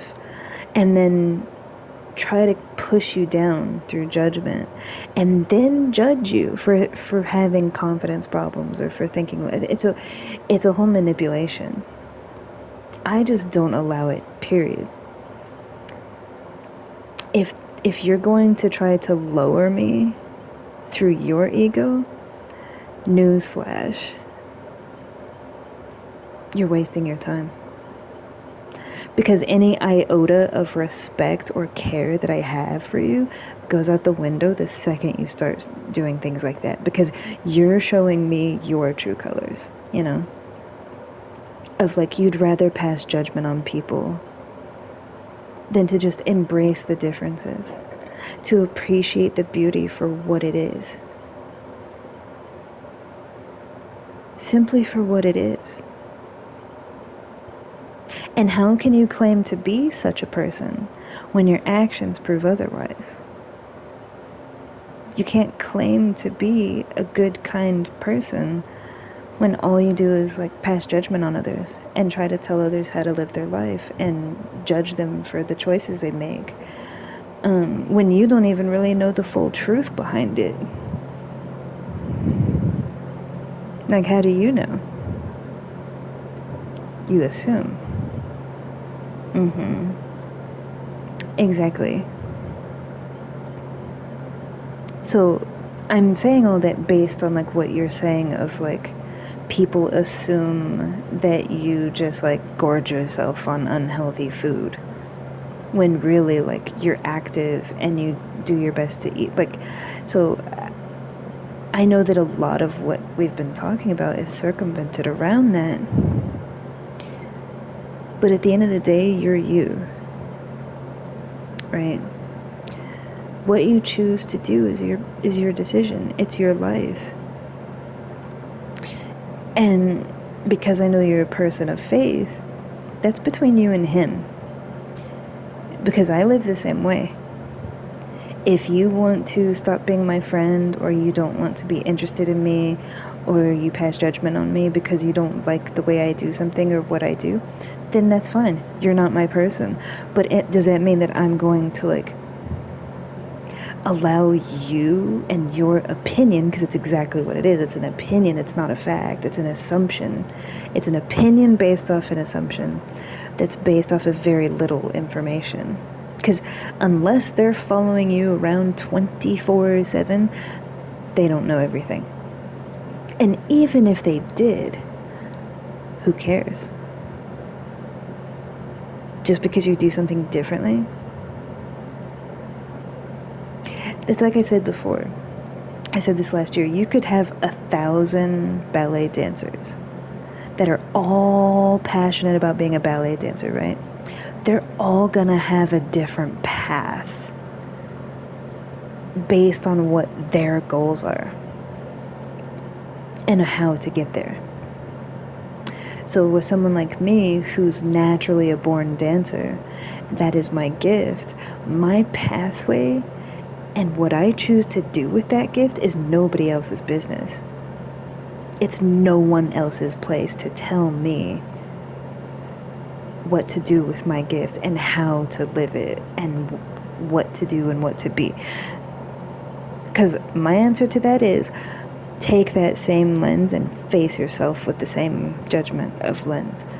Of imagine someone trying to tell you how to play an instrument, how to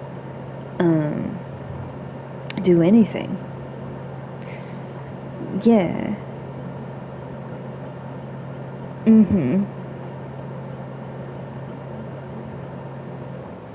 Yeah, it's like you don't tell a great artist how to paint. You just let them do it. You don't tell a conductor how to conduct his orchestra, you let him conduct. Yeah. So, advice is one thing, but the thing about advice is it's circumstantial. That's one person's personal experience.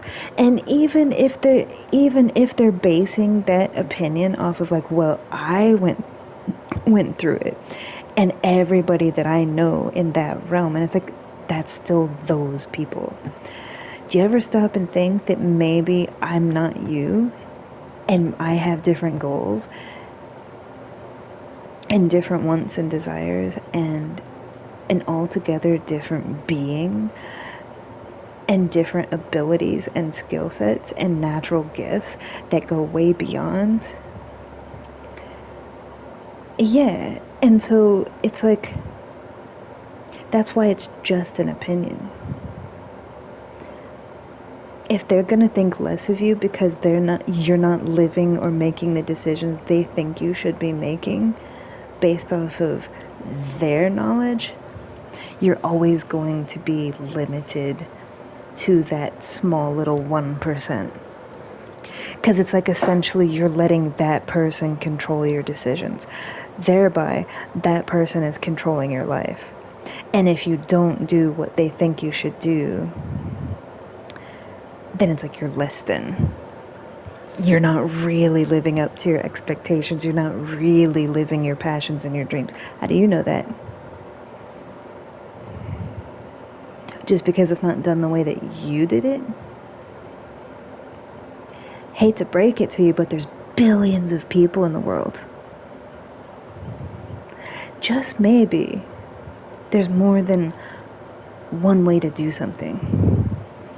I feel like if people opened up their minds and their hearts to a multitude,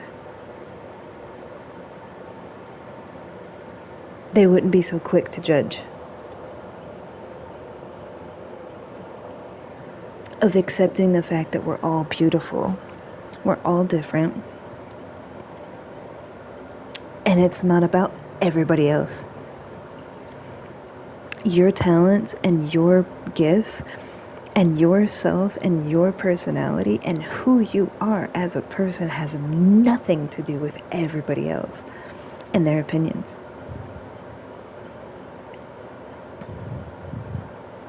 For example, when I went to Juilliard to try out, I could have went and they could have told me, you're trash. You don't know anything about dance.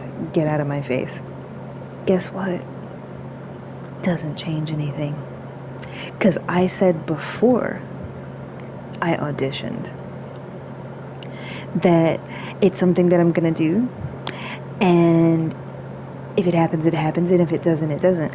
It's not like, oh, I'm gonna stop dancing and give up on my natural gift that I love just because of their opinion. It doesn't matter, like, titles. Like, yes, I respect them.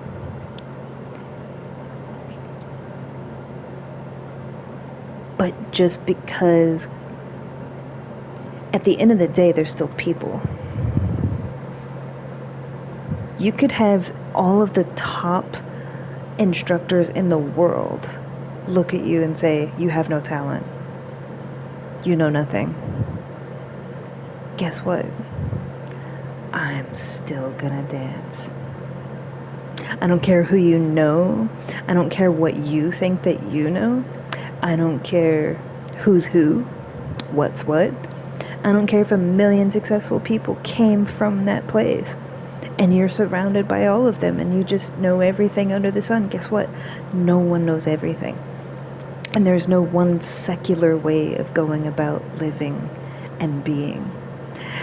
And if they were truly coming from a place of love and understanding, they wouldn't say that to start with. Because to truly come from a place of love and understanding is accepting people for who they are. And the beauty in that. Anything outside of that sounds a lot like control to me, and manipulation of like trying to make you feel like how you should live your life. And it's not for anybody else to say. You can give advice based on your experiences, and that's a beautiful thing because you're trying to help people. But at the end of the day, that might not be how they get there. And you also don't know what their goals are. That's like with me. I don't dream of being a prima ballerina. I dance because I dance. I don't have some end goal of like, I just dance. Because to me, it's not about attaching myself to a certain ballet troupe or a certain company or a certain image or a certain musical number or a certain Broadway. Like, no. The best way I could explain it is I'm a free spirit dancer. I dance because I dance. That's it. So I don't have like I don't apply the logic of success to my dance. My dance is not there to put a dime to. It's not there to be contracted. It's not there to put a money value on. It's not there to be marketed. My dance comes from my heart and my soul, and it just pours out of me. You cannot attach a monetary value to my dancing. Thereby, all of that stuff doesn't matter to me. I dance purely just to dance.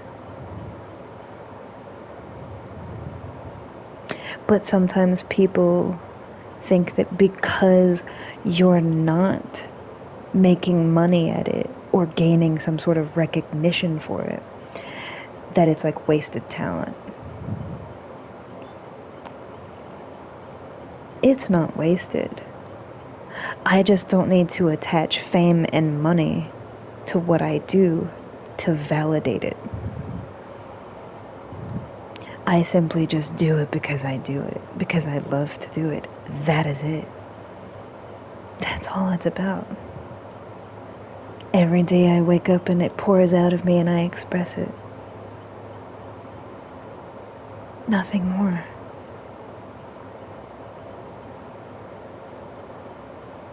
There are people in the world that they have a natural gift and they want to capitalize on it. They want to profit from it. They want to be successful from it. I am not one of those people. Because to me, my dance is pure. And by not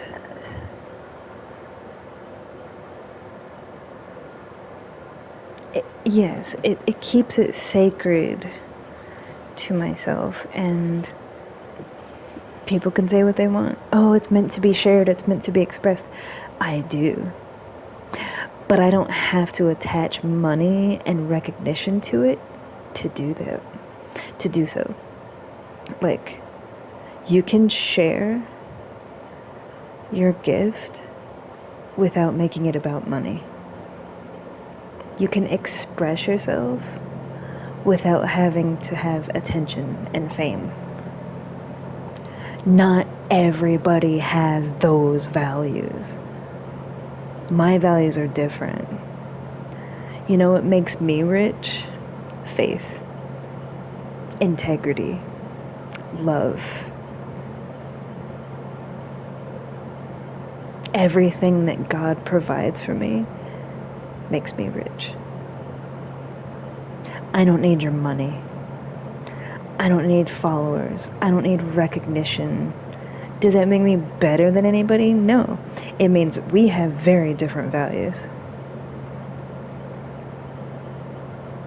I could care less about all that. And maintain the integrity of my passion. And that's just my choice. There's like thousands of dancers in the world, and they all have a different goal. Some people want to be in the Olympics. Some people want to make a career out of it. Some people start off as a dancer and then they want to be a dance teacher. Some people want to be in all the shows and be in a ballet troupe. Everybody's different. So why condemn me for choosing to just express it in a beautiful way and share it when I choose to share it with those that I choose to share it with? What's so terrible about that? Other than your assumption that, oh, well, it's wasted talent. That's your opinion. Why do you think it's a waste? What defines it being a waste? Because I didn't profit from it? Because I didn't become famous for it? Because you think that I didn't share it with enough people? Who are you to determine that?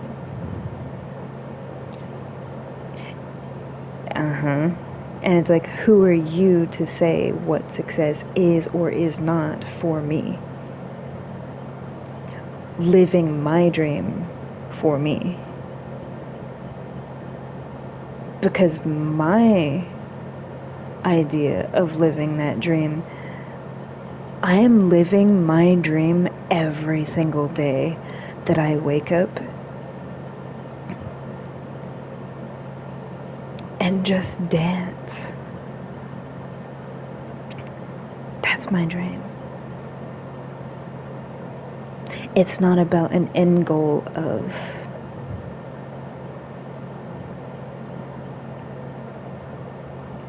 getting to a certain point or making a certain amount of money or gaining certain recognition or, learning certain things. Like, no. Just pouring out of me each day and being free and flowing and dancing, pouring from my heart and soul, whether there's an audience or not, whether I'm by myself on the roof or on my balcony or in my living room or on stage or at a festival or in the park, in the street, on the sidewalk. That's my dream. Living.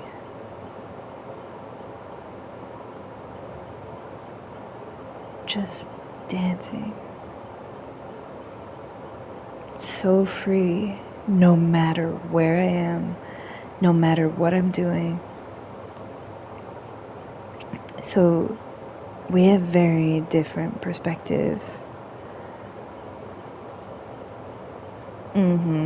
Same thing with like my idea of success has nothing to do with money. My idea of being rich has nothing to do with money.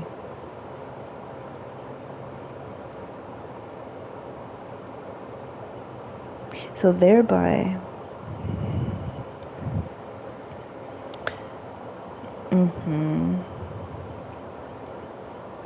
trying to apply their mentality to me, it's like oil and water.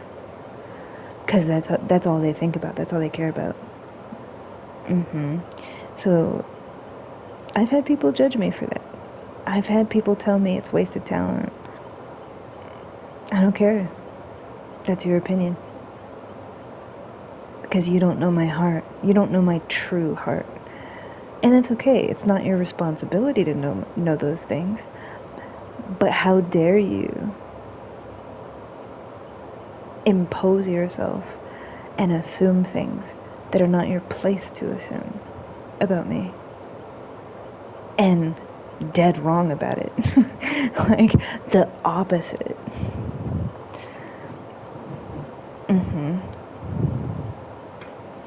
Yeah, and it's like if you're gonna go out of your way to speak on someone, at least do your homework. At least know the person.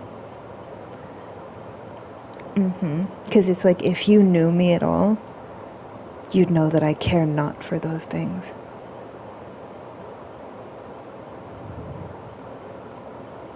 That just dancing and being free and letting it pour out, that is my dream.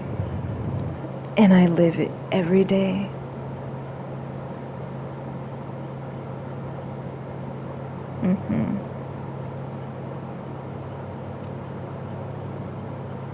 Not at all. That's not selling myself short. There again, just that statement alone, selling yourself short. Why do we say that? Because, you should get more for your gift, right? What do you mean by get more? Get more what? Happiness? Joy? That's not possible because I already have that happiness and joy. Love? Already have it. Oh, you mean like those things, like tangible material things, external things. Fame, fortune, all the junk. Oh, yeah, see, once again, applying those concepts. So you see what I'm saying? And so the same applies with you of like, worry not for others.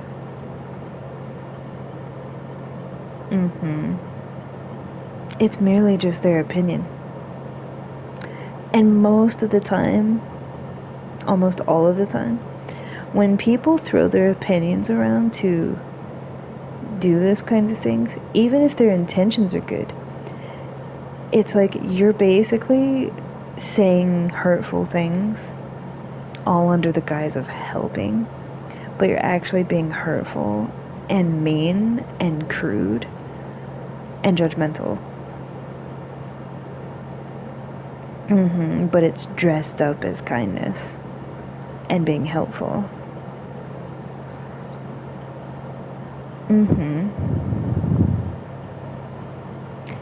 Yeah. Because, and that's the whole point. That's the whole point.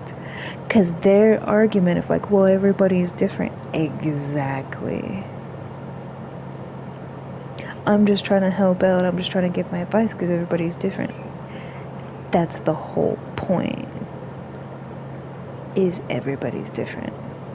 So it's like if you can see that, just maybe allow people to be who they are and not make them less than simply for not doing things the way you think they should do it, because if it's not done that way, then it's a waste. Nothing is a waste.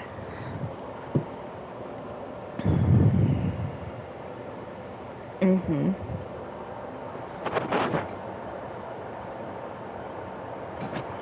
Exactly.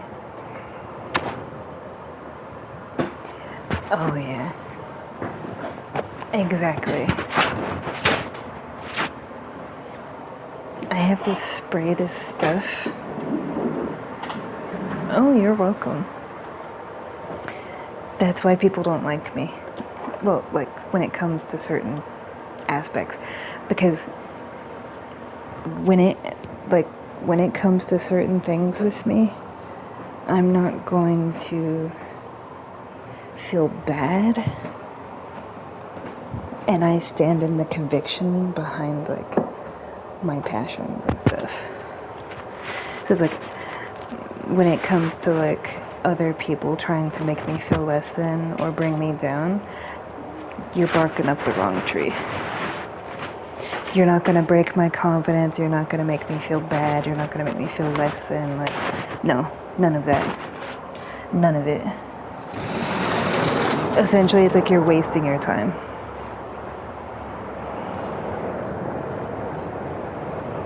Mm-hmm.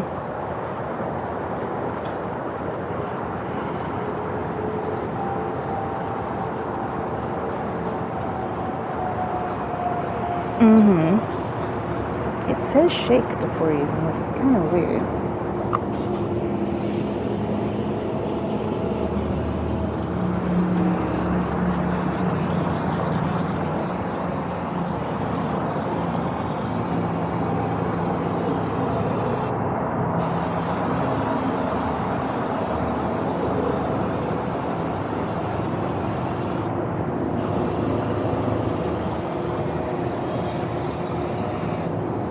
Mm-hmm.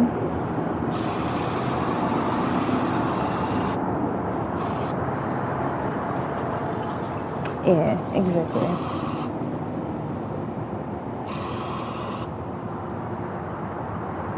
Mm-hmm.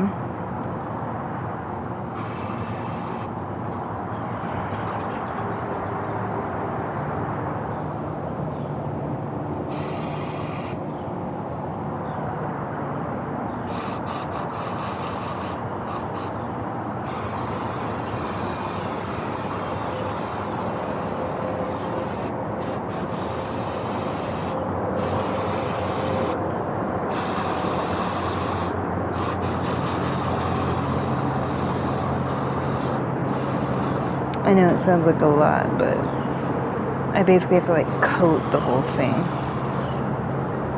Mm-hmm.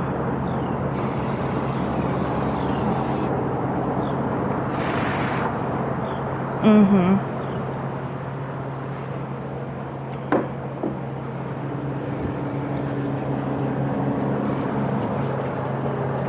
It's lovely, yeah.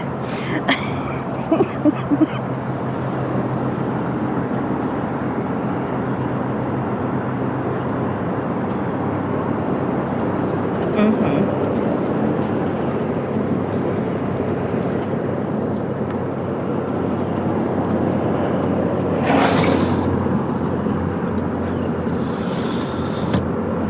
Well, and I also know that, like, you understand that it's not coming from a place of malice. It's coming from... Because I understand you, and I understand that with you, it's like, you have dealt with, like, adversity of the highest caliber. I've dealt with adversity.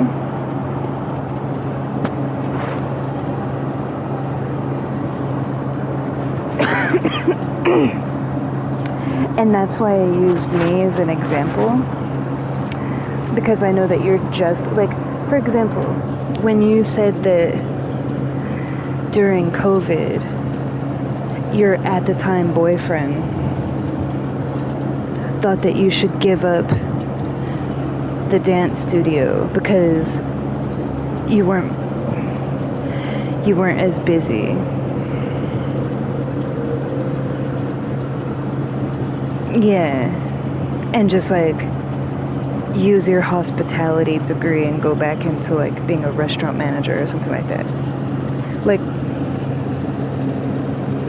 it's not for anybody else to say. Like, your dream, you were a dancer and your dream was to be a dance instructor, and that's exactly what you're doing. Do you care about how much money you make? Yeah, you want to make enough money to live. But it's like, at the end of the day, if you're not making a whole lot of money doing it, there's always ways to make money. Exactly.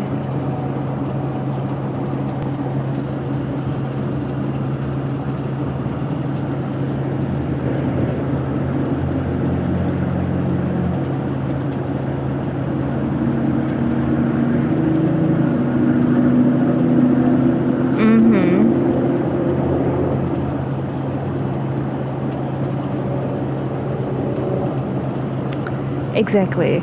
So it's like, on the one hand, they're trying to help because they don't want to see you like homeless or without money. Like, their intentions are good. The problem comes when it's like putting you down. Like, oh, you're wasted talent. Oh, you're not really pursuing your dreams. You're not reaching your full potential. You don't know what my potential is. And you don't know what my dreams are and what my full potential could be, because you're basing success and potential off of material things. When little do you know, it's something as simple as waking up every day and dancing so free. Completely free. And just flowing and dancing. And sometimes I'm at the dance studio. Sometimes I'm on my balcony. Sometimes I'm on the roof. Sometimes I'm wandering around in the street. Sometimes I'm in the park. Pure joy and love. Sometimes there's people watching me. Sometimes there's not.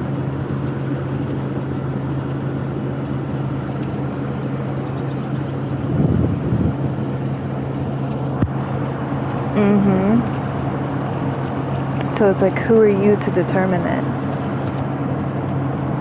Who are you to say that?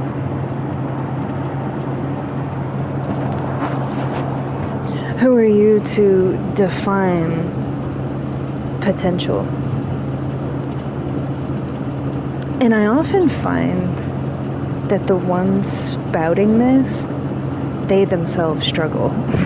You know what I'm saying? And it's like, if you're struggling with your own potential, maybe spend more time focusing on your own potential and less time trying to control other people's goals, aspirations, dreams, potential. It's like you're worrying about everybody else's life in the most insultingly, like, inaccurate way, when you should be focused on your own life.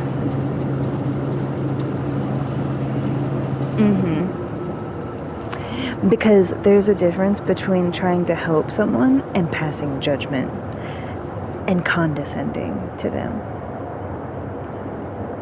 So it's like, it starts off with good intentions, with the illusion of being helpful, and it metastasizes into like this big ugly thing of like trying to tell you, this is wrong, that's not good enough, you're not at your full potential. Really? Are you at yours?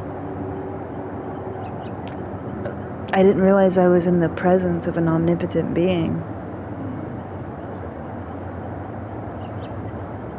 And some people have the audacity to actually think that they are one.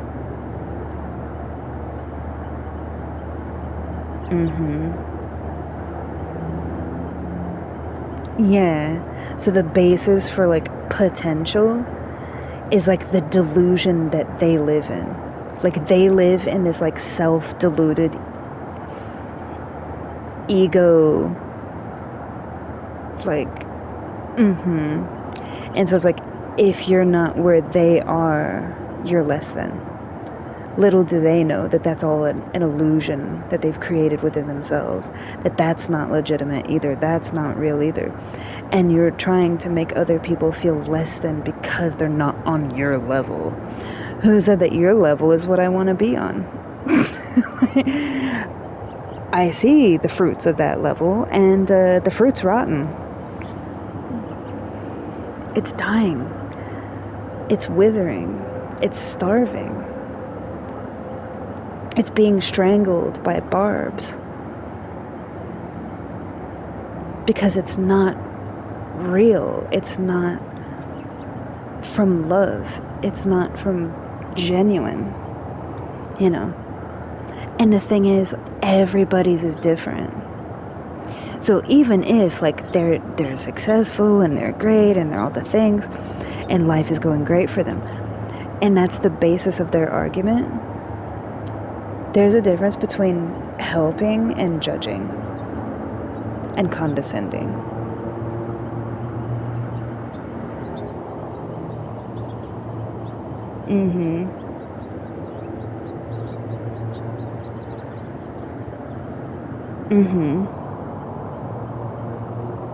Yeah. So, like with what you were saying,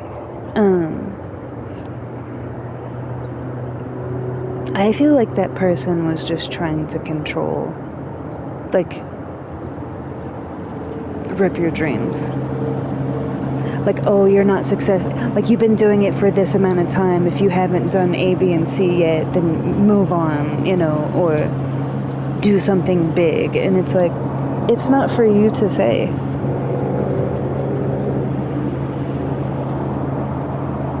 That's why you're you and I'm me. Yeah. Exactly. So, I wouldn't worry about it. Not at all. I wouldn't worry about it in the littlest bit.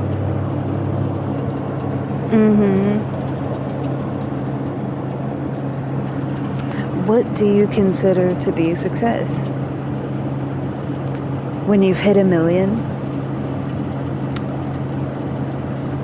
When you feel elated and pure joy? Everybody has a different definition of success. My definition of success, my true definition of success, is pure joy and abiding in His will.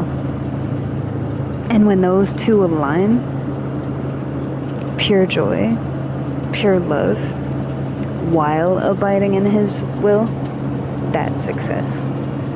And that doesn't just happen, that comes from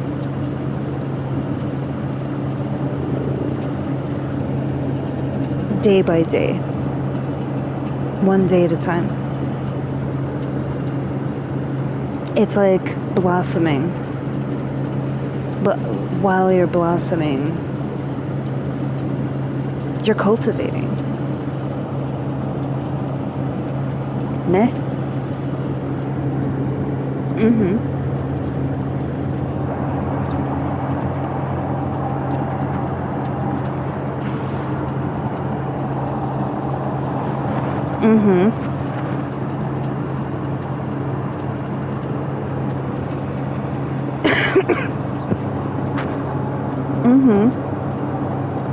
No, I don't mind.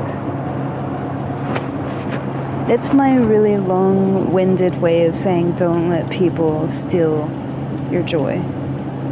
Don't let people walk all over you. Don't let people try to manipulate you into or out of anything, or make you feel less than for doing what you do, loving what you do, and how you do it. They would not entertain someone doing that to them. Because if they truly had your interest at heart, right? If they truly loved and cared about you and truly had your interest at heart, they would love you no matter what. Because for me, like, if it's someone that I care about, right? Are you healthy? Are you happy? Do you have love in your heart? How you get there is entirely up to you, right? So it's like, as long as you're healthy and happy, the rest is just a privilege to watch unfold how you unfold it, right? So it's not for me to step into their thing and try to take it over and dictate, all under the guise of like good intentions. Because to truly love someone, you accept them for who they are no matter what anyway, right? So thereby, how they go about their dreams, how they go about their happiness, has nothing at all to do with that. So to me, it's like when you love someone, it's just enjoying watching them do what they do, pursue what they pursue, love how they love. Like, if they're your partner, I love you and you love me. And I'm witnessing, okay, like witnessing them love me how they love. I'm not here to tell them how to love. Because how they love is unique to themselves. You know, like, however that may be, because each person's different. So to me, it's like, it's just beautiful to watch that person pursue their goals, pursue their dreams, walk with Christ, be in Christ, love how they love. That is witnessing a person. That is being with a person. Not going out of your way to change them of how you think they should be. That's manipulation. That's control. Because truly loving someone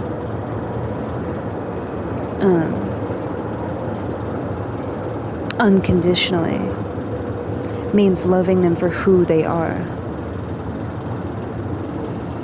Yeah, like you don't want them to come to harm. You don't want them to do without. You don't want them to be starving. You don't want them to be homeless. Like, healthy, happy, all those things. Beyond that, it's like, I get pleasure just watching them live their life how they live it. Pursue their dreams, goals, aspirations, their faith, their love, our intimacy together, our love together, and bearing witness to how they do it. If I wanted a copy of myself, I'd clone myself. You know what I mean? So it's like, to me, that's not what love's about, and that's not what life's about. If we were all meant to be the same, we'd all be carbon copies of each other, like actual clones. We all have different minds, different bodies, different thoughts and ideas, and different ways of doing things for a reason. Because that's what makes it beautiful.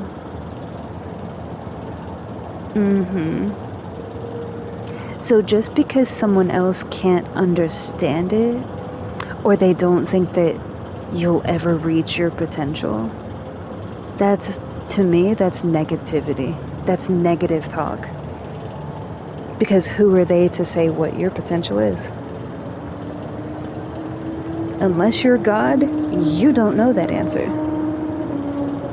And the funny thing is, what they consider to be, you could be way beyond that.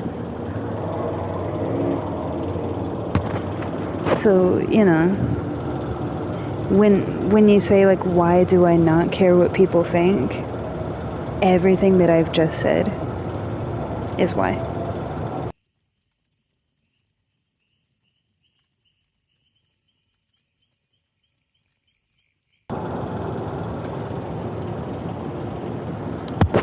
Number one, they're not him.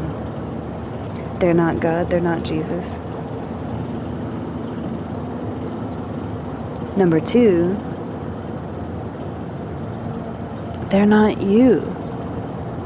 They're not living your life. Even if they're your lover, even if they're your partner, they are not in your body, in your skin. And number three, if you did truly love them, let them live. Let them be the person that you fell in love with. What's the point in being with someone if you're just gonna try to like manipulate and twist them to be what you think that they should be? And who's to say that just because they do it in a different way, that they won't come to that? It will be in their own way.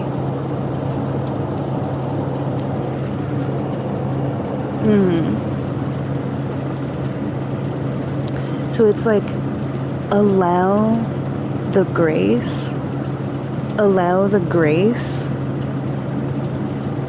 and understanding to let people be who they are.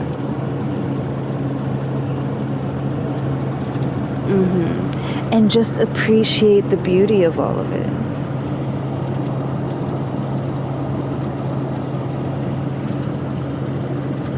Whether it's what we were talking about earlier, because you were asking about like the foods that I eat, and like, do people criticize me for my diet choices or for my body or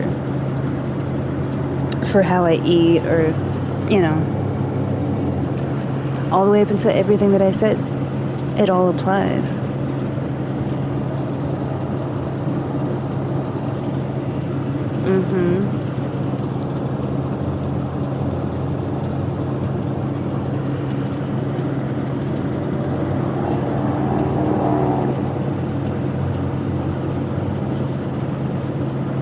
Yeah.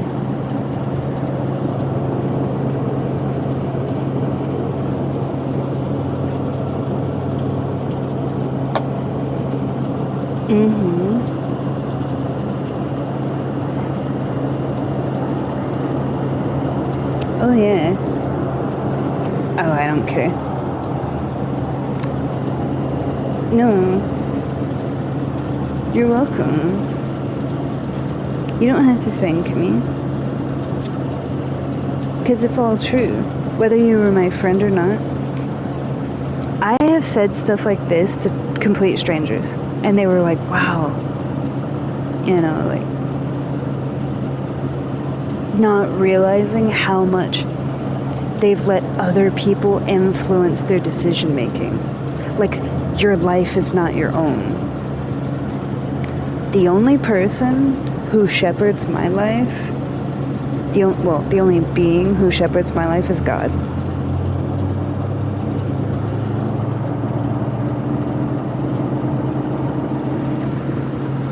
Yeah.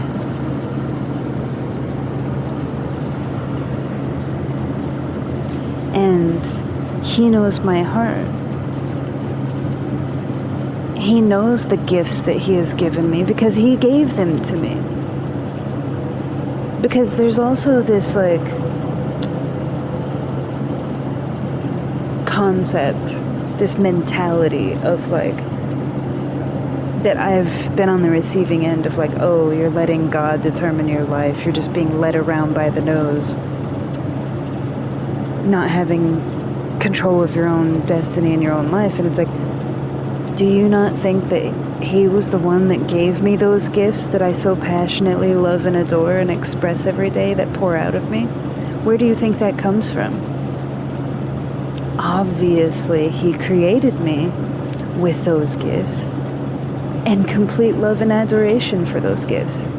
Therefore, Mm-hmm. Exactly.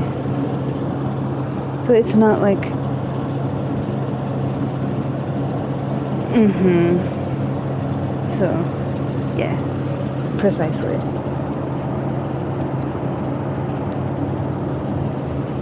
And the same goes with you.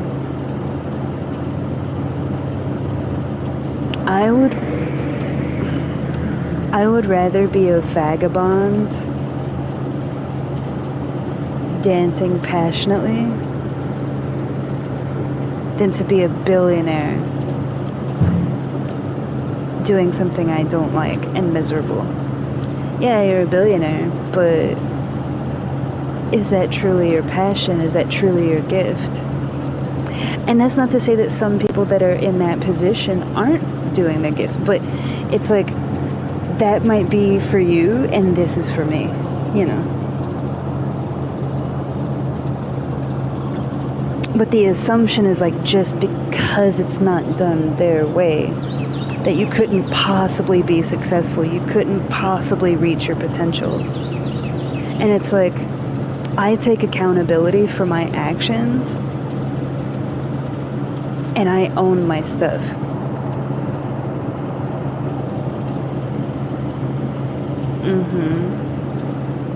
Because I'm the one doing it every day. I'm the one living it every day. So it's kind of like a by default, you know. But yeah, don't ever let anybody tell you what you should or shouldn't do when it comes to that.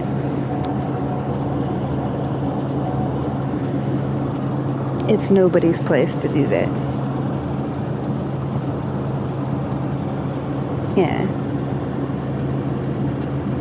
Yeah, there's a difference between, oh, I just want to make sure that you're okay because, you know, you're not able to pay your bills and I'm concerned for you and stuff like that, versus like trying to tell you that your dreams are a waste just because it's not happening in this way, or you're not living up to your full potential.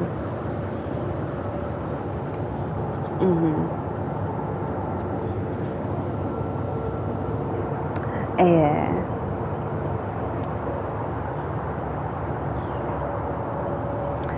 Because we are supposed to discover all of that. We discover that within ourselves through Him. And that's my personal viewpoint. But the same can be said even if you don't walk in faith. The same can be said.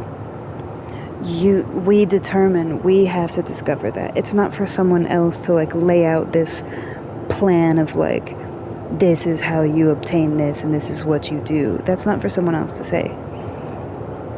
There's guidelines and then there's like force. There's helping and then there's control and judgment. And it's discerning the difference. Because like for me, with my significant other, whatever their dream might be, like whatever their natural gifts and talents might be, if they ask me like what I think about certain things, then yeah, I'll tell them. But ultimately, part of being in a relationship with someone is watching them unfold into who they are. And every single day is like a discovery together of like them being themselves.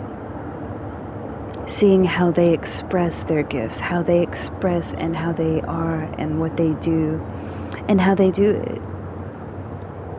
This whole like success versus failure, this potential versus like wasted time, like it's like the dealing in extremes.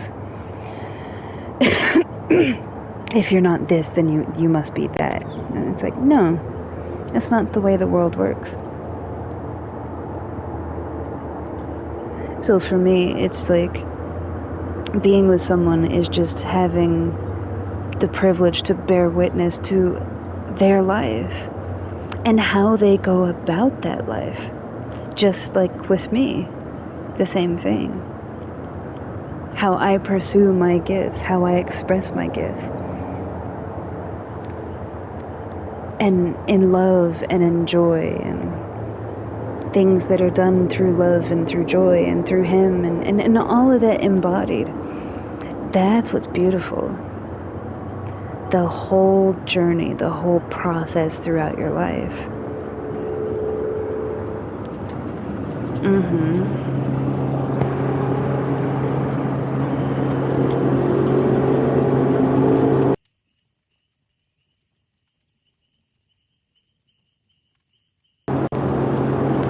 Yeah.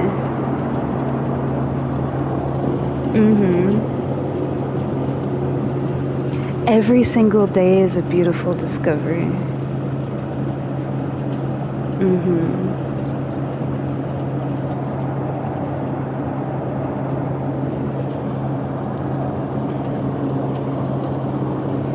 Yeah, and because we're all different people, we all have a different way of going about it. Some people are more subtle, some people are more in your face, some people are more abrupt and matter of fact, and some people are more soft and gentle and subtle.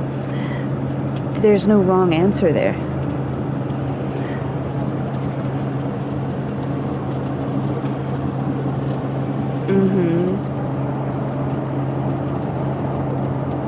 But that's what makes it all beautiful.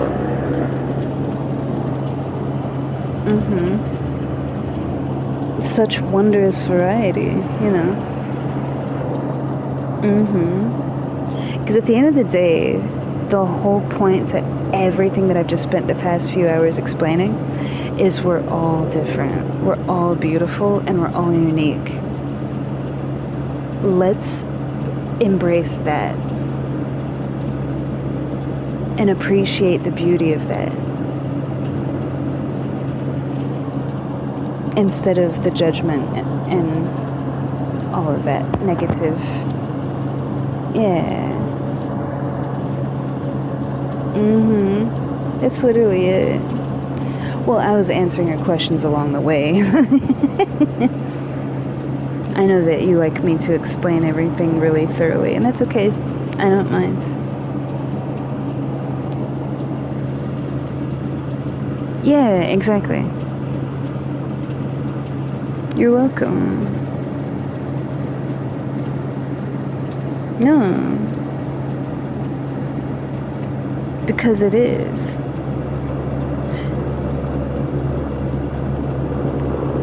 Look at it this way. I mean, you don't have to, but you know. Your dream is being a dance instructor. What do you do every day? You're a dance instructor. Are you the richest person in the world? No. Do you care about being the richest person in the world? There you go. Does it make you happy? Does it fill you with joy to do what you do? Are you super famous? Do you have a big fancy house? Okay. Do you care about all that? Yeah, like security. Yeah, you want to have like, yeah. But there's nothing saying that you can't obtain that. When you're meant to. But at the end of the day, it's like you're already in it. You're already doing it.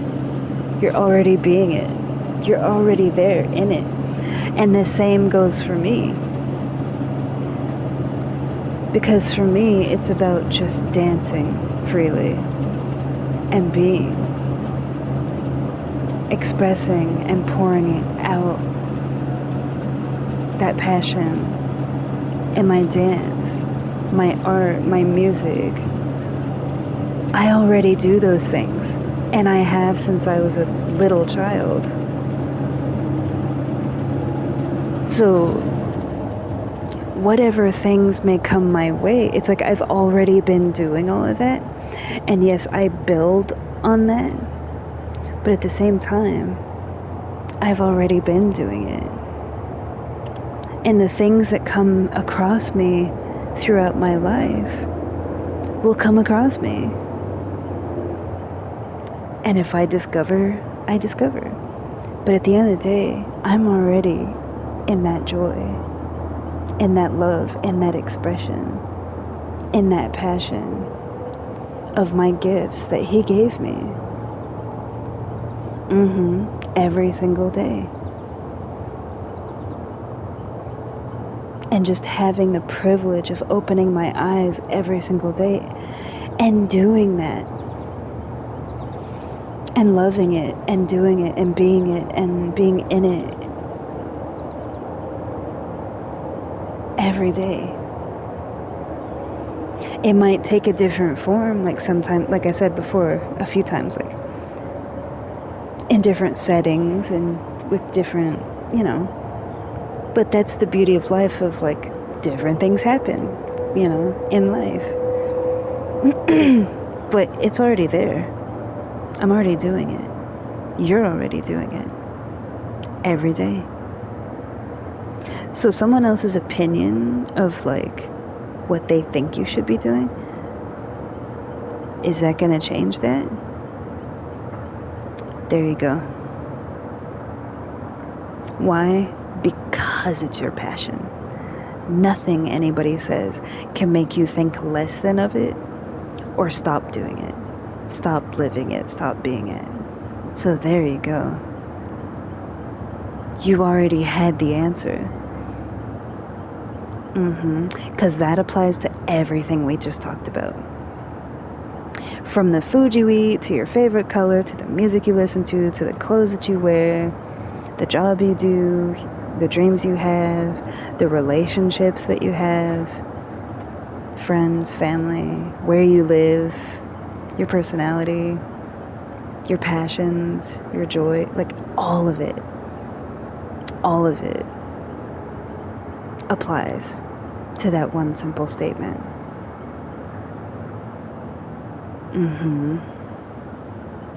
Exactly. So there's nothing to worry about. There's nothing to feel less than about. There's nothing to fear. There's nothing to feel insecure about. Because you already have all of it. You already have the bounty surrounding you. You're living within that bounty. The bounty that he created in all creation that we see every single day is already surrounding us. We live in his creation. It's beautiful.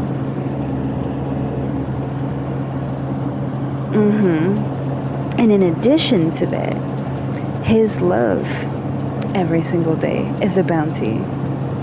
And in addition to that, all the things that I just said about you is also the bounty. So you are already rich with wondrous bounty every single day that you wake up.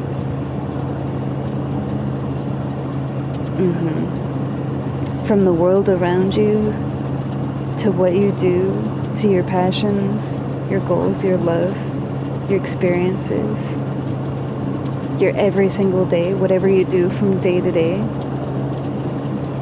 and his love. It's already all there. You're already surrounded in a paradise of his bounty.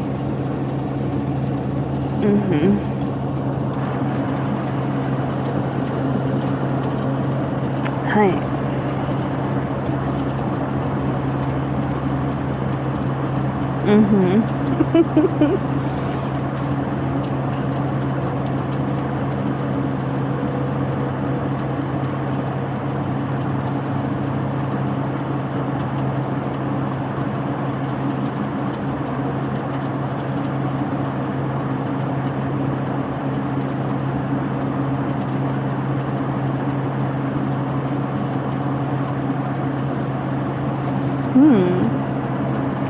Well, we're also human, so it's normal to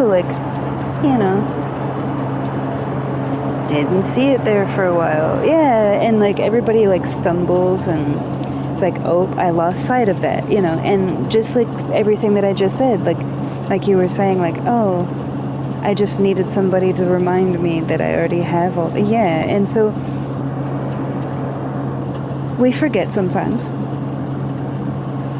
you know, certain things can happen and it makes you feel a certain type of way, and sometimes you forget, you know, of how blessed and how much bounty you're surrounded with, and because we can tend to hyper focus certain things. And that's why I say what I say of like, instead of focusing on what you don't have, focus on what you do, because look at all that you have.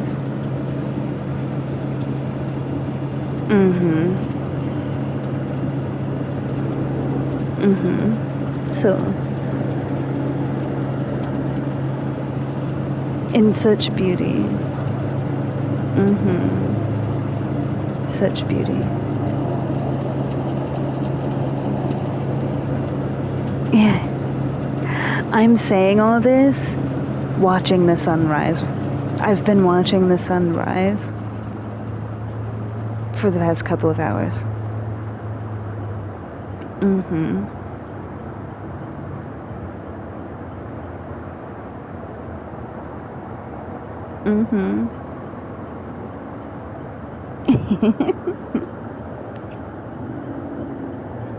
No, you know, and it's funny because my mom is the same way. She has to have like what I call like the long version to fully explain to her so she understands. And then when it all circumvents back around, then it's like after it's all said and done, then it makes sense to her. So it doesn't bother me that you're the same way. I grew up kind of dealing with that. I don't think it's a waste of time. Because, yeah, it gives, and everything that you're saying, like peace and clarity, and like, I see it now again, like, the fact that you feel like, oh wow, I forgot, and now you can see, you know, like, that's worth a couple of hours of talking. Yeah, because that impact that it has on your life is worth a couple of hours of explanation. Just to like remind you, like, hey, you already have all this wondrous bounty. You're already living your dream. Just because it's not this over here doesn't mean that it's not. That's why, and it's even written in his word, comparison and judgment can blind you. Because you're so busy coveting and envying and comparing that you quickly forget. It's like, I could sit here, right, with a caterpillar, and I'm like, oh, he's so adorable, he's so cute, I like my little caterpillar. But someone else can come sit next to me and they have a beautiful butterfly. And I'm like, well, how come you have a pretty butterfly? Why do I just have a caterpillar? Automatically, because you see that butterfly, instantly, what was once so precious and adorable and beautiful suddenly becomes worthless because you're comparing it to something else. When the only difference is that yours hasn't blossomed yet. And just because it's a caterpillar doesn't make it less beautiful. Yeah. You could take like a clump of dirt and another clump of dirt. They're both clumps of dirt. They're both fertile, dark, rich soil. Or this one is a clump of sand. This one's a clump of soil. Who's to say which one is better than the other? Because they both are beautiful. So you could have two caterpillars, right? And one turns into a moth and flies away. The other turns into a butterfly and flies away. They're both beautiful because they're both unique, with purpose and their own beauty for what they are.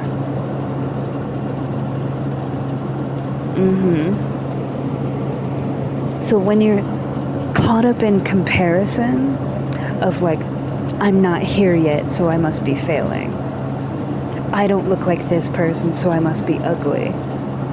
I don't have this fancy house or this car or these clothes or all the superficial BS that doesn't matter anyway. It doesn't matter what house you have, what cars you drive, what clothes you wear, all the fake. You can have all the fake surgeries and all the fake makeup and fake hair and fake BS, fake boobs, fake everything. The irony is, that's all fake. That's all external. I embrace myself naturally as he made me. I don't do all the fake stuff because none of that matters. All that external stuff, the embellishment, if that's what they want to do and it makes them happy, that's cool. For me, it's like I care more about substance, natural beauty, being genuine and natural in who you truly are as you were created, because that's true beauty and it needs no embellishment.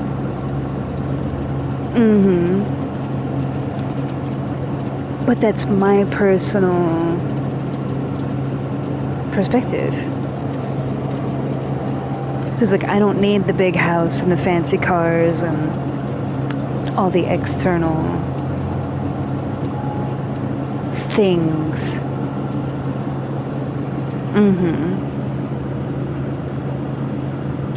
But just because one is a moth and one is a butterfly, they're both beautiful.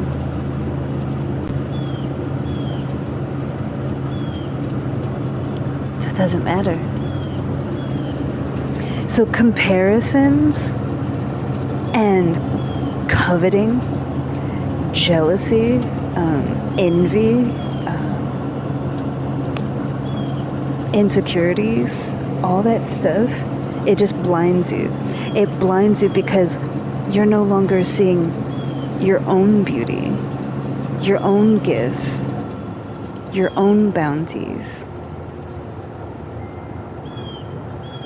You're hyper focused on this over here. So you're neglecting your own sprout by overexposing and overshining a light on someone else's sprout. Meanwhile, your own sprout is shriveling. And it's like, little did you know that your sprout can blossom into something so beautiful, but you neglected your own sprout, looking to all the other flowers and envying all the other flowers, seeking out all the other. And you could have had your own if only you had given it a chance to water and blossom and cultivate it.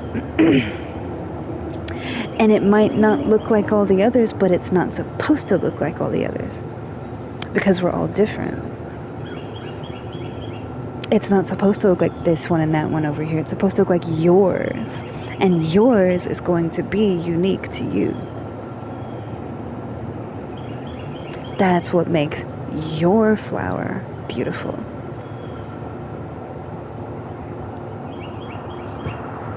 Because it's not about being like all the other flowers. It's about being your own flower. That, like, for me, life is like a garden, and I cultivate my garden, and I till, and I toil, and I water, and embody and embrace my garden. And so it's like my garden will not look like anybody else's garden. My garden is my garden. It's my paradise. It's my oasis. And the fruits of that garden are their own. they're unique. They're one of a kind. You will not see another garden like mine. Ever. But the seeds, the roots of that garden were planted through him. Everything that grows within that garden is rooted in him. Because he is the creator, the gift of life, the breath of life, of all creation. So all those seeds took root through him first.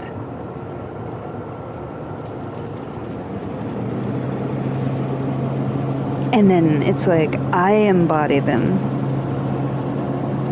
through me. So it's my garden, but it's rooted in him. And it's unique to me because he created me uniquely, just like he did you and everybody.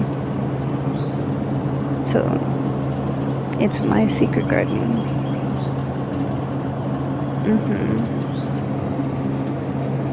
Honey, you can't imitate that.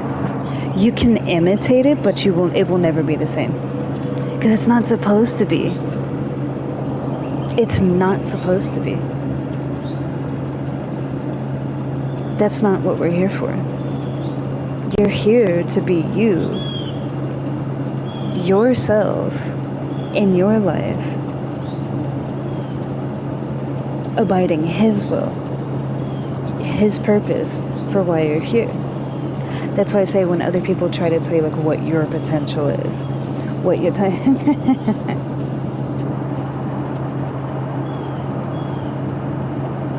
You have no idea. You have no idea.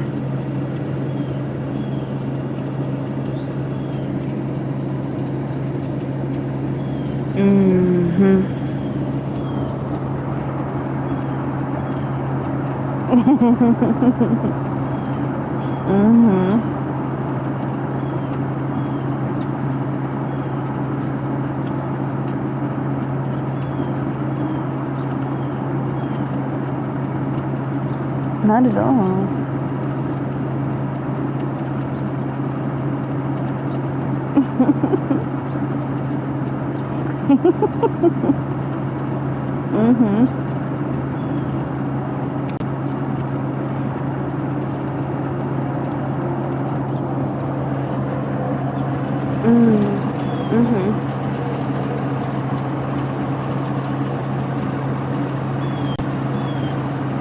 Oh yeah.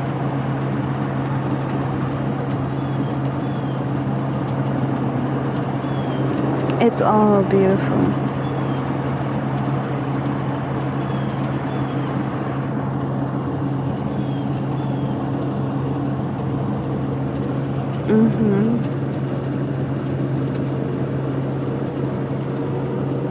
The sun is just starting to come up over the, what I call like the crest line, where it's gonna like start bearing down on me and being really hot and putting a glare on the screen. So I think it's the perfect time to close out the stream. Yeah. I'm gonna get a couple of hours of sleep. I'm off today, so. Hi.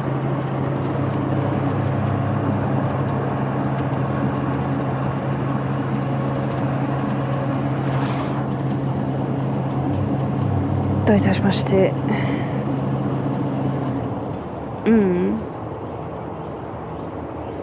You're welcome. Well, if they, like I say all the time, they can always click away. If they think that that's boring, they can always click away. But when you're asking all those questions, I could feel that you were getting emotional, and I could feel that something was really bothering you. And the more question, like it started off with like, oh, this or that, what's your favorite this or that, but you really started kind of digging into something else, and I could tell kind of where it was starting to veer. I kind of had a feeling that you've had multiple people throughout your life, but particularly maybe more recently, kind of judging you. I feel that. So, talking with me for a couple of hours and, yeah. Because how you were talking a few hours ago is totally different than how you're talking to me right now. So you know what? It's worth a couple of hours of chatting. Sometimes it's like, hey, little reminder, you know? Because you are his child. There's nothing more beautiful than that. And everything that you do in your life and how you do it is unique to you. What your process is, what your potential is, what your joy is, what your love is not determined by other people and their opinions. Because you're already beautiful. Because you're his child.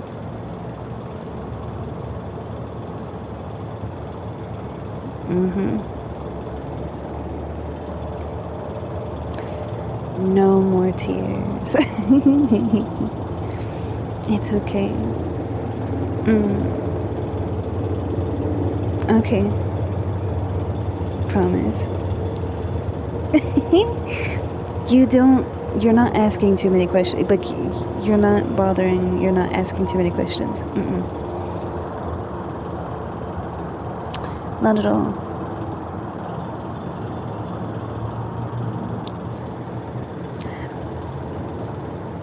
I don't mind to explain things if it helps you understand. Like I said, if anybody ever has a problem with how my streams are, they don't have to watch them. It's that simple. So, that being said, there you go, you know. If they think it's boring, click off. If they don't like what I'm saying, click off. You know, like it's so simple. It's so simple. I don't get offended by that. I'm not gonna feel sad or bad or less than. Yeah, so no worries. No worries. But I am gonna go walk around the park. I'm gonna go walk Apollo so he can go to the bathroom, so. Yeah.